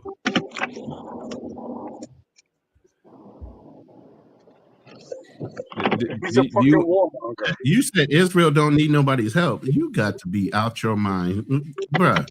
Stop. Israel's the size of New Jersey, man. They would be taking. Stop yourself. If America or Britain were not on their side, they would totally have been obliterated already. Yeah, the only Israel's like this. You ever see those cartoons where you see the little puppy barking and all of a sudden the dog runs away and the puppy think he did something? And then when you look behind the puppy was this big old dog standing there. That's what Israel is. Israel gets to bark loud. Because we're there.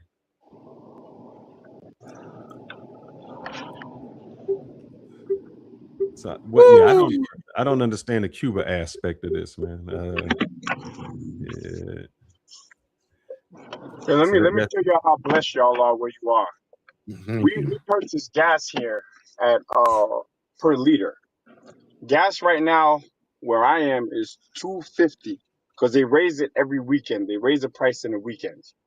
It's $2.50 per liter. There's almost 4 liters in a gallon. Yeah. I've been paying fucking between €8.50 and €10 per gallon. Now, if I do the math and talk about that, 87 euro is $100. I'm paying probably like $11 a gallon. Yeah. But I normally pay between $9 and $10 a gallon. Y'all better be happy and shit on America because y'all got it good. Yeah, and here's the difference too, Magnesia. If you remember, we get to drive the Escalades and the Hummers and all of that. Not no more. A lot of those guys are parking. No, I'm just saying, but that's it. The reason we can't, you don't see that in any European countries. You know, hey, I have a big ass truck here. 8 miles to the gallon. I got a big 4x4 over here. Bro, like I'm here now, right? In Europe. They got this shit. It's people think, everything's better outside of America. No, man. I have a big ass car. It's actually a station wagon, right? Fucking because I can't be a big man and be bitched by the government to buy some little ass car. You have dudes that I can't fit that shit here, man. Fuck right. That. You gotta but that's that I'm used to it. But you have dudes as the size of Fearless that are driving Honda Civics. Brother, I be sitting in the driver and the passenger seat when I be driving those cars. Yeah. And they do it because the government right now in Holland, it has one of the highest prices for petrol in the world. Definitely in the EU. I think we're the highest. Because if I go to Belgium, I save 60 to 80 cents per liter. If I go to Germany, it's almost the same. Those are the surrounding countries. For cars, the same car in Holland will cost you 8 to 10,000 euros more than it will in Belgium. You don't even So want to what talk about. people go to Germany to purchase cars, but then the Dutch government says, well, if you're going to import it, you're going to pay X amount. So they just want to suck all the money out of the population here. And these people are weird. They don't stand up to the government. So they just That's keep the getting big. Philippines, man. What you mean? That's the Philippines. They only have car lots here, bro. They have car storefronts. Whatever car you want, you go in and you order the car and it has to be shipped here because they can't even afford to have the fucking import taxes that even have a car lot. Look, I'm gonna switch this back up, man. I know here I've seen and heard people talk about, and I just need some help with this. When they talk about Cuba and they say how bad Cuba is, Not bad. I don't agree with that. When I was in Cuba, I think that the real enemy was the United States putting sanctions on Cuba. Why wouldn't we? I guess why would we would be the question. Because they rock with our enemies and they're right in our backyard, brother. You know about that. But then why wouldn't we put sanctions on China? Because China's. Why didn't we put sanctions on before with What's up, Russia? No. China can every product you pick up is made in China. What's that got to do with anything? I told you we can still do business with people even if we don't agree with them. Ideology. Well, why don't we do business with Cuba? What will we get from them? Cigars, sugar cane, which is already outlawed. But they can be an importer. Why is it that we put sanctions where they can't buy anything? They still have products they export. Look, the extension that they have on Cuba right now makes no sense, and Obama lifted it, and then Trump put it right back on there. It makes no sense why they're doing what they're doing to Cuba. I mean, you done paid for your sins way back to JFK and the Cuban Missile Crisis. Fucking let it go. God damn. You know, this is way too long on Cuba. A lot of people in the chat never even been to Cuba. They have no idea how Cuba really is. Well, how is it? Is it poor or not? Oh, now poor, but here, all right, yes, they're poor. But but hold up, Neckneasy. Let me ask you a question. Do you know when the majority of the Venezuelans came to the United States or these other countries in the Caribbean? They've been fleeing. I don't know exactly when or why, but why? What's the point? They fled as soon as we put sanctions on Venezuela. Because when we put sanctions on Venezuela, when sanctions don't just mean you can't do oil, you can't do transactions. And since all the transactions are in petrodollar, which means you trade in dollar, and you can't do sanctions, it becomes difficult for you to trade across the world. So not just trade. Weaponizing the dollar, and that's what we've been doing. And so when they did that, all the Venezuelans left and it collapsed their society. So we say, yeah, Cuba's bad, but we collapsed their society. If you ever listen to what's his name? Dave Chappelle. Dave Chappelle talks about the pimp. And the pimp said, he hit his woman. And then the first thing he did was say, baby, let me comfort you. That's what the United States did. We put sanctions on a country. We decrypt them. And then we say, we're coming in to save you. That's the same thing we do to Cuba. Why are we putting sanctions on Hold on. First of all, why are we putting sanctions on countries unless they're doing something wrong? We're not bullies like we're going to not trade with you just because we can't get a certain deal. But do you know why we did it to Cuba? Let me finish my thought. So obviously, if they got fucking sanctions on them, they're doing something wrong. How simple is it for the country if they want to do business with us or on a global scale? Because NATO and everybody else approves these sanctions too. They don't trade with them if there's something going on. So if it's that bad and they want to do business, why can't they just get in line? Who, Cuba? Whoever. Let's say Cuba. All right, let's go with Cuba. Under Batista, do you know how racist Cuba was? Do you know why all the Cubans in Miami look white? Because they had all the power. They had all the money. We went there and just used it as our hitting ground. We did whatever. The black people in Cuba were treated horrible. It was beyond racist.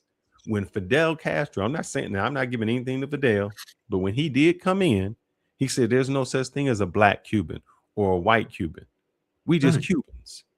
So when I went there, you would see signs that be like, man, you go to jail for discrimination against color. They didn't look at it like that. They educated all their people. If you want to be, they even said for the United States, you want to come be a doctor? Come down to Cuba. You can do it for free. And we were doing business with Cuba for a lot of years. That's what I said. So what happened is we, as the United States, did not like the fact that they weren't falling in line with us, that they didn't want their business there. Now, what you won't see in Cuba, you ain't see no McDonald's. You ain't see no BBLs. You ain't see no fake eyelashes, no fake hair. You ain't even see no fat people. Maybe because they ain't eat a lot, but you didn't see any of that. What we want to do is bring all that stuff into Cuba, all of our westernized things, and they just like, no, we don't want that. Why do we need to have our country like that? And then we say it's not free elections, but there's a lot of countries that don't have those type of elections. Matter of fact, Russia ain't had no open election since Putin been in, but we ain't doing nothing to them. Yeah, somebody said Cuba's medical and health. That's their number one export is their medical and health industry. Matter of fact, they even have. This is how much we hate Cuba. They had a cure for cancer, and we didn't even want it. Why are you muted? You mute yourself, Mike?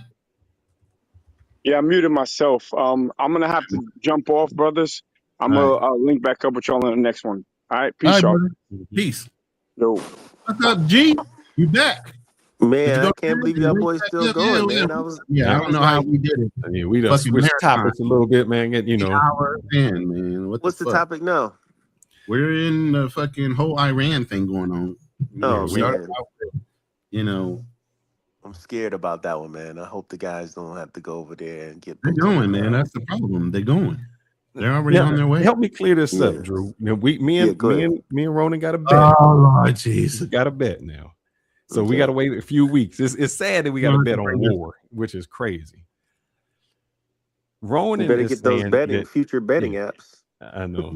I probably need to get one of them. Ronan is saying that the United States will take over the island of Kermuz. Is that it? Whatever it is. Cog, whatever that island is. Yeah.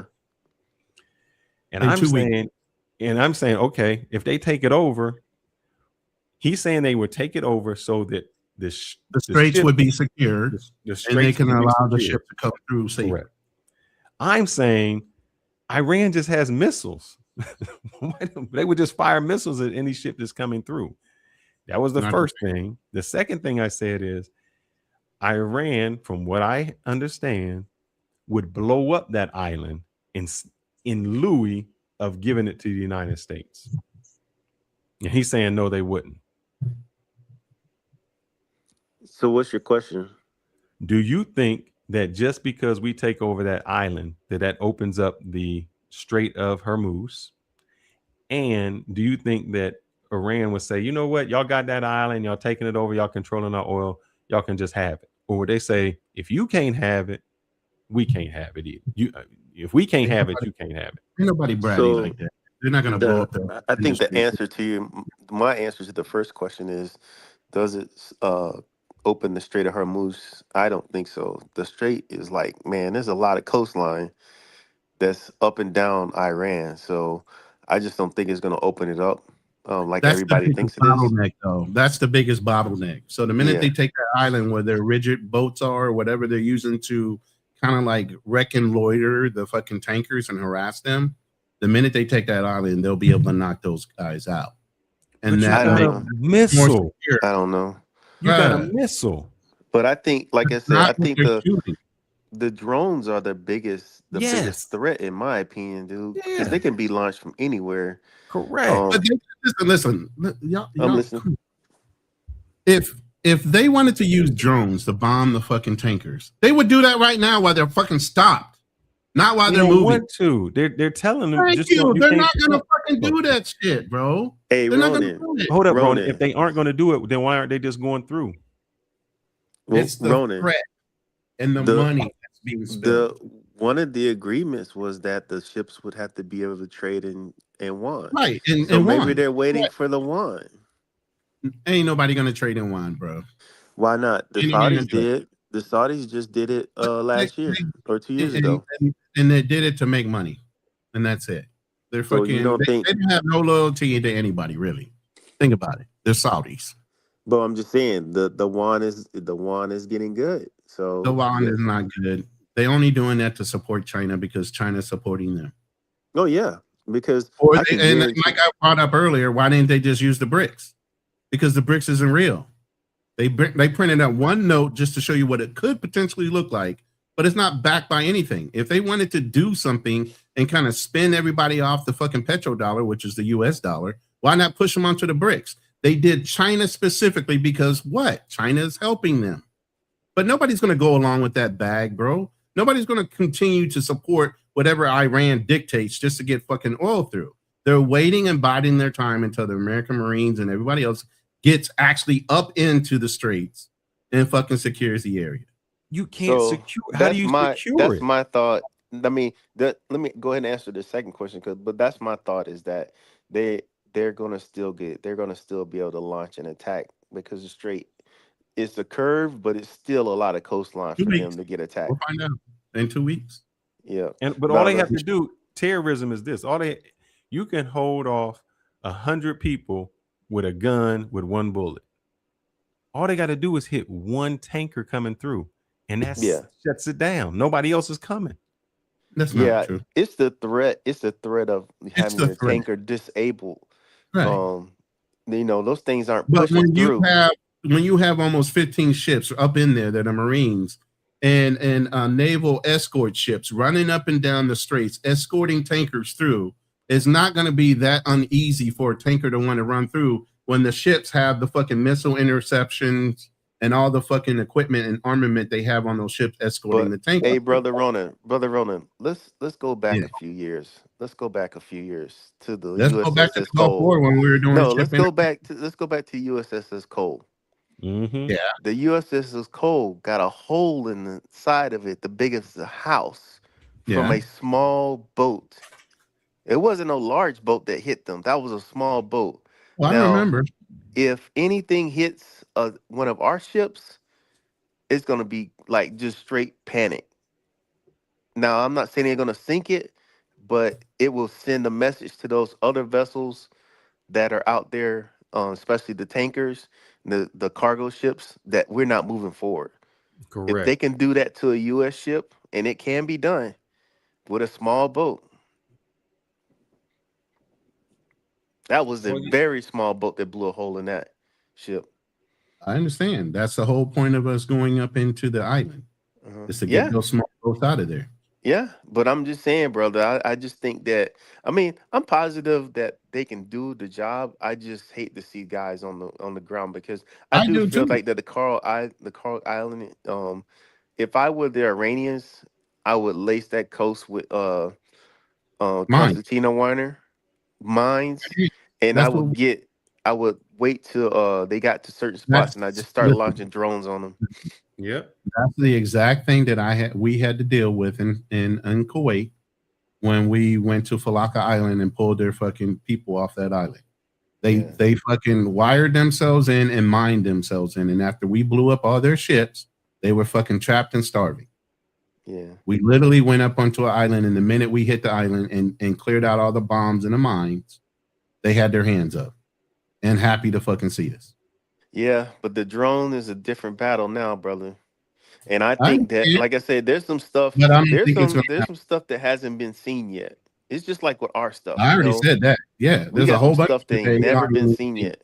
Right. This is R&D time, if anything. And I'm not even talking about the real drones. I'm talking about the ones from Ukraine, like the first person drone that gets you as a person.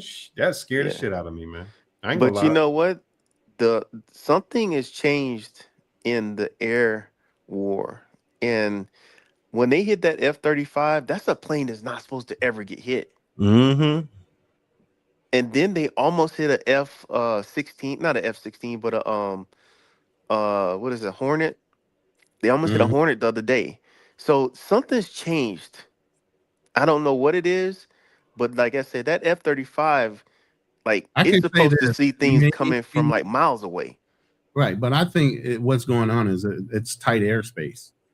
A lot of people are still limiting our airspace and what we can fly. And when you know a direction that somebody's flying, in order to get to you, you kind of have a little options to prep ahead of time. You know what I mean? Yeah. They're reusing the same fucking strike patterns. They're flying the same routes in order to get to their fucking designated areas to drop. And they're learning their routes. Maybe, brother. Maybe. But like I said, I just hate the, like I think about I'm my looking at our chat. Somebody said something stupid. It said Trump donates his whole paycheck. Hold on, highlighted. Oh, Lord. I'm sorry, brother. Oh. Mad Rush, yeah, he does donate his whole paycheck, but then he makes some money on the other end with crypto and other deals with Saudi for like $400 billion. So donating a $400,000 check does nothing when you make deals behind the back. For billions. One of my things is, the motivation. Mm-hmm. I don't know what the motivation is for our troops right now.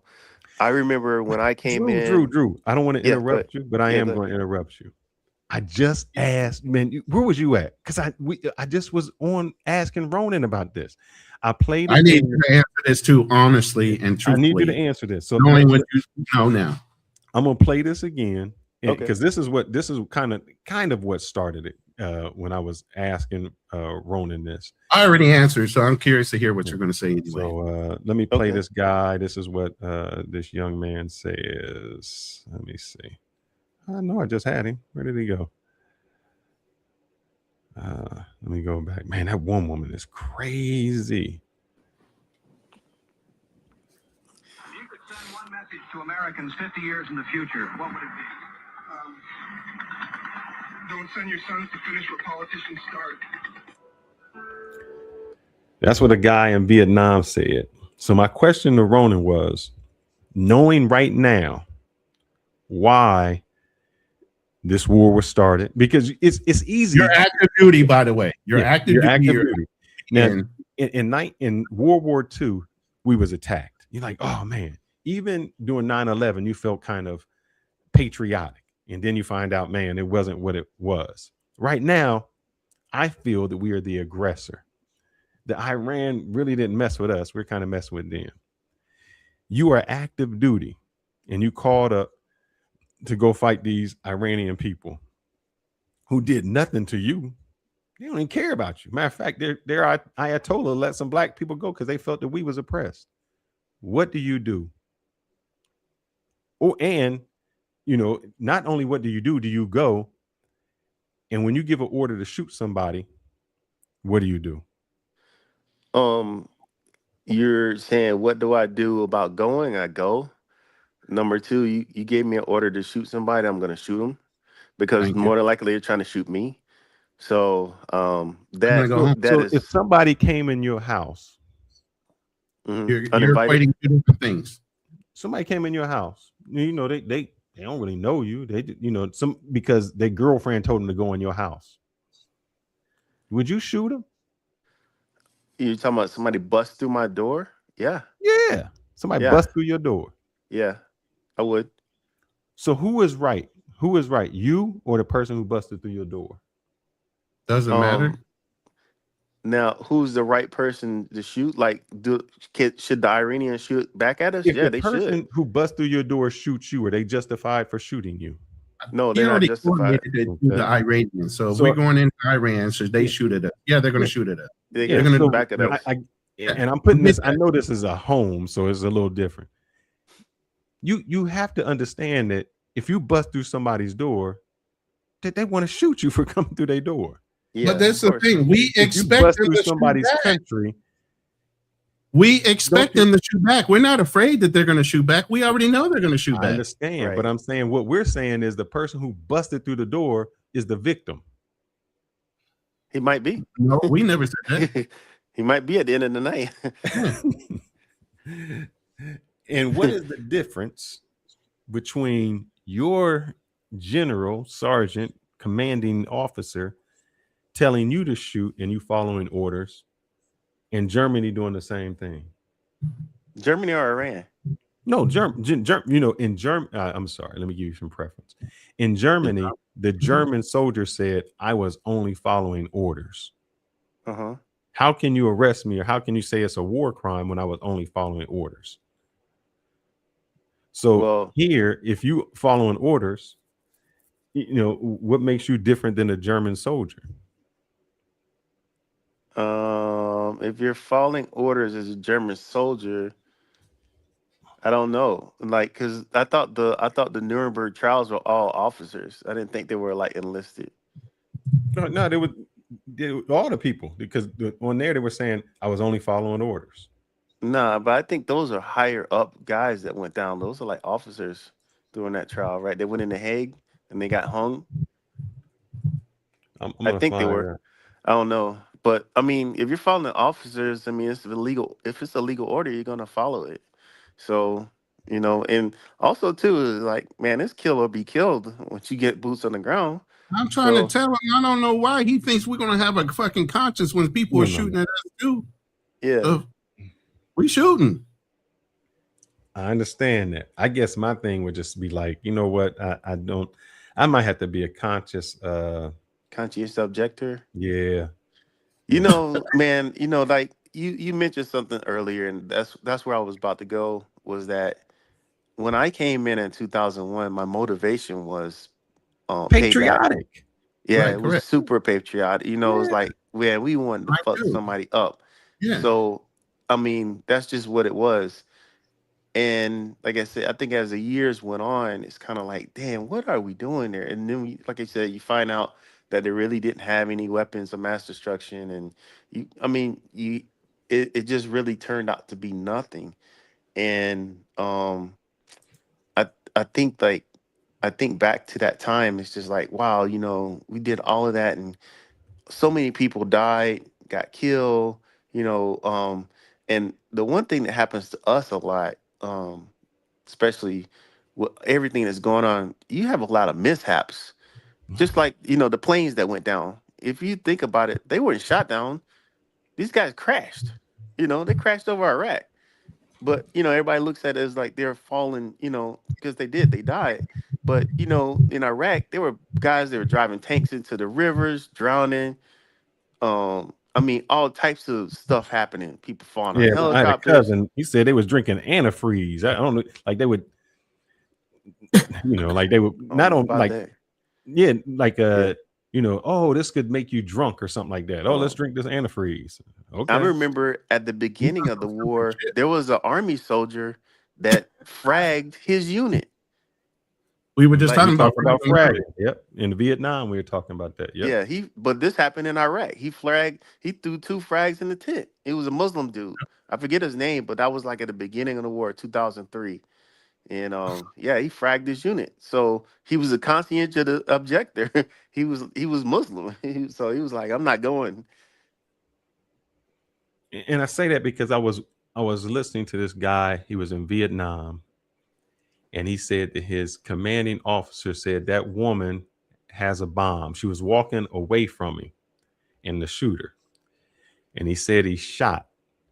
And he said when he walked up on her, the bullet went through her and she was holding a baby. Yeah, I saw that, man. Oh, yeah, my God. The black dude. Yeah, he said that day, he said, I killed like 25 people.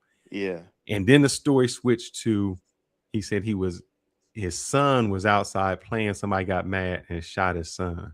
Yeah. And he said when he looked at his son, the only thing he could see was that the baby that he had killed. Yeah, that was his payback. That was his karma. Yeah, so, and that's what I mean when I say that woman hadn't done anything. Those people, what was he over there? None of those people did anything to him. Right. So I always wonder how in this, when it's not patriotic, when it's just, we know we going there for oil. We know we going there for that. How can you as a soldier say, you know what, I'm going to do this and I'm going to kill somebody? Not our job. And then, and I say that's why you be I told him there's the rules of engagement that we have to be aware of. and ethically and moral fucking lawful orders. There are certain orders you can tell us to do, and if it's not ethical, moral, or lawful, you have a right to question that order. But if it doesn't conflict with the rules of engagement, and it's an order, you got to do it. You know, You don't Fearless, I'll tell you the truth, man. The most I think, and I think back to, you know, swearing in, and when you raise your hand and understanding what you're raising your hand to, that's a like for a young person, when you're young coming in, that's a like, I don't know, I can say mentally I understood all those words that, you know, I could die. Like when you take that oath, you basically are just saying, hey, you know, if it goes down, you know, this is what I've signed up for. And that's a All right. any man that has jumped out there, and that's why I say, you take the oath. That's a powerful thing, man. It really is. Now you did this in 2001, and Ronan is older, and we're a little older. So I'm saying, when I was joining a fraternity, 87. yeah, I was joining a I'll go ahead and fraternity. pay myself 87. And what? I joined a fraternity, and there's no way that, like at 28 years old, I could ever do that, because I'm, you know, they had to get me when I was young and just impressionable. I was 19 when I joined Jasper. But do you think that this, you know, so let's see, that was you say what, 19? When did you go in, Drew? Give me what age? 2021. I mean 2001. Sorry, 2001. 2001. That's 25 years ago. Yep. Do you think that the youth today, who are 20 years old, think differently than how you thought back then? No, because like I said, it was a motivation thing. Like, no, I'm saying motivation was back then. But do you think that the youth today, you know, like you said, oh man, I can go there, I can do this. Do you think that they have the same mentality that you had back then? Not at all. Not at all. Because like you said it earlier, man, we were united as a country. It was like, oh shit, you know, this is what happened, and you know, that sold that bill of goods that, oh, the Saddam was doing this. You know, you heard Netanyahu back then, who said, you know, Saddam was weeks away from a WMD. You know, Saddam wasn't even close to a WMD. They even got my man Colin Powell lying on him. Yeah, Colin Powell, all of those people. Donald Rumsfeld, you know, we don't know what we don't know. And I mean, once you win, you in. The only thing I can say about Colin Powell is when he made sure a mission was set up, that first war, man, it was a lot easier than you guys had to do the second time around. Well, see, you had carpet bombed the shit out of everything. I mean, literally, you Colin had some Powell put Vietnam guys in that one. We had You to had touch Colin Powell, and Schwarzkopf. Yeah, that was. Y'all were literally going house to house, room to room. I'm like, fuck, we fucked up and shit. So by the time we got there, they were ready to put their arms up, bro. Like, oh my God, thank you, Jesus, for y'all showing up. And fuck Allah, it was thank you, Jesus. So with that said, Drew, what do you think with the people going over there today? And the only reason I say that is because the internet, man, has become, you know, the internet. Y'all, did we have it? It wasn't like now. So back then, it wasn't like now. In 2001, yeah, it was dial up. It was AOL. Yeah. But every person I look at now that was over in Iraq, of every YouTuber, like the dude who is the ranger, the black dude, the sniper. Oh yeah, I know you're talking about the Angel of Death. What's his name? Where he like, bruh, they got me. They got me. You know? Yeah. I was shooting. He's like, when I left and started seeing the world and seeing what was really up. Oh yeah, they got me. I never thought I was brainwashed until I got through what I went through. So I literally was doing shit that I didn't realize I was doing just off a reaction. And I'm a fucking architect. So at this point, I'm looking at you like, there ain't no fucking way my mind is that goddamn weak that you can brainwash me. They did. So what do you think about these youth today who got the now they listen to the people who like, yeah, that was not, we don't know what we was over there for, and this was dumb, and this, And this is what they listen to. So how do you think they're going to behave going over to whatever country? Iran. I think a lot of them are gonna. If there's ever a draft, I think a lot of them are gonna flee. They're gonna head to Mexico. They're gonna head to Canada. What about the enlisted dude? Do you think you see them? People are gonna do what they're told to do. You know, that's your job. So, you know, like I said, when you take that oath and you understand that oath that you taking, Look, it depends on the troop and how heavily he's into what he's doing. But if they train them right, which a lot of times right now they're training kids a lot lighter than they did back then, your body's going to react. Period.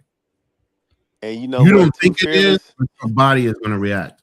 you'll start to see if it really goes down like that, you'll start to see a sharp uptick of pregnancies because female soldiers get pregnant. Yep. Right And they away. can get out. Man, I ain't mad at him. I'm not mad at him. Yeah, they rather take a chance of being a single mom than they go into that smoke. But yeah, I mean, man, I don't know, man. I just hope that we can. I don't know if you guys ever watched. Tucker Carlson had an interview with this guy the other day, who was like this Chinese. He was like a Yeah, the professor. Yeah, yeah. Mhm.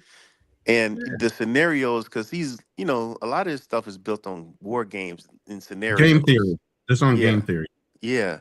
So, you know, he was eye-opening, man, because he was like, man, the United States needs to cut their losses. Like, Yeah. if they don't, they're going to get stuck. And he's right. We're going to get stuck over there because, like I said, I think you'll see the Chinese, they'll start to get the equipment into the Iranians, just like we did for the Ukraine, or you'll see maybe our Russia do the same.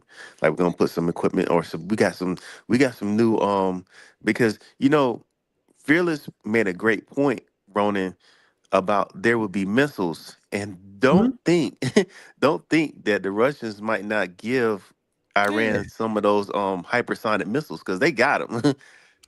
Here's the thing that they said. Here's what they said happened that shouldn't have happened. They said that really the guy, the first Ayatollah, really shouldn't have lost his life because they gave them heads up that they was coming. So the person was like, well, did they receive the message or did they not receive the message? Because they gave them warning as to what was going on.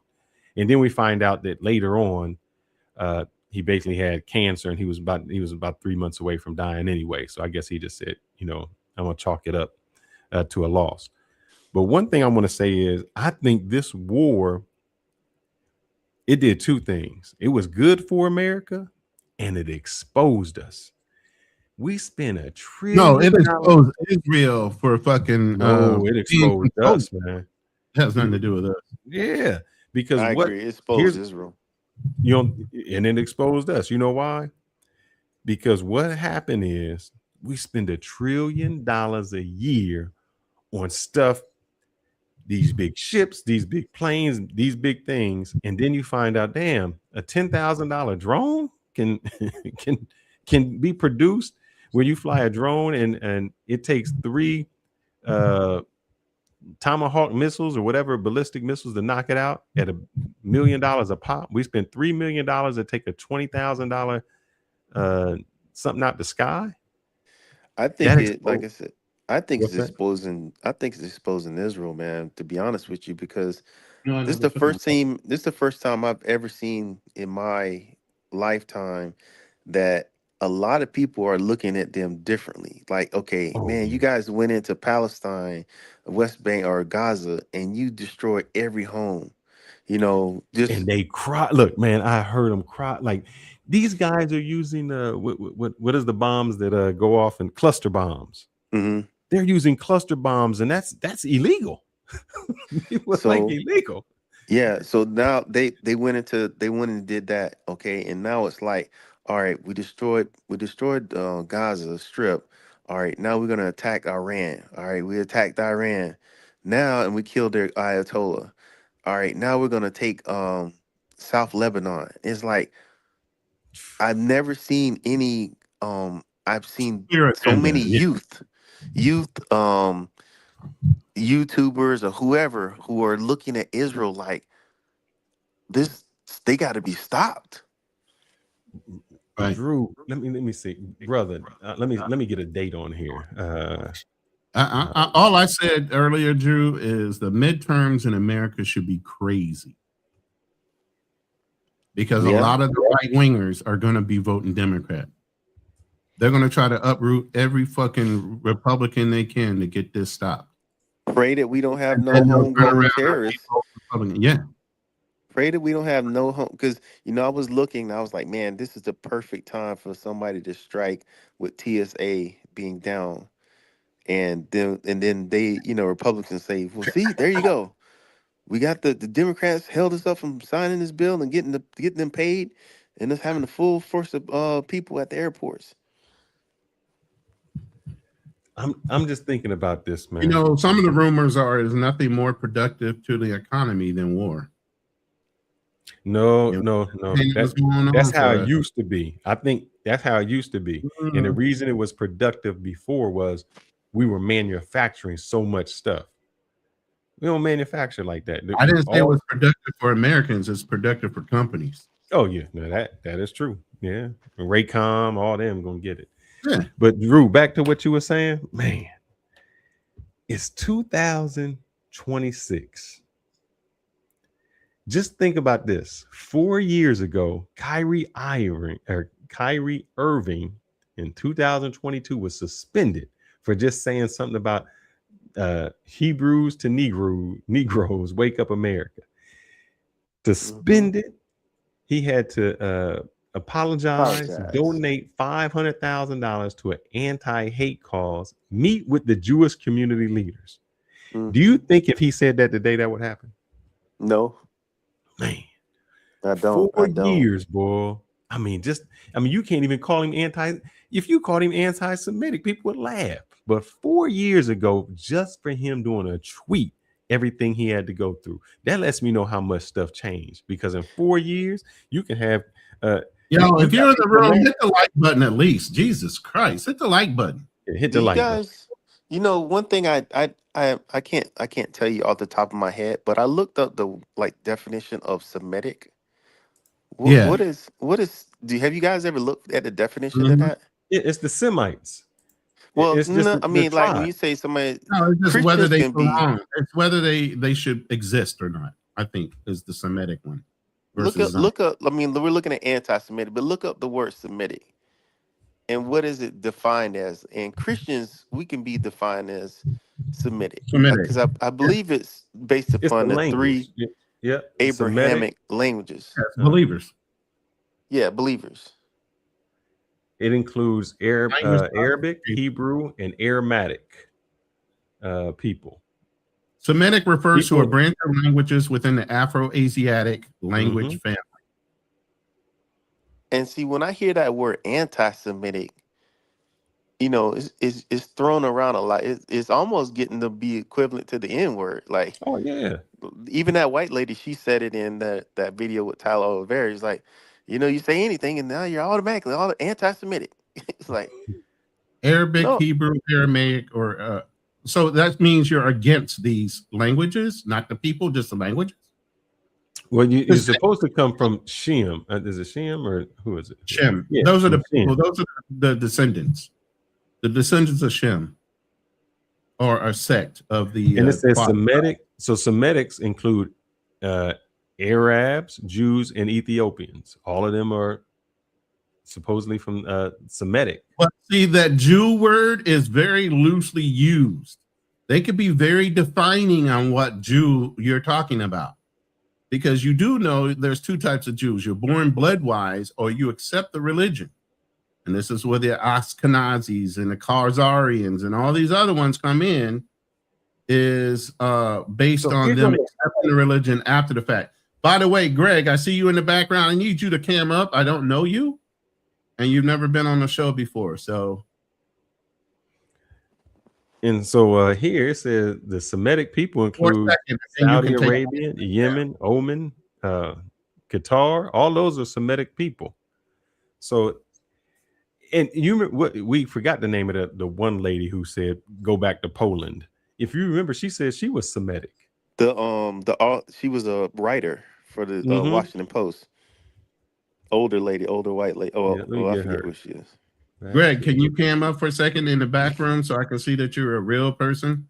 Because if Yeah, you can't, I can't bring you up. And then I'll take you back. You don't have to help. Thank you.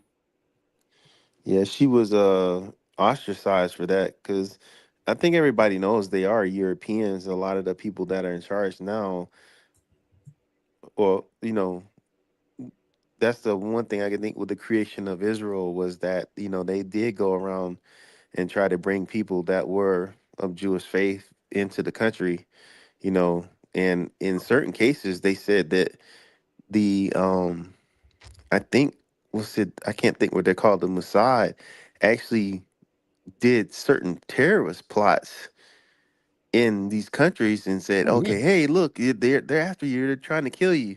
There's a guy I was listening to a few nights ago, Rabbi Beck.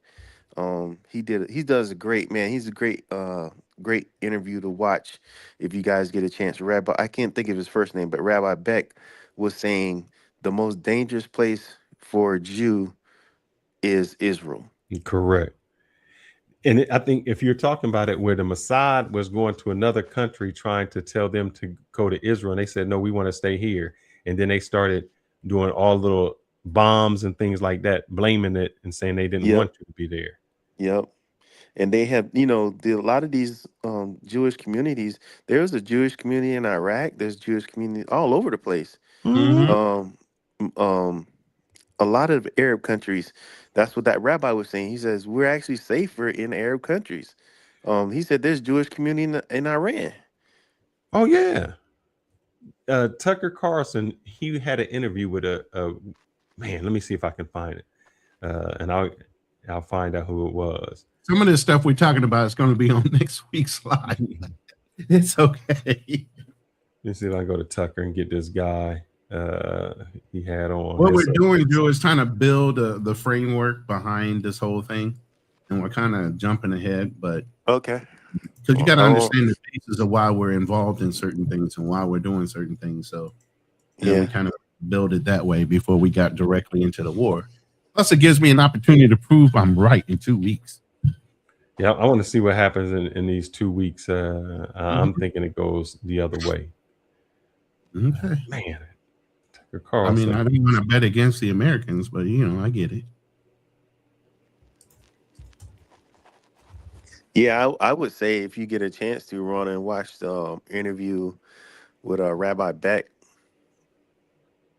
I can't think of his first was name. that with Tucker Carlson? Greg, can you cam up? I see you in the background, but I need you to cam up in the back so I know you're real. All right. Wait a minute. Rabbi Beck is from. Wave your hand. Wave your hand. Wave your hand. Come on, bro. He's talking about you, Greg. Just do like this. Greg, wave your hand. That's a recording. That's not really him. Yeah. Wave your hand, Greg, if you can hear me. That's a recording. Yeah, Rabbi Beck isn't. He lives in England, and he's Orthodox Jewish I'll person. have you talk, but I need to know that you're real. Don't be playing no fucking video for me, thinking you're coming up here.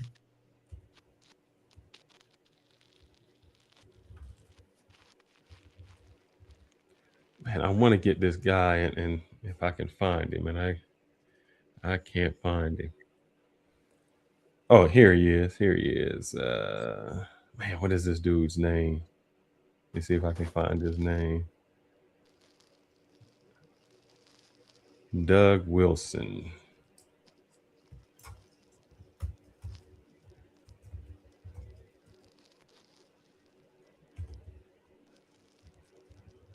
I mean, you can leave the room there. I know you're going by Greg, but your name is James. So that's why I'm already asking you to tell me who you are. Thank you. Why do you keep leaving? Real name, he popped out. Guitar. Let me see if I can get that.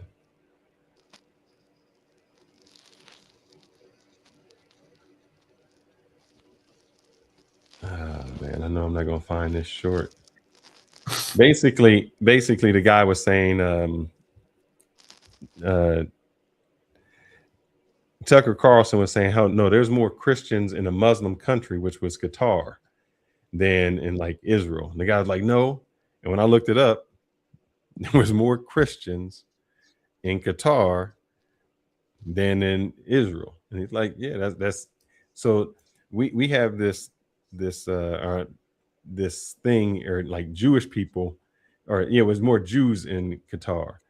And it was like they keep trying to tell us that Jews aren't welcome in places. And when you listen to it, it's like, nah, man, it's the Zionist Jews that aren't welcome in places. Let's see, Jews.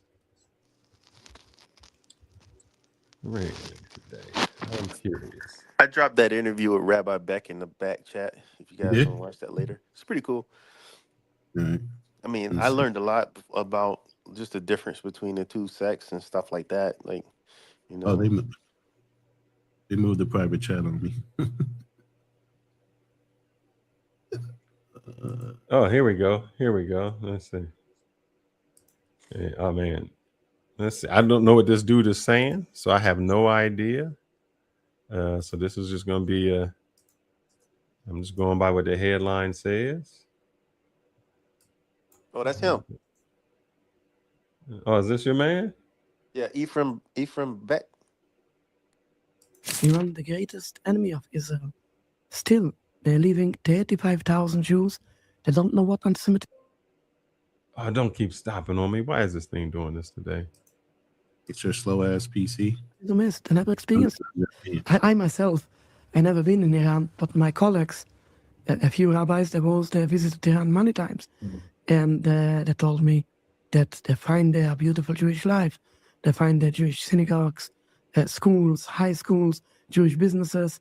They told me even there is in Iran a Jewish hospital funded by the government completely. Really? For 3 months ago, under the missiles between Iran and Israel, Iran didn't concentrate on the Jews. They protect their own Jewish citizens in the country, and Jews feel free in Iran. Hatred today have nothing to do with Judaism, with anti-Semitism. This is anti-occupation, anti-genocide. See how they trick us, man? Iran the Great. See that? Yeah, I mean, he actually, if you notice, he's wearing a Palestinian flag. Why are we being tricked like this? Why are we By being? who, though? To me, I can't. I can just only feel like this is like Israel's like really greatest chance to wipe out everybody that they think's enemies. But you The know, thing, Drew, is it Israel or Netanyahu that's dictating all this? And maybe all of Israel is not behind it all. well, I'm never gonna say like everybody in Israel is behind it, but I would say a large majority, because you know there's Wave been a your lot of hand. this we'll get to him and whenever he can. He's been up 5 times. He can't be if he's not gonna do it. You know, just let him Bro, go. nobody's Go ahead. born yesterday. That's a recording. Calm down. Go ahead. Yeah, I don't think it's just every Israeli that wants them to die, but there's a huge majority that will want to wipe them out and kill all of No, them. you say that, man. Oh man, brother. Oh man, nah. I know you're saying that, but when I listen to what they say, bruh, there is no sympathy, man. Yeah, There is. I mean they're destroying. I mean, for them to just like there's no. I don't even know if there's a standing building in Gaza. I mean, there is no. They don't have, yeah, but because they think they're better. And when did that start? When did Israel started thinking like that? Like they're above everyone. They always have. Like even this. You know that I found so many videos where I've been doing this deep dive of Israelis saying everybody should be slaves to them. Yeah, I think that's like that's a word that was used in that Tyler Oliveri video, goyim. Well, Mm-hmm. goyim is just like something like they would say in Thailand or here. You're an outsider. Yeah, because like this, like a goyim would like be basically servants to us, Mm-hmm. and that's why like you look in their store, they did have like maybe Hispanics there working. Even there, I think one of the guys that was working on the yard or building the house, he was like, "Hey, is there anybody?" Black guy in that Sharim group too. In the Yeah, picture, there was a black guy. yeah, yeah. There was a black guy there. I did see that. I didn't know. Nobody never pointed out, but I did see him in that picture. I don't know, man. It's just a Unless he's a weird black time. Jew. It could be. Could be. I mean, Like I said, there's two ways in the Jewish religion: yeah. I mean, born of there's a blood. lot of Ethiopian Jews. A lot of them. Yeah, and that's the whole point. And there's a genetic genotype for a real authentic Jew. And that's the reason why, they literally have outlawed a DNA test in Israel or Jerusalem because of the fact that they know the Jews that are there are the Ashkenazi Khazar Jews, not the original Jews or the Jews with the right genotype. Mm. Well, you know what they did to the Ethiopians that came there? They Yeah, sterilized the women. I have an old video of 1920 something, and it had a whole bunch of Africans and people standing there in Israel. I didn't play it. I don't want to play it. I'll Fearless probably actually said something. He about they were being sterilized. Oh yeah, Right. You knew that, right? Or you didn't know that? Let me see. I knew it. Yeah. Ethiopian Jews, they sterilized them and because they didn't want them to reproduce when they were there. Ain't that crazy? It's funny. That is crazy. And see, that actually, you brought a great point, because if you listen to one set, they're like, be fruitful and multiply. The other set is saying, the right no, color. we're going to sterilize you so you can't multiply. Right, because you're not the right color. Even though you're following the same laws and message being put down in the Torah, but we're gonna sterilize you and say you can't multiply. We're gonna make that choice for you. That's so crazy. That I was like, wow, oh man. And where did that mentality come from? Like I said, these are European Jews. So man, that's man. And you can't say it's about I got one with man, this was TYT back in the day. Let me see if I can. Man, he was. Is it black and white? Wait. Which one are you? Oh. I'm gonna play. I'm just saying this how old I'm looking at Czech Ugart and how old he looked or young he looks. There's a twofold immigration problem these days. First of all, there's from Sudan that are in the country, and there's been a lot of agitation over that. If I can just get to the part where it says, seems like an excellent justification, and the one that is used most often, understandably so, right? Now, the Sudanese have not been treated well, not just in Sudan, the ones that are fleeing, but also in Egypt and other Muslim countries as well. And a lot of them are Christian, and they're fleeing because they're being persecuted because of religious reasons. Now, you would hope that let's get to where it's saying by 50%. Yeah, here we go. Let's see. Last 10 years, the birth rate among Ethiopians in Israel has dropped by 50%. Now, you don't have to speculate as to why. As I just told you, Israel's health minister has admitted they did the program. And in fact, he sent out a note saying not to renew prescriptions for Depo-Provera for women of Ethiopian origin if for any reason there is concern that they might not understand the ramifications of the treatment. I don't think the issue was that they didn't understand the ramifications of the treatment. The issue was as they were coming in, they were told they had to get that shot. Sometimes they were lied to and said, oh, yeah, it's a vaccination and it's going to help you with your health. One of the women that were interviewed, the 30 different ones saying the same thing, was quoted as saying, quote, they told us they are inoculations. They told us people who frequently give birth suffer. We took it every 3 months. We said we didn't want to. Look, Israel's not the only country with racism. I mean, look at the United States of America. We had slavery here, and problems of racism still exist. I'm just thinking how Israel was supposed to be the place you went if you were a Jew to get away from persecution. And if you're a black Jew, you go there and get persecuted. Yeah, one thing that I noticed, I did a deep dive. I was looking at the Ethiopian Jews and their plight of coming into Israel, and one of the things, I guess, I don't know who this rabbi was, but he said, yeah, there was a huge discrimination against them, and he said he had even taken part in it, and it was to the point where at first, they had it was almost like if whenever you see them go to like Russia or Poland or anywhere else and they're getting Jews, they get them without no questions. But the African Jews, they had to go there and make sure that they were authentic. Authentic, yeah. Yeah. Like they prayed, they followed every ritual. Right.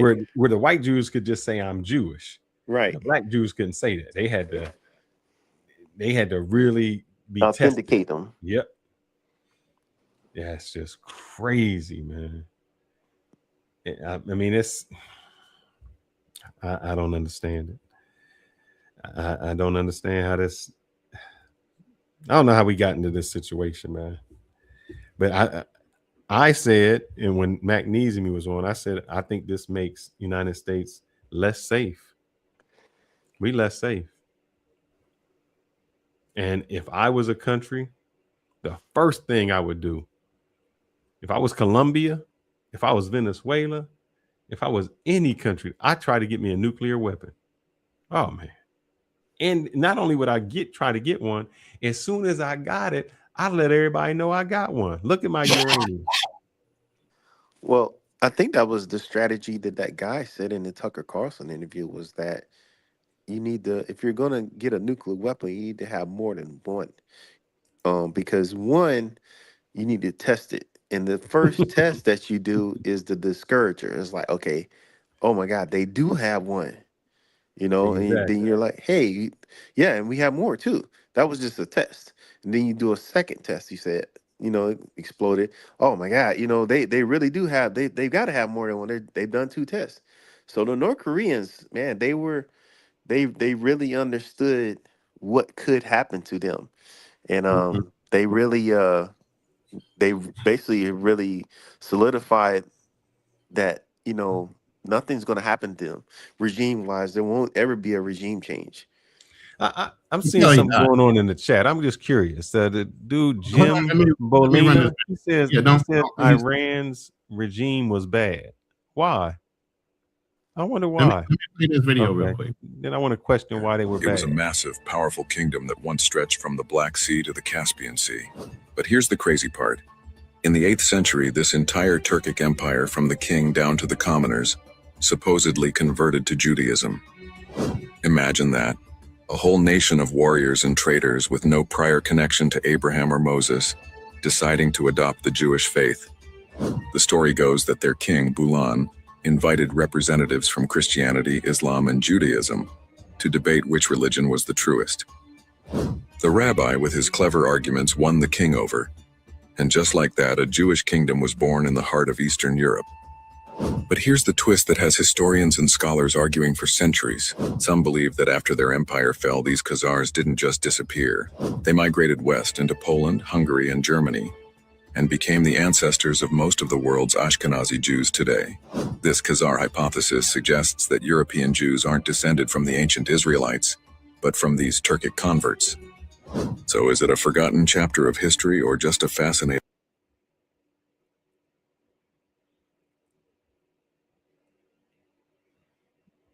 That's it.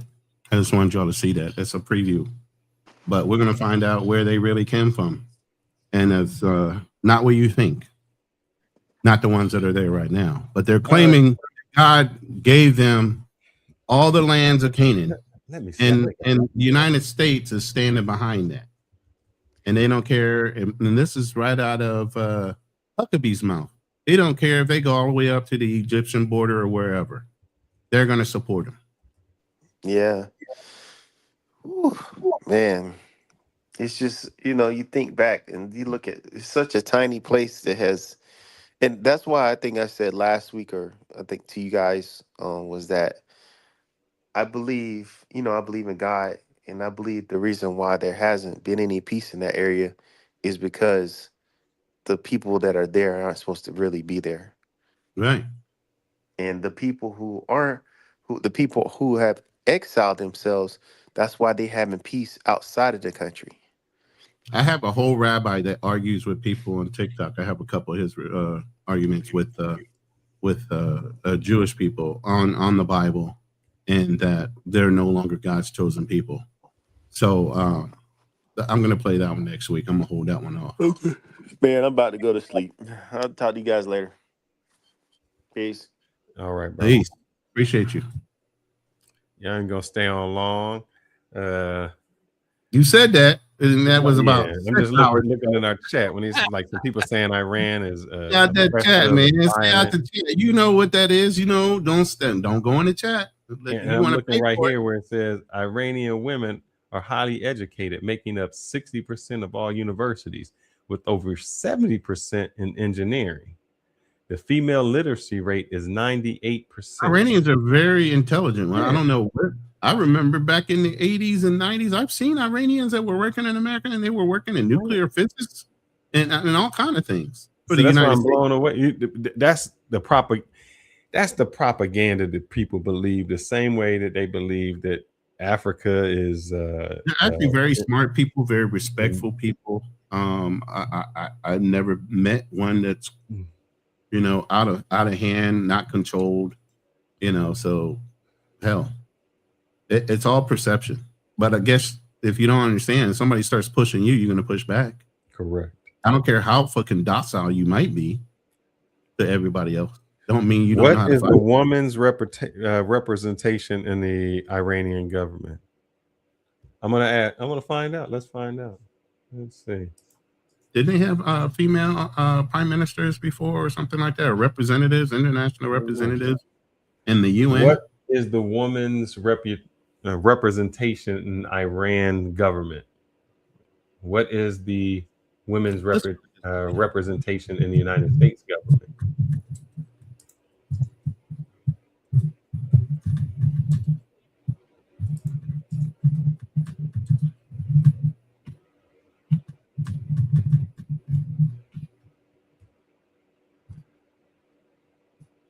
So women hold about 6% of the seats in Parliament.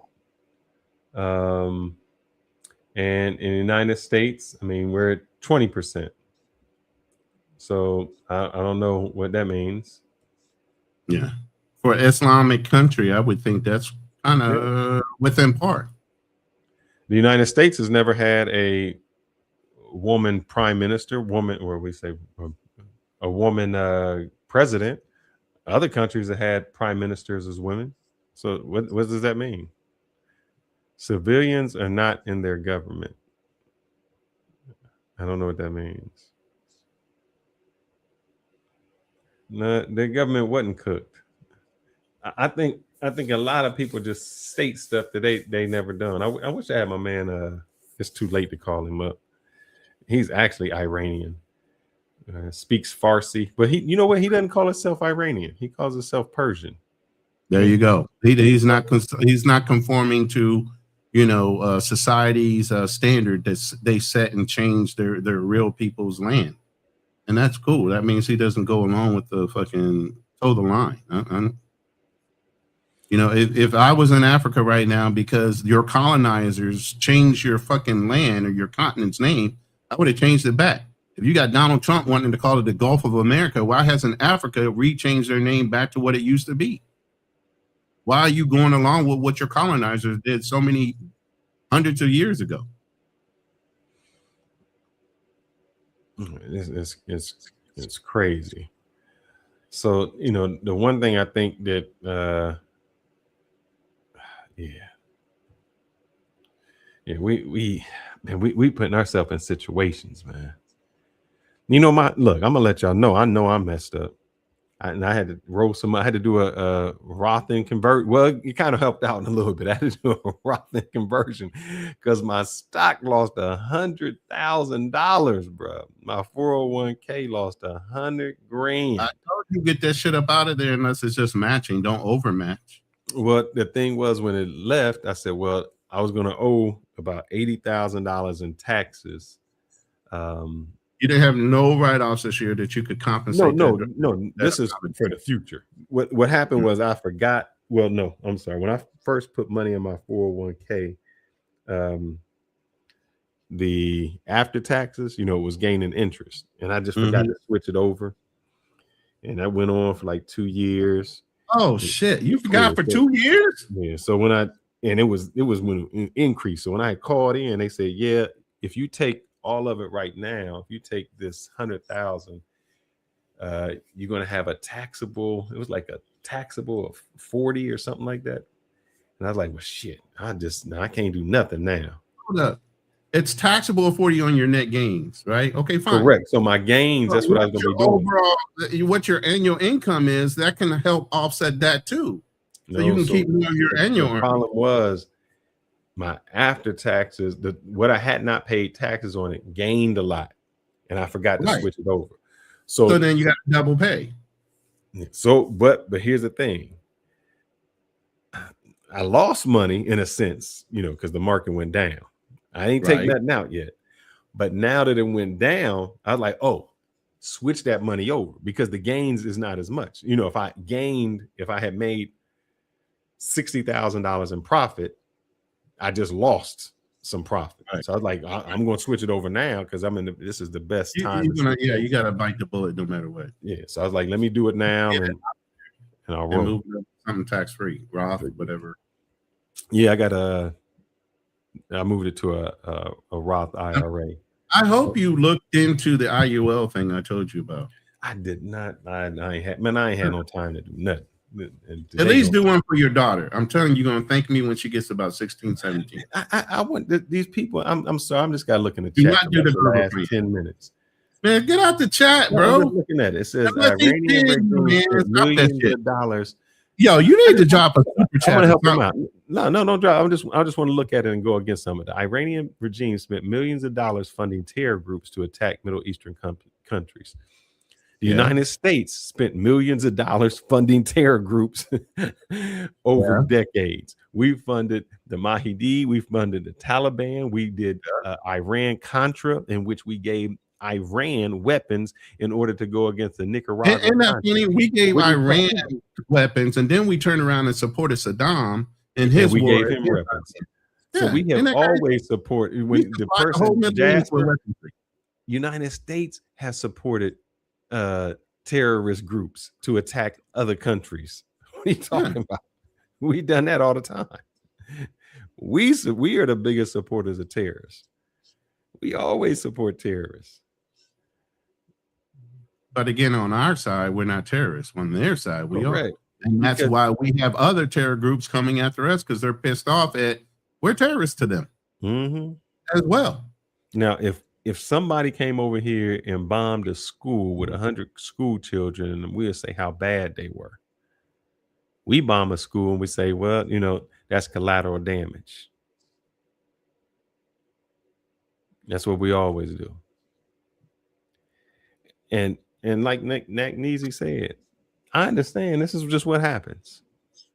This is what happens. If we want to remain on the block, just like in The Wire, we got to dump some bodies inside them houses. It's just, I ain't saying it's fair, but that's what it is. So I'd rather we just say what we are. Oh no, I don't say Jim, I don't think they're collateral damage. I'm saying that's how the United States says it.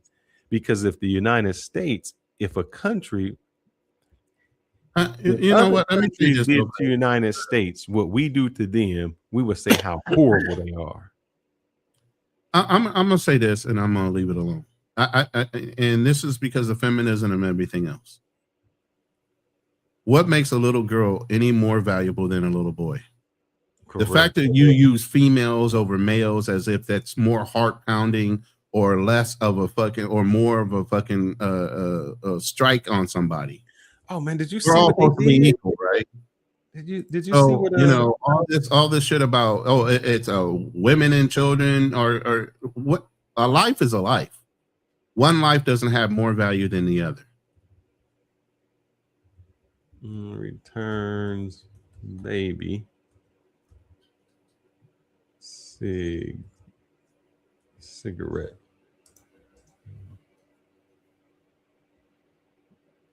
Man, yeah, this was it. They denied it. There was a baby that was returned to Gaza, and it had cigarette burns on it. They burnt them. I can't hear what she said, but this look. All right, so babies got to mean something to somebody, man. We got Washu Wadu. Let me throw this up, and then you can put up Washu. Oh, we know who. No, I know who that says. That's Berlin. Changing his name. Talking, and he's happy. Hold on, Berlin. But when Wad was reunited with her son, to her horror, she found he was injured. When we got home, I saw that his trousers were covered in blood. He was in a lot of pain. When I uncovered his legs, I saw that they had cigarette burn marks. There was also a wound, possibly caused by metal, with both an entry and an exit. We asked the Red Cross whether they saw Jawad's injuries. They said they couldn't say for privacy reasons, but did say they encouraged the family to get him examined by a doctor as soon as possible. Man, to a kid, man. Who does that to kids? What? We do that to kids everywhere, but they just hide it. Oh yeah, we do that to kids. We known for doing that. Shoot, we do that to adults. we crazy. Mm-hmm. Well, I think the guy, he has a point though. Why is a child's life more valuable than an adult's? Because what we do is we see children as innocent, and we see them who as is we? People. I mean, regular people would see. Not all cultures see children any less than anybody else. They will kill everybody. Even if you look in the Bible, God wiped out everybody, every man, woman, child, animal, whatever the fuck moved, kill it. Now all of a sudden we got morals and ethics above God. Oh, I don't think God was right for that. Shit, the devil. Why not? Because the devil. Who killed more people, God or the devil? God, most likely. Well, no. You can't say that God is responsible for the death of those people when it's in most of those cases it's the actions of men. That's no. God ordered the death when he went to the town. That's if you believe that's if you're a Christian. I'm not a Christian, so I don't. I'm believe that. Saying that. I'm talking about in the Bible. In the Bible, that's how. Okay, so you're saying God ordered death, but in order for you to believe that, you have to be someone who believes in the Bible, correct? Yeah, I'm correct. Okay, so I don't think that. If you're atheist, you don't believe in the Bible. I'm not an atheist. Whoa. I'm not an atheist. I'm just not a Christian. Let me say this: if you're not a Christian, you don't believe in the Bible. It's just another book, and it could be fantasy for you. Yes. So again, it's like I think that Patrice O'Neill had a joke about it, where it's like, we pretend like we care, but in reality we don't. Like, are ugly people's lives valuable? Most likely not the way people treat it, because when beautiful people are kidnapped or when beautiful people are, unalived, everyone really, but when it's just so it's like we try to pretend like every life is equal, but we know it's not. Oh, no, we know it's not. You know it's not. Mm-mm. We still have our Hitler on a $20 bill. Andrew Jackson is responsible for more deaths of melanated people than Hitler was, responsible for Jewish people deaths. So why is that narrative not as angry as, because deep down we know that white lives matter more than melanated people's lives, but not in alchemy and not in religion, but in society, it's true. Correct. Same thing. Germans killed way more African people than they did Jewish people. That's the fact. But Oh no my one God, cared. that's a fact right there.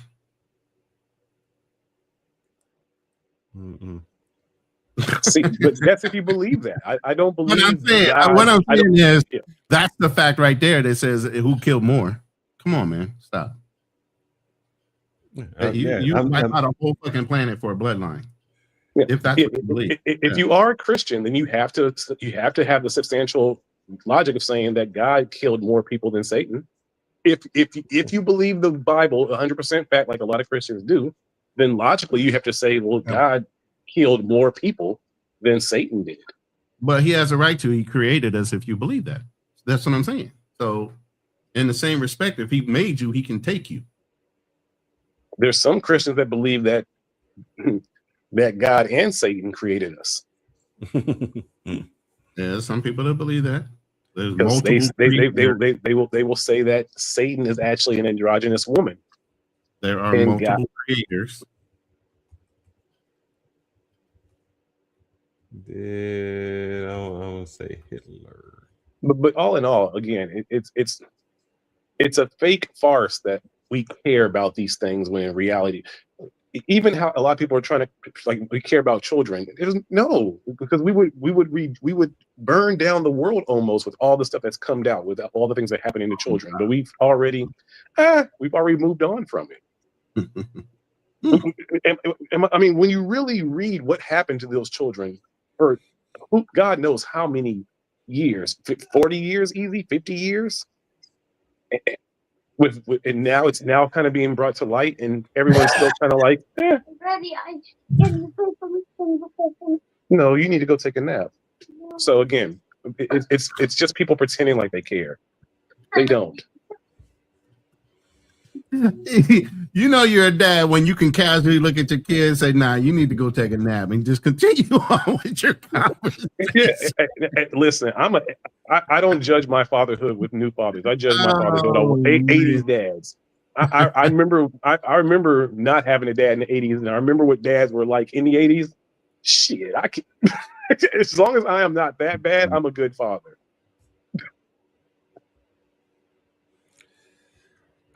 Let's see, if the Bible is real, God is real. Well, that means you got to believe that the Bible is real. No. The bigger no, it's question. not true.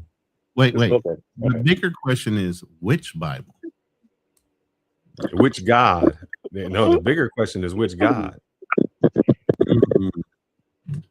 Because if you look at it, what is Zeus? Is it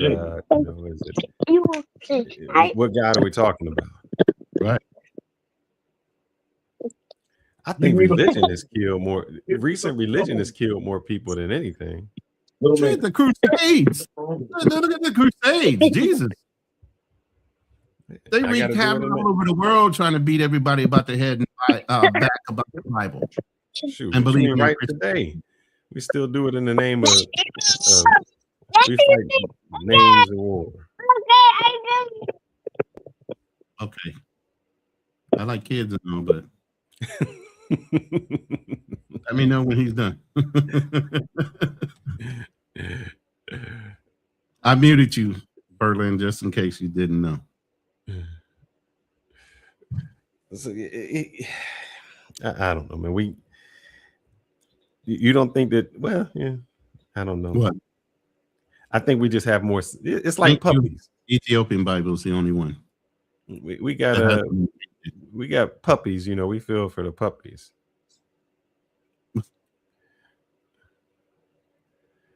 Oh man. So the thing is, man, to create anything you need, time, space, matter.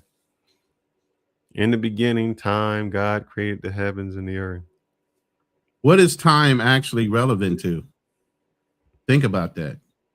So then it always goes back to who created God. A time to you could be different in other places. And by the way, if you really read the Bible and you really know what's going on, you know, there wasn't a clock that was 24 hours. It's 18-hour clock. Society changed that clock. It's 18 hours. And think about what the Bible says. The Bible says God, this has always been my thing. So I'm I ain't even want to get on religion, but I'll say this on religion. Two things. Why was God so afraid for people to have knowledge? He wasn't. That was a test. No, but it was, because he said you can't eat of the tree of knowledge. That's one. So again, that was a test. Why would you put a tree there that gave you knowledge if you didn't want them to bite it? You would not put it there. You put it there as a test to see if they would be obedient to you. So God tests people when he already know that. Hold up. So God tests people when they already know that they won't be obedient. Exactly. And so God punishes He lets you have free will. Every creation after that because of what somebody else did. Free will. Yeah. He didn't have you have free will, because here goes the thing. Here goes my question. Satan was in heaven. Let's just go to how they say Satan was in heaven and he went against God, right? That means Satan had free will. And Satan challenged God. He didn't. He believed in God. Obviously, God was right in front of him. All right. So it wasn't like he was in denial of God. He challenged God. Satan knew that there was a God, right? Because he's seen the God, his God. Yeah. All right. So the question is, why can't we see God? Why God talked to Moses and God talked to all these other prophets? Why don't God just show us? Enoch was his best friend. What you mean? Enoch disappeared. He didn't never die. In today's world, why don't God just show himself? How do you know he hasn't? I haven't seen him. Have you? How do you know you haven't? What does he look like? Do you know? He can change himself into anything. Why wouldn't he just say I'm God? Why would he need to identify himself? Why can't he just do an act for you? Why can't he just be kind in some way? Why is it all secret? Why does it be secret? I'm God. This is who I am. And the reason I say that is this. Look, let me say I have free will, just like you got Jesus in front of you performing miracles, yet and still he was never in front of me. Jesus was never in front of me. I'm talking about the disciples. The disciples had Jesus right in front of them. Eve had God right in front of her. Did it help the fact that they knew him and seen him? They still chose to do what they chose. Exactly what I'm saying. So don't let me be an atheist or what's the other one called? Agnostic. Show yourself. If you showed yourself, it's too easy. That's not free choice if he shows you. Huh? It's not free choice if he shows you. Yes, it is. The part of Christianity that is really pushed more than anything else is faith. Having faith that what you don't see isn't necessarily everything. Having faith is part of the belief. No, wrong. Why would I need to have faith? How you gonna tell me I'm wrong? I'm saying, why would?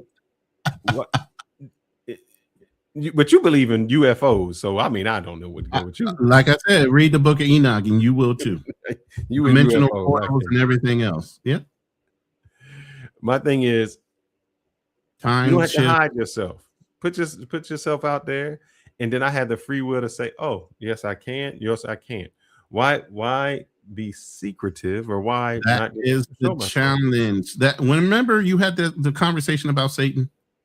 This has all been a test. This is the test that God said, given these certain parameters, if I put all these people on the planet, you're saying at the end of the fucking game, you're going to have more people believing in you and not listening to me?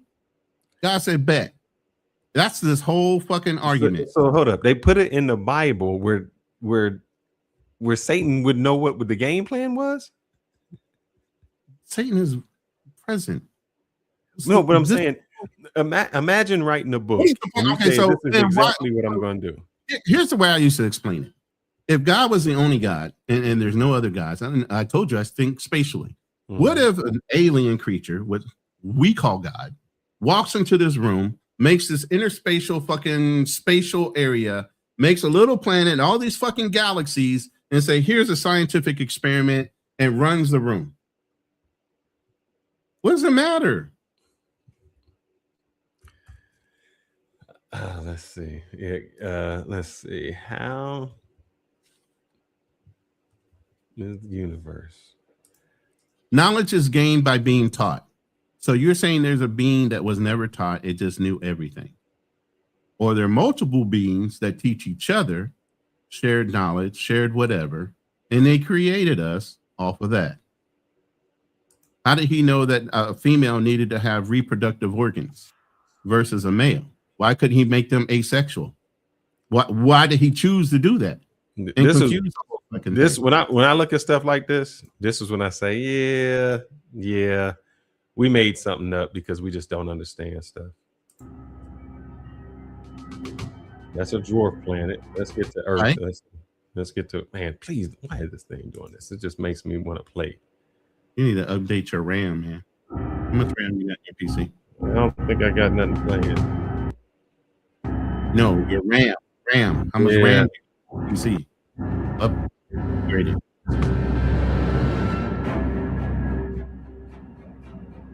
That's the moon. Yeah. Mercury. It's gonna take us a minute. Titan. Mars. I want to get out to here if it lets me, if it just at least gets out to here. Come on. It's going to just give it a 10. Yeah. I mean, we ain't going nowhere. We're already been on here for 9 fucking hours. It's okay. I ain't got nothing better to do. I just spent my whole day at the desk. Yeah, I got to do some Easter egg hunting. This bullshit. Man, this is really gonna make me do this bullshit, man.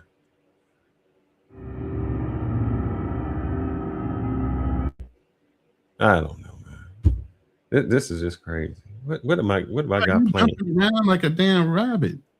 Send me the link so I can run it. Send me the link. Yeah, I'm seeing where my RAM is at, like you said. Nah, I'm not running anything. Ain't nothing running on here. Bull crap. That's what I say. You need to update your RAM. You ain't got no RAM to pop it. No, my CPU is low.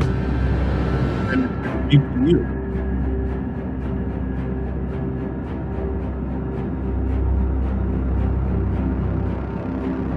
Just let it flow.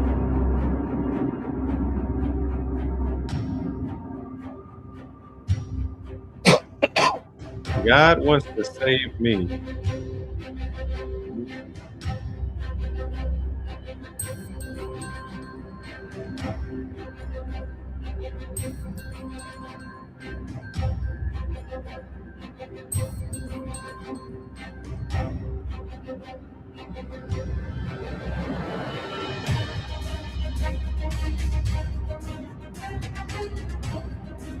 So this is just our solar system. That's our sun right there. Right. Now remember, we way on the other end. Look how far we are. We found stars that are that much bigger than our sun. Our universe. That's a black hole, by the way. You do know that, right?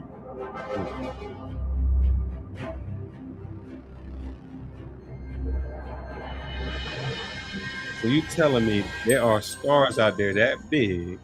Yeah. Why would God make that? Why would God make the whole universe? And you to think that we're the only people on one little ass planet? No, I'm just asking. Well, we ain't even done yet, bro. Oh, I already know. That's not the whole fucking universe. And the fact that we can see that goddamn far, but you don't think nothing's out there.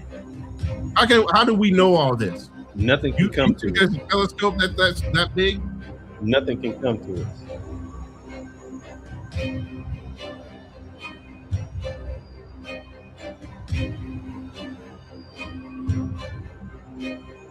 Imagine how giant this is. Are you trying to tell me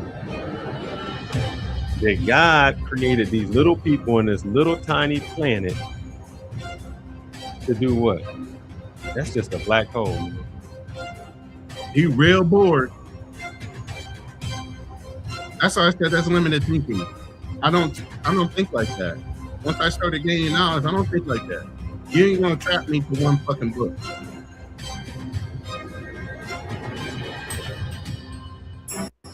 That means that thing is 2.6 light years across.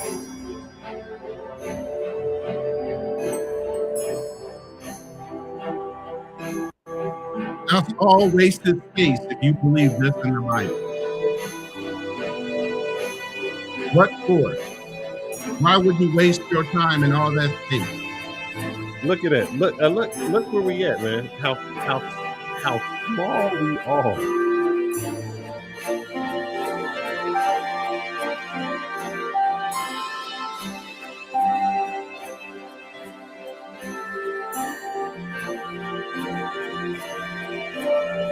$5,400 light years.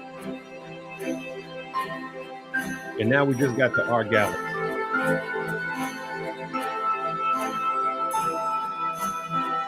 All right.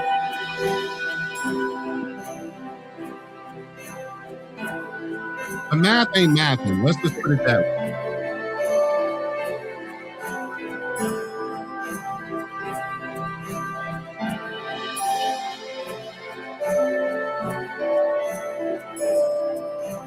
Bro, come on, bro. That's fucking ridiculous.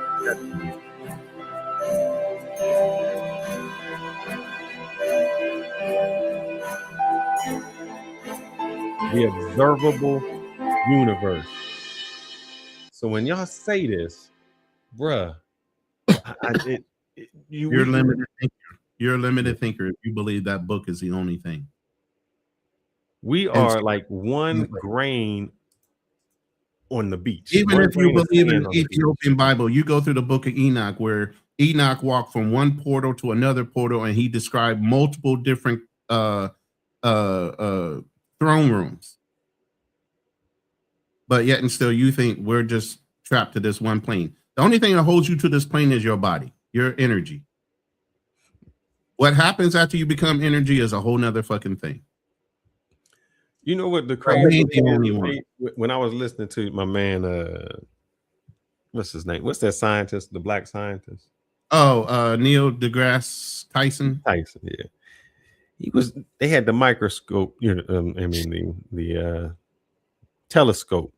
Mm-hmm. And he was like, the light that you see from that planet, it left. That planet's already burnt out. Yeah. No, he said it left when the dinosaurs was here.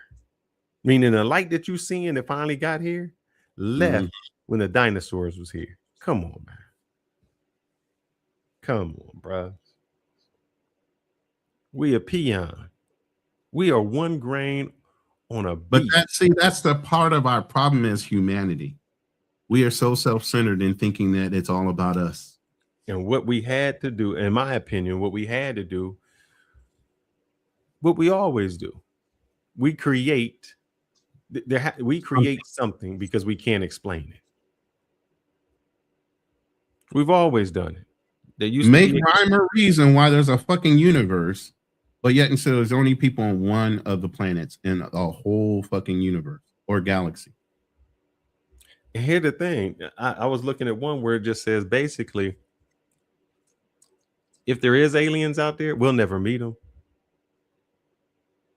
You can say whatever you want. You can even hit the link if you're in one of my rooms. The thing is, the aliens, like they were saying, just for us to get past our Milky Way, it was like 500 light years.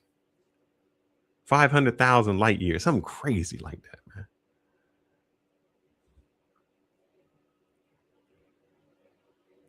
So now, let me get this straight. I just want to help this. I showed y'all that video. And you say God is black. What the fuck would God be black for? I mean, why does that matter? God is God. If he's a God, why would God be black? About his fucking color? What the heck? Why would that even matter? Now, if you want to say Jesus came on the planet was black or dark skinned, then that's fine. But God himself doesn't have to have a skin tone at all. If somebody who created all of what we just seen is worried about his melanin, what the hell? If he that's like you got 1 trillion bacteria in your body and you worried about one. Bruh, come on. If you're a Christian, and especially a YT Christian, and you believe in the Bible, and the Bible says God made man from the clay of the earth, you obviously know as a white person he was not black, but you don't want to admit it. Okay? Because there ain't no planet area where you can find white fucking earth. Where? Show it to me. Show it to me. It's all brown or darker, clay, reddish tone, whatever you want to call it. But there ain't no fucking white fucking earth nowhere on this planet. So why would Jesus be fucking white? And you know what else is crazy? Man, I give y'all a history lesson, because we are talking about Iran, right? Yeah. All right, Persians. Let's call them what they are, the Persians. The Persians.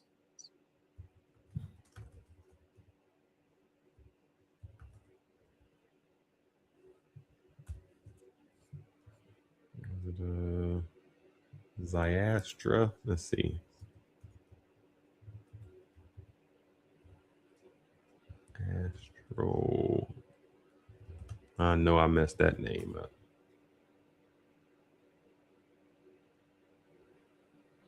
I'm gonna throw it right here. Here we go. So let me help y'all out, because I know y'all Christians are out there.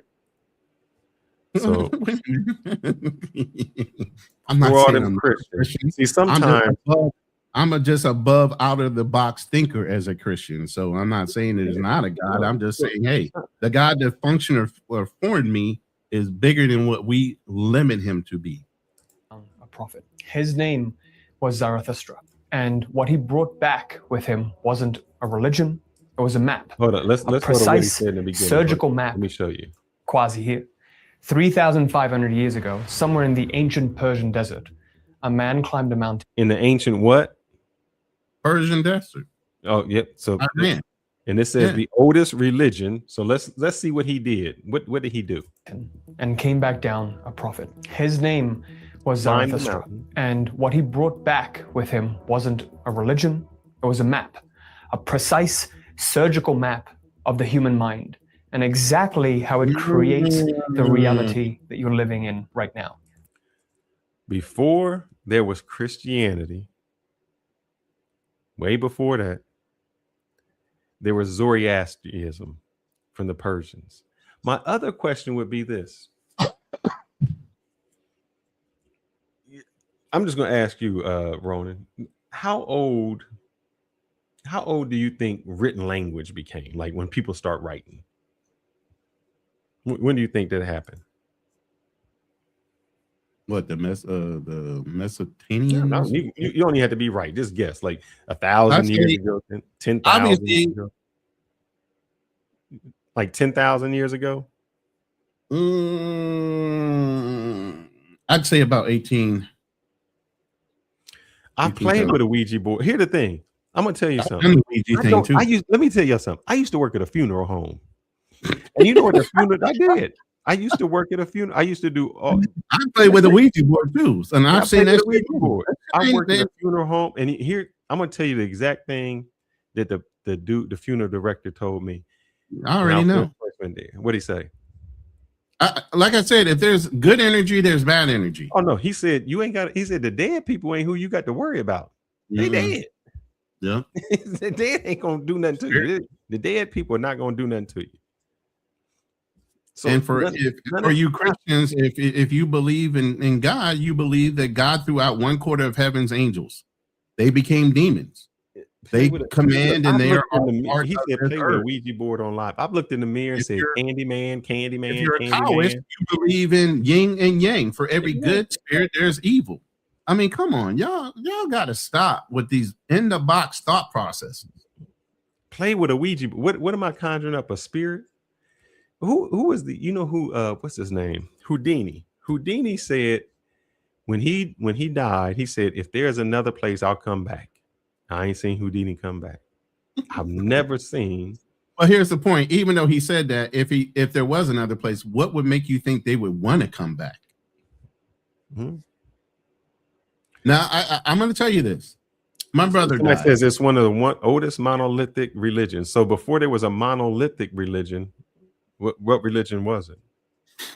Let me say this. I took my brother passed away, and I drove out to Kansas for his funeral, drove back to California, and I was sitting in a Barca lounge and I fell asleep. My family was asleep, my kids, my wife. My brother came and knocked on the door. I opened the door, had a great conversation with my brother. Got up to walk him out the door. He goes, I want to show you something. And I said, what do you mean you want to show me something? Man, I want to show you something. You'll really like it if you come with me. And at that point, I stepped one foot out the door and turned around and saw my body sitting in the chair. And I said, if I go, can I come back? He said, I don't know. I turned around and got back in that chair and woke up. Was that real? Was that not real? Was that me just talking to myself in my brain? You tell me. Oh man, I bet I can't find it. There's two things I'm trying to find simultaneously. Dude said about the voodoo. Oh, my whole thing. Brother, do you know how many people they made a doll of me and tried to stick something in it, and ain't nothing ever happened to me because I never believed it. See, the thing is, with any religion or anything like that, the reason it can get you is because you have to believe it. Yeah. People believe in astral projection. Does that mean they're just dreaming that they projected somewhere? Or could they really project? Did Enoch project himself into somewhere, or did God really come and get him? And when God came and got him, was it he and his body, or did his body get left and he turned into energy with the angel to go be escorted wherever God took him? How many things can you think of that you really haven't thought of that haven't been answered for you? But yet and still you're believing in black and white and don't know how to read between the lines. He that have an ear, let him hear what the scriptures are saying to his people. I'm going to show you this, and I'm going to show you this, and this is why when you just told me what you said, one second. Let me see if this guy goes a little bit further. I want to see if he puts a. I can tell you this. One time, I'm very alert when I first wake up first time in the morning. And when I used to sleep as a child, I would remember the last thing I did right before I opened my eyes. Most people do. You turn over, you open your eyes. You know you did that, right? I'm laying on my back. I turn over and I'm on the top bunk. I turn over and I wake up. I look over and my back is parallel to the last part of my mattress, meaning if I literally was on my back before I rolled over, I was fucking floating.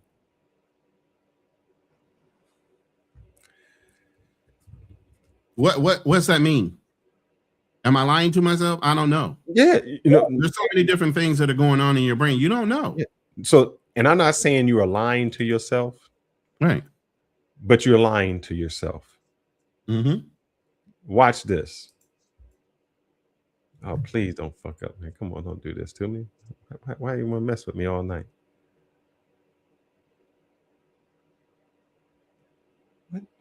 What is my computer doing, man? Do I got things open? Or is there something I got open? Get some more RAM. How much RAM do you have on your PC? I don't know. You need to be up to 64, 128, something like that, bro. Your processing speed is. And then the other thing is your GPU. That's the only two things you have to worry about, your RAM and your GPU. Unless you just got slow internet, which no, you do not. I got things open. I'm trying to close everything I got. Open it. And I know I didn't get the slow internet. I don't know what's going on. I'll hold it the same level as your eyes and we'll let it go. Watch. Oh, fucking fuck. It's a visual perception. Can I put this in your chat, man? And you do. Send it to me in the private chat and I'll run it.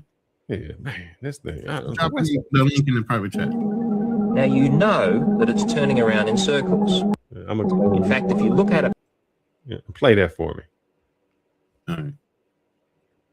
And the reason I'm saying play that is when you say what happened to me or I seen something, I want you to I want to show you how the mind actually works.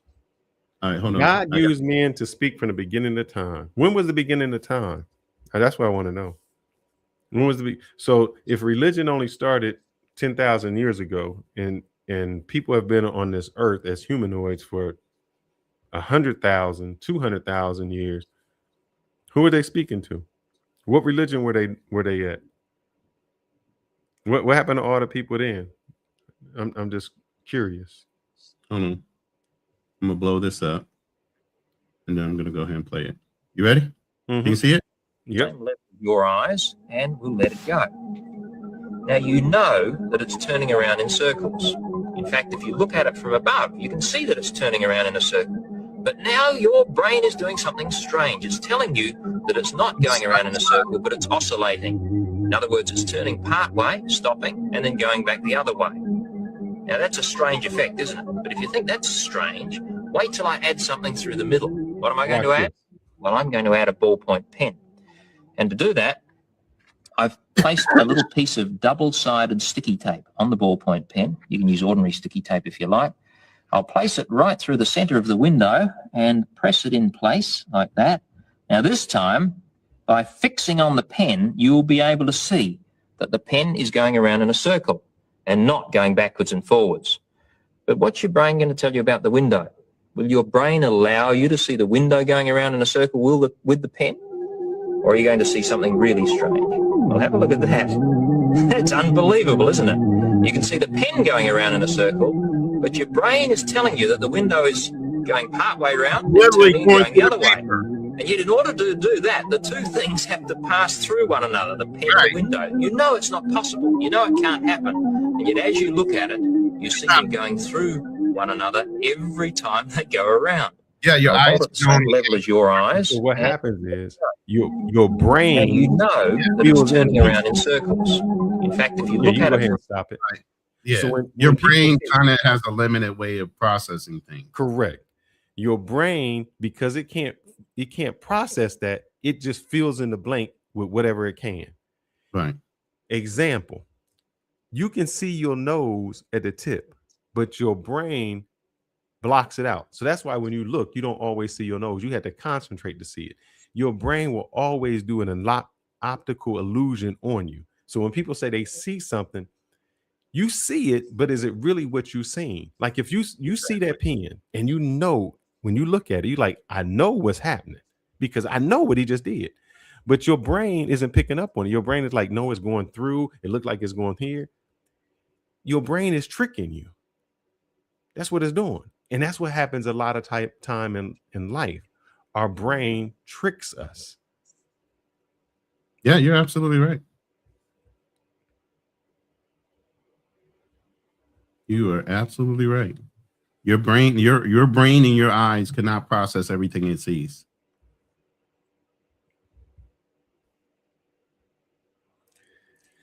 I mean, I see people here that, scientists revoked the Big Bang Theory. So what started? So my thing is this. A lot of people default. They say, because I can't explain it, then God did it. He killed his kids because of the devil.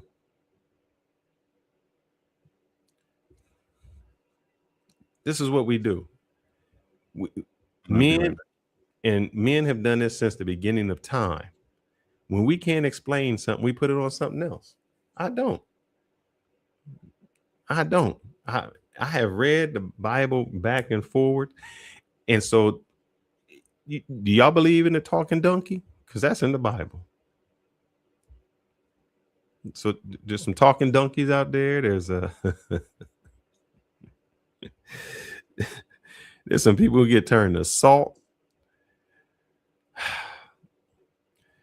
There can't be nobody before Adam and Eve, because Adam and Eve was the first ones, and then it was Cain and Abel, and we don't know how they married whoever they married, because incest was not supposed to be good, but Cain married some people. I don't know how that happened, and then a flood happened, and that killed everybody in the whole world. But yet Noah's family still populated the world. Okay. Wouldn't that be incest? Because there's not enough people to do it. And then every animal, let's just take all the fish out, because we know a blue whale could survive, but he was supposed to destroy everything. every animal was on a boat. Every animal. And they didn't kill each other. They didn't do anything. Do you know how many? I've been in places and just to look at the species of birds. Man. So, you can believe in fairy tales and magical mountains and that. And here goes the thing. The only reason you believe in what you believe in is because of where you were born. That's it. Your birth allows you to believe what you believe. If you were born in the Middle East, you'd probably be Muslim. If you were born in Asia, you'd probably be Buddha. If you were born somewhere in South America at another time, you'd be something else. Religion is based on where you were born. Why wouldn't it be universal? Oh, I came in right at the right time. He just froze. I'm froze? No, I'm not froze. You were for a second. Oh. Or it was me. I don't know. But yeah, I mean, man, hold up. See, here's the thing, Danny. You said there's only two possible. You said creation from nothing, or creation from a creator. So then my question would be, what created the creator? Because what you're saying is the creator was created from nothing. Isn't that right? Yeah. I say that all the time. In order to have knowledge, you have to be taught. Unless you're all knowing, and that to me doesn't make sense. How does that make sense? That's why I said, how did God know to make a woman with reproductive organs? Why didn't he make them asexual? Why did he need a partner? He made frogs asexual, and he made other things that can adapt to be asexual. But y'all talk about man, my brain is getting cooked. But I think it says in the Bible, let's make man in our image. Right. Who is our? That most parishioners will say that, well, he was referring to, the three, God, Jesus, and the Holy Spirit. That's our. But why would God reference, and they're all the one? They're all one, right?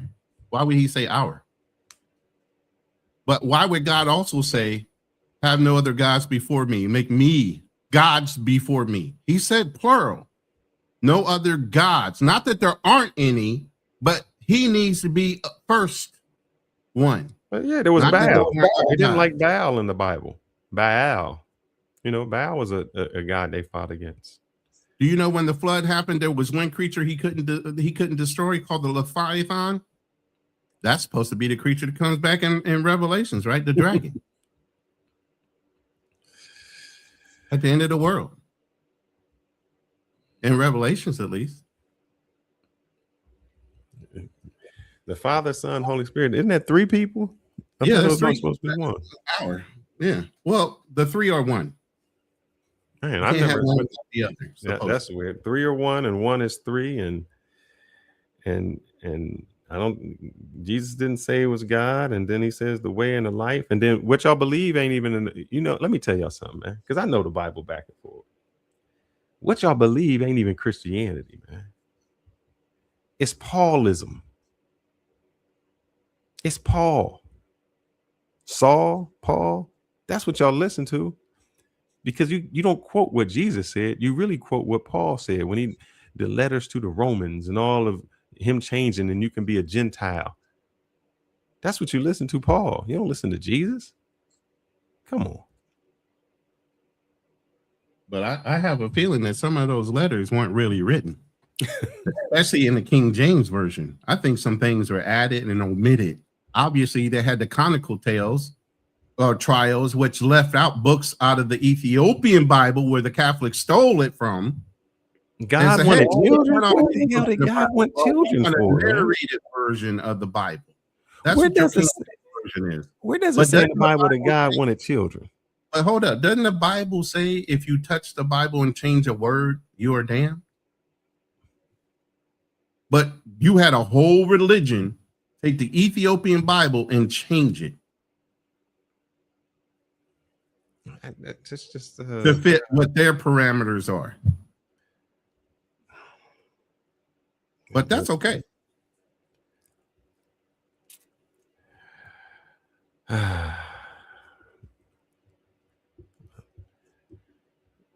Man, we I mean, I guess if you can, people will believe anything. As long as you tell them enough. You know, there's a psychological thing, and we used to do it in sales. You repeat something 3 times, and it becomes fact. It starts to stop being immediate memory and commits itself to long-term memory. So the more you say certain things, the more people start to accept them as facts. That's why sometimes when people give arguments, look at Dr. Umar, for instance. He repeats things 3 times. He's a psychologist. Why do you think he repeats those things 3 times? So he can take it and make you believe it becomes factual because he said it 3 times. I'm good enough that I can ask you open-ended questions or closed-ended questions where I can make you say yes all day long. Oh man. Yeah, 3 and 1. But it's kind of funny if you say something 3 times, it commits it to long-term memory. God, the Father, and Holy Ghost are 3. That you want to get into numerology? You want to see how twisted shit can get?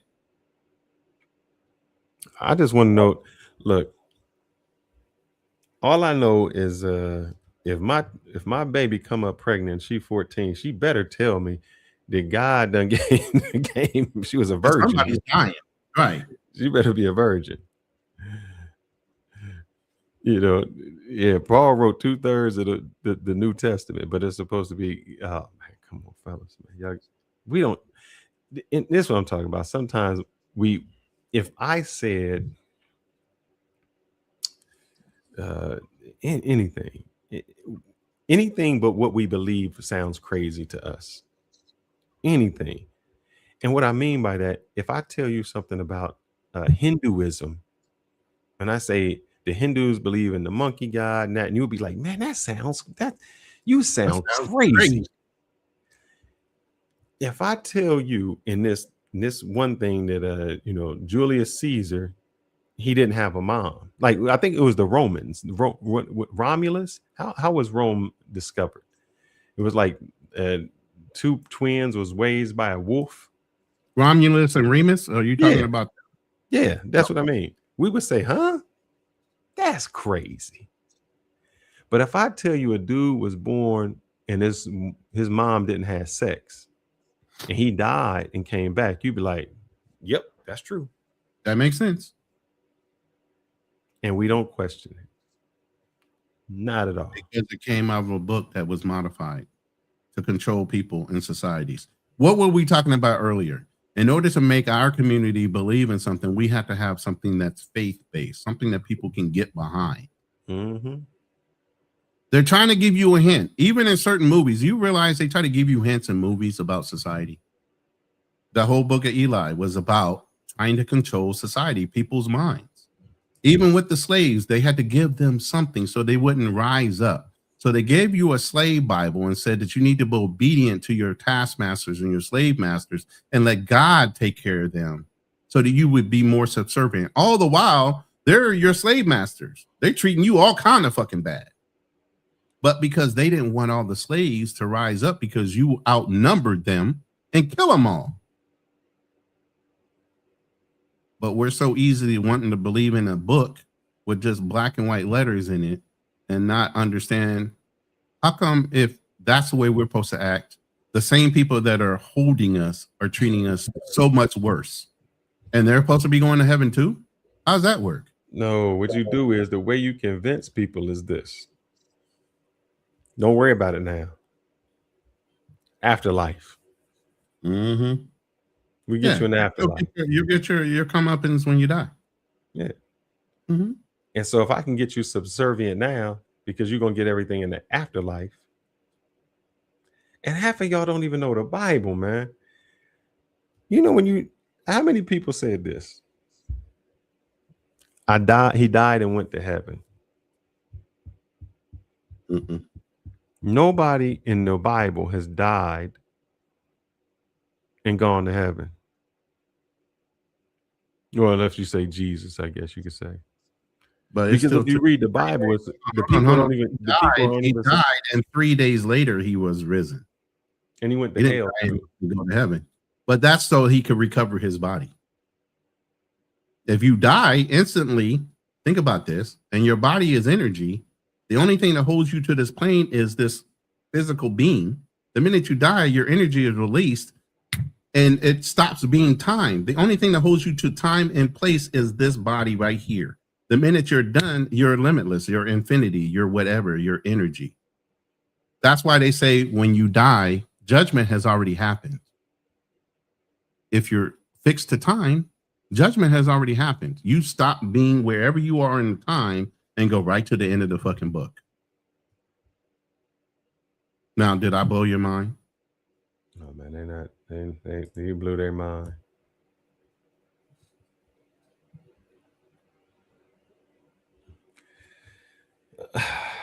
I'm telling you.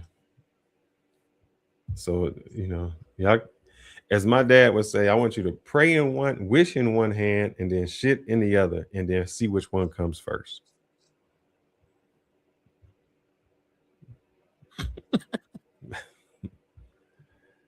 Oh man, you have to seek knowledge for yourself. Nobody can tell you, and too many people, and even in the church, your pastors have tricked you. Your pastors have robbed you, taking your money. They're sitting there living high on the hog, all while you're suffering, telling you you need to give 10%.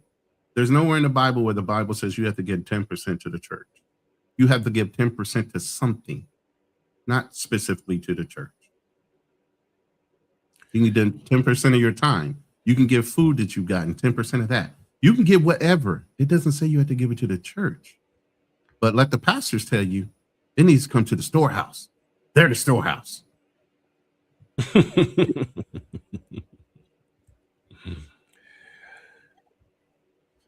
Oh, man. And the storehouse never opens for your benefit, only for theirs. Exactly. I in this little old earth,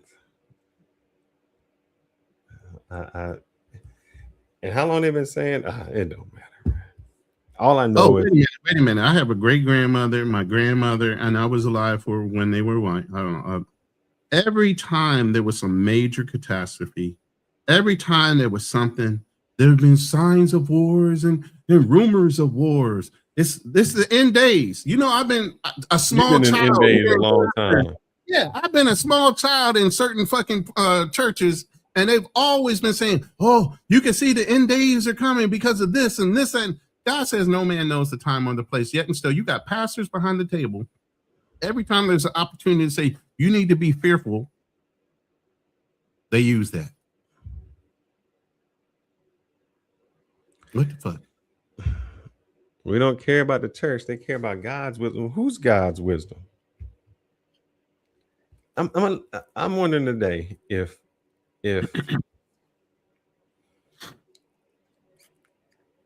so God's wisdom was, like you said, he went to a town and said, kill everything. Don't even leave a tree standing.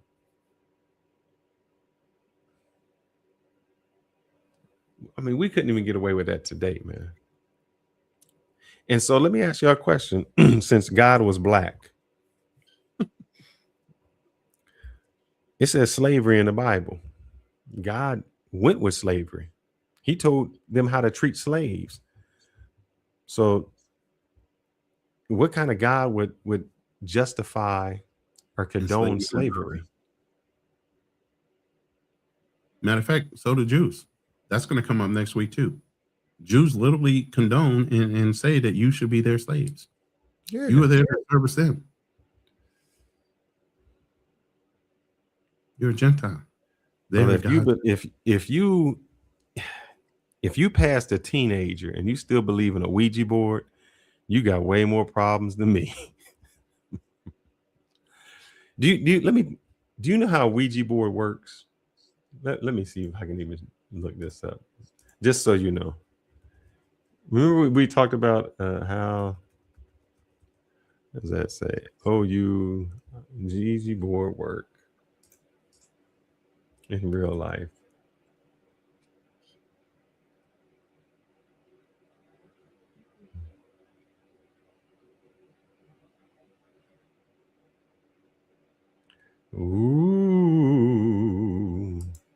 is it? Why?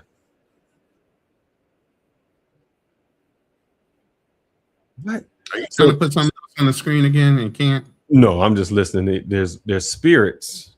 So there's a spirit, and it's like they trying to get through, or what happened to them? I'm on, brother. I'm not. I don't that religious stuff. You take that, man. I've looked at the Bible. At least I have morals and ethics, whether you want to call it religion or. Yeah, but you don't have to be religious to have morals and ethics. You know that, right? You don't have to. Yes, I believe all of those things. It was the period of slavery, huh? But if God created you and He knew all of this, why would He say this is how you treat your slaves? Oh, because of that rainbow, God promised never to flood the earth again. I thought He was coming back to destroy the world or something. Wasn't He doing that? And rebuild it in 7 days, and there will be heaven on earth. Damn, I still remember that shit out of Revelations. All I know is Revelations was my favorite book of the Bible. So if anybody's looking for a sign of the times, I think I've been watching. Who invented the Ouija board and how does it work? My man here, he's a good dude. I'm not playing anything. All right. Are you ready to go ahead and hey, I'm not the one spending the night up. I don't know why wifey ain't came in there and beat you about the head and body and said, come get this child by now. Shit, she must be sleeping good right now. Because it's like 7 o'clock for me. I think we got on at 8 o'clock my time. So we pushing 10 hours for sure. My lady sitting over here like, oh my God, you been on all this time? And I left, went and spent time with her family, came back. I don't know how you've been sitting in that chair, bro. I got up 3 times to go to the bathroom. I'm tired. Can you move? What do I believe? I believe this. I don't believe in religion, because then you would say, what religion? And there's been hundreds of religions before this religion came. And usually the only reason a religion has made it is because some war or something happened to make that religion go on. For instance, I mean, if you go back with the Abrahamic religions, you would say Judaism has to be right because they're still waiting for their Messiah. Then Christians say, no, it's me. And then Muslims say, no, it's me because this is after. So religions mean nothing. Religion is just what some man created to do it. Because even within religions, even within Christianity, you got what? Christians, non-denominational, Protestants, Baptists. Yeah, everybody takes rules out of that Bible. Yeah. So why there's so many different rules to be a certain thing. Yeah. So all of that happens so people can conform to whatever they feel. I believe this. Everything in our body is in a universe. We have iron, we have calcium, we have hydrogen, we have oxygen.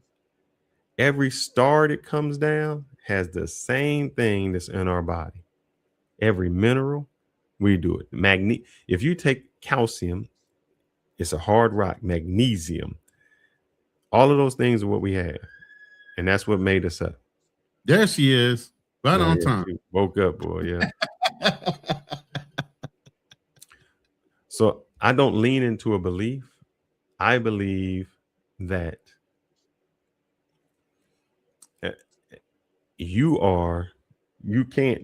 I believe in a sense in the mind. Your mind can be your God because your mind and your conscience can make anything you want. If you believe in something, and that is why what do they call it? That's why prayer works.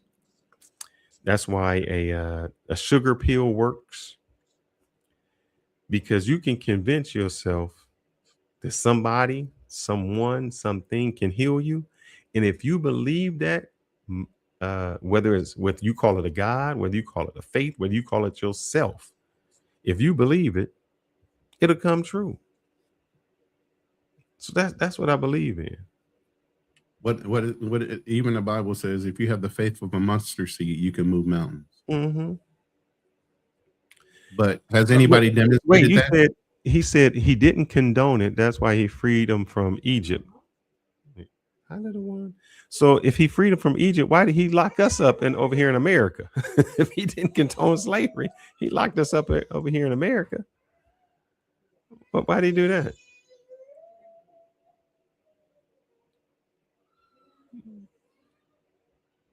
And then not only that, he told us, look, let's go to really what the Bible says. The Bible says if I go out and I find a woman, I conquer somebody and I rape her, she mine. Huh? So you condone raping a woman? I just never seen that.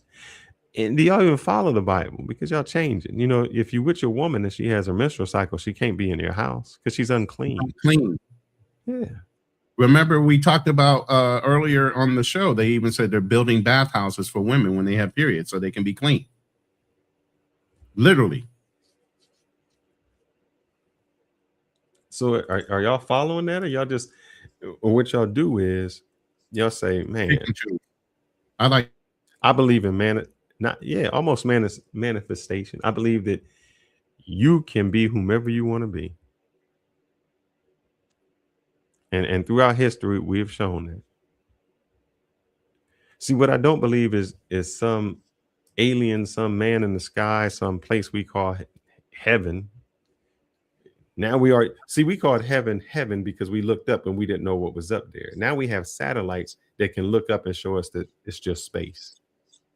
We say hell because we didn't know what was below us, but now we know it's just the ground below us. Yeah, we still going. Salute. It's that vegan diet that's got us going.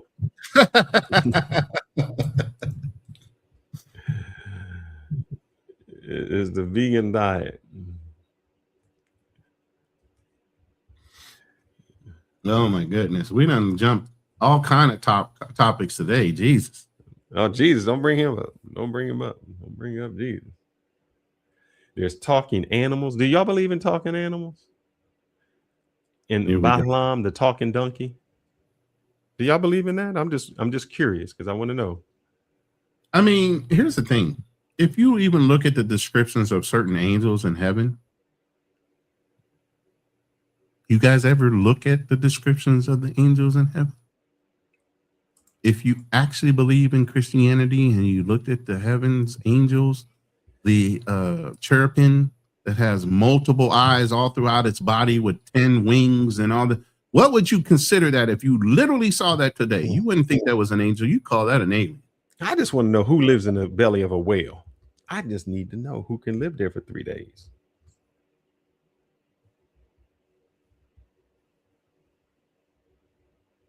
I'm just saying, you know, we are very limited. No, it's not that. It's what happens is, I told you, people believe, you believe in something because of where you were born. That's all. If you were born in Viking, you would believe in Odin. Yeah, that's true. And then here's the thing, even if slavery, you were taken away from your original religion, but you were told to believe in this one. So you did.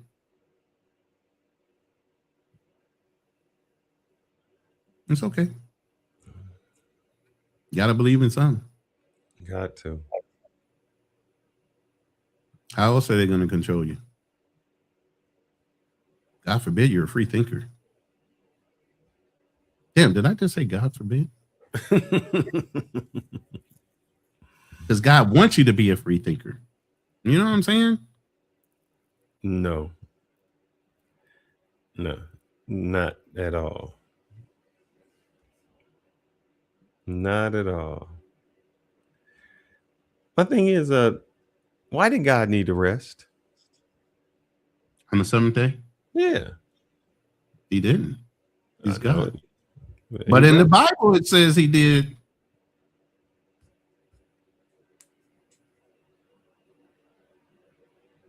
And he patted himself on the back and said, "This is good." Like he didn't know it was going to come out perfect the first time. I need to know your excuse to how everybody lives like 900 years. And now we only live like a couple. I think there was a limitation put on us after we did something as far as life. I forgot what the action was in the Bible, they said, but there was a reason why all of a sudden our life was shorter than what it was before.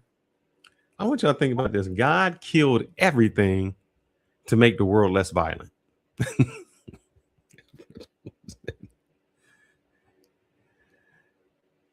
He killed everything to make it violent.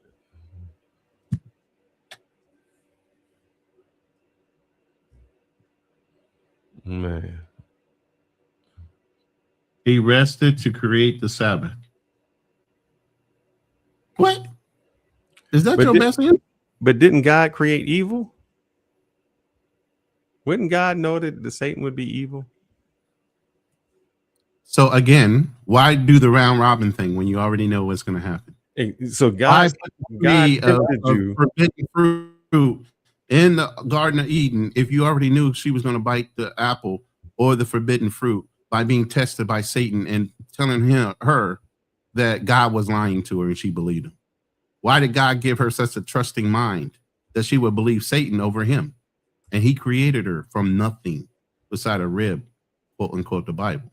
Why would you doubt your creator? Does any of this make sense to you?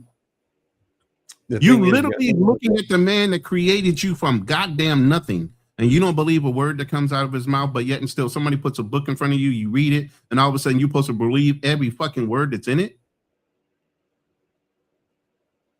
Who proved it to you? Christianity isn't meant to be taken literally. So how are we supposed to take it? Jesus. I said Jesus again. I'm trolling right now. I'm sorry.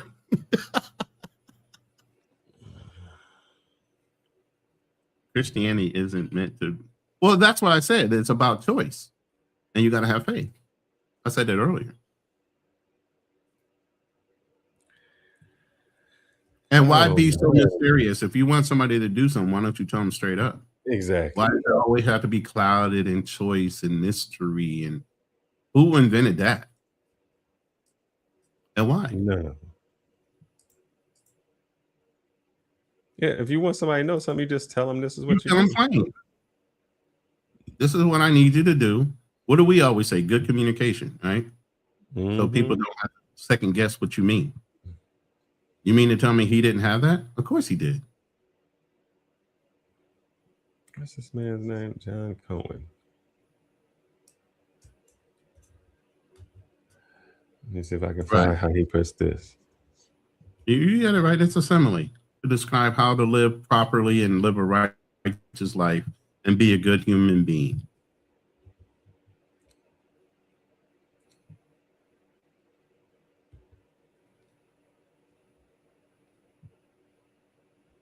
Man, I wish I had time for this. Like I said, I mean, even and nobody wants to bring up the fact that God even talked about, the children of, the fallen angels, Nephilims. Where the fuck did they go? You forget that he threw them in a pit and they're supposed to come back. They haven't come back yet. So then angels had sex with people. Right. And they grew giants. Man. And those were called children of, them angels. Look, when they say, look, you must have been an angel. The daughters of men, and they were struck with them and they actually cursed themselves. And trust, let me tell you this. While they cursed themselves and did all these things, they're the ones that taught human beings how to fashion weaponry, how to put on makeup, how to make armaments, and also about magic and astrology. So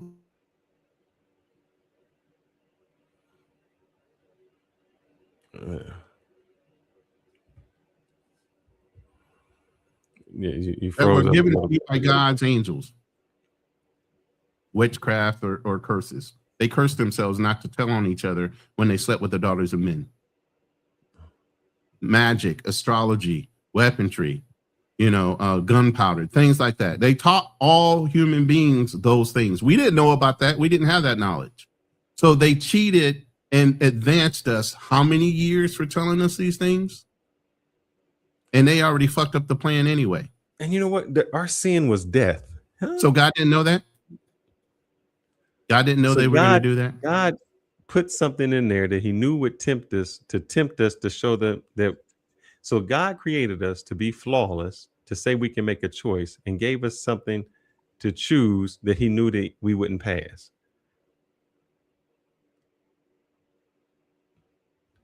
Would you ever, I'm just wondering, would you ever do that to your children? Would you ever give them a test that you knew that they would fail just so you can punish them forever? Because we're supposed to be the children, right? Why would you do that? I don't know. See, there's a trick question in the Bible that says God forgives all sin. So at the end of the day, is anybody really going to hell aside from the angel that went against him? And here's the thing, Jewish people. So this is the question I really want you to answer. I'm going to look this up. Because, all right, my question to the group is this. Was Jesus a Jew? That is the question.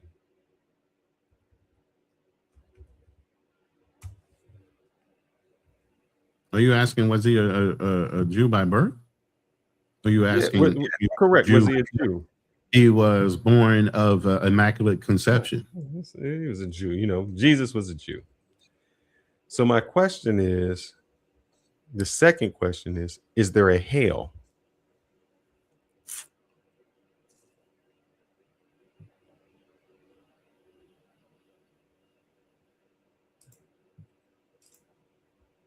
I asked that for this reason. Jesus was a Jew. Do you know what Jews do not believe in? Jews don't believe in hell. There's no such thing as hell in Judaism. Nothing. You don't go to hell. There wasn't a Messiah in Judaism. Look, let's see. You go to purgatory? What do they say, purgatory? Yeah, purgatory was already destroyed, so the Christians believe, but the Jews still think there's a purgatory because Jews didn't want to acknowledge Messiah being Jesus. So they still think there's a purgatory, even though purgatory's been closed. Do not open. I want to say this because we say Satan. Jews do not believe in Satan. Huh? Hold up. Jesus was a Jew. So if Jesus was a Jew, how did your Bible start telling you that Jesus went to hell when it just says in here, there is no such thing as hell. There is no such thing as Satan. Jews do not believe in Satan as an independent rival to God. Instead, they just believe that there's an adversary, an accuser, like a prosecutor, which means he's on the side of God. There is no tester. There is no tempter. So you got to tell me this. If Jesus was a Jew and Jews don't believe in hell or Jews don't believe in Satan, how did Jesus believe in that? Or who changed the Bible? Correct. I need to know. Who changed it? So tell me. How come the Torah and the Bible are so different? Correct. Jesus was a Jew. Jesus practiced, remember when he died, it was Passover, which is what we're about to have now. Jesus practiced the recognition of the holiday of what? Moses freeing the Israelites from Egypt. Yeah. Well, not that. It's actually where they put the blood on top of the wall so that the spirit would pass over. Right. That's a reflect. Yeah, that's Easter. So my question is, Jesus was a Jew who did not believe in hell or did not believe in Satan, yet he went to hell and he was tempted by Satan. Somebody got to explain that for me.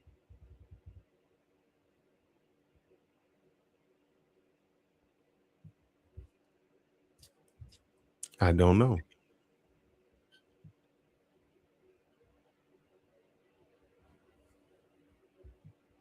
And now y'all believe in talking snakes. I mean, come on. Are you literally thinking the Satan came as a snake? Or was it literal in saying he had a slick talk and they called it a serpent's tongue? Yeah. Supposedly Satan's the most beautiful angel in heaven. Why would he look like a snake? And why would you believe that?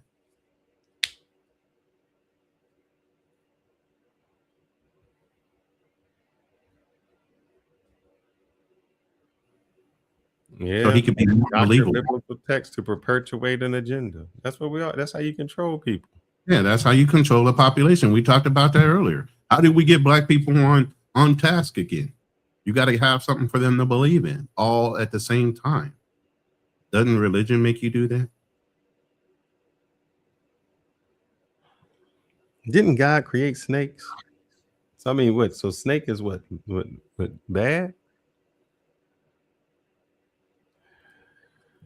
Oh man, yes and yes. Jesus, earthly royalty through David. Now let's help y'all like that.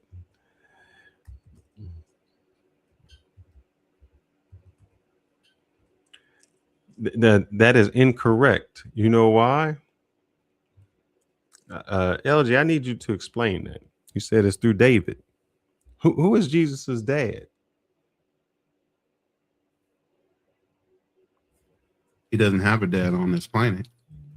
He was So- born by what? Immaculate conception. So was he the son of the lineage of David? Was Mary that?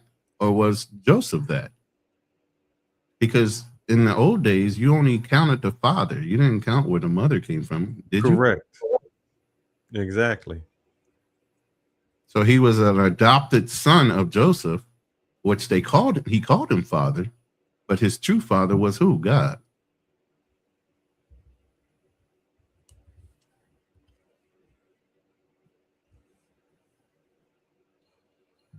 Heaven and hell are mental, emotional, spirits states that people experience in life. Correct.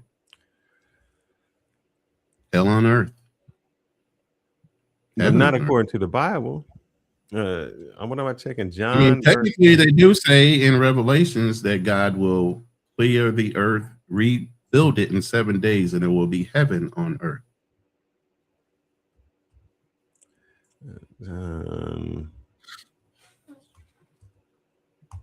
I can't read 1 through 12. That's long. 1 through 12. Come on, but you got to give me one verse.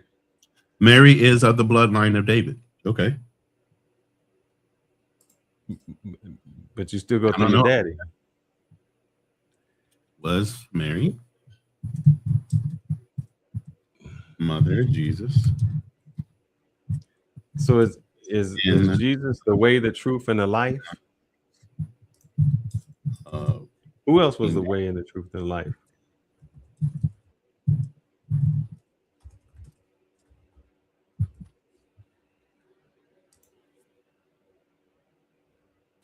Let's see.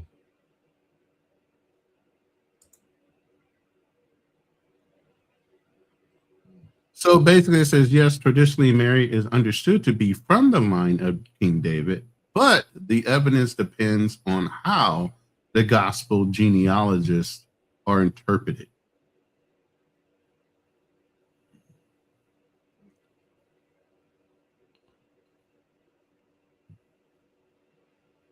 It says traces lineage from Abraham, King David, to Joseph. But like you said, Joseph had nothing to do with it. That was all on Mary. So where's the line for Mary? It doesn't track females. Luke's genealogy represents Mary's lineage. Mary comes in the text, and Mary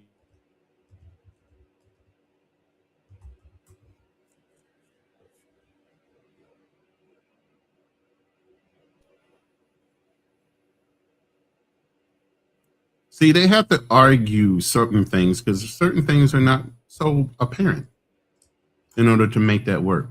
You have to change it around. Because you don't track the lineage of women. You usually track the sons only.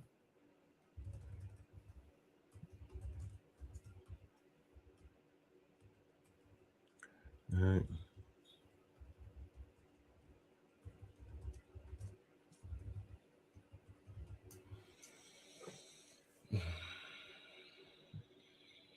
I'm looking at all kind of charts. Here goes the problem. I'm gonna ask two questions. Let me go through the first one.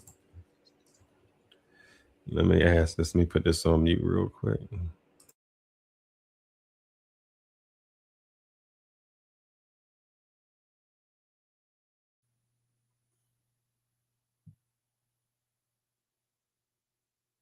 You're muted right now. Just so you know. Joseph was in the same house, of David. But if the baby was born of immaculate conception, Joseph had nothing to do with it. So then you have to go back and look at Mary's lineage. And it does say it's an argument that she was part of Luke's lineage, which is also the lineage of David, which falls in line to keep it on the up and up. Christina Lee is somewhat correct, but this is how they trick you.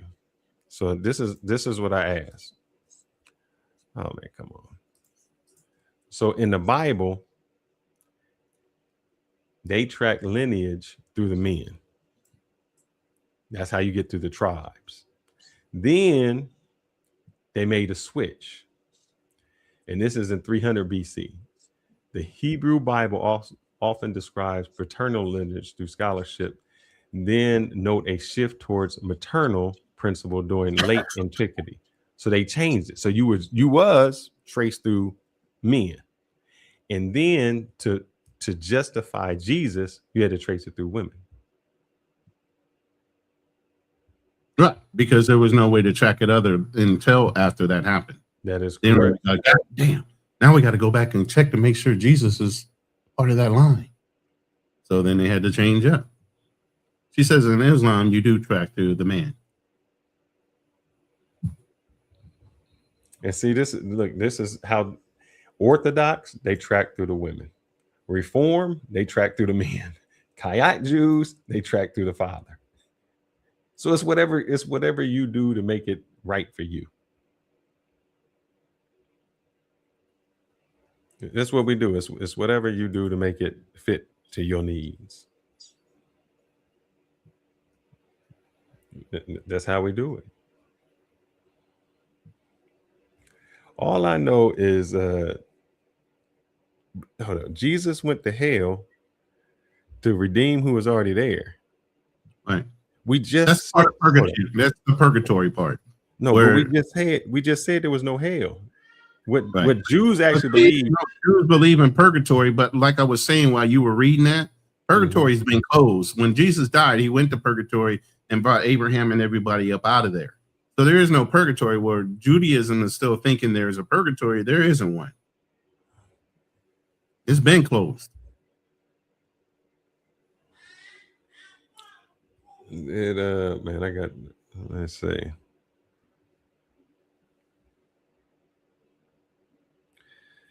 Yeah, brother. If I just don't believe nobody living to 500 or 900 years old.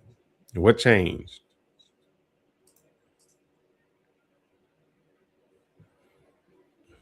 It all goes back. I mean, let me know, because y'all believe that a talking whale. Y'all believe that a donkey start talking, or somebody lived in a whale. You believe a donkey is talking. You believe somebody, somebody was a virgin and had a kid, somebody died and came back. Everything.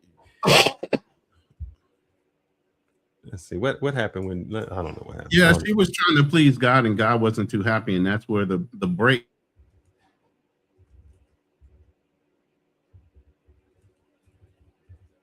Went to hell. Oh man.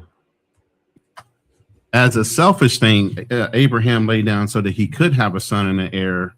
And even though God had already told his wife that he would give her a child, she didn't believe him.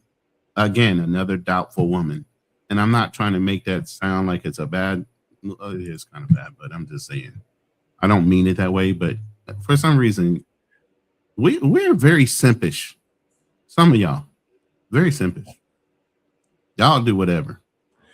I'm gonna question. I'm looking at what somebody said. Which one? So I can highlight it and bring it up. No, it just said that it said Jesus descended to hell between his death and resurrection. Because somebody said this. Yeah. Rather than suffering was triumph, where he announced his victory to the spirits imprisoned and liberated, the Old Testament saints awaiting him. The way I'm reading this is the saints was in hell. What the hell was they in hell? No, it was an area between hell and heaven, and it was called purgatory. That's what I'm talking about. And they even said it in the Judean thing that you just read about. They don't believe in hell, but there was a purgatory.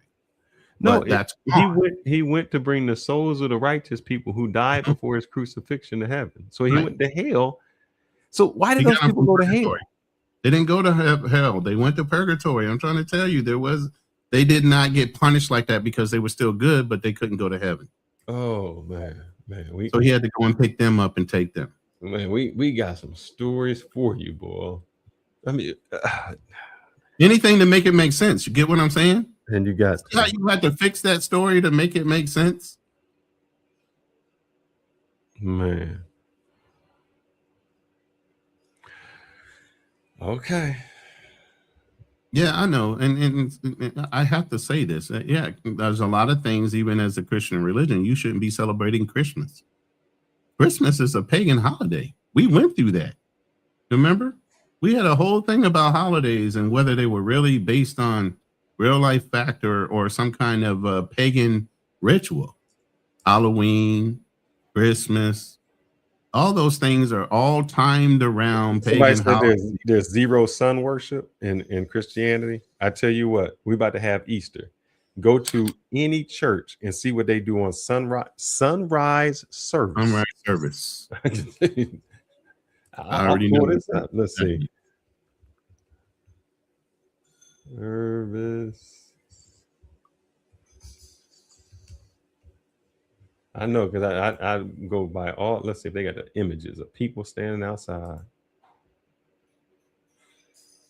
Palm Sunday, right? Mm-hmm. That was the week before. They got Easter sunrise service. What you mean, bro? I see them everywhere. They got an Easter Sunday where you go out and be with the sun.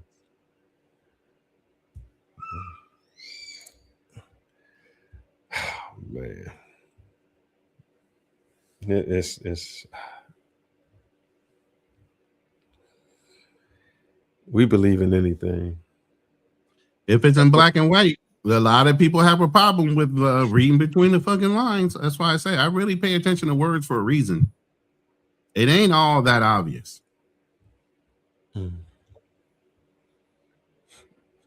It's crazy, man.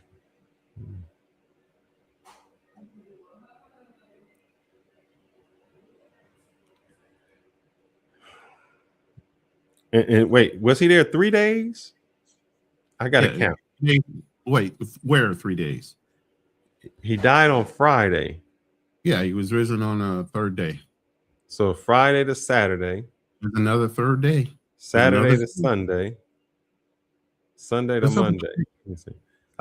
My counting's wrong. Let me think about that. I don't know if he died on a Friday. I don't know if they actually because that's why they do Friday. Yeah, Friday man, that part and all this stuff with the religions and saying it's always on a Sunday. Nobody can time it like that. And obviously the days rotate. So if it was Sunday last year, it would be Monday the year after that, and it would be Tuesday the year after that, because it would actually be the day, not the day, but it would be the date, that specific date.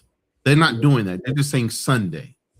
And no, he Good Friday. That's what it's called. Good Friday. That's why we call it Good Friday, because he died on Friday. So Friday. So you guys don't even have the right dates. The Sabbath Saturday. is the Saturday. He is risen on the Friday. No, he wasn't. He wasn't rest risen on a on the Friday. It's called seventh Good day. Friday because that's the day he Oh. died. Why would he rise again on a rest day? Remember, the 7th day is the day of rest. The Sabbath is Sunday. No, Saturday. see that? No. See, this is where y'all all jacked up, and this is how I know y'all never know what y'all talk about. Let me show you something, because a lot of y'all don't know this, and I'm gonna show you.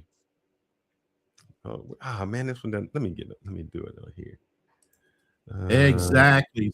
Say that again. God is not the author of confusion.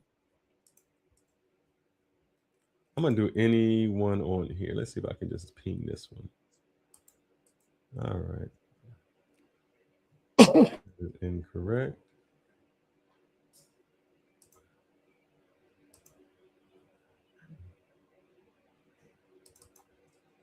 The first thing it says is, "Do not alter my scriptures," and they already did it. This is what I want. That's what I want to show you, because a lot of y'all do this, but I don't know how y'all don't do this, man. This here is a regular calendar. It is a calendar. It is not a 12-month calendar either. That's whatever. Yeah, that's an old calendar. Yeah. What day does the week begin on? They say Monday. No. Really? What day does the week begin on? She can come in here. She all right. What does it get? That's a Sunday. Yeah. So Sunday is the first day of the week or the last day of the week? It's the first day. So the last day of the week would be what? It's the Sabbath, which is Saturday. I've been saying that. I know, but why you keep going to church on Sunday? I'm just asking, why you keep going to church on Sunday?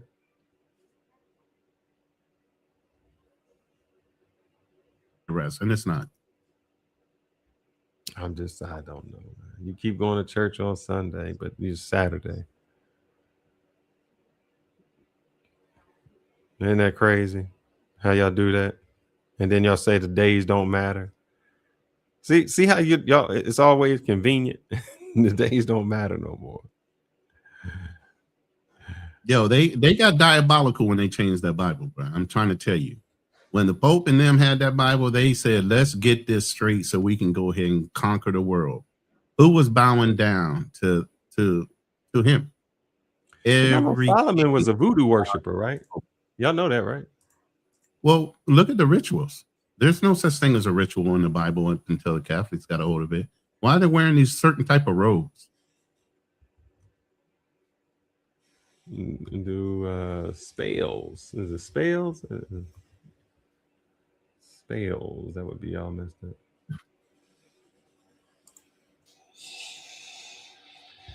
Let's see this. I'm just curious because I thought the Bible says you shouldn't do spells, and it says King Solomon used a magical ring to command demons to build his temple.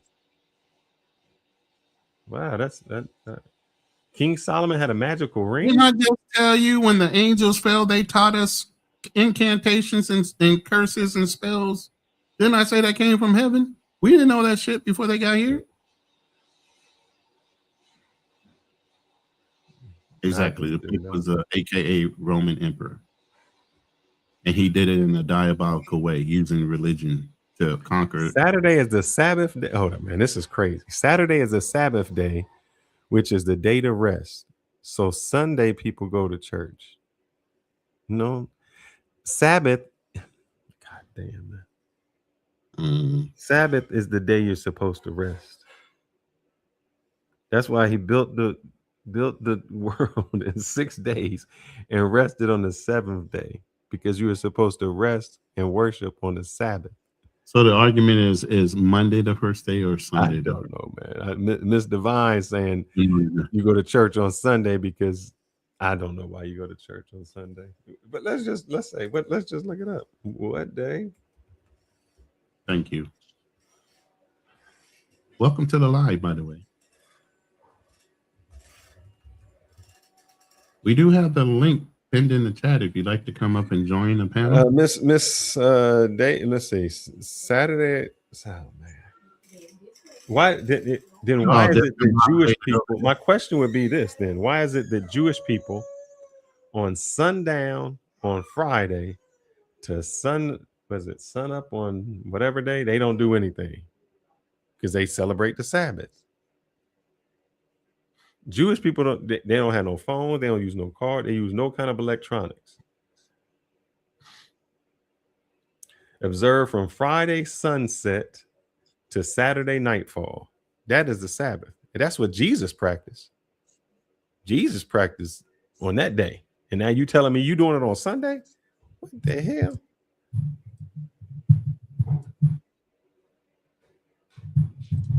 See how we got to explain so much? When you got to explain all of this, it makes it even more diabolical. My man saying Jesus was a passport, bro. Damn. He said Jesus went down and got the prostitutes. I think that's bath houses, not bad houses.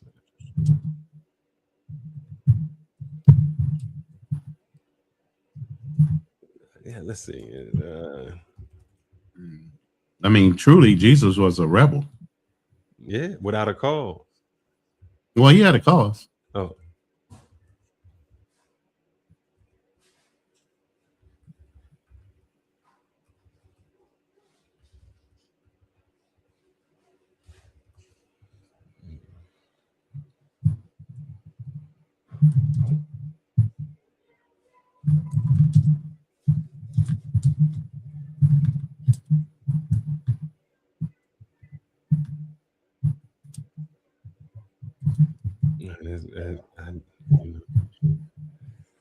How many of y'all gonna be getting Easter eggs on yeah, I don't know. I can't say it is. I just know that there was other people at the same time of Jesus proclaiming the same thing. Y'all still got to tell me, man. Do y'all still believe in donkeys talking? And do y'all believe that somebody spent 3 days inside of a whale? Sometimes we throw logic out, man. Throw logic out the window.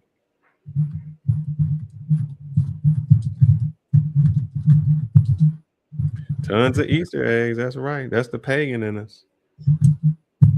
That's the pagan in us.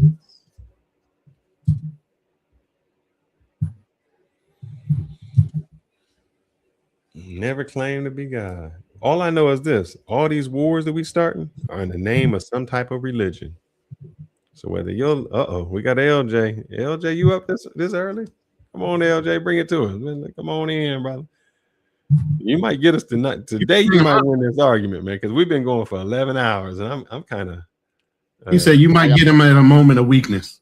Yeah, oh, no, yeah, you got me at a moment of weakness. Get him at a moment of weakness, LJ. Put it on. How y'all feeling this morning? Boy, we need to be asleep a long time ago. Yeah. Welcome to the marathon. Man, I'm looking at y'all's calendar. I'm giving y'all 10 more minutes and I'm gone. Okay. Look, I know I put it in the chat already, but the Bible is a story written by literary scholars and reinterpreted. It's been reinterpreted over 50 times. You got 50 different Bibles written out there. It's just a story on how people should live. It's not to be taken 100% literal. And I think that's the thing that you're touching on, Fearless, that you can't take these stories so little to the point that you think they're real. They're just good lessons that people ought to be talking about to live good lives. But to live good lives, it tells the slave master how to treat the slave. Is that when you're dealing with people? When you're dealing with people that were already, you got to remember also too. I put this in the chat as well. Like for instance, the very inception of Hebrews, first concept came up when they were enslaved in Egypt. If you do historical paleontological and archaeological studies, Ramses was not even pharaoh when supposedly Hebrews were enslaved. So there's always this disconnect between what's real, what actually happened historically, what the Egyptians chronicle, and what's in the Bible. So even when I was teaching world history and talking about that time, I always tell my students, believe what your parents want to tell you. Believe that. I'm not going to argue with that. I'm just giving you straight facts. I don't argue facts. You know, facts are facts. We can't argue that. And the thing that gets things convoluted is when we try to take. By the way, this is Joe Clark on his first live stories and apply them to the real world. They're just not real. That's Joe Clark. That's my only point, that when I taught world history and talked about religions with public school students, that's the thing I always stress them. These are stories to teach you how to be good people. Like, for instance, the 10 Commandments, same thing. It's common sense, but you're dealing with people that didn't have strong moral structures. That's why in the Bible, Moses had to set off every single thing to make sure these quote unquote chosen people could be the example that quote unquote God wanted them to be. They didn't know how to clean themselves. We all know that most Europeans still don't know how to bathe properly either. He had to tell them how to bathe and clean themselves, how to kill and properly eat and prepare food. He had to teach them basically how to be civilized. And that applies even to this day. We know there's people even today that don't know how to bathe and clean themselves now. Adults. Oh, yeah, they don't. I see it. I'm in public schools. I see it and smell it every day. But my thing every is day. We say that God was good, but even like the what the Jews call it now, be like the Amalekites. Yeah. You know, when and God said, kill every man, woman, child, and livestock. Every beast, leave nothing. But you remember also in those stories too, you had God, those men that were supposed to follow those commandments of God, disobey God as well. I want to believe it's Saul that also disobeyed God when he was given that same order. Yeah, he didn't kill the king. Right. So again, but my thing is, what kind of God has you kill everything? Because the children didn't do nothing. What the hell did the animals do to you, man? Well, the children would be raised up in order to seek warrior online right now. Right, the children would be raised up to seek revenge for their parents and their. But then what you're telling me is God kills the innocents, especially the male children. Yeah, God kills the innocents, and that's why we get to the point is they're really innocent if God sees them that way too. Mm-hmm. I mean, what the hell did the dogs do to you, man? Here's the thing. I mean, was the cows evil? I mean, was the chickens evil? They were just like we said in the earlier when we were talking about. I don't eat chicken, so I don't worry about it. Right, just like we were talking about the I guess they was evil for vegetarians. They was evil. Get rid of them. No. Vegans, brother. There's vegans in the Bible too. You missed my comment there. I said veganism in the Bible. But seriously though, you got a warrior on here right now. When he's giving orders to take out, destroy everything, you take out and destroy everything. So again, you can take the good and the bad from a Bible. Just remember, this was written by literary scholars, by a king that practiced witchcraft. But think about this. Why would I have to look? You a God. I'm gonna ask this. You a God. You have everything. Why is it I gotta kill an animal for you? Because you're not eating it. Why I gotta kill an animal for you? He froze. Right when he said I froze. No, the fearless froze for a second. Why do I have to kill an animal for you? I mean, that was a sign of obedience. Yes. When he had you sacrificing. And then the sacrifice was supposed to be who is that good for? It was good for the animal. The sacrifice was supposed to be of your best. Your first. No, but why? If you are a God, what you don't need as an order of obedience to him. That's it. And appreciation. So think about that. I just want you to think how that is. If we do that today, we was human sacrificing. If I said to people in what is that movie? Apocalypse Now? No, Apocalypto, with the Aztecs. Oh yeah, Mel Gibson's movie. Yeah. When they was killing the people for the sun. Now, when they had them up there and they was killing them, we would say, man, you are crazy. You killing people to bring that. But if I said they did it in the Bible, we say, yep, that's right. That's what you're supposed to do. Or fearless, or symbolically drinking blood and eating flesh. Yeah, and that's what when you say Jesus, that's what we do. It's all symbolic though.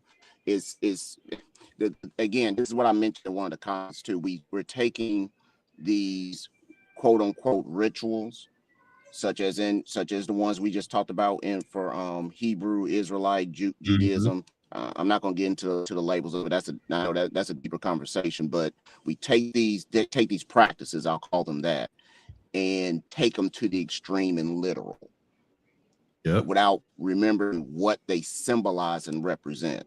Us taking the teachings and life of Jesus into our lives and then applying them to the best of our ability here in the real world. Instead, we take them to this literal, this is how it happened, A, B, C, D, when all four gospels, and a lot of times, leave out, contradict. That's the reason why the Council of Nicene was assembled in, I believe, in the 4th century, if my memory serves me right, to try to clarify a lot of things and take a lot of things out. I think Ronan mentioned about the angel sleeping with humans.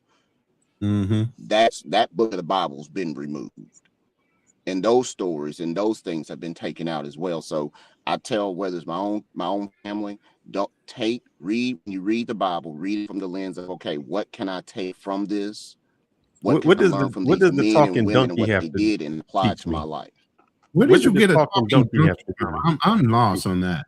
Where do you see a talking donkey from? You don't know about the talking donkey? Right, you sound real crazy right now. Oh, no, he meant the burning bush.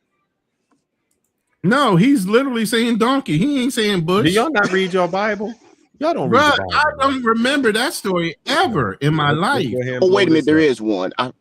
There is one. He's up right. in here, I'm being funny, but there is one. The story of the talking donkey, where God opens the mouth of Balaam, the donkey, to rebuke the prophet for his greed and disobedience. The donkey was talking. So God possessed the donkey in order to talk to the Balaam. donkey, seen an angel with a sword, turned away 3 times. The Lord opened the mouth of an ass. The donkey was talking, brother. The talking donkey acts as a divine intervention. Yeah, Shrek's talking donkey. Good Lord, I never knew about that. That is something new to me, and I must have skipped over that story so many times. I don't even remember anything like that. So look, LJ turned off the camera. He going through McDonald's drive-thru right now. Hey, look, I'm trying to keep him off. Son getting ready to win his powerlifting state championship. All right. Okay. Yeah, his coach is getting ready to take him out. That's why that's the other reason why I'm out in the car so early. I just wanted to make sure. I saw y'all still on. I was like, they still on. Yeah, this is a wild one. This is a wild one for real. Hey, Ronan, fearless. See, this is the reason why I'm vegan, because veganism tells me I need to get my 8 hours. See, I'm not young men like y'all. I ain't young. 35, 40 years old, stay up all night, stay up 2 Bro, nights in a row. we're about the same age. What you mean? I gotta take my ass to sleep. Wait, LJ, how old are you? I think we were at the same age. I'm serious. I'm 49. Oh, I'm an old man. Right. Stop. See all this gray I got We right both here. Let me tell you. I'm gonna tell these people something. Let me tell y'all something. So, because I'm looking at Jasper, man, my curiosity. So let me tell you, brother. Let me tell you my journey. I grew up in the church. I did all that. I mean, from the rolling Bible, the speaking tongues, the healing, and everything you did. So what I did to myself was I said, you know what? I was listening to what other people tell me about what was in the Bible and this. And I said, I am going to sit back and I am going to read. I'm going to take it from cover to cover. I'm going to look at this. 3 times. And here's the bad part. The more that I read, the more I said, what the hell am I reading? The more that I got into it and and this is the part. Not listening to a pastor, but you reading it. And this is the part that really people don't want to do. And this is, I'm going to say this and it's going to sound bad. The smarter you become, the less of a believer you will be. You become, because you start to analyze things, and when you take a step back and you say, hold up, during this same time, these same things was happening around the world that had nothing to do with Christianity.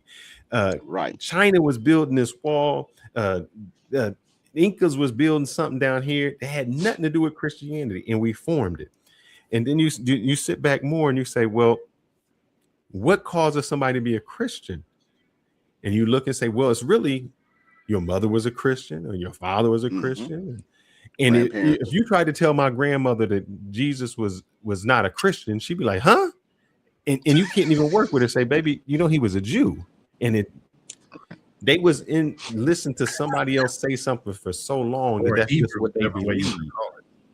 And when you step back, and here's what I was trying to tell you, LJ, when we were talking about Dr. Sabi and you, Ronan. We analyze what we believe. When we believe it, you can't tell us anything different.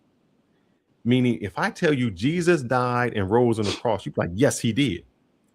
If I tell you in Hindu, there's the monkey god that did this, you say that dude is crazy. Because we believe in something and we lived it,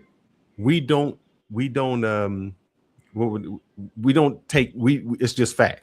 We don't question it. That's it. We don't question it because we were raised in it. And what makes that monkey god no more important or less important? Correct. Than the one if I said Zeus or Odin, you would say all of that is crazy because you were born here and you don't question it because you were born there. Any other way I explain something to you, if I said, man, there was a boat that took every animal in the world, you'd be like, I'm crazy. I'm like, look, my daughter got pregnant, but she never had sex. You'd be like, yeah, you're crazy. Right. My uncle died for 3 days. We buried him and he came back to life. Brother, you crazy. Right. If I told you that about any other religion, you would question it and say that's unreasonable. But because we believe something or you're born with something, you never question it. And so the more research I did, and then I start really looking at history and saying what came before Christianity.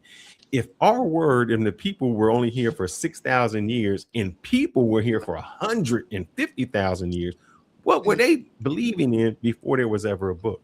And then I started looking at Zoroastrianism. That's why I brought up Iran and that, because before Christianity, you had somebody who was that religion. And usually what happens is with world powers or with religion or whatever, it's whatever power wins out. It's not whatever power was there. It's whatever was there at the time. Before Jesus, there was other messiahs. There was messiahs at the time of Jesus that died. It's just one person wins out, and that's who we say it is. So it's not when a person says that, look, I pray, I was like, man, I gotta be able to speak in tongues, brother. What's the sign? All that. Everything. I went and I looked and I said, demons, all that. And what I found is we just question it. And the more you start to say, man, this, and the reason I know you just came on, we showed how big was the universe. And really, when you showed the size of the our known universe, further out you get, we are one grain of sand on an entire beach. If that much. If that. And then human beings are so limited in our mindset. All that was just built for just us to waste the space, right? God just made that for one person. And these people are arguing over whether God is black. And I'm like, bruh, would one grain of sand on a beach matter if it was black or white? Would matter to them. Exactly. I guess when it comes to even with our conversation about Dr. Sabi, or even this one is this, like I said before, when people get results from when they believe something, they get results and they see change in their life and don't ever really keep going deeper and keep studying. Because even studying more, and I won't get into the Dr. Sabi thing, but even with religion, the more I studied just like you, the more disconnected I became with the big three religions. Still love the brothers and sisters that are in them, but I started leaning even more towards science to explain some of the things that the Bible. Once I read the book of Enoch, I was like, I'm done. Fill in the gaps for me. Yeah. Once I read the book of Enoch, I was like, I'm done. Yeah. You are a vegetarian and you look at all your minerals and all of that. Yeah. But all of those are in the universe, man. Right. If a meteor came, a meteor would have iron. It would have all of those things that make up in you is in that. So when someone says we are made of stars, we are actually made of stars. Stars. Because all all that's in us. What there was a time when there was a rain god and it was a Poseidon in the ocean because we couldn't explain something. And the more and more we got knowledge, the less and less we took those things away. But we still hold on to supernatural. I mean, we are supernatural things. We got Friday the 13th. Don't walk under things we don't even know. I know my grandmother. And down in Mississippi, it's like don't throw a hat on the bed or don't step on a broom or something. You know, I think what the hell? Don't step on a crack. Yeah. So we just have all of these things that become superstitious. Yeah. And you're not here, but we showed an optical illusion. And we looked at it, and the dude explained it. Like, this is going in a circle, and you know that this is going in a circle.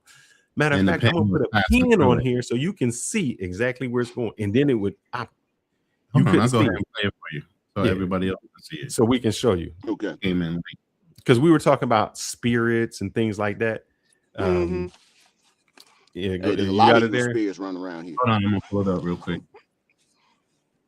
And the reason I showed this is because when people say, I seen a ghost or I seen this, I can believe you because your mind, even though you know something, it's only going to take a minute. Go ahead and blow that up. Go ahead. Let it go. Now you know that it's turning around in circles. In fact, if you look at it from above, you can see that it's turning around in a circle. But now your brain is doing something strange. It's telling you that it's not going around in a circle, but it's oscillating. In other words, it's turning part way, stopping, and then going back the other way. Now that's a strange effect, isn't it? But if you think that's strange, wait till I add something through the middle. What am I going to add? Well, I'm going to add a ballpoint pen.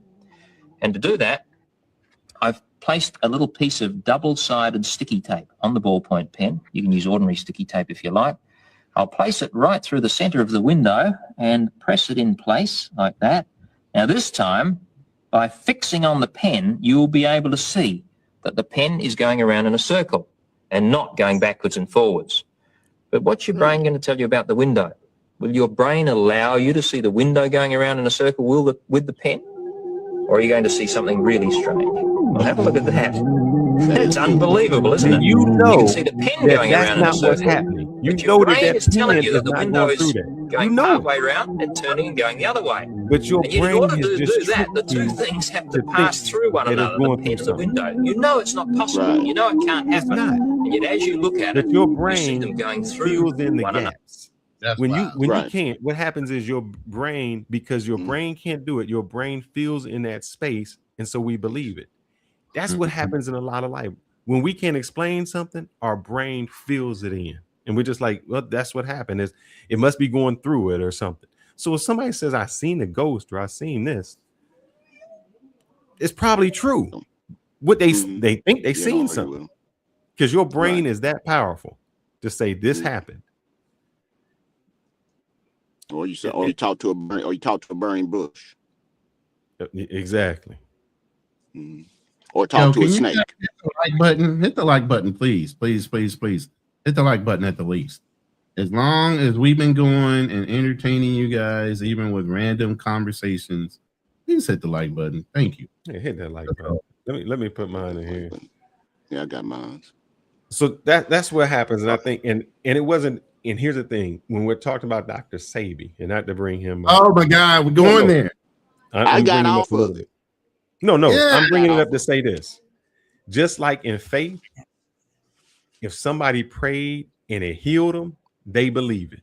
And there's nothing you're going to be able to say or do it. If you took a diet and that helps you, there's nothing I'm going to be able to say to convince you otherwise. Right. If you show me that thing oscillating, I said, look, that pen went through there.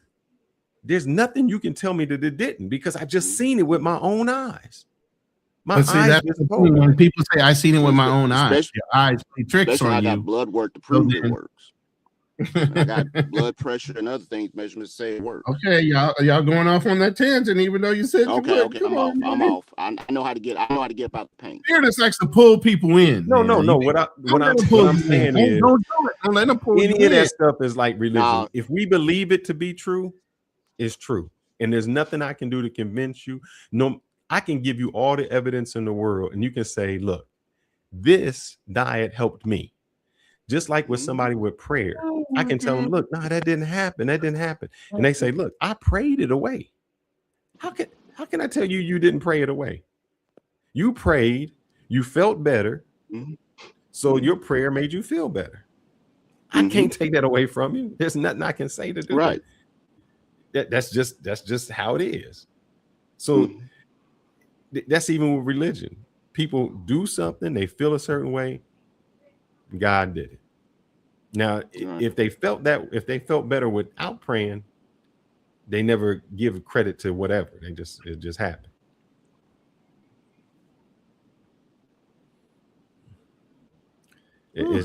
We just get like that. Whatever we cannot explain. LJ, you see that window behind me, brother? There was little I see light it. coming. There was little light coming through there, brother. Now look at it. It's dark as hell out there. Hey, gotta love the Philippines, brother. I love the times. Hey. Y'all about what? 13 It's hours 8 ahead of o'clock. us? I mean, behind us? It's 8 o'clock right now. It's 8 p.m.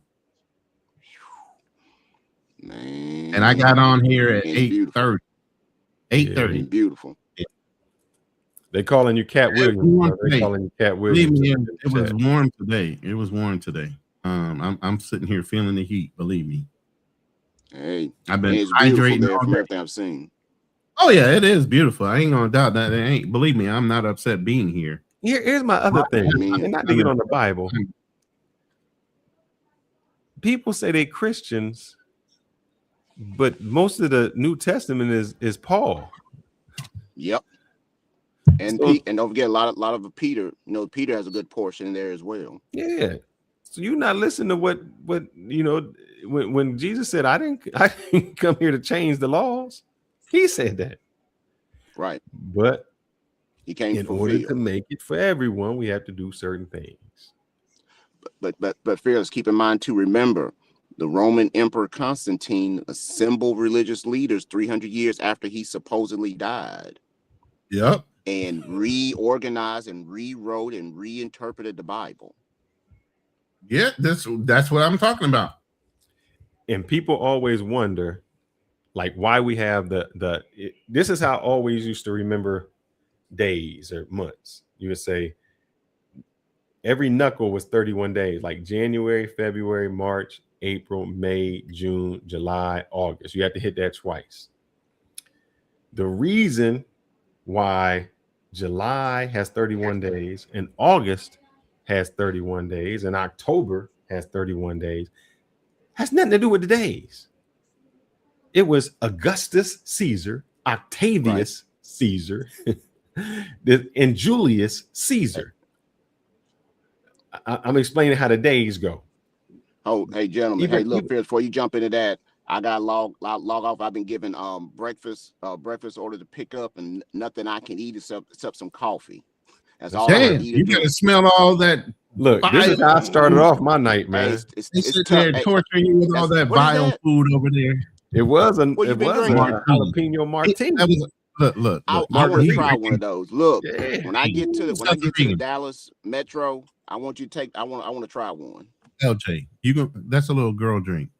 You gonna watch this brother? Listen. Stronger. Oh, it was strong. No, that brother. No, he don't drink strong. He cuts everything. What? He don't drink nothing straight. Oh, no. He be sipping on that thing, or he actually cut it, but no, nothing straight, bro. He can't handle his liquor. Oh Lord. Okay. And I'm vegan. I can handle mine.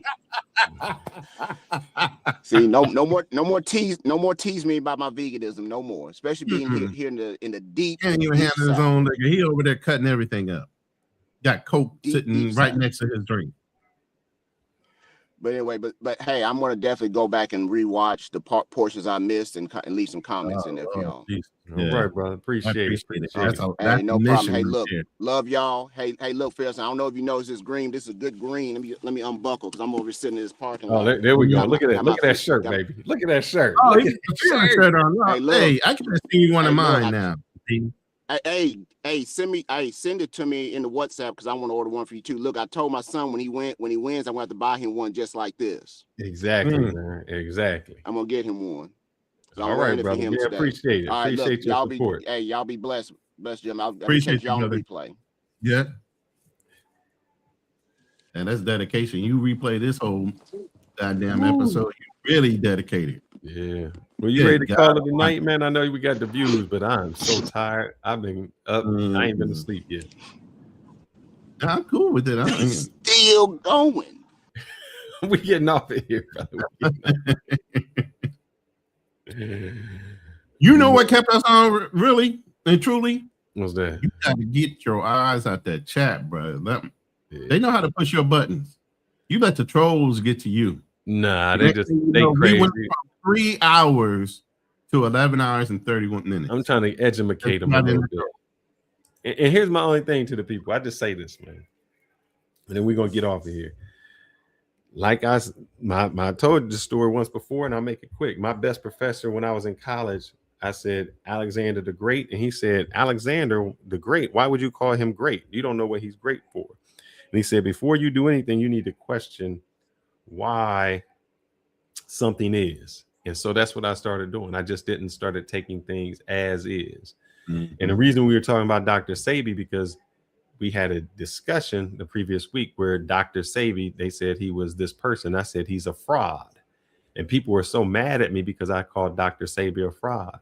Well, the more I looked into it, I was like, this dude said mucus caused disease, drink your own pee, and all this other stuff. And I said, man, it didn't go with me right. So even when it came to religion, I looked at it, man. I was the dude who would read the Bible back and forth, prayed this. And I said, man, we use things just to hurt other people. Mm-hmm. Religion was not to bring us together. It was a control mechanism. Yeah, and divide us. Mm-hmm. It's the most division. You either with us or not with us. You either gonna cut the tip of your penis. What the hell? You're gonna cut the tip of your penis because I said cut the tip of your penis. You know, it tells you how many of y'all out there, I know them dudes, y'all be doing this every night, watching porn. But y'all do this on Saturday and go to church on Sunday. Y'all fornicate. Yo, what's up, Iman? Yeah. Iman's like, God damn. Y'all fornicate. Yeah, brother. This was a wild one, bro. I'm sorry. I mean, I wouldn't even challenge you to go back and watch this one. It's a long one, bro. Shoot. So all that said, to go back to what we originally came in for, the little hat Jewish people have convinced the world that they're right, probably due to religion. And because of their religion, they believe that everything they're doing is correct. That's it.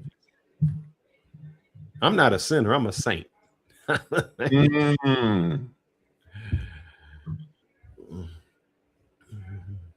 All right. Yeah, man. This has been a wild one. I can't believe it. 11 hours and 30. Don't keep going, man. Cut this down to 1 minute on your closing so I can get out of here. I ain't got nothing to say. I got a video to play, and that's it. All right. Well, send us out on the video. Hey, catch us next week. Next week, we're going to be talking. What are we talking about? Next week, we going right at who is a Jew? What is a Jew? Who are the Jewish people? Mm-hmm. Hey, I love you too, brother. I love you too. And remember, God loves you and Jesus loves you. Jesus loves me, yes, I know, because the Bible told me so. That's a catchy rhyme, but I'm pushing the button. We out. Let's see what it says. Play outro. Yeah. We don't do rumors. We run facts. No smoke without structure. No noise without receipts. This is Hit and Run. Chopper 1, visual contact, vehicle heading northbound. I walk through deserts with boots full of sand. Carry more weight than most men understand. Steel in my spine, cold in my chest. You test what we built, you better come correct. This ain't no gossip, this ain't no show. We don't chase clout, we chase what you owe. Stand on the line, never cross it for fame. We say what we mean and we mean what we claim. Seen men fold when the lights got bright. See true drown in the headline fight. We pull it back, break it down slow. Facts hit harder when the ego go. I've seen too many lies dressed up like kings, too many weekends pulling fake strings. So we step in the ring, no mask, no bluff. If it's truth you want, we call it rough. This is hit and run. Stand your ground till the job is done. No retreat, no second guess. We break it down, expose the mess. Hit and run. Hard truth overloaded guns. Say it straight, we don't sugarcoat none. We hit the face, then we run. Fearless from the field, learn how to bleed. Fourth quarter pressure is the air we breathe. Helmet cracked, ribs taped tight. Still showed up, ready for the fight. Boxing gloves, knuckle scarred. Discipline built in the backyard. Martial code, no cheap shots thrown. We don't bark loud, we hold our own. Marcus listening, I know your grind. Carrying weight on your back and mind. Bills on the table, world on fire. Trying to keep your name clean in the wire. We ain't here to preach or beg, just sharpen the blade and protect your head. Truth ain't loud, it's cold and clear. That's why you tune in when we appear. I've seen men lose what they work to build. Over pride, over ego, over quick cheap thrills. So we told that line, never settle our name. Legacy heavy, we guard that flame. This is hit and run. Truth weighs heavy, but we still stand strong. No mask on, no filter tone. If it's wrong, we call it wrong.